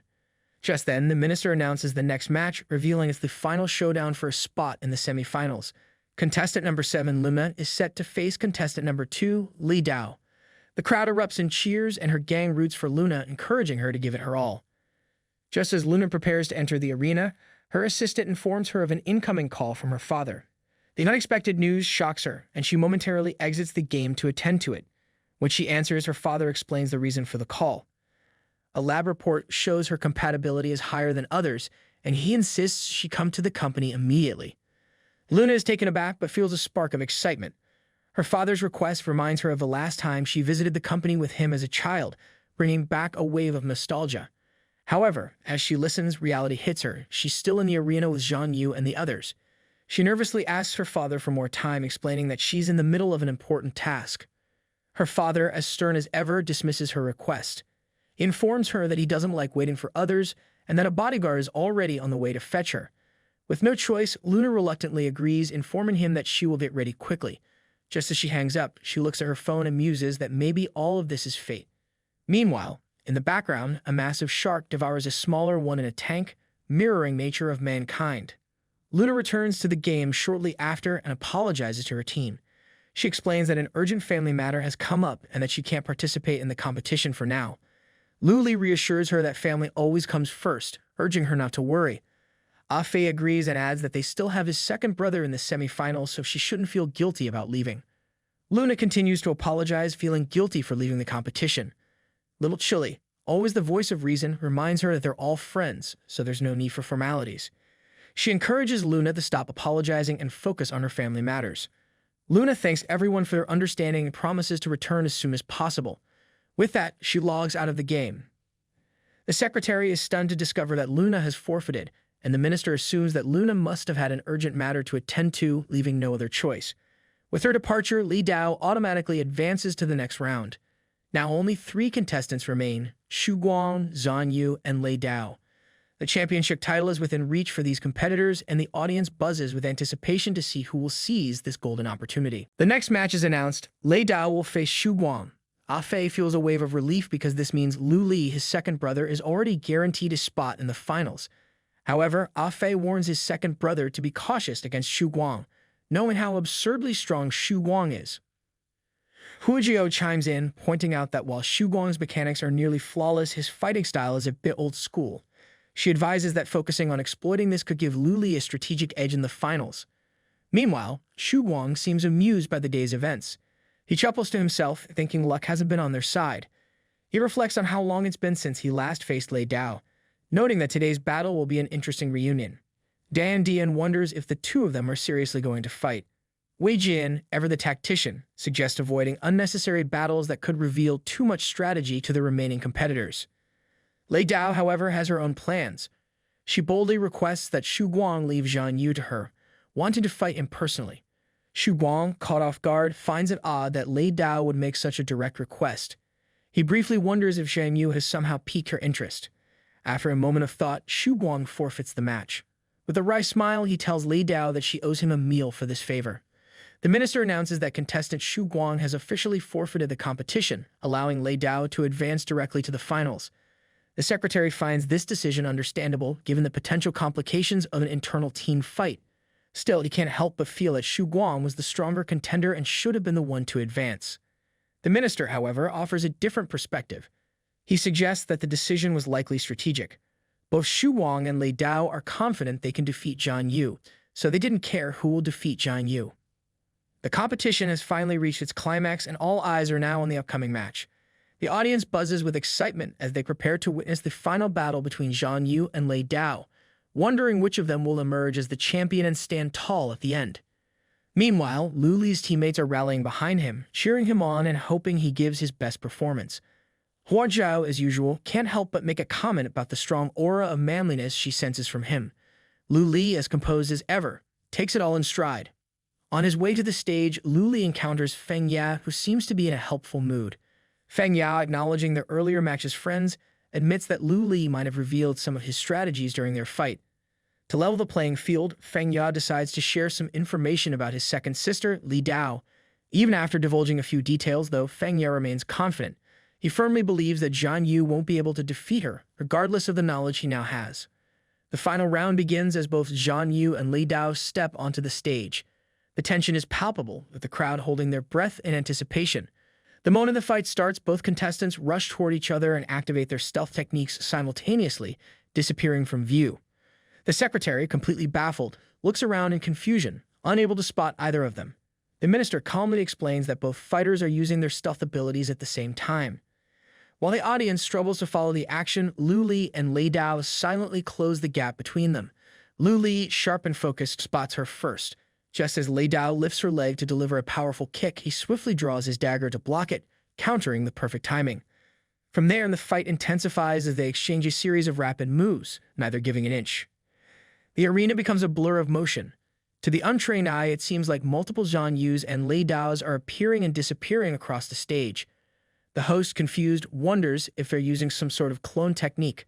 The minister corrects him, explaining that these are not clones but afterimages created by their incredible speed. Lu Li makes an aggressive move, aiming for Lei Dao with a precise strike, but she bends backward just in time to avoid the attack. In response, she counters with a flurry of kicks, testing his defenses. Both fighters continue trading blows until finally their kicks collide midair with equal force, sending them both stumbling back across the stage. Ah Fei, watching intently, comments that Li Dao seems to be evenly matched with his second brother. Hua Zhao, however, dismisses this, pointing out that neither fighter has truly committed yet. In her eyes, they're merely testing each other's limits, trying to gauge their opponent's strength and strategy. Little Chile, on the other hand, can't believe what she's hearing. To her, this intense back and forth looks like a full-on battle. She struggles to imagine how such a high-speed, explosive exchange could be called probing. Lu Li counters Lei Dao with his rending burst blade, unleashing a sharp and precise attack that radiates energy across the stage. Lei Dao doesn't hold back, meeting his strike with her own powerful counterattack. The clash of their moves creates an intense energy that lights up the arena, leaving the minister thoroughly impressed. He marvels at the sheer skill on display, calling this a true battle between top assassins. Lu Li rushes toward Lei Dao again. She swiftly counters with a kick, momentarily halting his advance. Wasting no time, she charges at him, but Lu Li surprises her by using backstab. Caught off guard, Lei Dao teleports behind him to evade the attack, quickly noticing his presence again. Without hesitation, she retaliates with her own backstab, striking him before they engage in a brutal grapple. Lei Dao seizes the upper hand momentarily by using her fixing arm crossbar, locking Lu Li in a chokehold. It looks like she's gained the advantage, but Lu Li isn't finished yet. He summons his second weapon and counters with a powerful attack, breaking free from her hold and throwing her back across the stage. Despite his efforts, Lu Li realizes that Li Dao is still holding back, testing him rather than going all out. This reminds him of what Feng Ya had told him earlier. Feng Ya had warned him not to take it personally, but it's unlikely he could ever defeat his second sister in a fair fight. Lu Li recalls that ever since he joined Daybreak Guild, he sparred with Lei Dao countless times, probably thousands, and not once has he come out victorious. Lei Dao isn't just an exceptional fighter, she's a former mercenary captain, and not just any captain. She was a legend in her field, known for her deadly precision with firearms and unmatched skill in combat. It said she could take down dozens of opponents alone, even with nothing but a knife. Feng Ya continues, noting that Lu Li must be curious why someone as skilled as Lei Dao decided to join the gaming industry. Feng Ya admits he was also puzzled about this until one day, during a drinking session, Lei Dao had a little too much and finally revealed the truth. She spoke about a mission from her mercenary days, one that left a permanent scar on her heart. Her target was a criminal gang involved in the horrific business of abducting children for organ trafficking. The gang wasn't just ruthless, they were well-armed and outnumbered her team. Even worse, they used the abducted children as hostages, creating a situation where any mistake could cost innocent lives. During the mission, things took a dark turn. Lei Dao's own teammates betrayed her, having been bought off by the gang. She was stabbed in the shoulder by someone she trusted. In the chaos, she instinctively fired a shot at her traitorous teammate, killing him instantly. That bullet turned out to be her last. With no time to think, she pulled the dagger from her own shoulder and hurled it straight at the gang boss, hitting him in the forehead. It was a perfect, desperate shot. But even in death, the gang boss had the last laugh. He pressed a detonator just before collapsing, setting off an explosion that consumed the hostages. Lei Dao could only watch in horror as all the children burned to death in front of her. The incident left her traumatized, and she gave up her life as a mercenary, returning to her home country with a shattered spirit. Later, she somehow crossed paths with the boss of the Daybreak Guild, who shamelessly roped her into joining their team and becoming an esports player. Feng adds that while her performance in most games is fairly ordinary, she operates on an entirely different level when it comes to shooting and fighting games, particularly those using virtual reality. In those arenas, she crushes her opponents with an unmatched combination of precision and combat skill. Feng tells him that he almost forgets to add one final critical detail. Lei Dao isn't just a skilled player, she's currently ranked as the #1 assassin in the Chinese Jianyu server. Luli finds it intriguing that Lei Dao, the top mercenary and #1 assassin in the country, stands before him. There's a strange allure to facing such a legendary opponent, and it pushes him to draw both of his weapons. His sudden move puts Lei Dao on high alert, prompting her to summon her weapons as well. Without hesitation, they charge at each other, the stage erupting with tension as the two assassins clash. Luli strikes first, aiming for her with swift precision. Lei Dao surprises him by blocking the attack with her sword sheath rather than drawing her blade.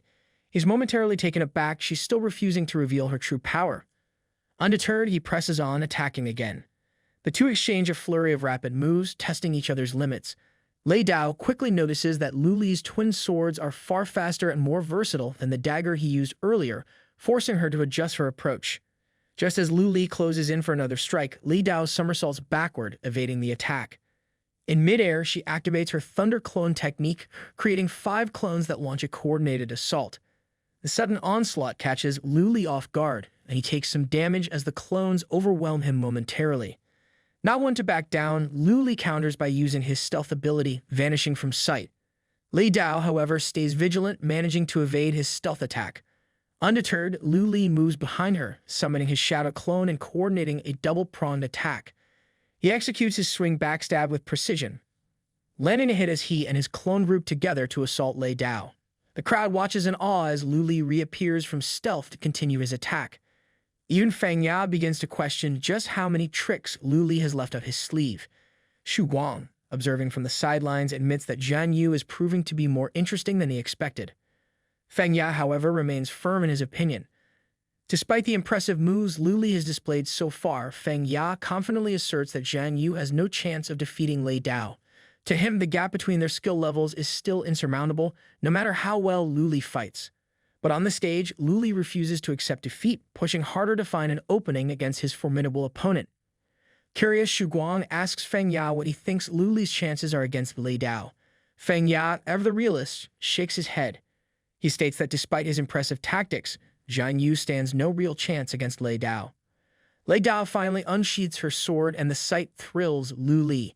After all this time, she's decided to reveal her true weapon. Lei Dao casually explains that she hadn't used the sword earlier because it's too powerful and would have made the fight less entertaining. Luli, already on edge, is shocked as immense energy radiates from her blade, creating an overwhelming atmosphere. Undeterred, Luli and his clone charge at her, trying to regain the upper hand. Lei Dao, unfazed, rambles about her thunder sword. She explains that it can summon thunder and lightning to continuously strike her opponent until they are utterly defeated. Then a storm of energy builds around her, and Luli can feel the weight of the situation. He knows he can't afford to waste any more time. The pressure is suffocating, and he's running out of options. With no choice left, Luli activates a powerful combination of his skills, Hidden Dragon in the Abyss and Rending Burst Blade. He bursts through the thunderous storm, targeting Lei Dao directly, while his clone moves in to attack her from the opposite direction.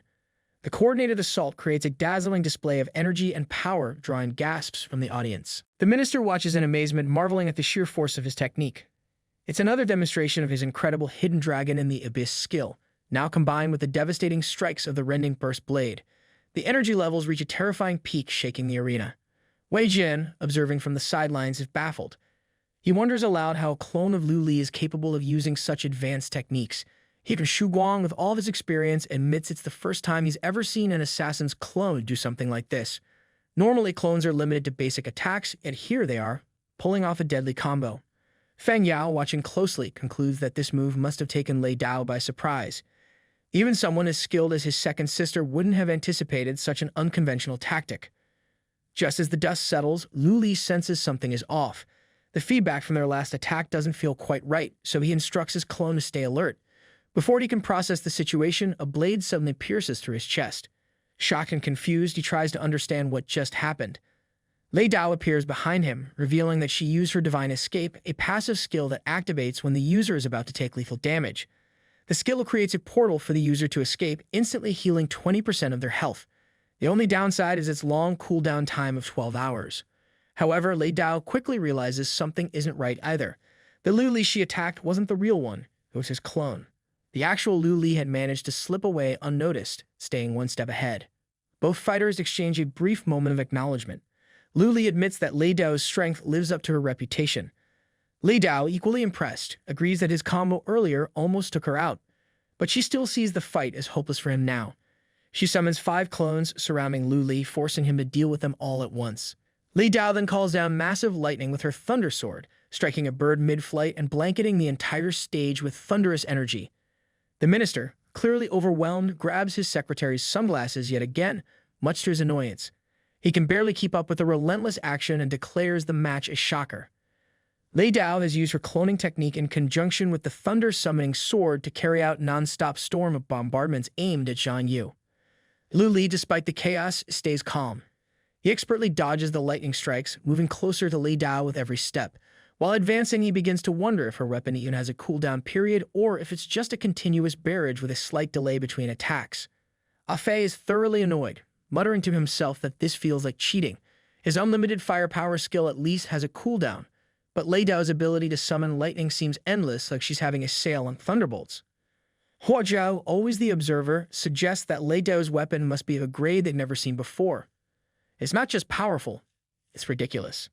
Meanwhile, Feng Yasai is clearly impressed by Lu Li's performance but resigned to the fact that this fight is slipping out of his hands. He knows Lei Dao's Thunderblade isn't just any weapon, it's a mythical-grade weapon. Mythical-grade gear is practically legendary, its power growing alongside the user. The Thunderblade attacks automatically convert to lightning-based magic damage, which cannot be resisted. Unless a target is specifically immune to lightning magic, they'll be hit with full force. The weapon doesn't just deal continuous damage, but keeps attacking until its target's health is reduced to 0. To make things even more absurd, every 3 minutes it unleashes a devastating lightning burst from the energy it accumulates. Lu Li, dodging and weaving through the storm of lightning, can barely believe it. A mythical-grade weapon shouldn't even exist in the hands of a player yet. No bosses that drop such weapons have been revealed to the players. How Lei Dao managed to obtain such a monstrous weapon is a mystery, and an incredibly frustrating one at that. Lei Dao confirms that his suspicion is correct. The Thunder Blade shouldn't exist in the current phase of the game.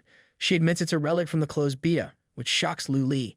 Realizing the weapon's origin, he quickly asks if she was a closed beta player. If that's the case, he wonders if she knows someone named Chao Yi Xiao. The mention of that name visibly startles Lei Dao, and she narrows her eyes at Lu Li, clearly trying to piece things together.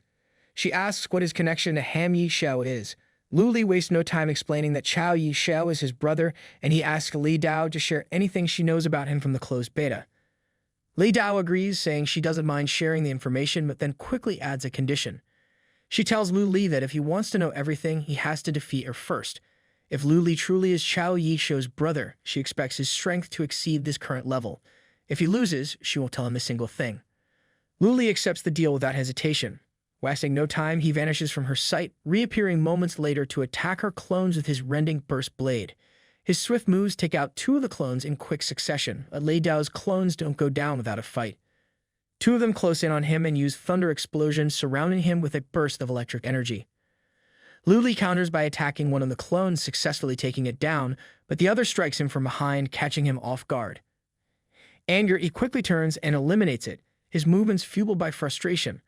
Undeterred, he rushes toward another clone, only to be struck by a bolt of lightning. The impact is brutal, making him cough up blood, but he grits his teeth and pushes through, managing to destroy the remaining clone as well. Lei Dao points her blade at Lu Li and remarks that, judging by his current state, it seems unlikely he'll get the chance to hear anything about his brother. This infuriates Lu Li, and he immediately snaps back, making it clear that the fight is far from over. Without hesitation, he rushes toward her, summoning a clone to assist him.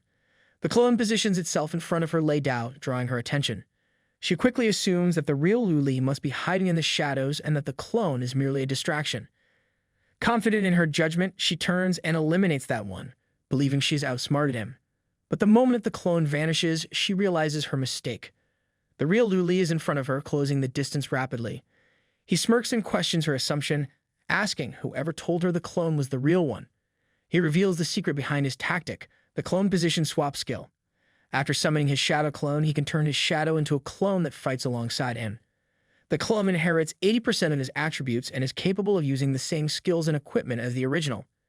The unique ability of the clone is its position swap, which allows Luli to exchange places with the clone as long as it's within a 500-meter range. Using this skill, Luli outmaneuvers Lei Dao completely, catching her off guard. He continues to circle around her, combining his movements with his rending burst blade. The sheer speed and precision of his attacks create an almost separate space around them, isolating Lei Dao in his whirlwind of energy and steel. The minister looks on, completely stunned. He comments that Luli has used his rending burst blade to create a barrier-like space that traps both himself and Lei Dao inside. He speculates that contestant Zhang Yu might be planning to cut off all escape routes, forcing Lei Dao into a cage fight for the finale. Inside the space, Lei Dao quickly assesses the situation. She realizes that Luli might be willing to take her down with him in this desperate move, but she refuses to let that happen. Her confidence falters, however, when she looks directly at him. To her shock, Luli has activated his Shura mode, and his aura is brimming with an otherworldly energy. A sly, cunning smile spreads across his face, unnerving her further. The mask she wears begins to fracture, and as it starts to break away, one of her eyes becomes visible. She stares at him, wide-eyed and uncharacteristically shaken. It's as if she's seeing a side of Luli she never expected, a moment that leaves her momentarily frozen. Lei Dao recalls a pivotal moment from 2 years ago during a closed beta. She had been unconscious and Shu Guang was the one who managed to wake her up. When she came to, he immediately asked how she was feeling. Lei Dao assured him that she was fine, then quickly asked about the others. Shu Guang's expression was grim as he explained that everyone else was dead. Their bodies were scattered across the battlefield, and the only thing standing before them now was the boss. The boss wasn't just any enemy, it was a mythical-grade boss, towering and menacing. Shu Guang remarked how absurdly powerful it was, exactly as they had feared. Lei Dao acknowledged that their Daybreak Guild was likely the first team to encounter a boss of this grade during the closed beta. She realized the importance of this fight. Discovering the strategy to defeat it and collecting the resources it dropped would give their guild a massive advantage when the game transitioned to open beta. These would become their most closely guarded secrets, separating them from the rest of the players. However, Shu Guang admitted that his condition was critical. He had pushed himself to his absolute limit, and now the outcome depended on her. Handing her a small device, he explained that it was a code container from Destiny Corporation. This rare item granted the ultimate user benefit, allowing one weapon or piece of equipment to be bound exclusively to the user. The bound item could then be carried into the public beta, with its level and function scaling alongside the user's progression. However, as Shu Guang spoke, the mythical-grade boss began advancing toward them. Its heavy steps echoed ominously, shaking the ground. Shu Guang, knowing time was running out, quickly raised his shield and activated his defense enchantments.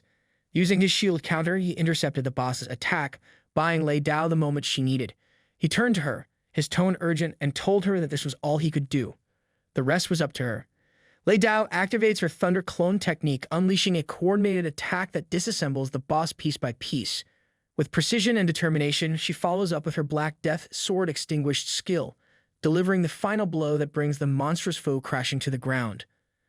A wave of relief washes over her as she sees the boss defeated, finally thinking the nightmare is over. But her relief is short-lived. While the boss's shadow remains lie on the ground, another figure emerges from within, Helmut Thunder, a far more menacing second form. The new boss radiates overwhelming power and arrogantly declares that Lei Dao should consider it a lifelong honor to bear witness to his true form. Before she can process what's happening, he ascends into the air, summoning multiple magical circles that unleash a relentless barrage of lightning. The storm engulfs the battlefield, forcing Lei Dao to dodge continuously to survive. Helmut Thunder, towering above her, taunts her mercilessly. Referring to her as a mere human, he declares that she is no more significant than an insect in the face of his Holy Spirit, Thunder. With a gesture of his hand, he sends another wave of devastating lightning toward her. Her mask cracks further, and eventually it breaks completely, leaving her face exposed.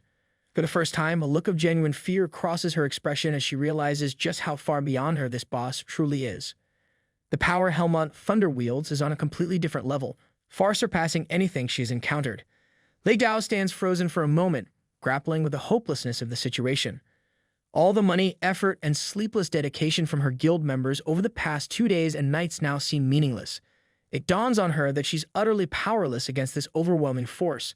Just as the boss prepares to strike Lei Dao with a devastating attack, Ham Yi Shao appears on a distant mountain, coughing lightly to announce his presence. He casually remarks on how disgraceful it is for such a massive and powerful figure to bully a single girl. The boss, clearly irritated, turns his attention toward Ham Yi Shao. He demands to know who this bold intruder is and how he dares to look down on him from above. Without hesitation, the boss unleashes a thunder explosion aimed directly at him. Han Yi Shao, unfazed, seems more annoyed than worried. He notes that it was the boss who attacked first, making it clear he's not one to back down. Using his sky-encompassing finger skill, Han Yi Shao counters the thunder explosion with precision and overwhelming force. His attack pierces through the explosion, dealing massive damage to the boss. The boss reels back in shock, startled by the sheer power of this technique. The boss mutters that he must be Han Yi Shao. Han Yi Shao wastes no time charging toward the boss with relentless determination. The boss, though startled, attempts to retaliate. But before he can land another attack, Han Yi Shao activates his Ashura mode, and with a surge of massive energy, he delivers a final decisive blow, obliterating the boss completely. The boss disintegrates, and a mythical-grade weapon drops to the ground. Han Yi Shao notices it but doesn't rush. Lei Dao, however, immediately darts toward it and grabs it before he can reach it. She firmly declares that the weapon belongs to her. Han Yi Shao approaches her calmly and agrees, stating that it's only fair since he merely happened to pass by and decided to help her. He then formally introduces himself as Han Yi Shao and then turns to leave, much to her shock. She stares at him in disbelief. She can't fathom why someone with such immense power would walk away so easily without trying to kill her or take the weapon for himself. While he strides away, she calls out, stopping him in his tracks. Han Yi Shao glances back, curious about what more she could want. Lei Dao, standing firm, explains that she despises owing anyone a debt. The weapon she now holds is a result of his intervention, and she feels obligated to repay him for it. Meanwhile, in the arena, the minister notices the final skill is finally fading and predicts that the victor will be revealed any moment now. The tension in the crowd grows. Everyone waits anxiously, holding their breath. Just as the mist clears, the audience sees Lu Li pointing his dagger at Lei Dao. The minister declares him the winner of the competition and announces Zhang Yu as the champion. The stadium erupts with cheers for Zhang Yu. Amid the applause, Lu Li calmly turns to Lei Dao, asking her to fulfill their deal and tell him everything she knows about his elder brother. Lei Dao, seeing his determination, reflects for a moment. When she looks at him, she briefly sees a reflection of his brother and his resolve, which moves her enough to start talking. Lei Dao recalls meeting his older brother during the closed beta. Her memory flashes back to her earlier encounter with Han Yi Shao. At the time, he had insisted she owed him nothing for the mythical-grade equipment. He reminded her that he had just been passing by and that the equipment was hers fair and square, but Lei Dao refused to let it go so easily. To her, a debt was a debt, and she couldn't simply walk away without repaying him for defeating the boss and allowing her to claim the equipment. Frustrated by her persistence, Han Yi Shao sarcastically suggested she just hand him the equipment if she didn't want to owe him anything. That way, the debt would be cleared. But Lei Dao, unyielding, rejected the idea because the equipment was critical to the success of her guild. Han Yi Shao, now visibly annoyed, came up with another plan. He'd take the weapon, throw it away, and she could pretend to have found it on the roadside. Lei Dao refused again, standing firm, which only deepened his irritation. Han Yi Shao, almost ready to give up, questioned what exactly she wanted him to do. Lei Dao then explained her solution. Her guild provided escort and travel companion services, and she proposed accompanying him across the world to Rome. Any money or equipment they earned during their travels would go to him until the total value matched the worth of the mythical-grade weapon. This suggestion left Han Yi Shao speechless for a moment, as her sheer stubbornness seemed to defy logic. However, it was clear that Lei Dao wasn't going to let the debt go unpaid, no matter how unconventional her methods. Han Yi Shao suddenly warns Lei Dao to watch out behind her. She turns quickly, expecting danger, only to find a silly bird pecking at an insect. Realizing there's no threat, she glares at him, but Han Yi Shao takes the opportunity to exploit the distraction and bolts, clearly hoping to escape her persistent company. Lei Dao, not one to give up, calls after him, demanding he stop running away. Sometime later during the winter, Lei Dao is still accompanying Han Yi Shao, helping him in his fights. They take down a boss together, working in sync. Han Yi Shao, pleased with their victory, jokingly remarks that the job was as easy as finishing dinner. However, before they can fully relax, Lei Dao notices the boss's tail moving for a final strike. She quickly shoves Han Yi Shao out of harm's way, but the tail lands a hit on her instead, injuring her. Han Yi Shao is furious, directing his anger at the boss. With a single use of his sky-encompassing finger, he obliterates the monster completely. He rushes to Li Dao's side, asking if she's okay. Coughing lightly, she assures him that she's fine. Han Yishao hands her mask. She picks it up and puts it back on to cover her face. Han Yishao scolds her, saying that he's more durable than she is and doesn't want her taking blows meant for him. Lei Dao thanks him while adjusting her mask. Han Yishao, for the first time, notices how beautiful she's under the mask. He teases her, wondering if she wears it to avoid being chased by too many admirers. Lei Dao dismisses his comment, explaining that she hides her face because of a scar and she doesn't want his pity.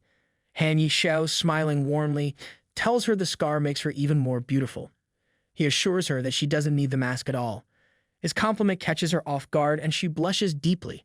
Flustered but touched, Li Dao tells him that she won't wear the mask around him anymore. However, she firmly adds that she will still wear it when she's with others. In present, Li Dao explains to Lu Li that she was in the same party as Han Yishao during her time in the closed beta. She recalls how incredible he was, standing out as probably the best among all the beta testers. Hearing this, Lu Li feels a sense of pride and relief, glad to know that Li Dao had more than just a passing connection with his brother. He eagerly asks her when she last saw Han Yishao and if he had mentioned anything about his plans. Li Dao takes a moment to think before answering. She reflects on the last time she saw Han Yishao. During that encounter, he told her he needed to leave for a while. His words puzzled her at the time, so she asked him why. Han Yishao revealed that something had gone wrong with the game. Someone had opened a door that was never meant to be opened. He explained that it was now his responsibility to close it. Lei Dao, concerned, wanted to go with him, but Han Yishao refused. He told her that he was the only one who could go to that place. This left her wondering if he didn't think she was strong enough to handle the task or if he thought she might hold him back. When she voiced her doubts, Han Yishao reassured her, saying it wasn't a question of her abilities. He promised that he would handle the issue quickly and return in no time. Before leaving, Han Yishao changed the mood entirely with an unexpected offer. He asked Lei Dao what she thought about him treating her to a hot pot in real life once he got back. The idea caught her completely off guard. She found herself wondering if it could be a date and what that might mean for their relationship. And while she was lost in thought about the possibility of a date, Han Yishao casually added that he had two younger brothers who were quite interesting and that he'd like her to meet them. In the present, Li Dao explains to Lu Li that she hasn't heard anything about Han Yishao since he left. Her words leave Lu Li deep in thought, wondering what kind of door his brother could have been referring to, one that should never be opened. He connects the dots and starts to suspect that the door Han Yishao mentioned might be the same as the infernal purgatory that Wu Yu had once spoken about. Curious, he asks Lei Dao if his brother ever mentioned where this mysterious door was located, but she shakes her head, unable to provide any more details. Lu Li thanks her, appreciating how valuable this information is for his search. Lei Dao reassures him that she's happy to help, as she has also been searching for Han Yishao. She asks Lu Li to inform her immediately if he discovers anything about his brother, and he agrees without hesitation. She thinks back and remembers one odd thing. Han Yishao had been muttering to himself before he left. He said something strange, something that still lingers in her mind. If the door cannot be closed, it will be everywhere at once. Lu Li ponders on this and gets shocked by the implication. A door that could be everywhere at once sounds far more dangerous than he had imagined. Before Lu Li can fully process this revelation, the minister's booming voice interrupts. The minister congratulates Lu Li for his victory, declaring him the ultimate peerless warrior of the tournament. The announcement comes with a wave of applause, and the minister explains the rewards that await Zhan Yu. He will receive a treasure trove's worth of rewards from His Majesty the King. Among these is priority access to the legendary main weapon, the Inland Gemstone. Additionally, Lu Li is granted the right to form a team for the upcoming Princess Rescue mission, and each team member will be allowed to select a treasure from the King's treasury. The minister then calls on the audience to applaud and celebrate Zhan Yu, inviting him back to the stage for a grand award ceremony. The crowd erupts with cheers, their excitement filling the arena. Meanwhile, the king himself watches the proceedings and seems impressed by the performance of Lu Li. He instructs his men to bring Zhan Yu to him immediately, saying that there's no time to waste, important matters lie ahead. Later, at the Sky Castle of the Tini Kingdom, the secretary informs Lu Li and his group that the king's palace is just ahead. He escorts them to the grand doors of the palace, but stops short of entering. Apologizing, he explains that he isn't permitted to go any further and can only guide them up to this point. Lu Li, maintaining his usual politeness, thanks the secretary for his assistance. Before departing, the secretary introduces the two elves stationed at the palace entrance. These stewards, Zelfei and Zelwu, have been specially chosen to welcome the king's esteemed guests. They greet the group with exaggerated formality, their over-the-top display clearly aimed at impressing the visitors. With dramatic flair, they swing open the grand gates and invite the group inside. Taking charge, Zelwu begins explaining the layout of the palace. She mentions that the first floor is called Boyuan Hall. Zelfei elaborates, stating that this hall is primarily used for banquets, balls, and other general receptions. As the team enters, Little Chile's eyes widen in amazement at the sheer extravagance surrounding her. The walls are adorned with glittering golden ornaments and sparkling gems, making the entire hall shine with an almost blinding opulence. Ah-Fei, however, isn't as impressed. Looking around at the over-the-top display, he scoffs, declaring it to be a perfect example of the absurdity of unchecked capitalism. His remark earns a smirk from Hua Jiao. The Little Chile seems too dazzled to care. Before the group can take in more of the hall's grandeur, Zelwu opens another door and informs them of the king's orders. Each team member, as decreed by the king, is granted the opportunity to select one treasure from the royal treasury. Zelfei stands proudly, almost as if expecting applause for delivering such news. The team exchanges excited glances, ready to see what treasures lie ahead. Zelfei politely invites them to proceed further, explaining that the king's treasury is hidden beneath the palace. Lu Li and his team step into what feels like an endless pit. The area is dark, with barely enough light to see a few feet ahead. The heavy silence and eerie shadows make it feel more like a dungeon than a treasury. Zelfa, ever the showman, warns them to be cautious, pointing out the long staircase ahead. He makes it sound like he's doing them a favor, but the steep, winding descent looks like a disaster waiting to happen. Little Chile takes one look at the staircase and freezes. Her face turns pale, and she grabs onto Ah-Fei's arm so tightly he nearly stumbles. Ah-Fei, clearly unimpressed with her dramatics, tells her to just close her eyes if she's so scared. His tone makes it obvious he's not exactly overflowing with empathy, but he doesn't push her away either. Little Chile clings to him like her life depends on it, muttering about how ridiculously high the staircase is. As the group begins their descent, Ah-Fei's irritation grows with every step. He looks around at the overly dramatic staircase and the endless pit below and wonders why on earth anyone would go to such lengths for a treasure vault. To him, this isn't a treasury, it's an ego project. He grumbles under his breath, complaining that the king must have gotten bored one day and decided to dig a hole just to see how far he could go. He keeps hoping that when they reach the bottom, there will actually be something worthwhile to make all this trouble feel justified. Little Chile, still holding on to Ah-Fei, keeps glancing nervously down the staircase. She mumbles about how much work it must have taken to dig this hole, and Ah-Fei, ever the cynic, responds that it was probably less work than counting the king's gold every day. Huanzhou, walking behind them, hides a small smirk that keeps her focus ahead. After what feels like forever, they finally reach the bottom. Zelfei, who seems completely unfazed by the ridiculous trek, steps forward and dramatically pushes open a massive door. The sight that greets them is enough to make even Ah-Fei pause. The room is filled with treasures, golden ornaments, sparkling gems, and rare artifacts cover every inch of the space. The faint light reflects off the treasures, making the entire room glow like something out of a fairy tale. Little Chile forgets her fear in an instant and rushes forward, her eyes wide with excitement. She looks like a kid in a candy store, practically bouncing as she stares at the piles of riches. Ah-Fei follows her, but he's less dazzled. He mutters about how the king probably sleeps on a bed made of gold just to remind himself how rich he is. Even Huajiao seems a little awestruck, though she quickly masks it with her usual calm expression. For a moment, the group is silent, taking in the sheer size and wealth of the treasury. It's clear the king didn't just want to hide his treasure, he wanted to show off how absurdly rich he is. Ah-Fei and Little Chile eagerly begin inspecting the treasure, their excitement bubbling over as they rush from one shiny item to another. They barely take a moment to think, their hands itching to grab whatever looks the most expensive. It's like watching kids in a candy store with no self-control. However, before their greed gets the better of them, Zelfa steps in to remind them of the rules. They can only take one item each. The announcement is a buzzkill, and both of them groan in disappointment, but they grudgingly return to choosing more carefully. Huajiao stands to the side, clearly uninterested in all the flashy equipment. She casually suggests that Lu Li should take her share, waving off the importance of finding something for herself. Lu Li doesn't hesitate to shut her idea down. He tells her there's no reason for him to take her share and points out that she's missing something vital for chasing down enemies. She needs to pick something for herself, plain and simple. His tone is firm, and Huajiao can't argue with him, though part of her seems touched by his words. For a moment, Huajiao feels like Lu Li has been paying more attention to her than she realized. It dawns on her that he actually cares about her weaknesses and wants to help her improve. In her head, she convinces herself that she must occupy a special place in his thoughts, Of course, she could just be reading too much into it, but the idea still makes her smile, maybe a little too smugly. As Afi and little Chile continue to bicker over which treasure looks cooler, both stewards approach Luli with a message. They inform him that the king is waiting for him at the bottomless level of the palace and suggest he meet with the king first, then return to pick his treasure later. Without wasting a moment, Luli nods and agrees. Instead of taking the long and painfully slow staircase, Luli decides to take matters into his own hands. He jumps down, skipping all the tedious steps entirely. It's a flashy move, but practical.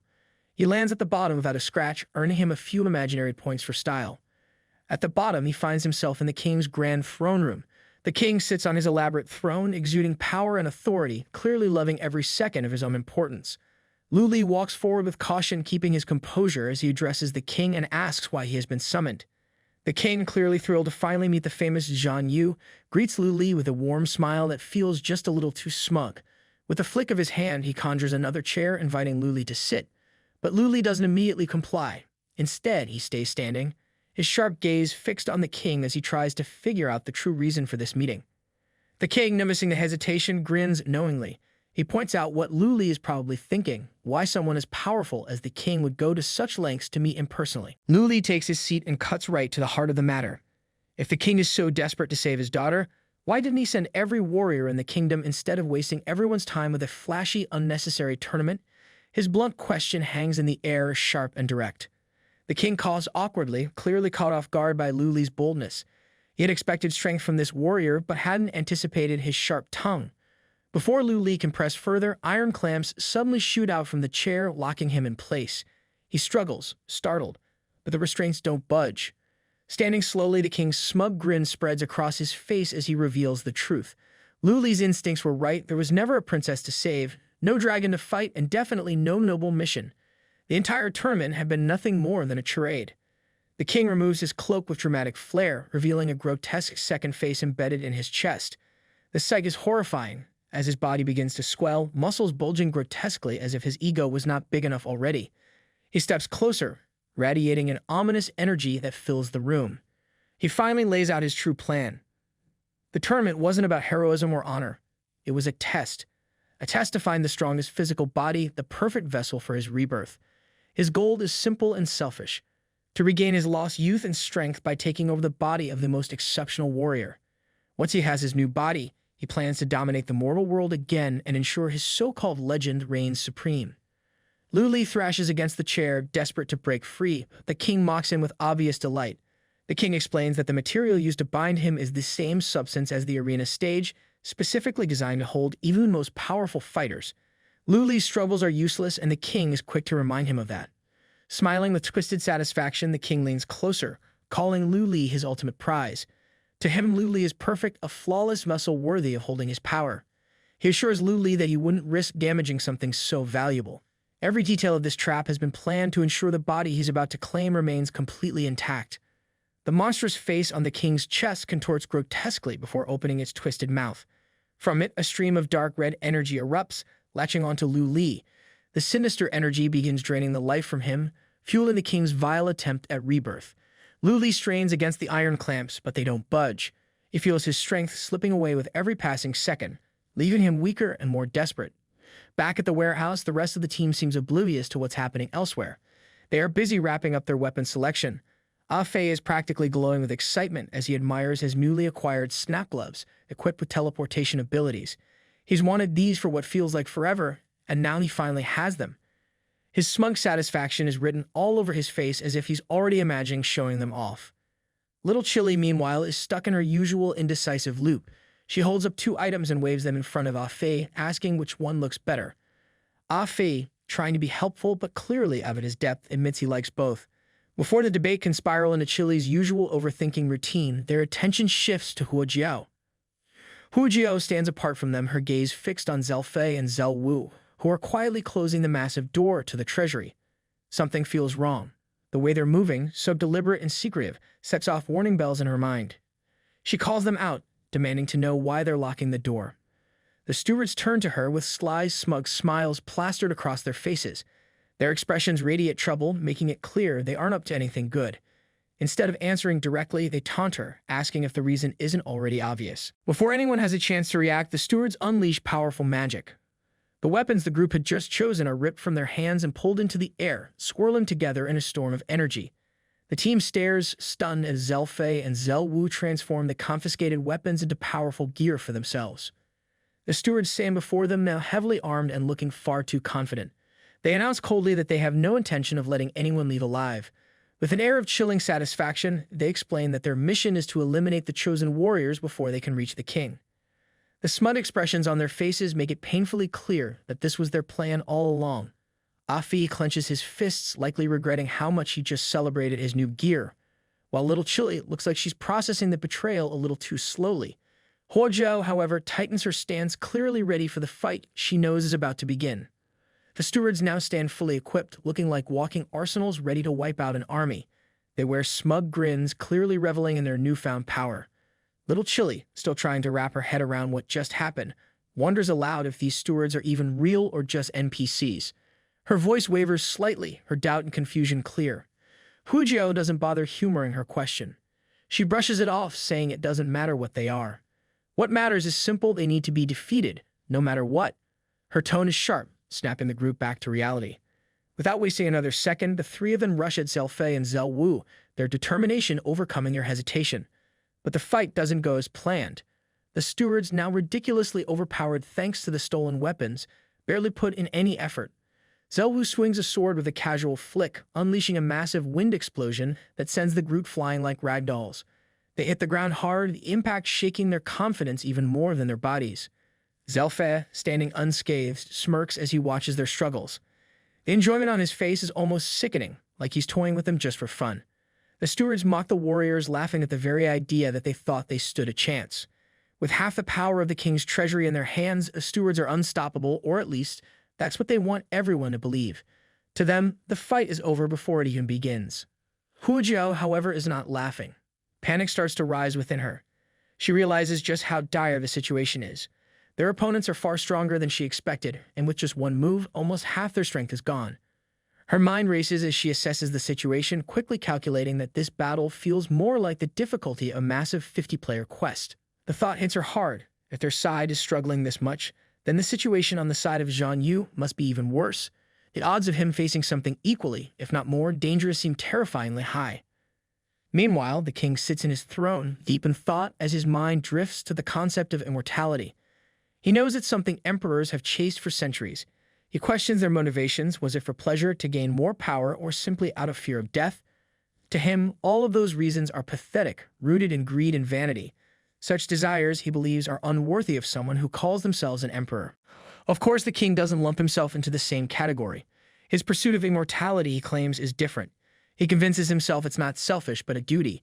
He believes his desire is the will of the people, the spirit of the times, and even a mandate from heaven itself. It's a convenient justification, one that lets him pretend he's better than the emperors he criticizes. His mind drifts further back to his early life. He remembers seeing the world as a filthy, chaotic place, a chopping board covered in blood and misery. To him, humanity wasn't much better than fish waiting to be slaughtered.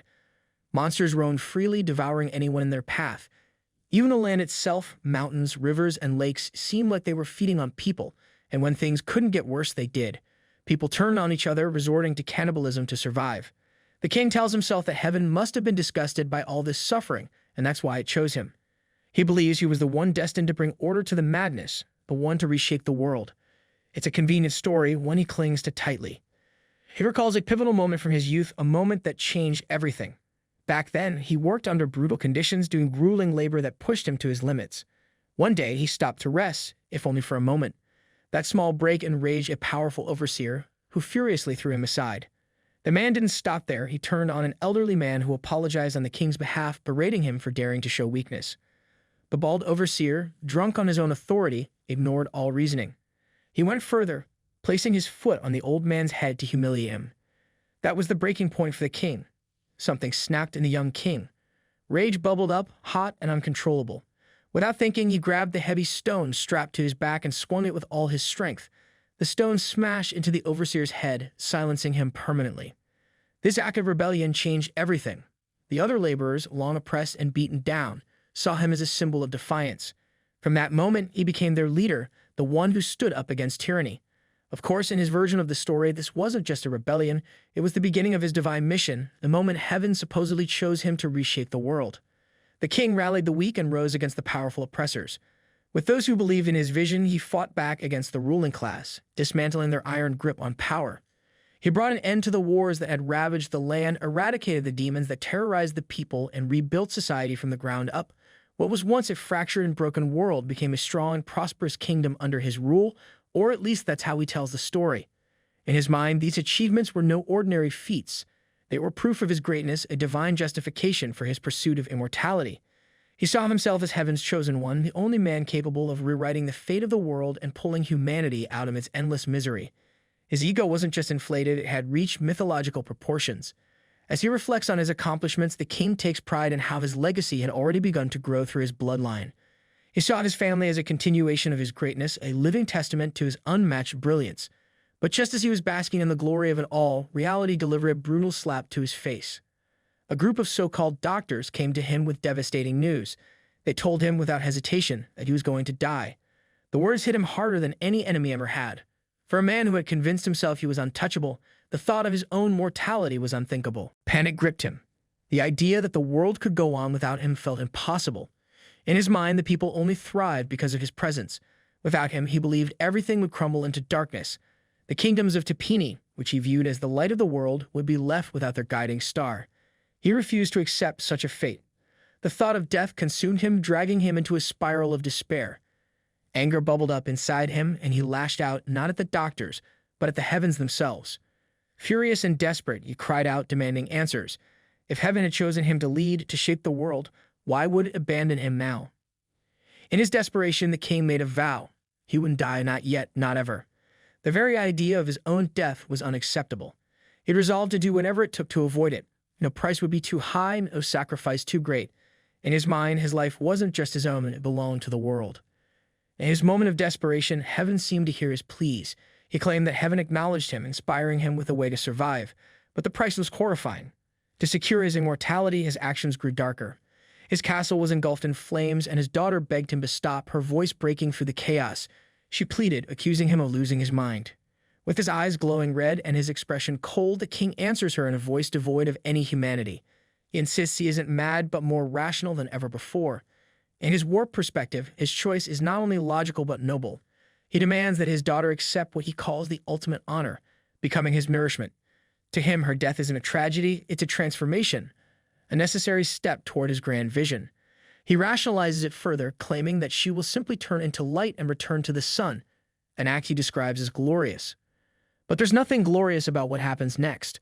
Without hesitation, he sacrifices his own child, justifying it as the price for his immortality. In his twisted mind, this is not an act of cruelty, but a necessary step toward ensuring his so-called destiny.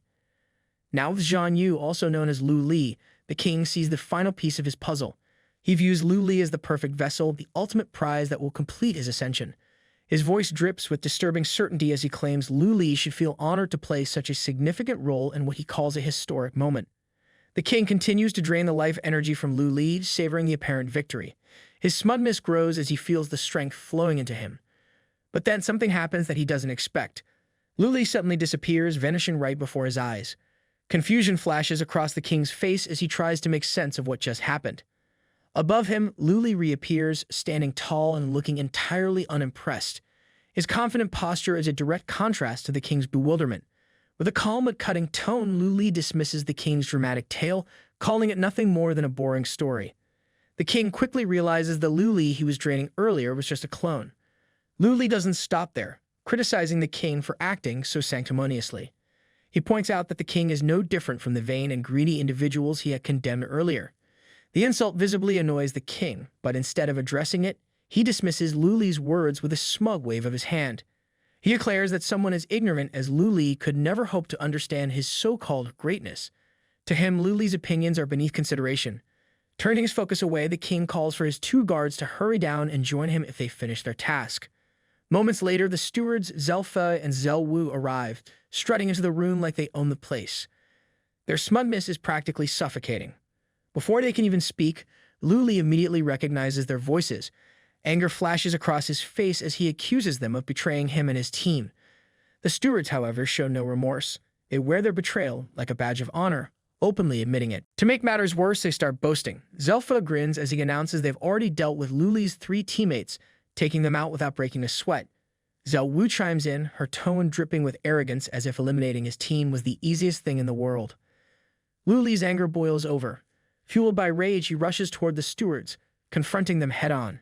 He demands to know if they have a death wish, his fury blazing in his voice. But Zelfei and Zhao Wu remain completely unfazed. They look at him like he's a minor inconvenience, not a threat. They mock him openly, warning him not to overestimate himself. Zhao Wu casually declares that she represents the staff of the king, while Zelfei claims he represents the sword of the king. Their words carry an air of finality, as though they've already decided his fate. The stewards then shift their focus, channeling their energy toward the king. The room seems to hum with power as the energy flows into him, fueling a transformation that makes the air feel heavy and suffocating. The king begins to undergo his so-called King Guard transformation, and his body starts radiating overwhelming power. He rambles arrogantly, belittling the idea of a warrior. To him, the title is meaningless, and killing someone like Luli is no harder than crushing an ant beneath his heel. Meanwhile, in the real world, Huojiao and Little Chile take off their headpieces after the system notifies them that their game session is over. Little Chile sits there, visibly annoyed, her frustration bubbling over. She starts venting, questioning how everything went from a simple treasure hunt to NPCs flipping the script and becoming overpowered bosses. It's like they went from a casual walk to a full-on marathon with no warning. Huojiao, ever the calm one, speculates that they might have accidentally triggered a hidden quest, setting off the chaos. Her voice is steady, but even she can't completely mask her unease. Little Chile isn't buying it, though. She points out the ridiculous power of the enemies they faced, highlighting how these so-called NPCs were capable of wiping them out with a single move. To her, it's not a hidden quest, it's a scam. Huojiao reluctantly agrees, admitting that she underestimated the situation. The strength of those 2 bosses was on the level of a 100-player raid, something far beyond what they were prepared for. This realization hits hard, and Huojiao's concern shifts to Zhang Yu. She starts worrying about how he's supposed to handle this nightmare all on his own. Trying to shake off the tension, Huojiao stretches her arms and casually asks her younger sister how much time is left until their in-game resurrection. Little Chile checks the timer and says it'll take about 30 minutes. Huojiao sighs, suggesting they grab some coffee to pass the time since it's clearly going to be a long night. Of course, Little Chile, true to form, doesn't let the moment pass without inserting her own preferences. Instead of plain coffee, she says she'd rather have a banana latte. Huojiao rolls her eyes but doesn't argue. Outside, the weather mirrors their mood. Dark clouds loom in the sky, hinting at an incoming storm. Afi stands by the window, watching the scene while smoking.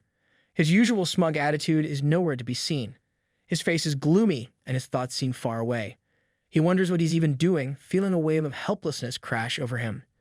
Despite all his efforts, he can't shake the feeling that he's powerless to help his second brother. The thought eats at him, leaving a bitter taste.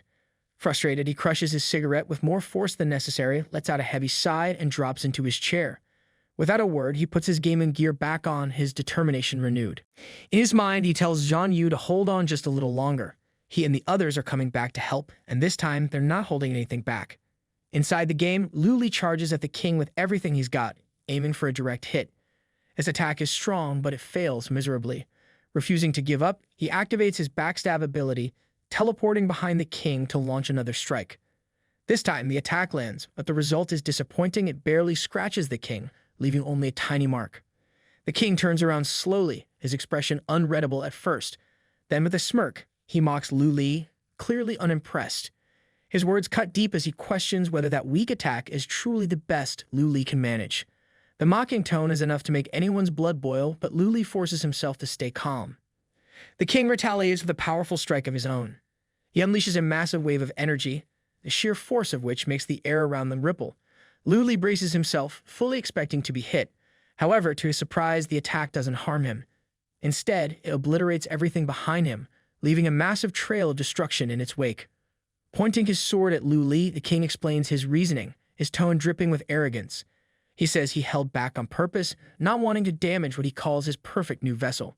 He gloats, suggesting that now Luli has seen the gap between their strength, he should simply surrender and accept the so-called baptism. In the king's eyes, Luli is nothing more than a naive child playing a game he doesn't understand. The king views himself as someone forged in unimaginable horrors, a survivor of endless bloodshed. He believes that Lu Li, with his limited experience, is just another overconfident fool who thinks a few minor victories and small battles are enough to challenge someone like him. The words weigh heavily on Lu Li. He knows the king isn't wrong. They're not on the same level. Fear begins creeping into his thoughts, threatening to overwhelm him. For a moment, doubt clouds his mind, and the gap in their power feels insurmountable. But then, something shifts. Lu Li realizes that standing still and giving in to panic will solve nothing. If he freezes now, it's over. Determined not to let fear paralyze him, he steadies himself. The situation is dire, but he refuses to back down. Instead, he prepares himself to keep moving, no matter how overwhelming the challenge ahead may be. The king watches as Lu Li attempts to retreat and chuckles, calling the young warrior incorrigible. His voice is filled with mockery, as if he's humored by the idea that someone like Lu Li thinks he can escape. Meanwhile, Lu Li uses his cloning ability, creating a distraction to divert the king's attention while he conceals himself. He moves swiftly, lodging his death dagger into the wall and using it as a foothold to steady himself. Gasping for breath, he pulls out a recovery potion and gulps it down, regaining some of his strength. It doesn't take much for Lu Li to realize that fighting the king head-on is out of the question. The difference in their power is so massive it's almost laughable. A direct confrontation would be nothing short of suicide. Instead, Lu Li resolves to play smart, relying on hit-and-run tactics. If he can stall long enough, maybe reinforcements will arrive. It's a slim hope, but it's the only one he has right now. The king glances upward, smirking at Lu Li's attempts to hide. Amused by the strategy, he mocks Lu Li, comparing it to a game of cat and mouse. But of course the king can't resist inflating his already massive ego. He sneers and declares that he isn't just a cat, he's a tiger. His arrogance practically oozes from every word, as if simply saying it makes it true. Deciding to prove his superiority, the king unleashes telekinetic storm, gravity control, a move so powerful it immediately reveals Lu Li's hiding spot. The air grows heavy, the energy pressing down on Lu Li like an invisible weight. The crushing force makes it difficult for him to move, his body straining against the overwhelming power.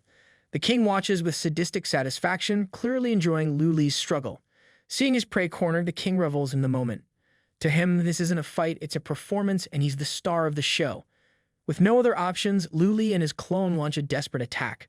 They move in unison, putting everything they have into their assault. But their efforts are wasted. The king's impenetrable defensive shield absorbs their strikes as if they were nothing more than a breeze.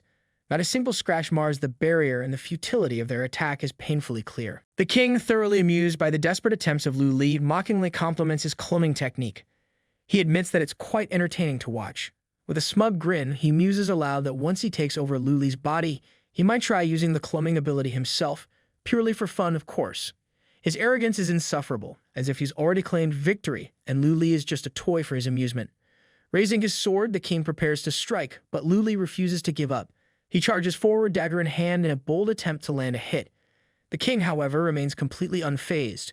With almost laughable ease, he catches the dagger midair, his grip firm and unshaken.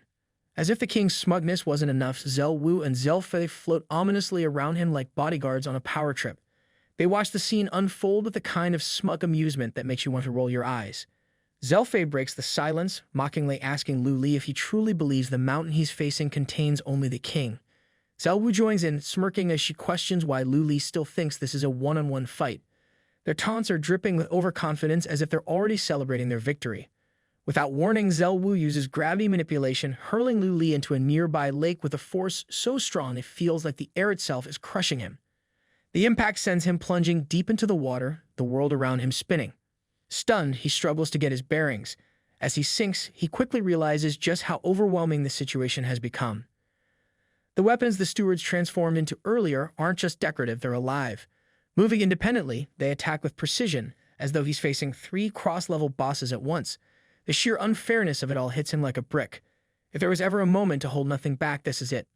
Meanwhile, on the surface, Zelfa glances at the lake and casually wonders aloud if Zhao Wu might have gone a bit overboard. He asks her if she accidentally damaged the king's precious new vessel. His tone is light, but his words carry a hint of mockery, poking at the possibility that she made a mistake. Zhao Wu's smile vanishes instantly. She glares at her brother, clearly annoyed by the comment, and snaps at him to stop talking nonsense. She reassures him with a sharp tone that her attack was nothing more than a little push, not enough to cause any serious harm. The king peers into the lake, his sharp eyes catching the turbulence on the surface. Something doesn't feel right, but before he can react, Lu Li bursts from the depths with incredible speed. In a bold move, he launches a surprise attack. The assault is unexpected and manages to land, leaving a small cut on the king's face. The steward's smugness vanishes immediately. They are clearly rattled by this turn of events. They hadn't expected Lu Li to recover so quickly, let alone get close enough to land a hit. The king, however, isn't angry. Instead, he seems amused. His fingers brush against the small cut on his face and a faint grin forms. He chuckles, finding it entertaining that his perfect vessel has managed to surprise him. The king's curiosity begins to grow as he observes Lu Li more closely. Emerging from the water, Lu Li looks different. His entire presence feels unfamiliar, radiating a strange new power. It turns out Lu Li had activated a mythical-grade artifact, the Phantom God's Earring. This rare piece of equipment allows the wearer to completely change their race. Along with the transformation comes new appearances, passive talents, and even language proficiency, making it a game-changer in combat. The artifact's description mentions several common races like humans, elves, and sirens, but Lu Li's choice is far from ordinary. Lu Li is transformed into the Phantom God Fishman race. His appearance is striking, and his newfound power makes his presence feel overwhelming. Zelfa, now visibly furious, charges at Lu Li without hesitation, calling him out for his audacity. His anger fuels his attack, and he swings with the intent to make Lu Li regret his every decision.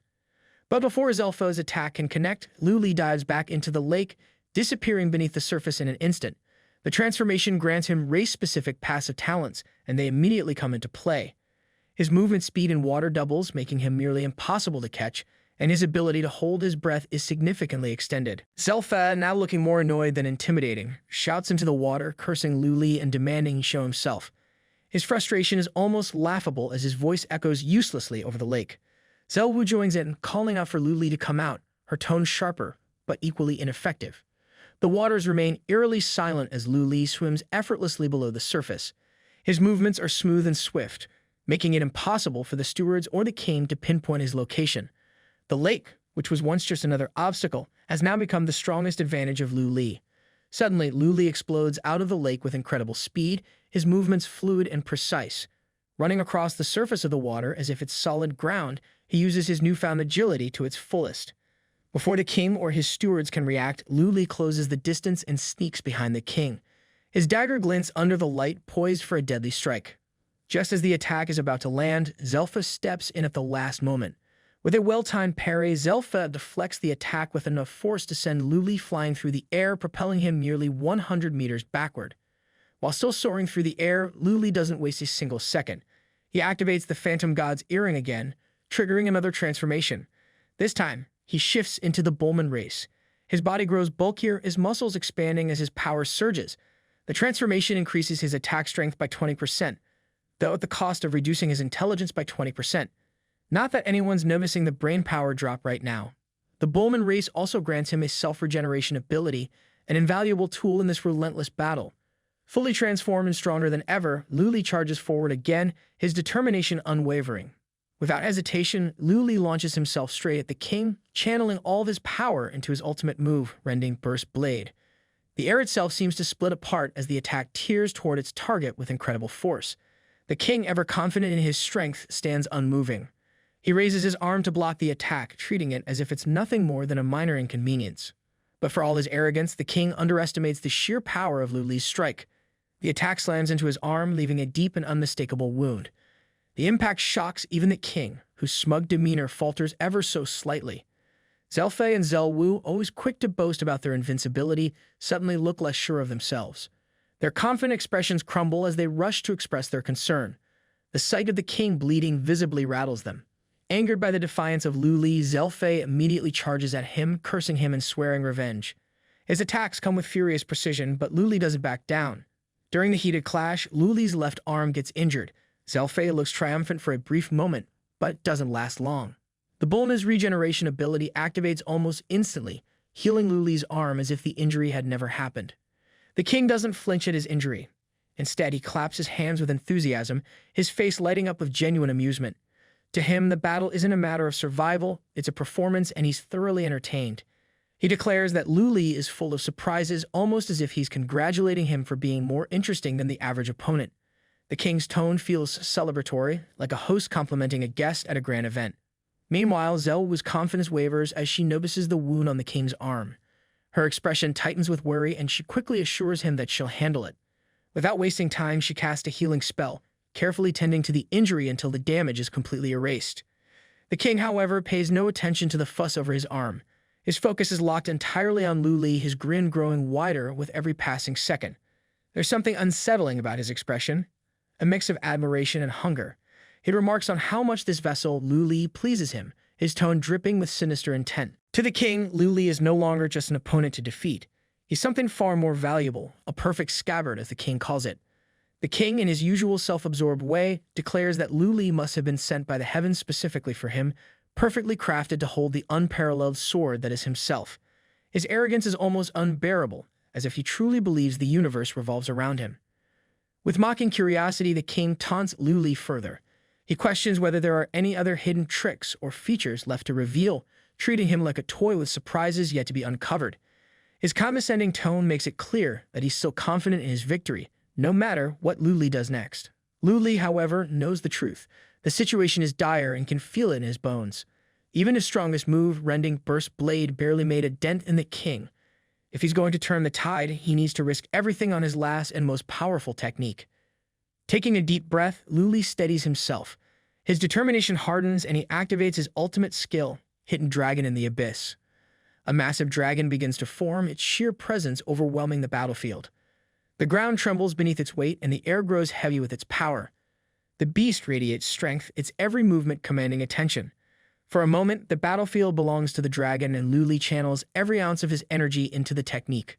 The king watches the scene unfold, his expression far too calm for someone facing a mythical beast. His smug confidence doesn't waver. Instead of fear or concern, his eyes sparkle with amusement. To him, this isn't a life or death moment, it's a spectacle, something to sit back and enjoy. Lu Li summons all of his strength and sends the massive dragon hurtling toward the king. The attack is fierce, tearing through the air with unstoppable force. The energy crackles and roars, a testament to the sheer power behind it. The king, still brimming with arrogance, doesn't flinch. Instead, he counters with his own move, Sword-Edge Storm, Cleave the Sky. The two attacks collide with devastating force.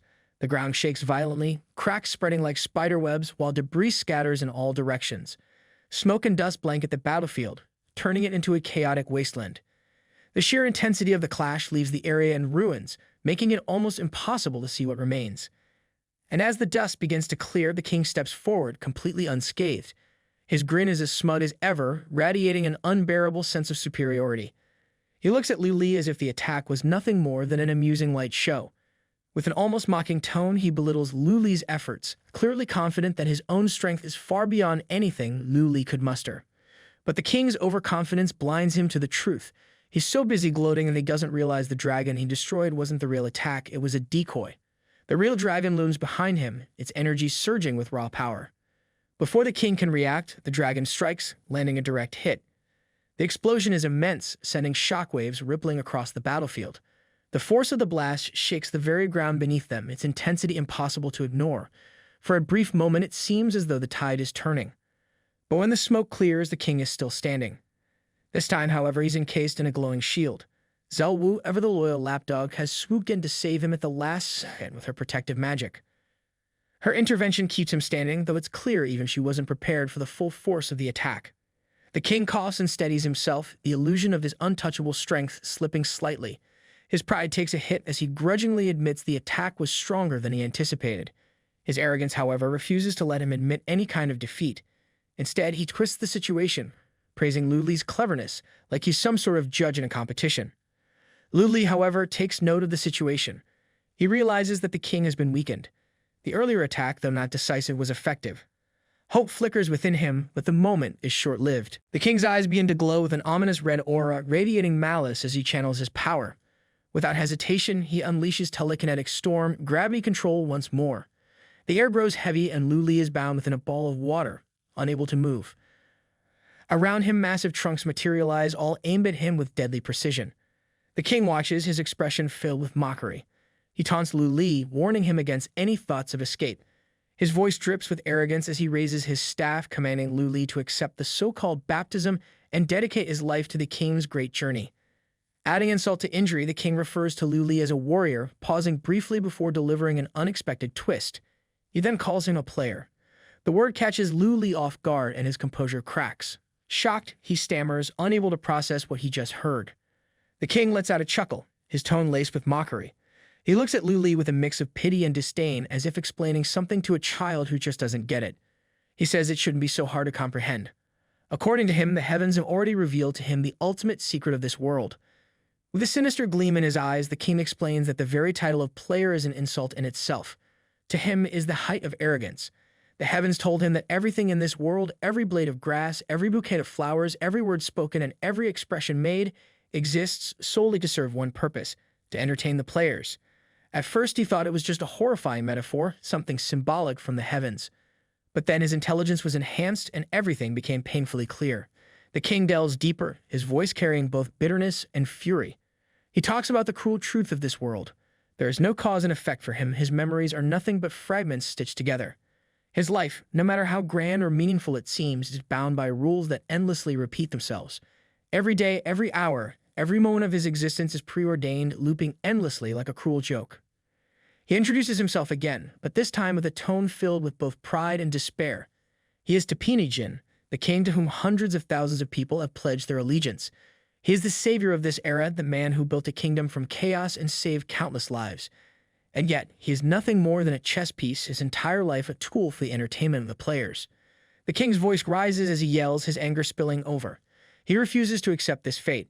He insists that he is no ordinary man. He is the king chosen by the heavens themselves. He declares that he was born not to follow destiny, but to destroy it, to subvert the cruel design that binds him.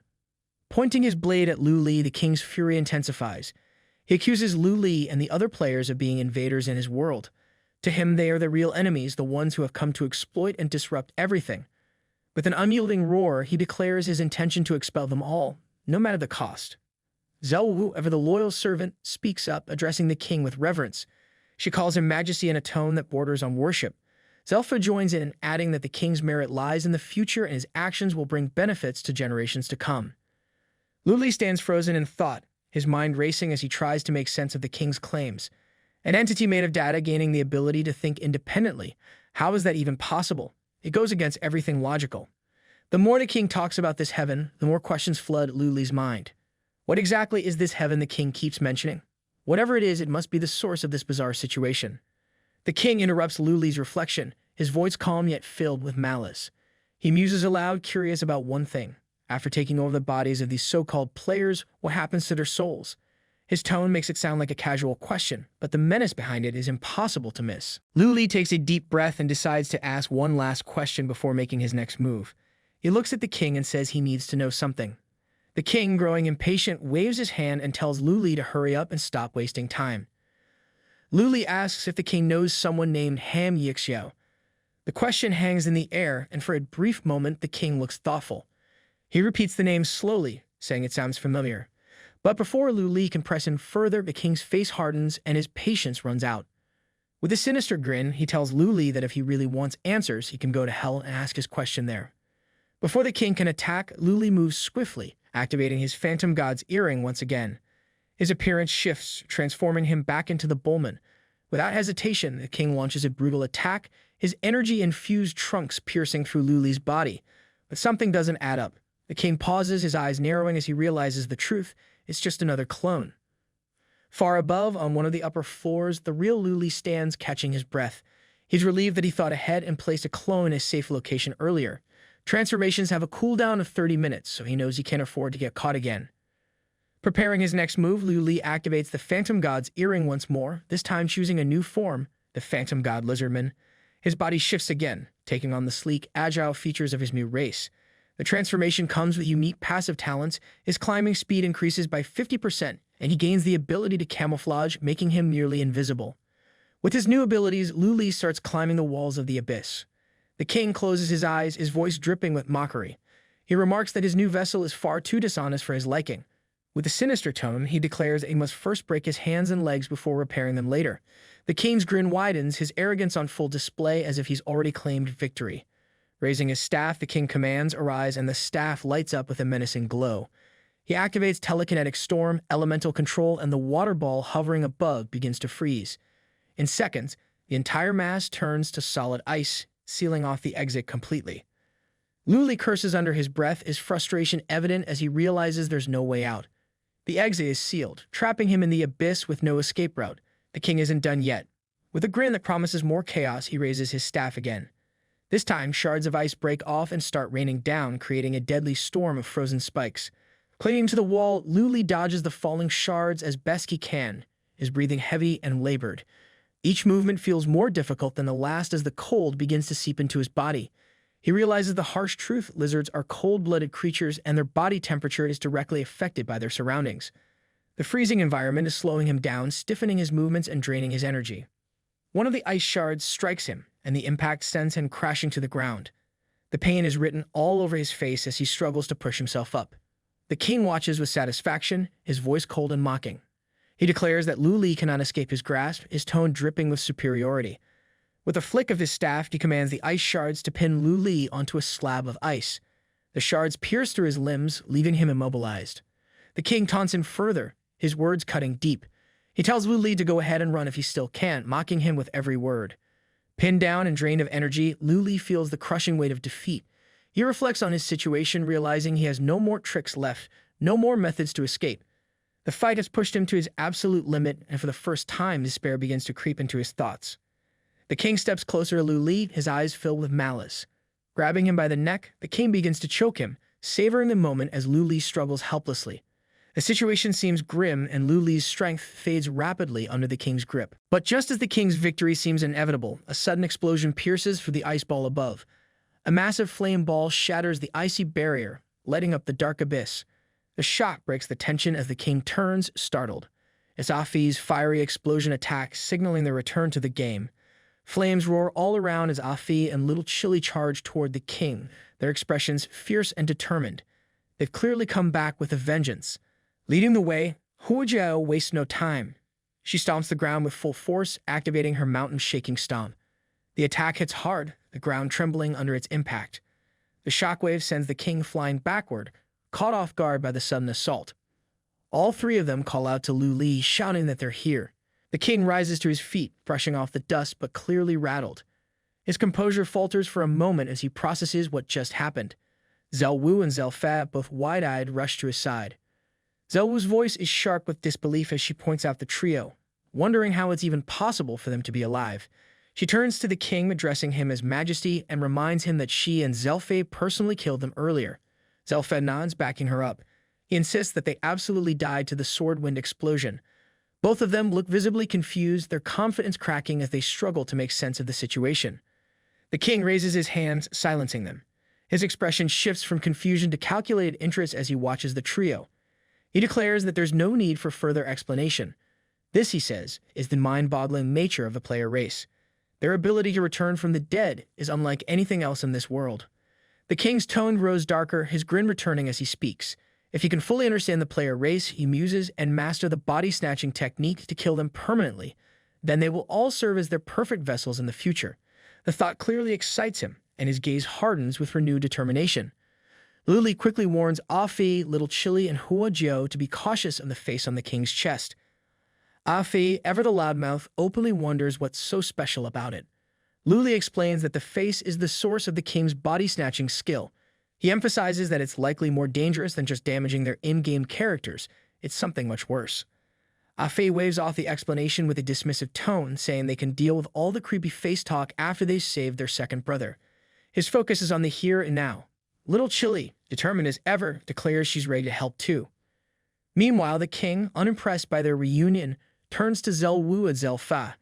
His voice is cold as he commands them to get rid of these troublesome bugs. The stewards, always eager to obey, reply in unison, understood, their synchronized voices adding an eerie edge.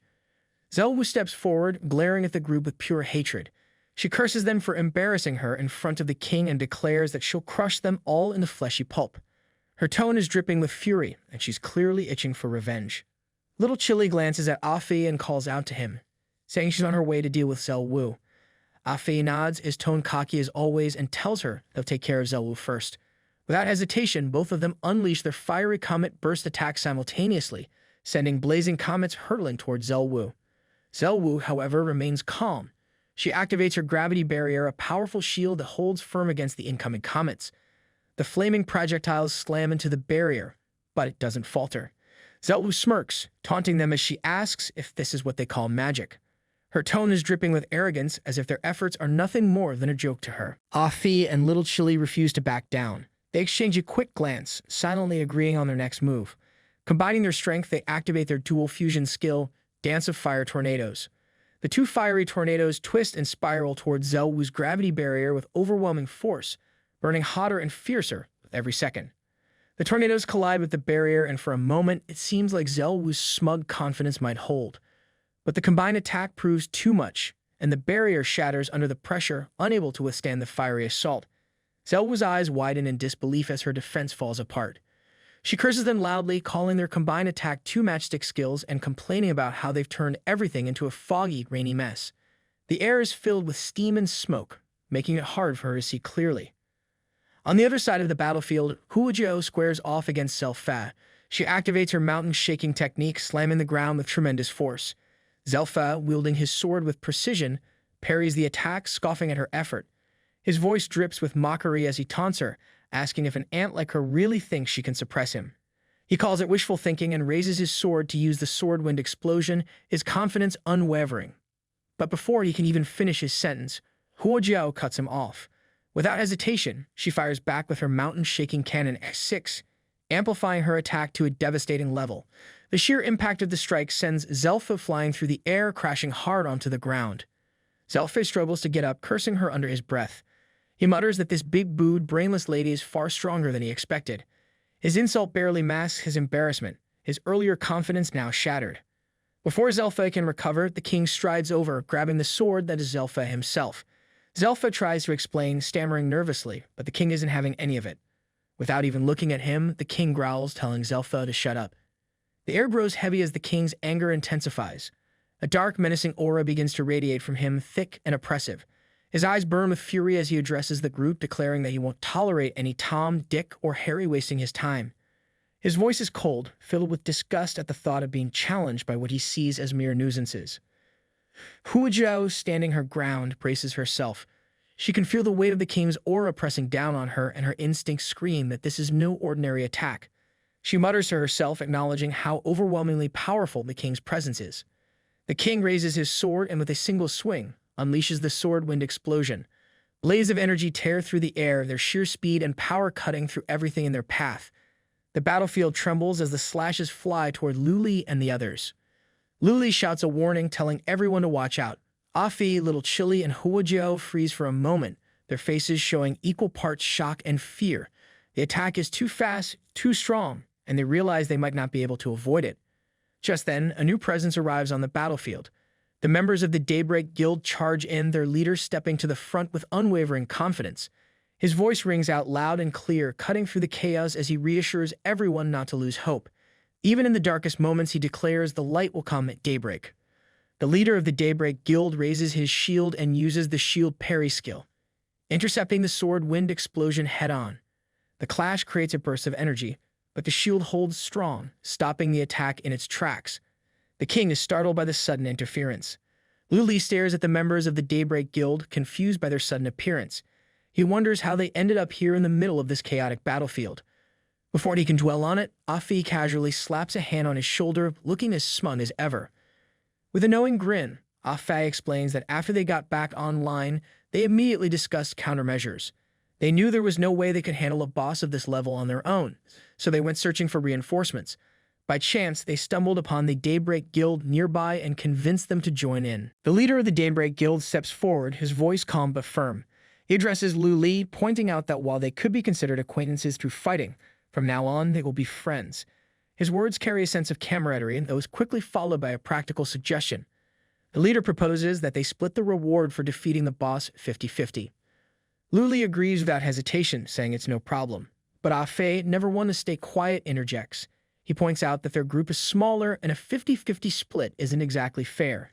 His tone is lighthearted, but the underlying complaint is clear. He's not about to let their effort go undervalued. Fang Ya, a member of the Daybreak Guild, steps in with his usual confidence. He dismisses the discussion with a casual remark, saying it's business as usual and volunteering to go first.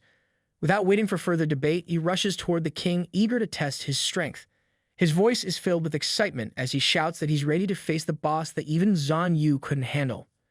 The leader of the Daybreak Guild immediately takes charge, instructing everyone to get into their positions. His voice carries authority as he assigns roles. Old 3 on range damage, Old 5 on assist and control, and himself and Old 2 to follow Feng Ye in the attack. The team responds in unison, nodding and taking their positions without hesitation. Feng Ye charges at the king with full force, his sword swinging in a powerful arc. But the king, unimpressed, casually parries the attack with one hand. The sheer ease with which he blocks it leaves Feng Ye stunned. The impact sends him stumbling back, barely managing to keep his balance. Undeterred, Feng Ye steadies himself and smirks. He calls the king a lively one, clearly impressed by the challenge. Without skipping a beat, he launches himself forward again, swinging his sword with renewed determination. The king slams his staff onto the ground, activating gravity pulse. The force is immense, sending both Feng Ye and number 2 flying like ragdolls. They crash hard, barely managing to recover their footing. Just as the king seems ready to capitalize on his move, an arrow streaks through the air, striking with precision and pushing him back. The unexpected hit makes the king stagger, and both his staff and sword fall from his grip. Standing tall, number 3 from the Daybreak Guild smugly announces his success. He grins, clearly enjoying the moment, and declares that the king has been successfully disarmed. His self-satisfaction radiates like he just won the whole battle himself. Wasting no time, number 5 steps in, activating her skill. Tree branches shoot out from the ground, elongating with unnatural speed. The branches snake their way toward the king and wrap tightly around his legs, locking him in place. With confidence in her voice, she announces to the team that she's got him secured. Seizing the opportunity, Feng Ye and number 2 rush in for the attack, charging at the immobilized king from both sides. Feng Ye swings his sword with full force, unleashing Wolf Storm, while number 2 follows up with her Thunder Explosion using her Divine Sword. Their coordinated assault creates a whirlpool of water and thunder, swirling violently as it crashes into the king. The king clenches his fists and grits his teeth, his body tensing under the pressure of the combined attack. The whirlpool tears into him, and blood splatters from both sides of his body. Feng Ye, filled with adrenaline, yells at the king to die, convinced the attack has landed a decisive blow. But the victory is short-lived. Number 2 notices something is wrong. Her instincts scream that this isn't over, and she shouts a warning to Feng Ye, telling him to back off. Before they can retreat, the king's hands shoot out with terrifying speed. He grabs both Feng Ye and number 2 with his bare hands, locking them in a crushing grip. His voice, filled with cold finality, declares that it's over. Both Feng Ye and number 2 struggle against his hold, their faces contorted with effort as they try to free themselves. Feng Ye, never one to go quietly, curses the king, shouting at him to let go. The king doesn't even flinch at the insults. His grip tightens, and with a circular motion of his hands, he swings both of them through the air. The force of the throw sends them hurtling across the battlefield, smashing into the walls of the abyss with a sickening impact. Number 3 takes aim, drawing his invisible arrow with precision. He fires it straight at the king, confident in his attack. But the king, as always, is no ordinary opponent. With lightning-fast reflexes, he catches the invisible arrow midair, his grip firm and unshaken. Without hesitation, the king reverses the attack, hurling the arrow back at number 3 with devastating force. The arrow strikes its target, and a massive explosion follows. The impact sends number 3 flying, pinning him to the back wall. Blood splatters across the surface as the arrow pierces through his left shoulder, leaving him stuck. He grits his teeth, struggling to pull the arrow out, but it's lodged deep, and every movement sends waves of pain through his body. Meanwhile, the king turns his attention to the summon tree beast of number 5. With a single brutal punch, he smashes the beast into pieces, its massive form crumbling into nothing. Number 5 stares in horror at the remains of her summon, her face filled with worry and disbelief. She backs away as the king advances toward her, his presence radiating menace. Tears welling in her eyes, number 5 cries out, begging him not to come any closer. But the king is relentless. He raises his fist for another devastating punch, ready to crush her where she stands. Just before the attack lands, a leader of the Daybreak Guild rushes in, his shield raised. With perfect timing, he intercepts the blow, the impact reverberating through the shield of sparing number 5.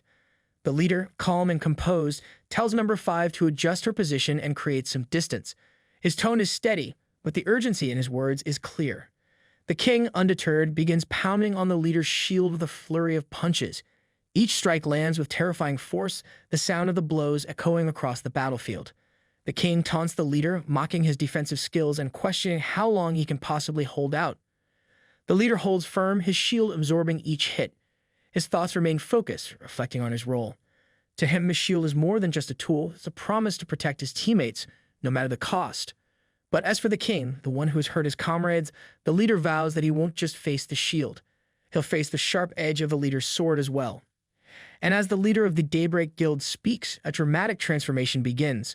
One side of his face starts glowing with a fierce red aura, and his right eye turns black with a piercing red pupil. The aura radiating from him grows darker and more intense, blending red and black energy as it swirls around his body. With his shield in one hand and his sword in the other, the leader looks like a force of nature, ready to retaliate with unmatched determination. The leader charges forward, swinging his sword with deadly precision, while the king counters with a relentless barrage of punches. Each clash between sword and fists sends out bursts of raw energy, creating shockwaves that ripple through the battlefield.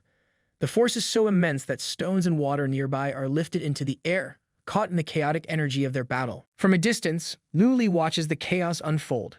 He quickly instructs his teammates to assist the wounded members of the Daybreak Guild. Little Chile rushes to number 3, kneeling beside him to assess the damage. She pulls the arrow from his shoulder, her hand steady despite the blood, and tells him to bear with the pain. Number 3 grits his teeth, his face pale, but he manages to nod. Afe makes his way to Feng Ye, who is clearly in bad shape. Feng Ye is coughing up blood and struggling to stay upright. Afe hands him some meds, his own face twisted in concern. Meanwhile, Huo Jiao assists number 2, helping her regain her strength and composure. Back on the battlefield, the leader of the Daybreak Guild unleashes his ultimate move, the Daybreak Slash. The powerful attack slices through the air, hitting the king with immense force and sending him flying backward. The impact shakes the ground, leaving even the king momentarily stunned. Seizing the opportunity, Luli appears behind the king with lightning speed. He moves with deadly precision, his sword striking deep into the king's back. Blood sprays from the wound as Luli's attack lands perfectly, his timing impeccable. The king roars in pain, his voice echoing across the battlefield. Slowly, he turns to face Luli, his devil eye glowing ominously. His gaze is filled with fury as he tells Luli that his patience has finally reached its limit. The king's aura grows darker, his presence more menacing than ever. Before the king can retaliate, all the members of the Daybreak Guild and Luli's team close in around him. The king is now surrounded on all sides, with every warrior ready to strike. Each one prepares their attack, their combined strength creating an overwhelming sense of power. The final assault is about to begin, and the king, though still standing, is now truly cornered. Afi, Little Chile, Huo Jiao, and every warrior from the Daybreak Guild unleash their attacks at the same time, aiming to crush the king once and for all. Their combined force tears through the battlefield, shaking the very foundations of the floating palace. The sword and staff of the king, which never stopped their ridiculous devotion, scream out for their so-called master. A massive explosion erupts, sending flames roaring across the palace. The once grand structure, a symbol of the king's arrogance, now burns furiously, consumed by the destruction he brought upon himself. Below in the city, people stop in their tracks, their eyes wide with shock. The glowing fire in the sky reflects in their stunned faces as they realize the impossible is happening. One of the knights, snapping out of the daze, orders the guards to assemble at once, sensing that chaos is about to spread. Inside the palace, thick smoke covers everything, making it impossible to see clearly. The warriors stand still, waiting, their breaths heavy. Doubt creeps into their minds as they wonder if this nightmare has finally ended. Feng Ye, exhausted and barely able to speak, believes that this was the greatest damage they could possibly inflict. Lu Li, watching the burning wreckage, assumes there is no way anyone could have survived such devastation. But then a figure stirs within the smoke. The king steps forward, coughing like a fool who has finally faced the consequences of his arrogance. His sword, now back in the form of a boy, pathetically calls out to him. His staff, returned to the shape of a girl, rushes toward him with pointless concern, asking if he is hurt. The king, ever the delusional tyrant, brushes off their worries and tells them they have done well. But then, in true selfish fashion, he places a hand on each of them. A cruel smirk crosses his face as he decides they are nothing more than weaklings. He declares that their efforts are meaningless and that he alone should decide how things are done. Without hesitation, he snuffs them out like candles in the wind. The boy and girl, his most loyal servants, vanish in an instant. Their devotion, their sacrifice, completely worthless to a monster who only values his own power. Lu Li, his team, and the warriors of the Daybreak Guild stare in disbelief. The realization sinks in he is still alive. Their strongest attack, the one they believed would end this nightmare, has failed. Little Chile, piecing it together, points out that the two butlers had absorbed the full force of their assault earlier. The truth stings. They had wasted their best chance, and the king, standing before them completely unharmed, is ready to strike back. The leader of the Daybreak Guild refuses to let this setback break them. Without hesitation, he orders everyone to finish the king now before he can unleash more destruction. But the king, that arrogant tyrant, does not even flinch. He plants his feet firmly, his expression filled with smug confidence as if he holds complete control over the battle. The Lady of the Daybreak Guild watches him closely, unsure of his next move. Something about his stance feels different. The king, as dramatic as ever, crosses his fists over his chest in a ridiculous display, resembling some twisted version of a warrior's salute. He declares that even if he has to abandon a certain vessel, all those who dare challenge him will suffer the consequences. His voice drips with overconfidence, as if he truly believes he is unstoppable. Then, with a deafening roar, he slams both fists into the ground. One glows with intense red energy, the other with an eerie blue light. The two forces collide upon impact, and in the next moment, an enormous explosion erupts. The sheer power of the attack shakes the entire battlefield. The water below churns violently as whirlwinds form in response to the force. The shockwave is so powerful that its sound and energy ripple outward, reaching far beyond the floating palace. Down in the city, the earth trembles beneath the feet of terrified civilians. Panic spreads instantly. People scream and scatter in all directions, convinced that an earthquake is tearing through their land. The assistant and the minister watch from below, their faces frozen in shock. The assistant, unable to believe his eyes, points toward the sky and urges the minister to look. The minister, struggling to process what is happening, stares at the scene in disbelief.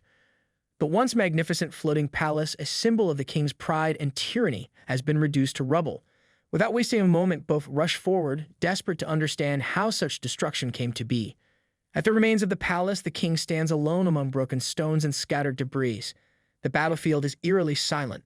Pieces of armor, shattered weapons, and the remnants of warriors lie buried in the wreckage, but there is no sign of life. The overwhelming attack seems to have wiped out everyone. Lu Li, barely holding on, leans against a large stone, his body battered and covered in wounds. Every breath feels like a struggle, yet he remains conscious, refusing to succumb to the pain. The king, ever the pompous fool, steps toward him with a smug expression. Instead of finishing him off immediately, he wastes time gloating, reveling in his own perceived superiority. He acknowledges that he is impressed that Lu Li is still alive. In his deluded mind, this is proof that Lu Li is meant to become his vessel, a fate he arrogantly believes is set in stone. Just then, a notification appears. The message declares to Lu Li that the tome of random achievements has been triggered. The task is simple: defeat the king of Tapini in a solo battle. But this is no ordinary victory requirement. The instructions demand that the opponent be reduced to pure, soul-crushing despair broken by sheer power alone.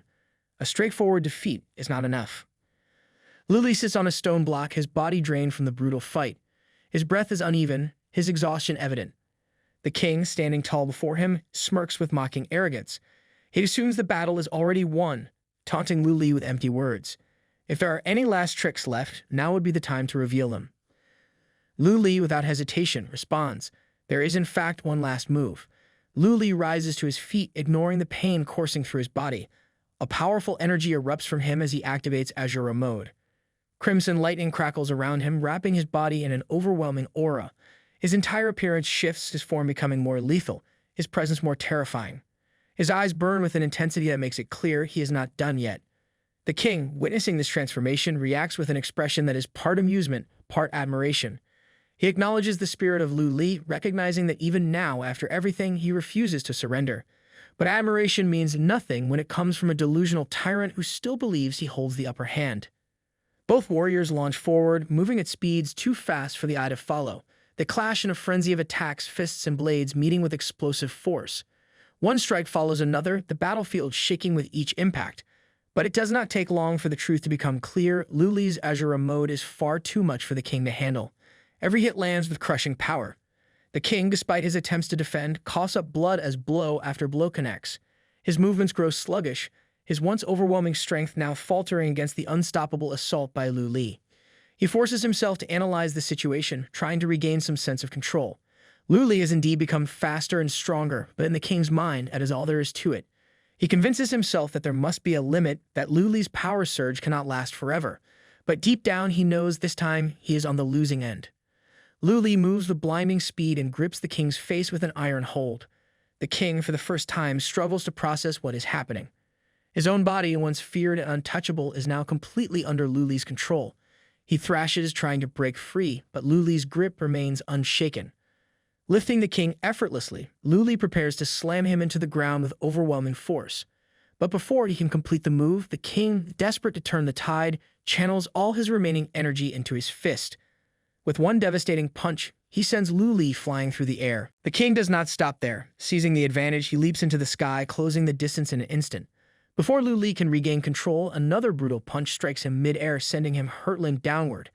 The impact should have shattered him, yet somehow, Lu Li lands on his feet, refusing to be broken. The king, unwilling to let him recover, descends from the sky like a mad beast, aiming to crush him once and for all. But Lu Li, prepared this time, reaches out and grabs the king's wrists before he can land a hit. A sudden shift in the air sends a chill through the battlefield. Behind Lu Li, a mysterious red aura begins to take shape, swirling with an ominous presence. The king, for all his arrogance, feels something he is not used to, unease. His instincts scream at him to pay attention. Lu Li's power is still increasing, but more than that, something monstrous is forming behind him. The red energy condenses, no longer a shapeless aura.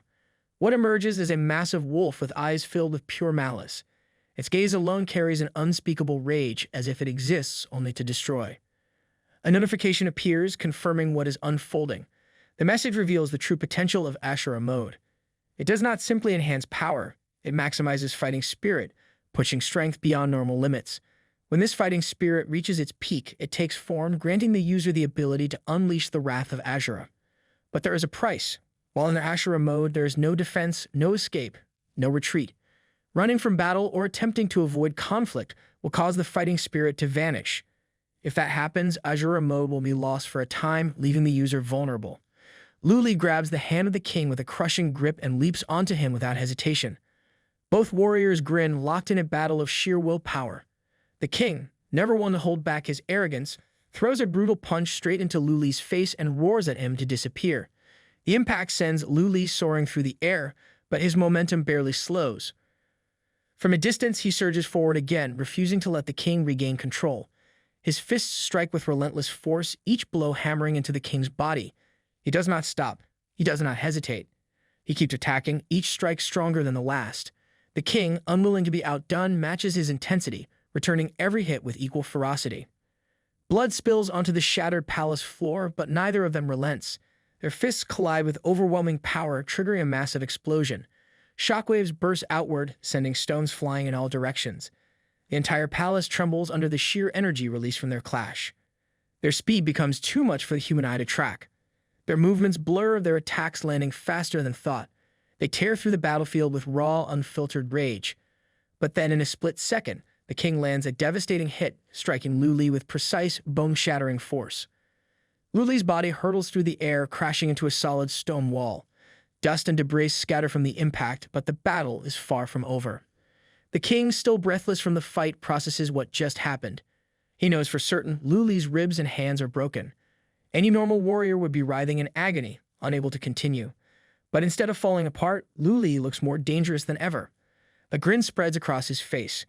There is no fear, no hesitation. Without wasting a single moment, he launches himself at the king once more.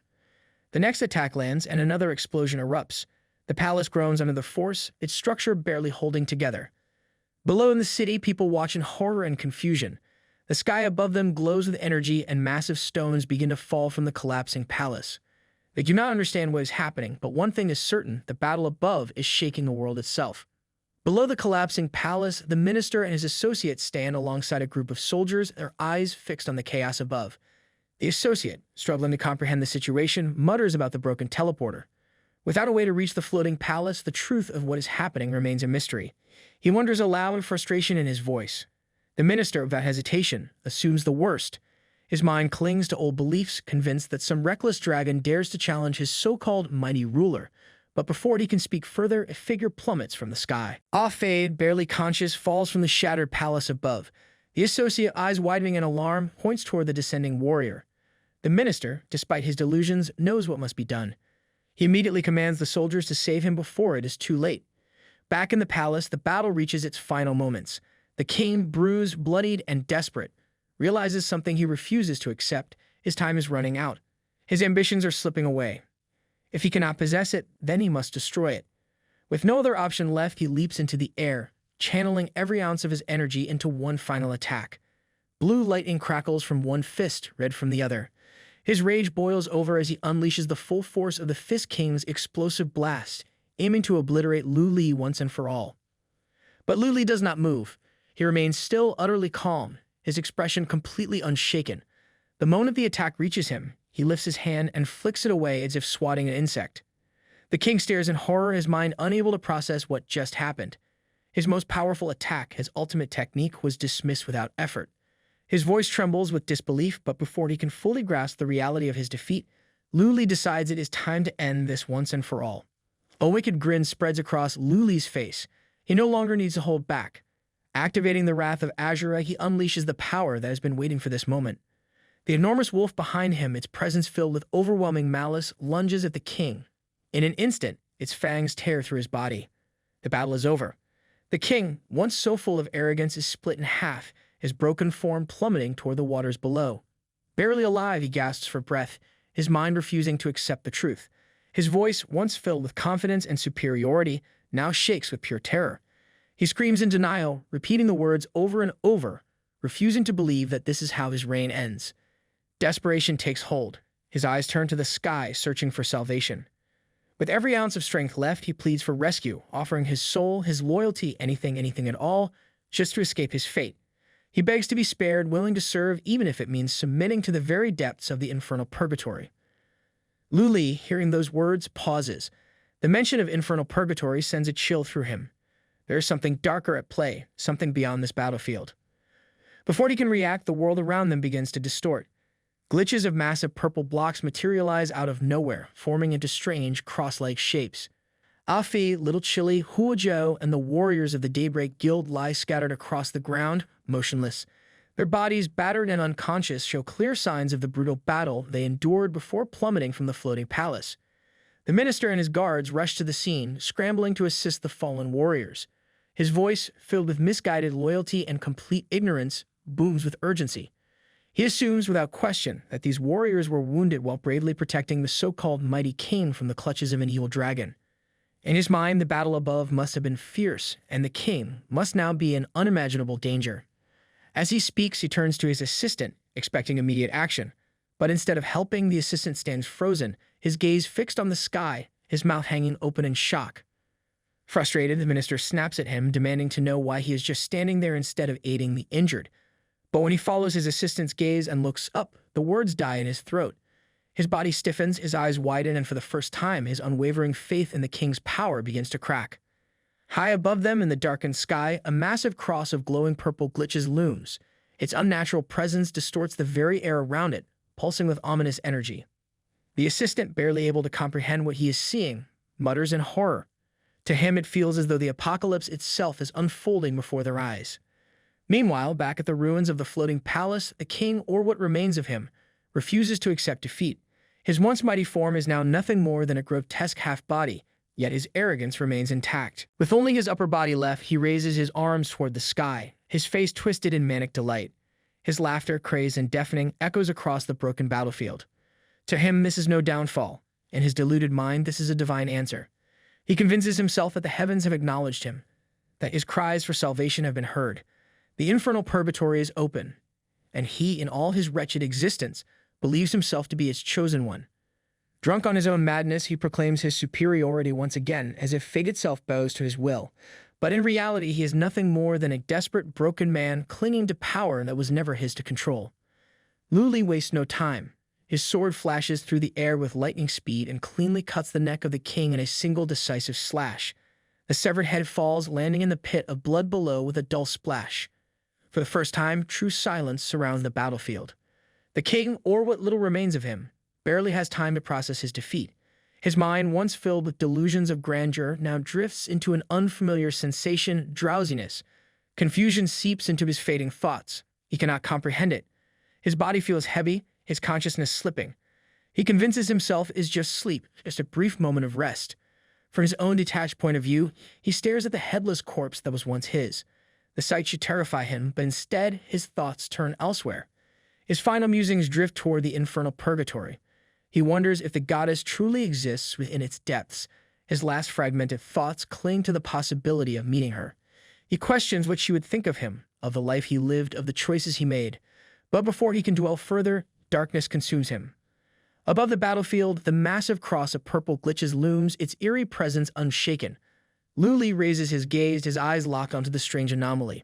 A realization dawns upon him: this must be the infernal purgatory, the same place where his brother once vanished without a trace. Determination floods his body. Without hesitation, he gathers every ounce of strength left and launches himself toward the cross, his voice ringing out with certainty. He has finally found it. But just before reaching his goal, his entire body freezes. Panic rushes through his mind.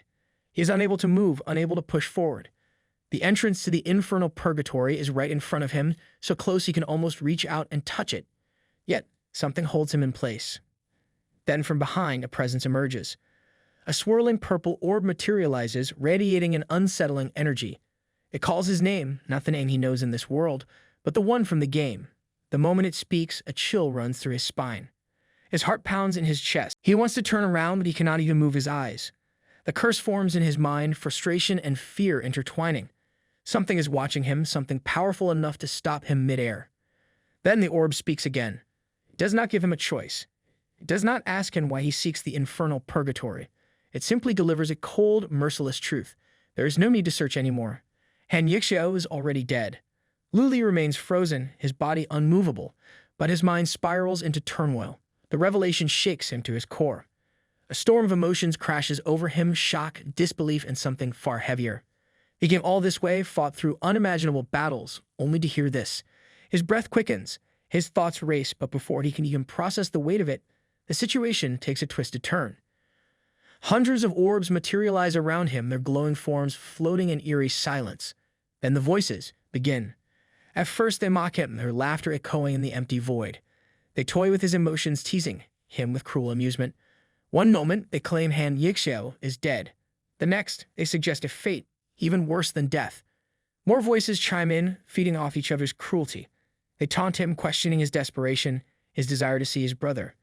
Their words drip with false sympathy, pretending to consider his wishes, only to twist them into something darker.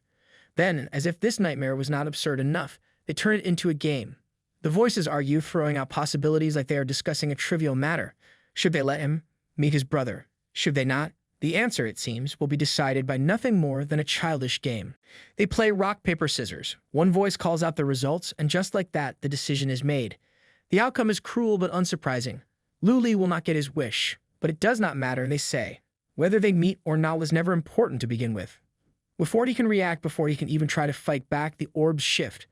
They merge together, forming something far more sinister. The floating lights twist and condense, shaping into a dark, shadowy figure. A woman emerges from the swirling abyss, her body cloaked in deep blackness, an ominous red aura radiating from her form. 4 piercing eyes glare at him, glowing with an unnatural intensity. Large, ominous wings extend from her back, their presence filling the space with suffocating dread. Lu Li, still trapped, forces himself to think. His instincts scream at him he needs to do something, anything. But his body remains paralyzed, his mind scrambling for a plan. The shadowy woman steps forward. Her voice, cold and absolute, tells Lu Li, it does not matter what he thinks. It does not matter what he wants, because soon he will be dead. The shadowy woman lifts a single finger, her movements slow and deliberate. A pulse of red energy gathers at her fingertip, growing denser with each passing second. Without hesitation, she unleashes the beam, aiming directly at Lu Li. The attack strikes without mercy. A violent burst of power tears through his body, and in an instant, the entire left side of him is gone. A gaping hole remains where his flesh and bones once were, his form breaking apart at an alarming rate. Pain explodes through him, but before he can even register the full extent of it, his mind begins slipping into darkness. Outside the game, in the real world, his actual body convulses violently inside the game pod. Alarms blare, red warning signs flashing across the system interface. The AI detects a dangerous spike in his heart rate, a clear indication that his life is in immediate danger. The system initiates an emergency ejection, attempting to forcefully pull him out of the game before it is too late. But then something goes wrong. The ejection fails. A system error flashes on the screen. The automated safety protocols collapse, unable to extract him. The system, overwhelmed by the anomaly, begins rebooting, but precious seconds are slipping away. Inside the game, as his body continues to disintegrate, the Dark Angel speaks one last time. Her tone is neither rushed nor concerned. There is no urgency in her words, only cold amusement. She does not simply want to kill him. No, she wants him to see something before he vanishes completely. She declares that before he dies, he will witness the opening ceremony, the very event that his brother, Han Yixeo, had fought so desperately to prevent but failed in the end. Then the sky shifts. Massive crosses of purple glitches begin appearing all across the game world. One after another, they spread like a virus, infecting the very fabric of reality. The game's sky, once stable and bright, darkens unnaturally. A creeping sense of dread fills the world, reaching every corner, every city, every meadow. In a peaceful field far away, two young girls stand admiring the scenery. They talk, their voices light, their minds unbothered by the chaos yet to reach them. One of them suggests capturing the moment with a picture, eager to preserve the beauty around them. But then the world changes. The brightness fades. The sky, just moments ago bathed in warm light, turns eerily dark. Confusion flickers across their faces. One of them, adjusting her screen, assumes it must be a simple display issue. But the realization dawns quickly, this is no technical glitch. They look up. Above them, the purple crosses spread across the sky like cracks in reality itself. The sight is unnatural, overwhelming. Fear grips them as the truth becomes impossible to ignore. The sky is not just darkening, it is breaking apart. Elsewhere in a desert, three players have just killed a massive desert lizard. But then something catches their attention. One of them looks up, eyes narrowing at the strange sight above. High in the sky, the same eerie purple crosses have appeared, glowing ominously against the dusty backdrop. Confusion flickers in their expressions. One of them, still focused on the fight, assumes it must be some kind of special event, perhaps a grand update or a new world event unfolding. Far away above a frozen glacier, two players sit comfortably beside a crackling fire, enjoying a well-earned meal. The warmth of the flames fights against the bitter cold, creating a moment of peace. But that peace does not last. The same strange purple glitches manifest above them, stretching across the sky in unnatural patterns. One of them notices first, gazing up in curiosity. A sense of unease washes over the other as he takes in the sight, instinctively sensing that something is terribly wrong. The air itself feels heavier, charged with an unexplainable tension. The phenomenon is no longer isolated. Across the entire game world, the purple crosses multiply, covering every inch of the sky, spreading like a virus with no sign of stopping. But it is not just the game world that is affected. On the real-world Earth, the same eerie purple crosses stain the sky, consuming its surface like a web of corruption. The two worlds, one digital, one real, are no longer separate. They have been pulled together, forced into proximity by an unknown force. And now they are about to merge. High above, in the ruined remains of the floating palace, the Dark Lady watches the chaos unfold. Her crimson eyes glow with satisfaction. She does not need to wait any longer. She gives the command. But worlds must synchronize. Instantly, the two realms begin pulling against each other, their very existence twisting and bending. The purple crosses shift, their glow deepening into a malevolent red. Energy surges through the air, crackling with uncontrollable power. Then, without warning, portals begin ripping open from the crosses, flooding the lands below with intense, blinding red light. Near one of these portals, a group of players stand frozen in shock. The red glow crashes onto the ground with an overwhelming force, shaking everything around them. One of them, sensing danger, calls out to the others, urging them to retreat. But another scoffs at the fear, convinced that this must be the arrival of something extraordinary. Perhaps a legendary treasure, a once-in-a-lifetime event that will reward the brave. The third player, however, remains silent, his eyes lock onto the portal. His instincts tell him something far worse is happening. The sensation crawling down his spine is not one of anticipation, but of dread. This does not feel like an opportunity. It feels like a teleportation gate, and whatever is coming through it is not meant to be here. From the glowing red portals, figures begin to emerge. Their forms are unsettling, their movements unnatural. Their expressions stretch into sinister grins, their eyes filled with malice. There is no mistaking their intent. Among them, a towering figure with the face of a lion steps forward. His gaze sweeps over the new world before him, his lips curling into a satisfied smirk. The realm of the players stands before them, ripe for the taking. But it is their leader who truly embraces the moment. His laughter erupts in a fit of unhinged excitement, his voice dripping with madness. He has waited for this. He has longed for this. And now the moment has arrived. His order is simple, ruthless, absolute. Kill. Kill them all. Across the world, chaos unfolds. More portals tear open, flooding every city, every land with invaders. They come without hesitation, without mercy. There is no warning, no time for the players or the real-world inhabitants to react. The invasion has begun. At the center of it all, the shadowy woman stands before Lu Li, her twisted satisfaction evident. She gestures toward the destruction, reveling in the grandeur of what she has unleashed. To her, this is not just a battle. It is a spectacle. She turns to him, her voice smooth, mocking. She calls it majestic. But she is not finished. Her words, loud and commanding, echo across both worlds. The message is not just for him, it is for everyone. This moment marks a turning point. The game, as it was once known, is no more. A global announcement blares across the system, visible to every player. Huanyu version 2.0 has begun, infernal purgatory. And then Lu Li ceases to exist. His body, already weakened beyond repair, finally gives in. It crumbles, breaking apart into nothingness. The last traces of his form scatter into the void. Back in the real world, the system detects what has just occurred. Cold, mechanical words appear on the screen, sealing his fate. The player's vital signs have disappeared. The invaders from the portals waste no time and unleash a full-scale attack on the players. Chaos erupts as the players desperately try to fight back. Blades clash, spells explode, and cries of battle fill the air.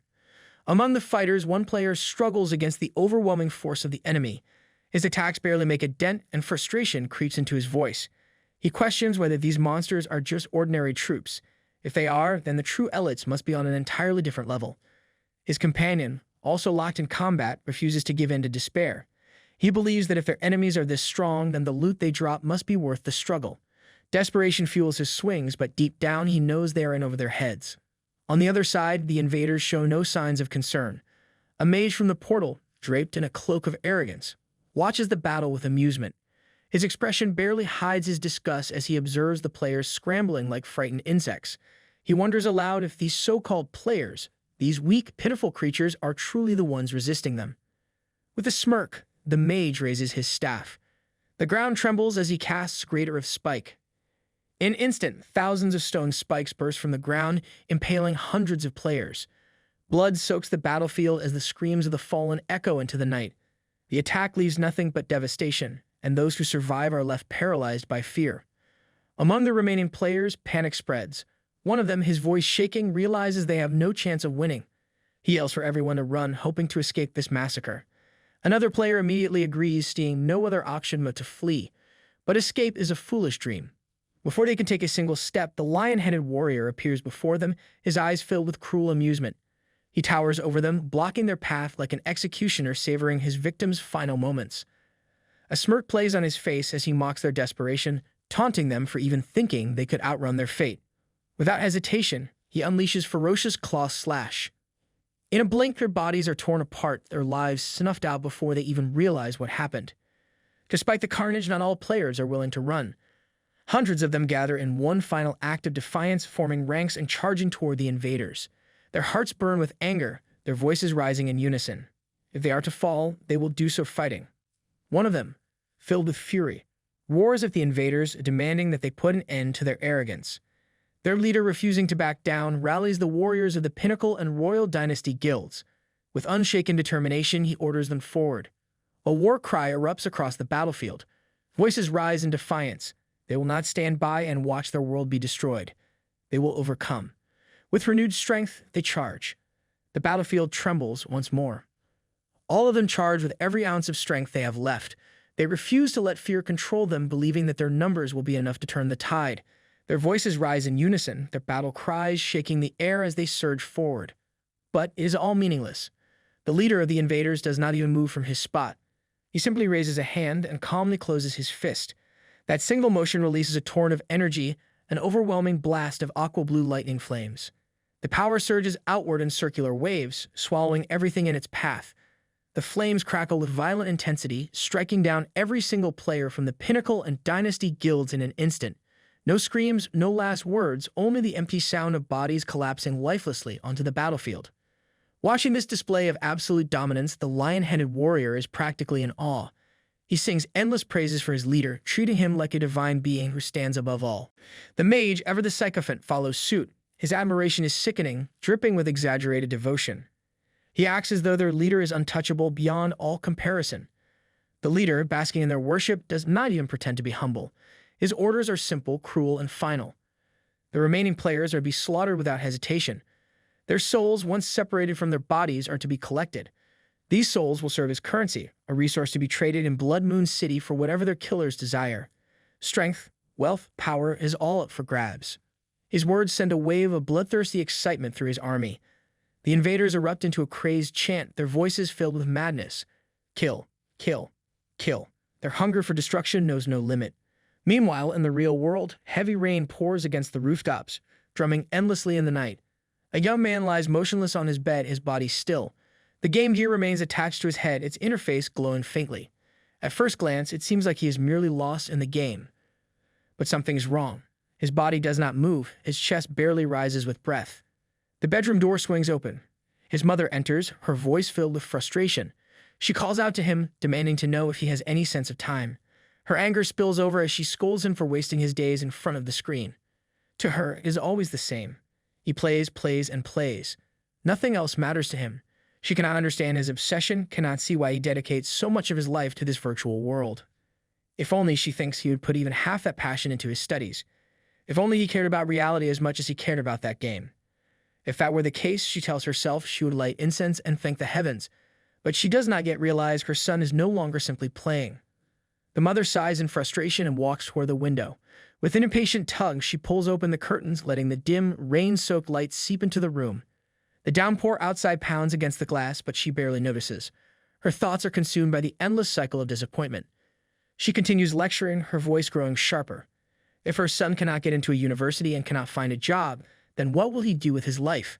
There is no future in playing games all day. She glances outside the heavy rain, muttering that it is time for him to get up, take a shower, and change his clothes. His father will be sending him to tuition soon, whether he likes it or not. Turning back to the bed, she steps closer. Her patience, already worn thin, finally snaps.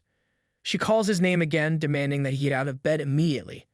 Does he think he can ignore her now? That he no longer needs to care about what his mother says?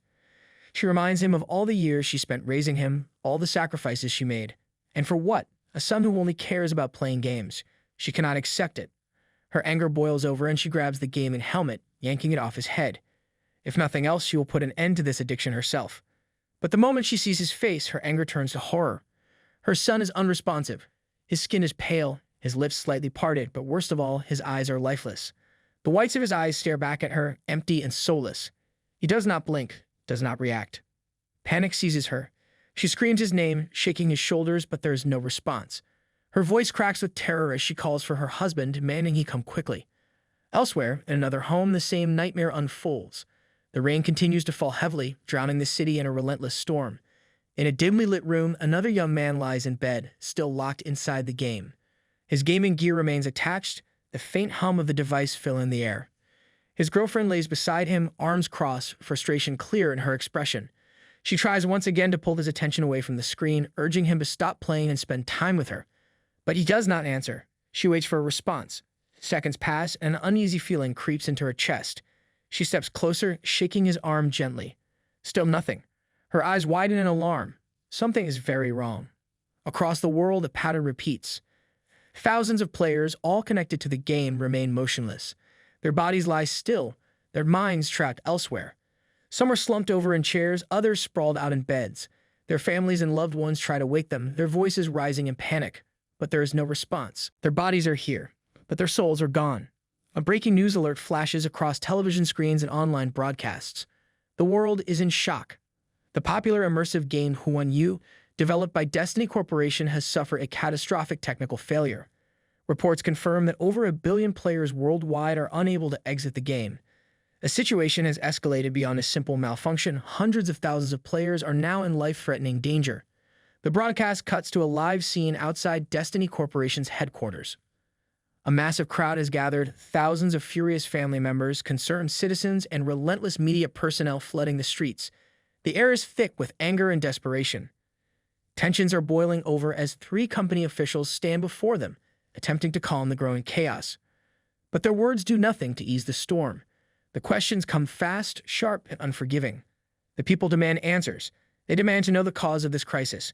Was this an unforeseen technical failure, or was it something more sinister? Was this deliberate, a planned event? A desperate parent pushes forward, crying out for the return of their child, their voice trembling with anguish. Others echo the plea, demanding a solution. How long will it take for Destiny Corporation to fix this disaster? The officials, shifting uncomfortably, offer nothing in return. Their response is the same over and over, no comment. The crowd grows more agitated. The world is watching, waiting, demanding accountability, and yet Destiny Corporation refuses to provide a real answer. The frustration builds as accusations fly. Is this the official stance of the company? Is this truly how they intend to address a crisis of this scale? From every country, complaints flood in. The world wants an explanation. Families, governments, and organizations demand immediate action. Finally, after unbearable silence, the CEO of Destiny Corporation steps forward. His voice is cold, calculated. There is no sympathy in his words. He states without hesitation that only Destiny Corporation can solve this problem. The world has no choice but to wait. There is nothing else they can do. Then, without another word, he ends the press conference. The crowd erupts in disbelief. Wait, that is all. The interview is over just like that. Discontent and outrage sweep through the masses. The tension spills over as voices rise in anger. This is not just negligence.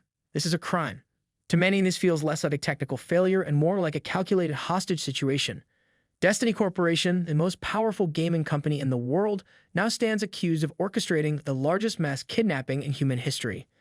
Inside the Destiny Corporation Central Conference Department, chaos spreads like wildfire. Officials argue without holding back, shouting accusations at each other. Some blame the technical team for the disaster, while others refuse to take responsibility. The tension in the room rises with every passing second. One frustrated official slams his hands on the table, demanding to know what the technical team has been doing. Another fires back, insisting that blind accusations won't fix anything. A third voice warns that if the situation is not handled properly, the entire company will collapse. Someone groans about the company's stock value, which has already dropped to a third of its original price. The CEO, clearly fed up with the noise, taps the table loudly. The room falls silent. He makes it clear that he will ask questions, and they will give answers. No more useless shouting. Turning to one of the men in the room, the CEO demands an explanation for why the players are unable to log out of the game.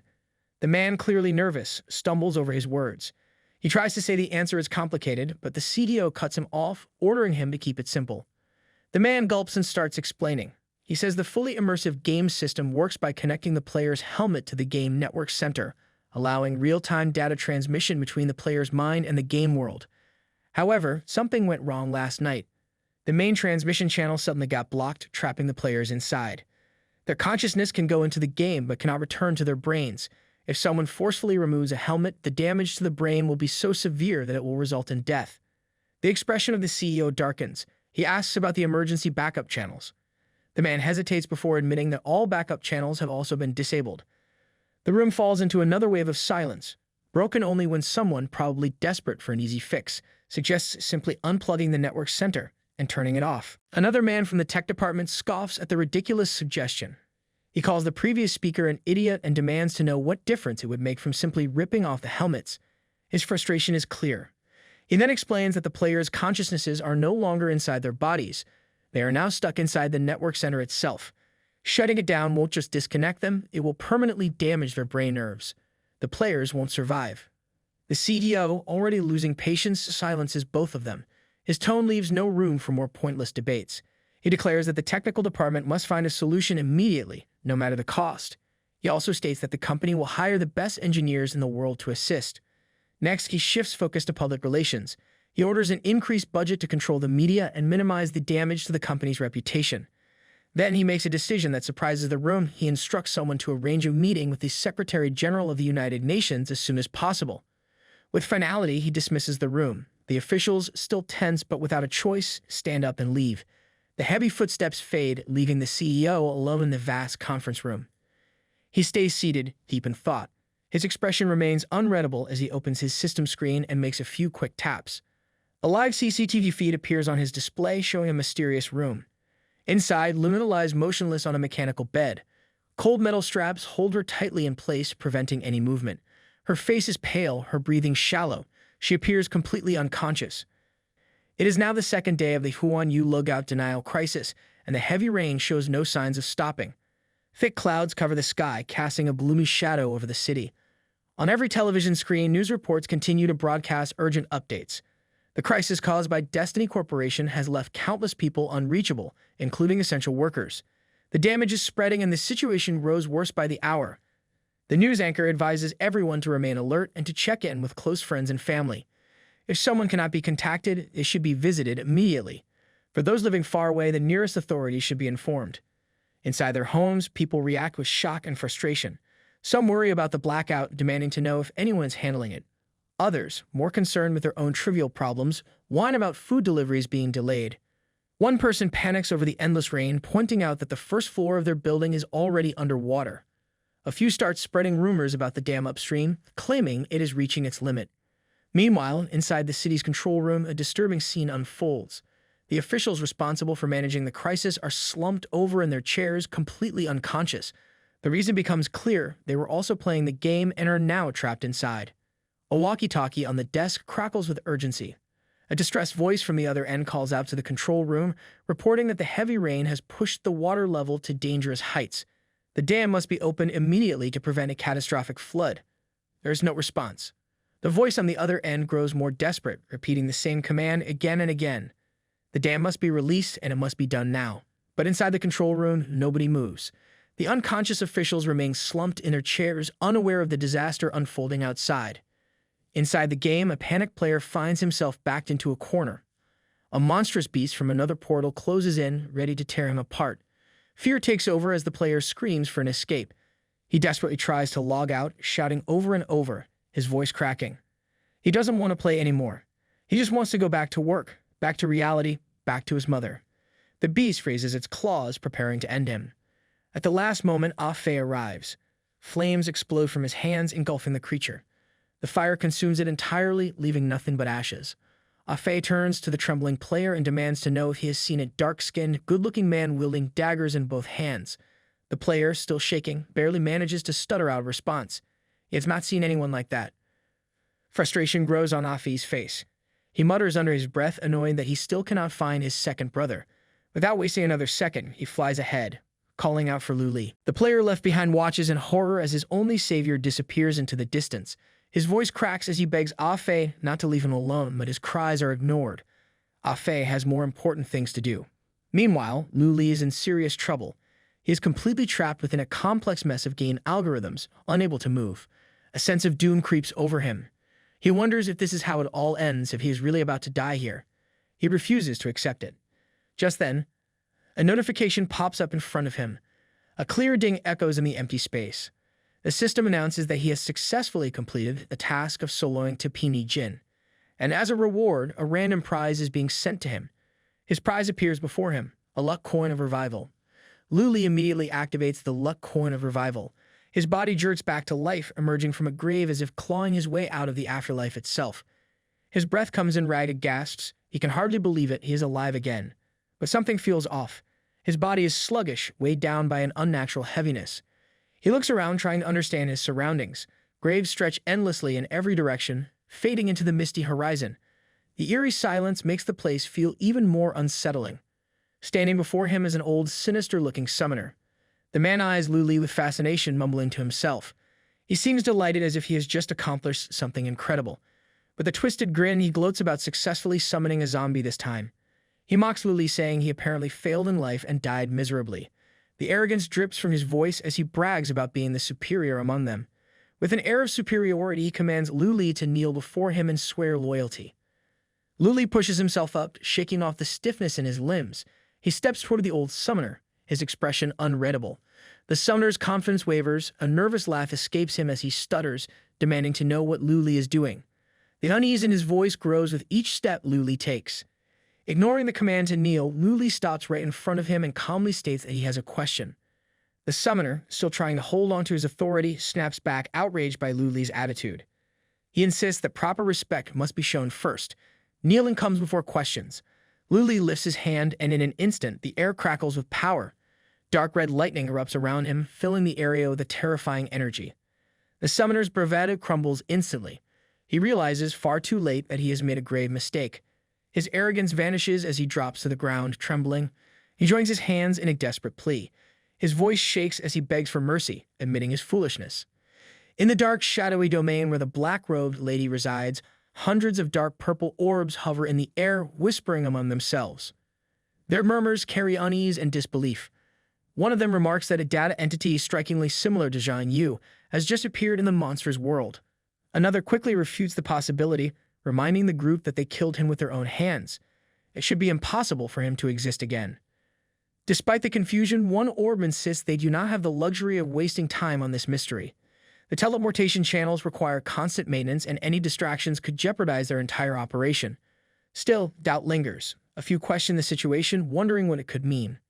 Before their discussion spirals further, the dark-robed lady silences them with a sharp command.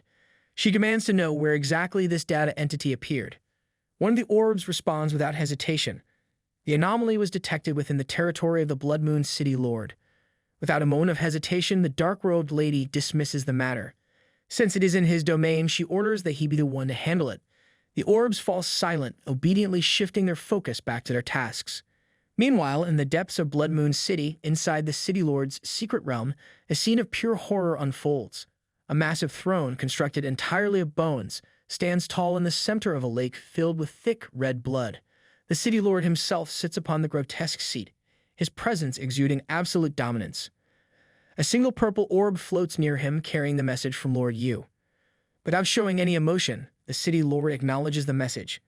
Its response is simple, but his eerie stillness makes it clear. Whatever needs to be done will be handled. The Blood Moon City Lord gives a simple command. His blood slave is to handle the matter immediately. From the shadows, the blood slave emerges. His monstrous form radiates menace, his very presence exuding an unnatural hunger for destruction. Kneeling before the City Lord, he accepts the order without hesitation. His voice carries complete devotion as he promises to obey. Meanwhile, back in the graveyard, the old summoner has no intention of sticking around any longer. He spins on his heels and bolts, not even bothering to look back. With a trembling voice, he hurriedly excuses himself, making it clear that he has no business left here. His words are rushed, but his actions speak louder. He just wants to escape before he becomes the next unfortunate soul to cross Lu Li. Lu Li stands still, lost in thought. He pieces together the dark truth. The connection between the monster world and the player world is no accident. With the teleportation channels open, monsters have free access to the human realm. They can hunt players at will, turning what was once a game into a death sentence. Even worse, the players who have fallen and had their souls collected are lost forever. No revival, no second chance. A single question burns in his mind. The mastermind behind this, the dark shadowy woman, who is she? No, more importantly, what is she? Despite everything, one realization takes priority. His brother is still alive. Everything he has learned points to a single truth. His brother is trapped, likely under that woman's control. If he can find her, he can find the answers. But before he can dwell on it any longer, something shifts in the distance. Perched on a high cliff, a figure sits atop a horse, watching him. Lu Li narrows his eyes. At first he wonders if his mind is playing tricks on him. But no, this presence is real. Before he can react, the figure vanishes from the cliff in an instant. In the next breath, the blood slave materializes directly behind him. Lu Li feels the weight of the moment, but does not hesitate. His stance tightens, his muscles coil, and his mind sharpens. The fight is coming. He is ready. Lu Li quickly realizes something terrifying. This blood slave is fast, faster than any opponent he has ever faced. The difference is not small. It is like comparing a predator to its prey. Meanwhile, a spear of blood materializes in the blood slave's hand out of thin air. The moment it appears, he wastes no time. He lunges forward, aiming to end the fight instantly. The attack comes with such speed and force that even reacting feels impossible. But somehow, Lu Li manages to block it just in time. The moment their weapons clash, a brutal force surges through his body. The weight behind the spear feels unbearable, like a mountain pressing down on his arm. Pain shoots through his bones, and for a moment, it feels like his arm might snap. The impact does not just affect him, it shakes the entire battlefield. The ground beneath him crumbles, unable to withstand the sheer power. Stones shoot into the air like cannon fire, and shockwaves travel far beyond the fight itself. Knowing that standing still means death, Lu Li makes his move. He uses Shadow Clone alongside Rending Burst Blade, weaving through the chaos with both offense and defense. His body flickers between movements, dodging attacks while launching his own. But the Blood Slave is not just strong, he is relentless. Without hesitation, the Blood Slave responds with Warhorse Trample. The moment his attack lands, the earth itself suffers. A massive hole opens beneath him. Stones fly in every direction, turning into deadly projectiles. Even with all his skills, Lu Li barely avoids the attack, each movement bringing him inches away from destruction. The Blood Slave finally speaks, announcing himself with arrogance. He makes it very clear that he has been sent by the Blood Moon City Lord to end his life. There is no hesitation in his voice, no doubt, only the certainty of a killer who believes in his own strength. Lu Li's heart sinks. This enemy is on another level, far stronger than the so-called King of Tapini. Fighting in his current state is not just difficult, it is suicide. His body has not recovered from past battles, leaving him weak. There is only one choice: retreat. The blood slave does not give him that chance. Without a moment's pause, he launches his next attack, swinging the blood spear with terrifying speed. The attack is merciless, designed to kill without hesitation. And it does. The blade slices through the air straight into Lu Li's right arm. A sharp, unbearable pain explodes through his body. His right arm is gone. Blood pours from the wound, staining the ground beneath him. His mind screams in agony, but there is no time to dwell on it. Gritting his teeth, he grabs his bleeding shoulder with his remaining hand and forces himself to move. Outrunning the blood slave is impossible. He knows that. The speed difference is too great. But then an idea strikes. If he channels Rending Burst Blade into his legs, maybe, just maybe, he can escape. Without a second thought, he does exactly that. Power surges through his legs, and in the next instant, he takes off. His body moves faster than ever before, pushing past the limits of pain and exhaustion. He runs not out of fear, but because survival is the only option. The blood slave watches Lu Li running and lets out a smug remark. He acknowledges the speed of Rending Burst, but sees it as nothing special. In his mind, no technique can ever allow a weakling to escape from someone like him. Without wasting time, he surges forward, closing the gap between them almost instantly. Lu Li's mind races as fast as his legs. The speed he has gained is enough to keep moving, but the cost is too high. His legs are no longer just aching. They have gone completely numb. The strain on his calves is unbearable, each step feeling heavier than the last. Worse than that, the bleeding from his shoulder has not stopped. His strength is slipping away with every passing second. Maintaining this speed any longer is impossible. The moment he slows down, he will be caught, and when that happens, there will be no escape. Instead of relying on speed alone, he makes a quick decision. The terrain must become his ally. Without hesitation, he takes a desperate leap off the cliff, aiming for the water below. The blood slave, already right behind him, swings his spear, but the attack misses by an inch. Lu Li vanishes beneath the surface, escaping at the very last moment. The cold water engulfs him, but he does not waste a second. He immediately activates Phantom God, using the Fishman race ability to transform. His body shifts, adapting to the water, and in an instant, he becomes a creature built for underwater speed. His weakened body no longer matters. His movement in the water is faster than ever. Without looking back, he surges forward, making one last desperate attempt to escape the monster above. The blood slave stands on the cliff, looking down at the water with zero concern. To him, this is not an escape. It is just a delay. His blood spear rises, and with a single motion, he unleashes Blood War Explosion. The attack is beyond devastating. The entire stream reacts violently, rising like an ocean during a storm. Waves surge so high that they reach the level of the cliff itself. But water is not the only thing in the air. Blood, so much blood, splashes everywhere, mixing into the violent waves. The force of the explosion is so powerful that every single creature in the water dies instantly. Fish, beasts, anything unlucky enough to be caught in the blast, nothing survives. The blood slave gazes at the destruction with satisfaction. The scent of blood fills the air, and he breathes it in like a fine perfume. The taste of slaughter, a sight of chaos. It fuels his twisted existence. He knows the truth. Lu Li has nowhere left to run. Lu Li lies on the shore, broken and barely clinging to life. His lower half is completely gone, leaving him in a state where even breathing feels like a struggle. Pain shoots through his body, but at this point he has lost so much blood that even pain starts to fade into numbness. The sound of hooves draws near. The blood slave arrives, still seated proudly on his horse, towering over Lu Li like a hunter savoring his victory. His voice carries the arrogance of someone who believes the fight has already ended. The hunt is over, and now it is time to finish the job. Lu Li's mind drifts. Frustration fills his thoughts. After all the struggles, all the suffering, he's about to die again, right after managing to revive. If fate had a face, he would punch it, hard. His tired eyes shift toward the sky. The moon above is only half visible, covered by drifting clouds. A strange sight catches his attention. A red beam of light streaks across the sky, moving toward them. Confusion grips him. He has no idea what it is. Neither do the people watching from a distance. To them, it looks like a shooting star, and in their ignorance, they begin making wishes, blissfully unaware of the destruction heading toward the battlefield. But this is no shooting star. The beam of light strikes with terrifying precision.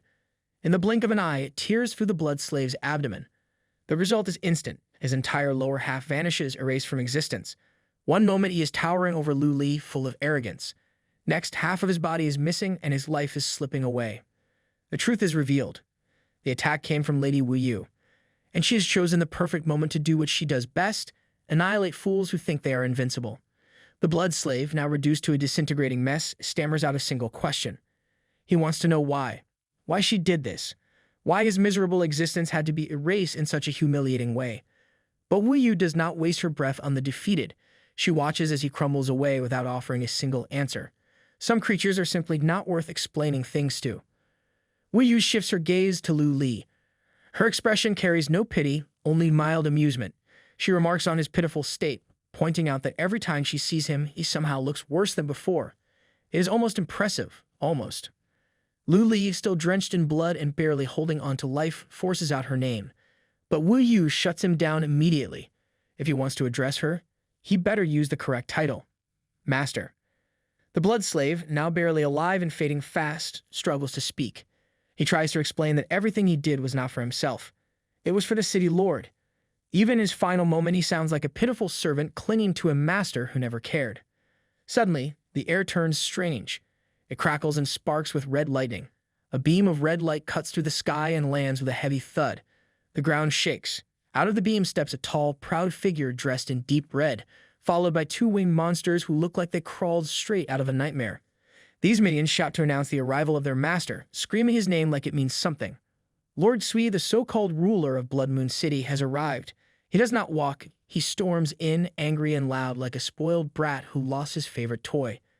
He yells at Wu Yu with all the fake pride he can gather, pretending to care about his precious blood slave and some vague business deal. Wu Yu remains calm. Not even a flicker of concern shows on her face.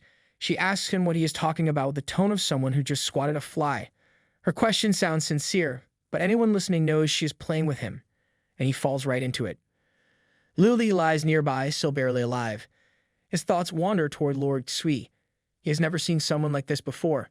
The air around the city lord feels thick, like it's pressing down on his chest. The bloodlust in the atmosphere is so strong, it feels like breathing in smoke. Lu Li knows this person is no ordinary enemy. This is Wu Yu's superior, someone far above her in rank and power.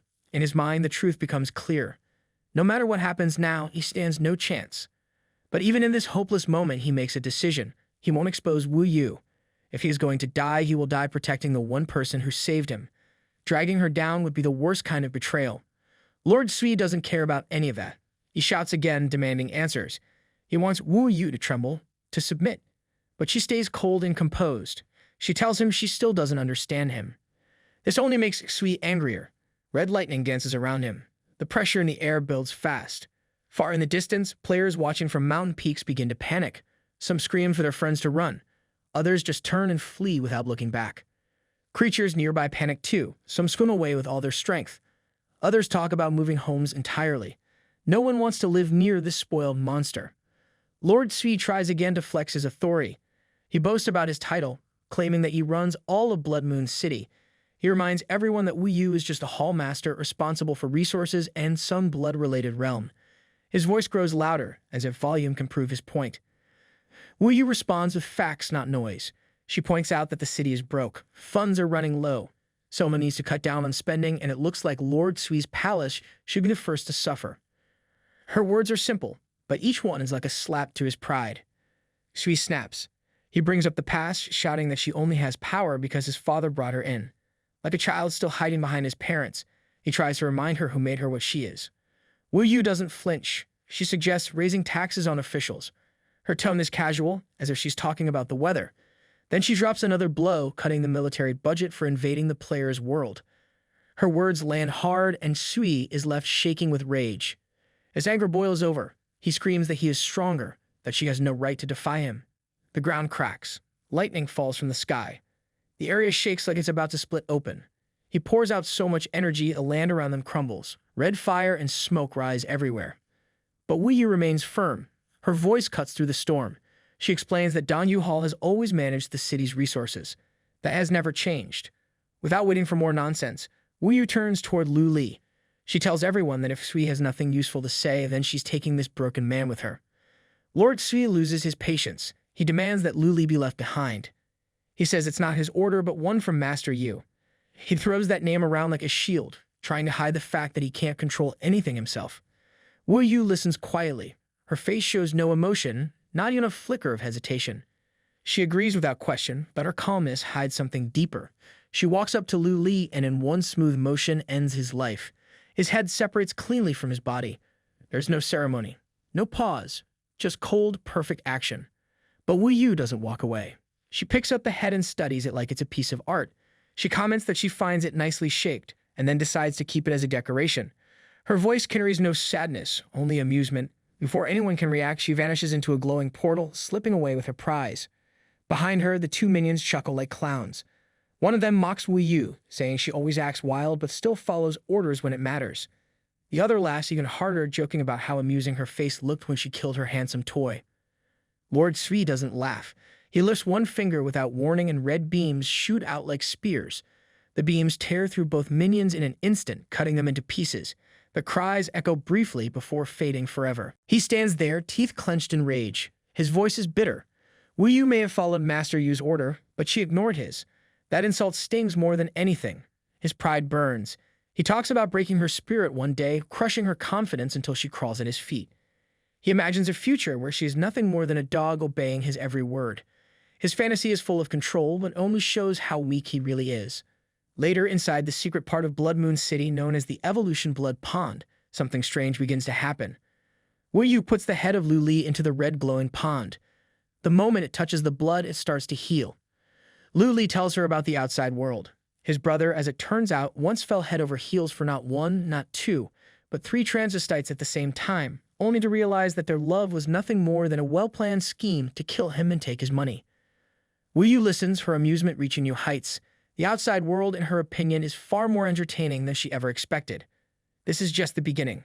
There is still so much more to hear. With a playful smirk, she urges Lu Li to continue. The night is still young, and the ridiculousness of human nature is a tale that never truly ends. Lu Li, lost in thought, realizes something odd. He has never been this talkative before. Even when he reunited with Ah Fei, his focus remained on finding clues about his big brother. But now, for some reason, words come easily. Something about Wu Yu makes him want to share everything buried inside him. Her question catches him off guard. If both he and Ham Yixiao are players, then what makes him think she will continue helping him? There is nothing for her to gain and everything to lose. Kicking him out would bring only benefits with no downsides. Lu Li acknowledges the reality of the situation. He feels grateful that she hasn't turned him into nothing but ashes. That alone is reason enough to be honest with her. The more he searches for the truth, the further away his brother seems to be. Every step forward makes him feel even more powerless. Wu Yu is his last hope. If she's willing to help, then he is willing to give her everything he has. Lu Li, with desperation clear in his voice, offers everything he has, hoping to secure the help he needs. However, instead of immediate support, he is met with a response that makes him question his life choices.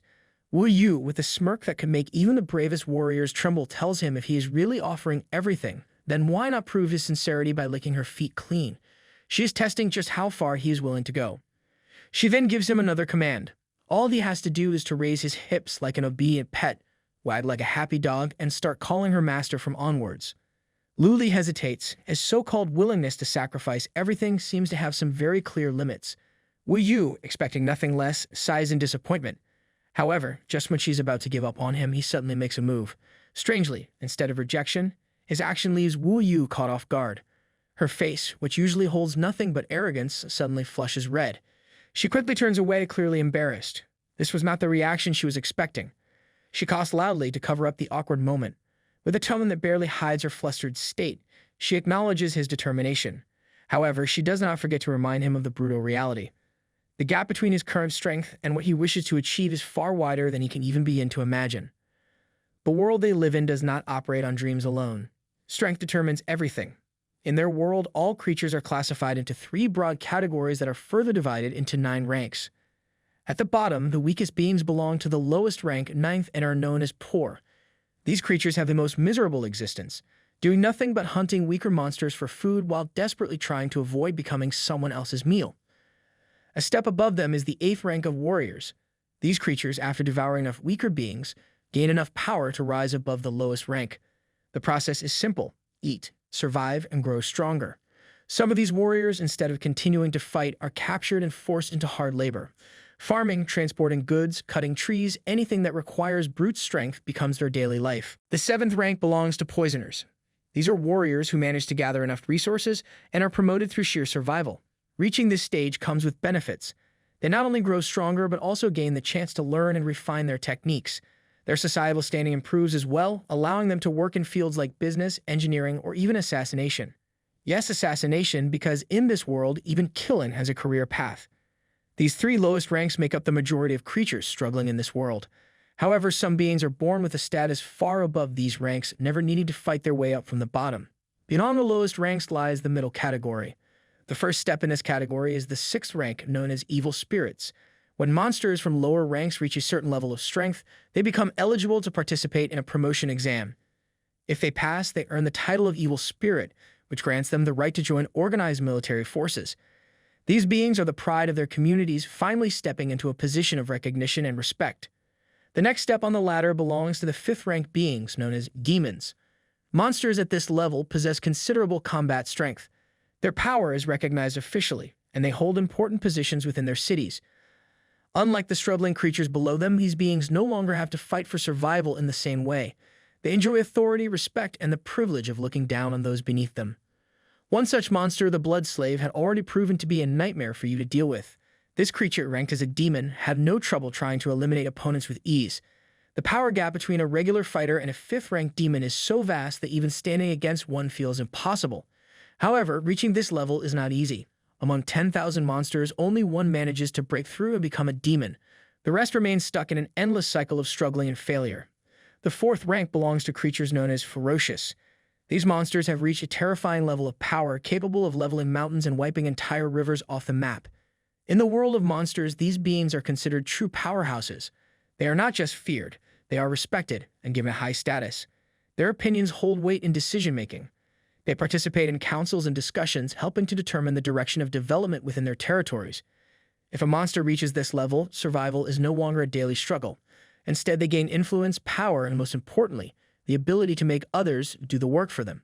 These three ranks, demons, ferocious, and evil spirits, form the backbone of the monster world. They represent the middle category, the crucial stepping stone between weak creatures and those who truly dominate. Beyond them lies the third rank, which belongs to the elite known as Hall Masters. Every city has 4 Hall Masters, each in charge of a crucial sector: military, resources, equipment, and food. These individuals hold significant power, working together to manage their cities while also keeping each other in check. Their existence ensures that no single force gains complete control, creating a balance of power. Describing their combat ability is difficult because few can truly understand it. Those who have witnessed their strength firsthand rarely live to tell the tale. Anyone who reaches this level stands at the peak of authority and strength. Above them exist an even higher rank city lords. A city lord holds the highest authority within their jurisdiction, possessing both unmatched strength and total control over their city. The entire monster world is divided into 9 cities, meaning there are 9 city lords in total. Each of these cities contains at least 100 million monsters.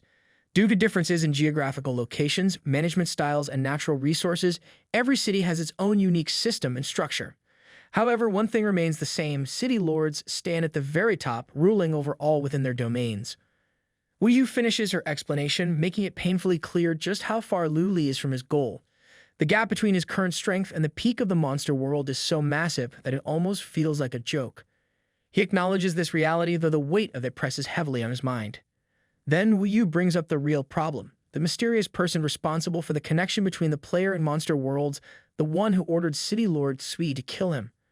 Only one individual has that level of power and authority.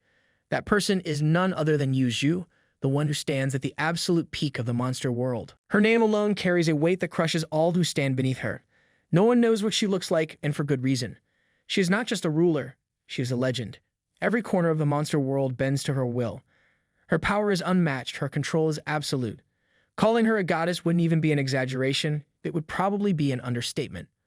Wu Yu then shifts the conversation, offering a piece of wisdom. Sometimes true strength comes from knowing when to let go. Growing up means understanding that the world does not revolve around one's own struggles. It is a hard truth, but an important one. Lu Li, however, finds no comfort in these words. The task ahead of him is beyond difficult. It is something that most would call impossible, but for him, there is no other path. His brother, the person who saved him from freezing or starving to death, is out there suffering. He has failed to rescue him. Worse, he has dragged Ah Fei into this mess, making everything even worse. The realization that he has done nothing but bring trouble weighs on him, making him feel utterly useless. Luli then steps out of the blood evolution pond and is completely healed. His body is restored, but his mind is still drowning in guilt. Wu Yu calls him over and tells him to rest his head on her lap. Without hesitation, he obeys. The moment his head rests on her lap, she instructs him to breathe deeply and relax. She reminds him that carrying the weight of everything alone will only wear him down. Taking the blame for every bad thing that happens is exhausting and pointless. Luli wants to argue, but Wu Yu cuts him off before he can. If he continues to be like this, you will never grow stronger. His motivation is completely misplaced. Everything he does is for someone else, never for himself. This idea shocks him. He has never thought about it that way before. Wu Yu challenges him to look within. True strength comes from an unshakable desire buried deep inside. She asks him to be honest with himself. Every time he fights, does he feel excitement? When he wins, does he experience true happiness from the depths of his soul? These questions force Luli to confront something he has never acknowledged before, the truth of his own heart. Luli thinks about it carefully. Happiness. That is not something he has ever associated with battle before. At the very beginning, everything felt like nothing more than a game.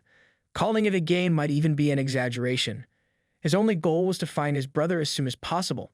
That was all that mattered. Gaining strength did not change that feeling. Every fight he experienced felt dull, repetitive, and completely meaningless. There was no thrill, no excitement, only an endless cycle of battles that did nothing to stir his heart. Things started to change as the world around him evolved. Slowly, he began to crave the emotions that battles could bring, especially the pure, unfiltered rage that came with them. But even then, something was missing. No fight had ever made him truly happy. That all changed when he met Afi, Luna, Huazhou, Little Chile, and the people from the Daybreak Guild. For the first time, competition ignited something deep inside him. That was the moment he discovered the pure joy of fighting. The rush of the battle, the overwhelming thrill, everything else disappeared. No worries, no burdens. Only the fight. The only thing he desired in those moments was victory. Winning became everything. Every enemy standing in his way felt like an obstacle he had to tear down. The hunger to slash through every opponent, to come out on top, to dominate every battlefield. It took over his entire being. Wu Yu watches him with a knowing look. A small smirk forms on her lips as she recognizes the change in him. The beast inside Luli has finally awakened. Luli drifts into sleep in her lap. The moment of peace does not last forever. Eventually, she nudges him and lets out an impatient sigh. Her leg is gone completely numb, and she is not about to suffer in silence. She orders him to get up, making it very clear that she has no intention of letting him laze around any longer. Luli scrambles up in a panic, flustered and embarrassed. He hurriedly shifts to sit beside her. Wu Yu, now free from her temporary suffering, gives him an approving nod. Now that he has finally come to terms with himself, the road ahead will no longer be as confusing. Luli, still a little groggy, asks what he should do next. Wu Yu stares at him for a moment. The way he is looking at her, like a lost puppy waiting for instructions, almost makes her laugh. Almost. Instead, she decides to act mysterious, making it seem like the answer is something obvious that he should already know. Luli squints at her, sensing something is off. After a short silence, he hesitantly asks if she actually has no idea either. Wu Yu immediately denies it. Impossible. She is his master. Of course, she knows. She is also a genius who was born at ferocious rank, meaning she never had to go through any struggles to become strong. Strength came naturally. Just breathing was enough to make her grow stronger. Unfortunately, that means she has absolutely no idea what advice to give him. This is a problem. Leaving things like this would make her look bad. She cannot let that happen. There is only one solution. She needs to say something that sounds smart and make him run in circles for a while. He looks dumb enough not to notice. Luli stares at her. She said all of that out loud. Wu Yu freezes. A second later, her expression lights up. A brilliant idea pops into her head. With a sparkle in her eyes, she confidently declares that she has the perfect answer. Han Yixio. Luli immediately reacts. His big brother. Wu Yu nods and brings up something Han Yixio once said. Those who seek strength should take advantage of every resource available to them. If that is the case, then there is one place he must visit, Blood Moon City, a place filled with endless opportunities for growth. One of the most valuable resources within the city belongs to the Hall Master of the Southern Hall. This Hall Master possesses a secret technique that enhances a person's physique, making it the best possible method to lay a strong foundation. Luli processes this information carefully. Based on his brother's deep understanding of the game's mechanics, this advice actually sounds reasonable. That means the best course of action would be to start at the Southern Hall. Wu Yu claps her hands, satisfied. She encourages him to go on and do his best. His master believes in him. Then, with a completely straight face, she casually drops another piece of information, one that changes everything. She happens to have a terrible relationship with the other hall masters. If they find out he is her disciple, he will not just be in trouble, he will be dead on the spot. In other words, getting into the southern hall will be entirely up to him. Luli freezes, his brain refuses to process what he just heard. A second later, he lets out a horrified exclamation. Wu Yu raises an eyebrow. She asks him what is he screaming for. If he thought this was going to be easy. She grabs his cheek and gives it a firm tug. Before leaving, he better make himself useful and give her a proper leg massage. She suffered while he was napping, after all. Luli yelps in pain. His complaints do nothing to save him. Later, Luli moves through the streets of Blood Moon City, blending into the crowd with a long robe covering him completely. His appearance has changed so much that even if someone had known him before, they would not recognize him now. The transformation is not just because of the robe, but also the effects of the blood evolution pool. He recalls the instructions from Wu Yu. Keeping a low profile is not just a suggestion, it is necessary for survival. In the eyes of this world, he is already dead. Thoughts flood his mind, making it hard to focus. Everything has changed too fast. Blood Moon City, a place filled with terrifying monsters, now surrounds him. Danger lurks in every corner. Enemies stronger than him exist in every street. His so-called master is unreliable, always acting like she knows everything, but clearly making things up half the time. Nothing about this situation is ideal, but there is no time to complain. This city must become the foundation of his strength. No matter what it takes, his power must keep growing. One day it will reach a level where no one can stand in his way, not even Yu Zhu. Only then will he reclaim his big brother. A massive structure stands ahead. This is the destination, the first step in his journey toward true strength. It is the southern Tao Tai Tower of the Blood Moon City. Two enormous guards stand at the entrance, looking as if they were sculpted from stone. Their presence alone makes it clear they are not here just for decoration. Strength radiates from them like a warning to anyone foolish enough to cause trouble. Luli recalls the words from Wu Yu. The Southern Hall Master controls all the food in Blood Moon City. Every meal, every ingredient, every bite eaten in this city falls under her authority. More than a leader, she is an obsessed gourmet completely devoted to the art of fine dining. Tao Tai Tower exists solely for her enjoyment, a place built so she can experience the rarest and most luxurious dishes. If she is anywhere, she is here. Luli steps toward the entrance with confidence. The guards immediately stop him. Their expressions turn sharp, clearly ready to deal with trouble. They demand to know what business he has here. His answer is simple. He wants to eat. For a brief moment, silence fills the air. Then both guards erupt into laughter. Their laughter is not normal. They act as if they have just heard the greatest joke of their lives. One of them suddenly steps forward, his grin stretching across his face like a poorly written villain in a cheap play. Without warning, his mouth opens wide and a deafening shriek bursts out. A shockwave of wind rushes toward Lu Li, filled with the force of sheer arrogance and a complete lack of proper manners. The second guard stands back, arms crossed, watching the scene unfold with the interest of someone observing a stray insect. To them, this is nothing more than entertainment. Strength is the only thing that matters in this place. A meal at Tao Tai Tower is not something just anyone can afford. The minimum requirement to even step foot inside is reaching the rank of evil spirit. Someone like him is completely beneath them. Luli braces himself against the impact, barely managing to stay on his feet. The force behind that attack was no joke. The realization sinks in quickly. Even the guards are this powerful. Walking through the front door by force is impossible. A whisper from his memory surfaces. Wu Yu had shared his secret with him before he left. If meeting the Southern Hall Master becomes difficult, there is another way to get inside. His posture straightens as he steps forward once more. The first guard's smirk vanishes, replaced with an expression of mild annoyance. A warning is issued, making it clear that if he dares to take another step, the consequences will be far worse. The second guard narrows his eyes, ready to throw him out if necessary. Calmly, Luli gives his new answer. He is not here as a customer. His purpose is different. He is a chef. The moment the words leave his mouth, everything shifts. The guards straighten up like puppets whose strings have been yanked. Their aggressive attitudes disappear in an instant. There is no hesitation as they step aside and open the doors. The hostility from before disappears completely, as if it never existed. Apologies come quickly, along with hurried invitations to enter. The doors swing open without hesitation, and respect now fills their voices. The same guards who were ready to break his bones a moment ago now treat him like an honored guest. Strength might be feared in Blood Moon City, but chefs, they are treated like royalty. Once inside, a butler approaches with a formal tone, confirming if Lu Li is the chef sent to cook for the hall master. Lu Li gives a simple response confirming his role. Without wasting any time, the assistant urges him to follow, and as they walk through the grand hall, the smell of delicious food drifts through the air, making its way to Lu Li's nose. He passes by a table where two demons are enjoying their meals, loudly saying praises about the food. One of them claims that even after eating at countless places, nothing compares to the dishes served at Tao Tea Tower. The other agrees without hesitation, insisting that the taste never gets old. Even Lu Li finds himself appreciating the rich aromas surrounding him. Despite being in an enemy's territory, good food still has its charm. They continue walking until the butler points ahead, informing him that the kitchen is just a little further. Upon arrival, the butler provides an update on the current situation. 4 chefs have already begun cooking before him.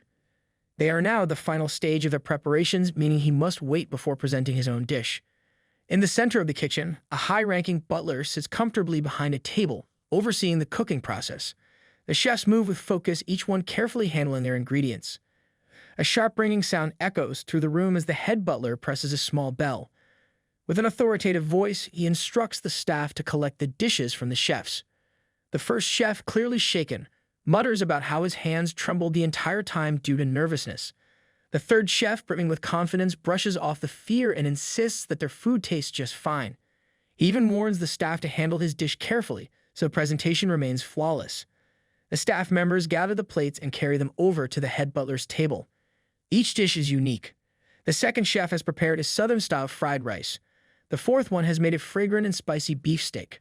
The first chef offers a stir-fried sea worm dish mixed with bamboo shoots. Meanwhile, the third chef presents a braised limb soaked in thick blood sauce. With everything ready, the head butler makes an announcement. All the dishes will be taken behind the screen, where the hall master will taste them and make the final decision. Lu Li watches this unfold, feeling a sense of curiosity. The hall master is present.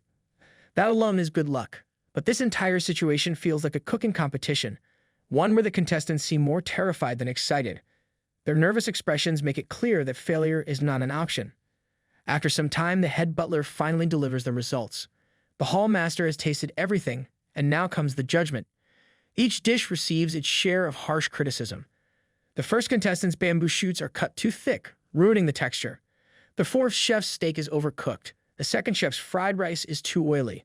The third contestant's braised limb lacks proper seasoning. However, as soon as the verdict is given, panic spreads like wildfire. The first chef desperately pleads for another chance. The second one, already sinking into despair, mutters that everything is over. The fourth chef, refusing to accept the result, shouts in disbelief. The head butler, showing no emotion, calmly thanks all the chefs for their dedication. He, along with the rest of the staff, bows in respect.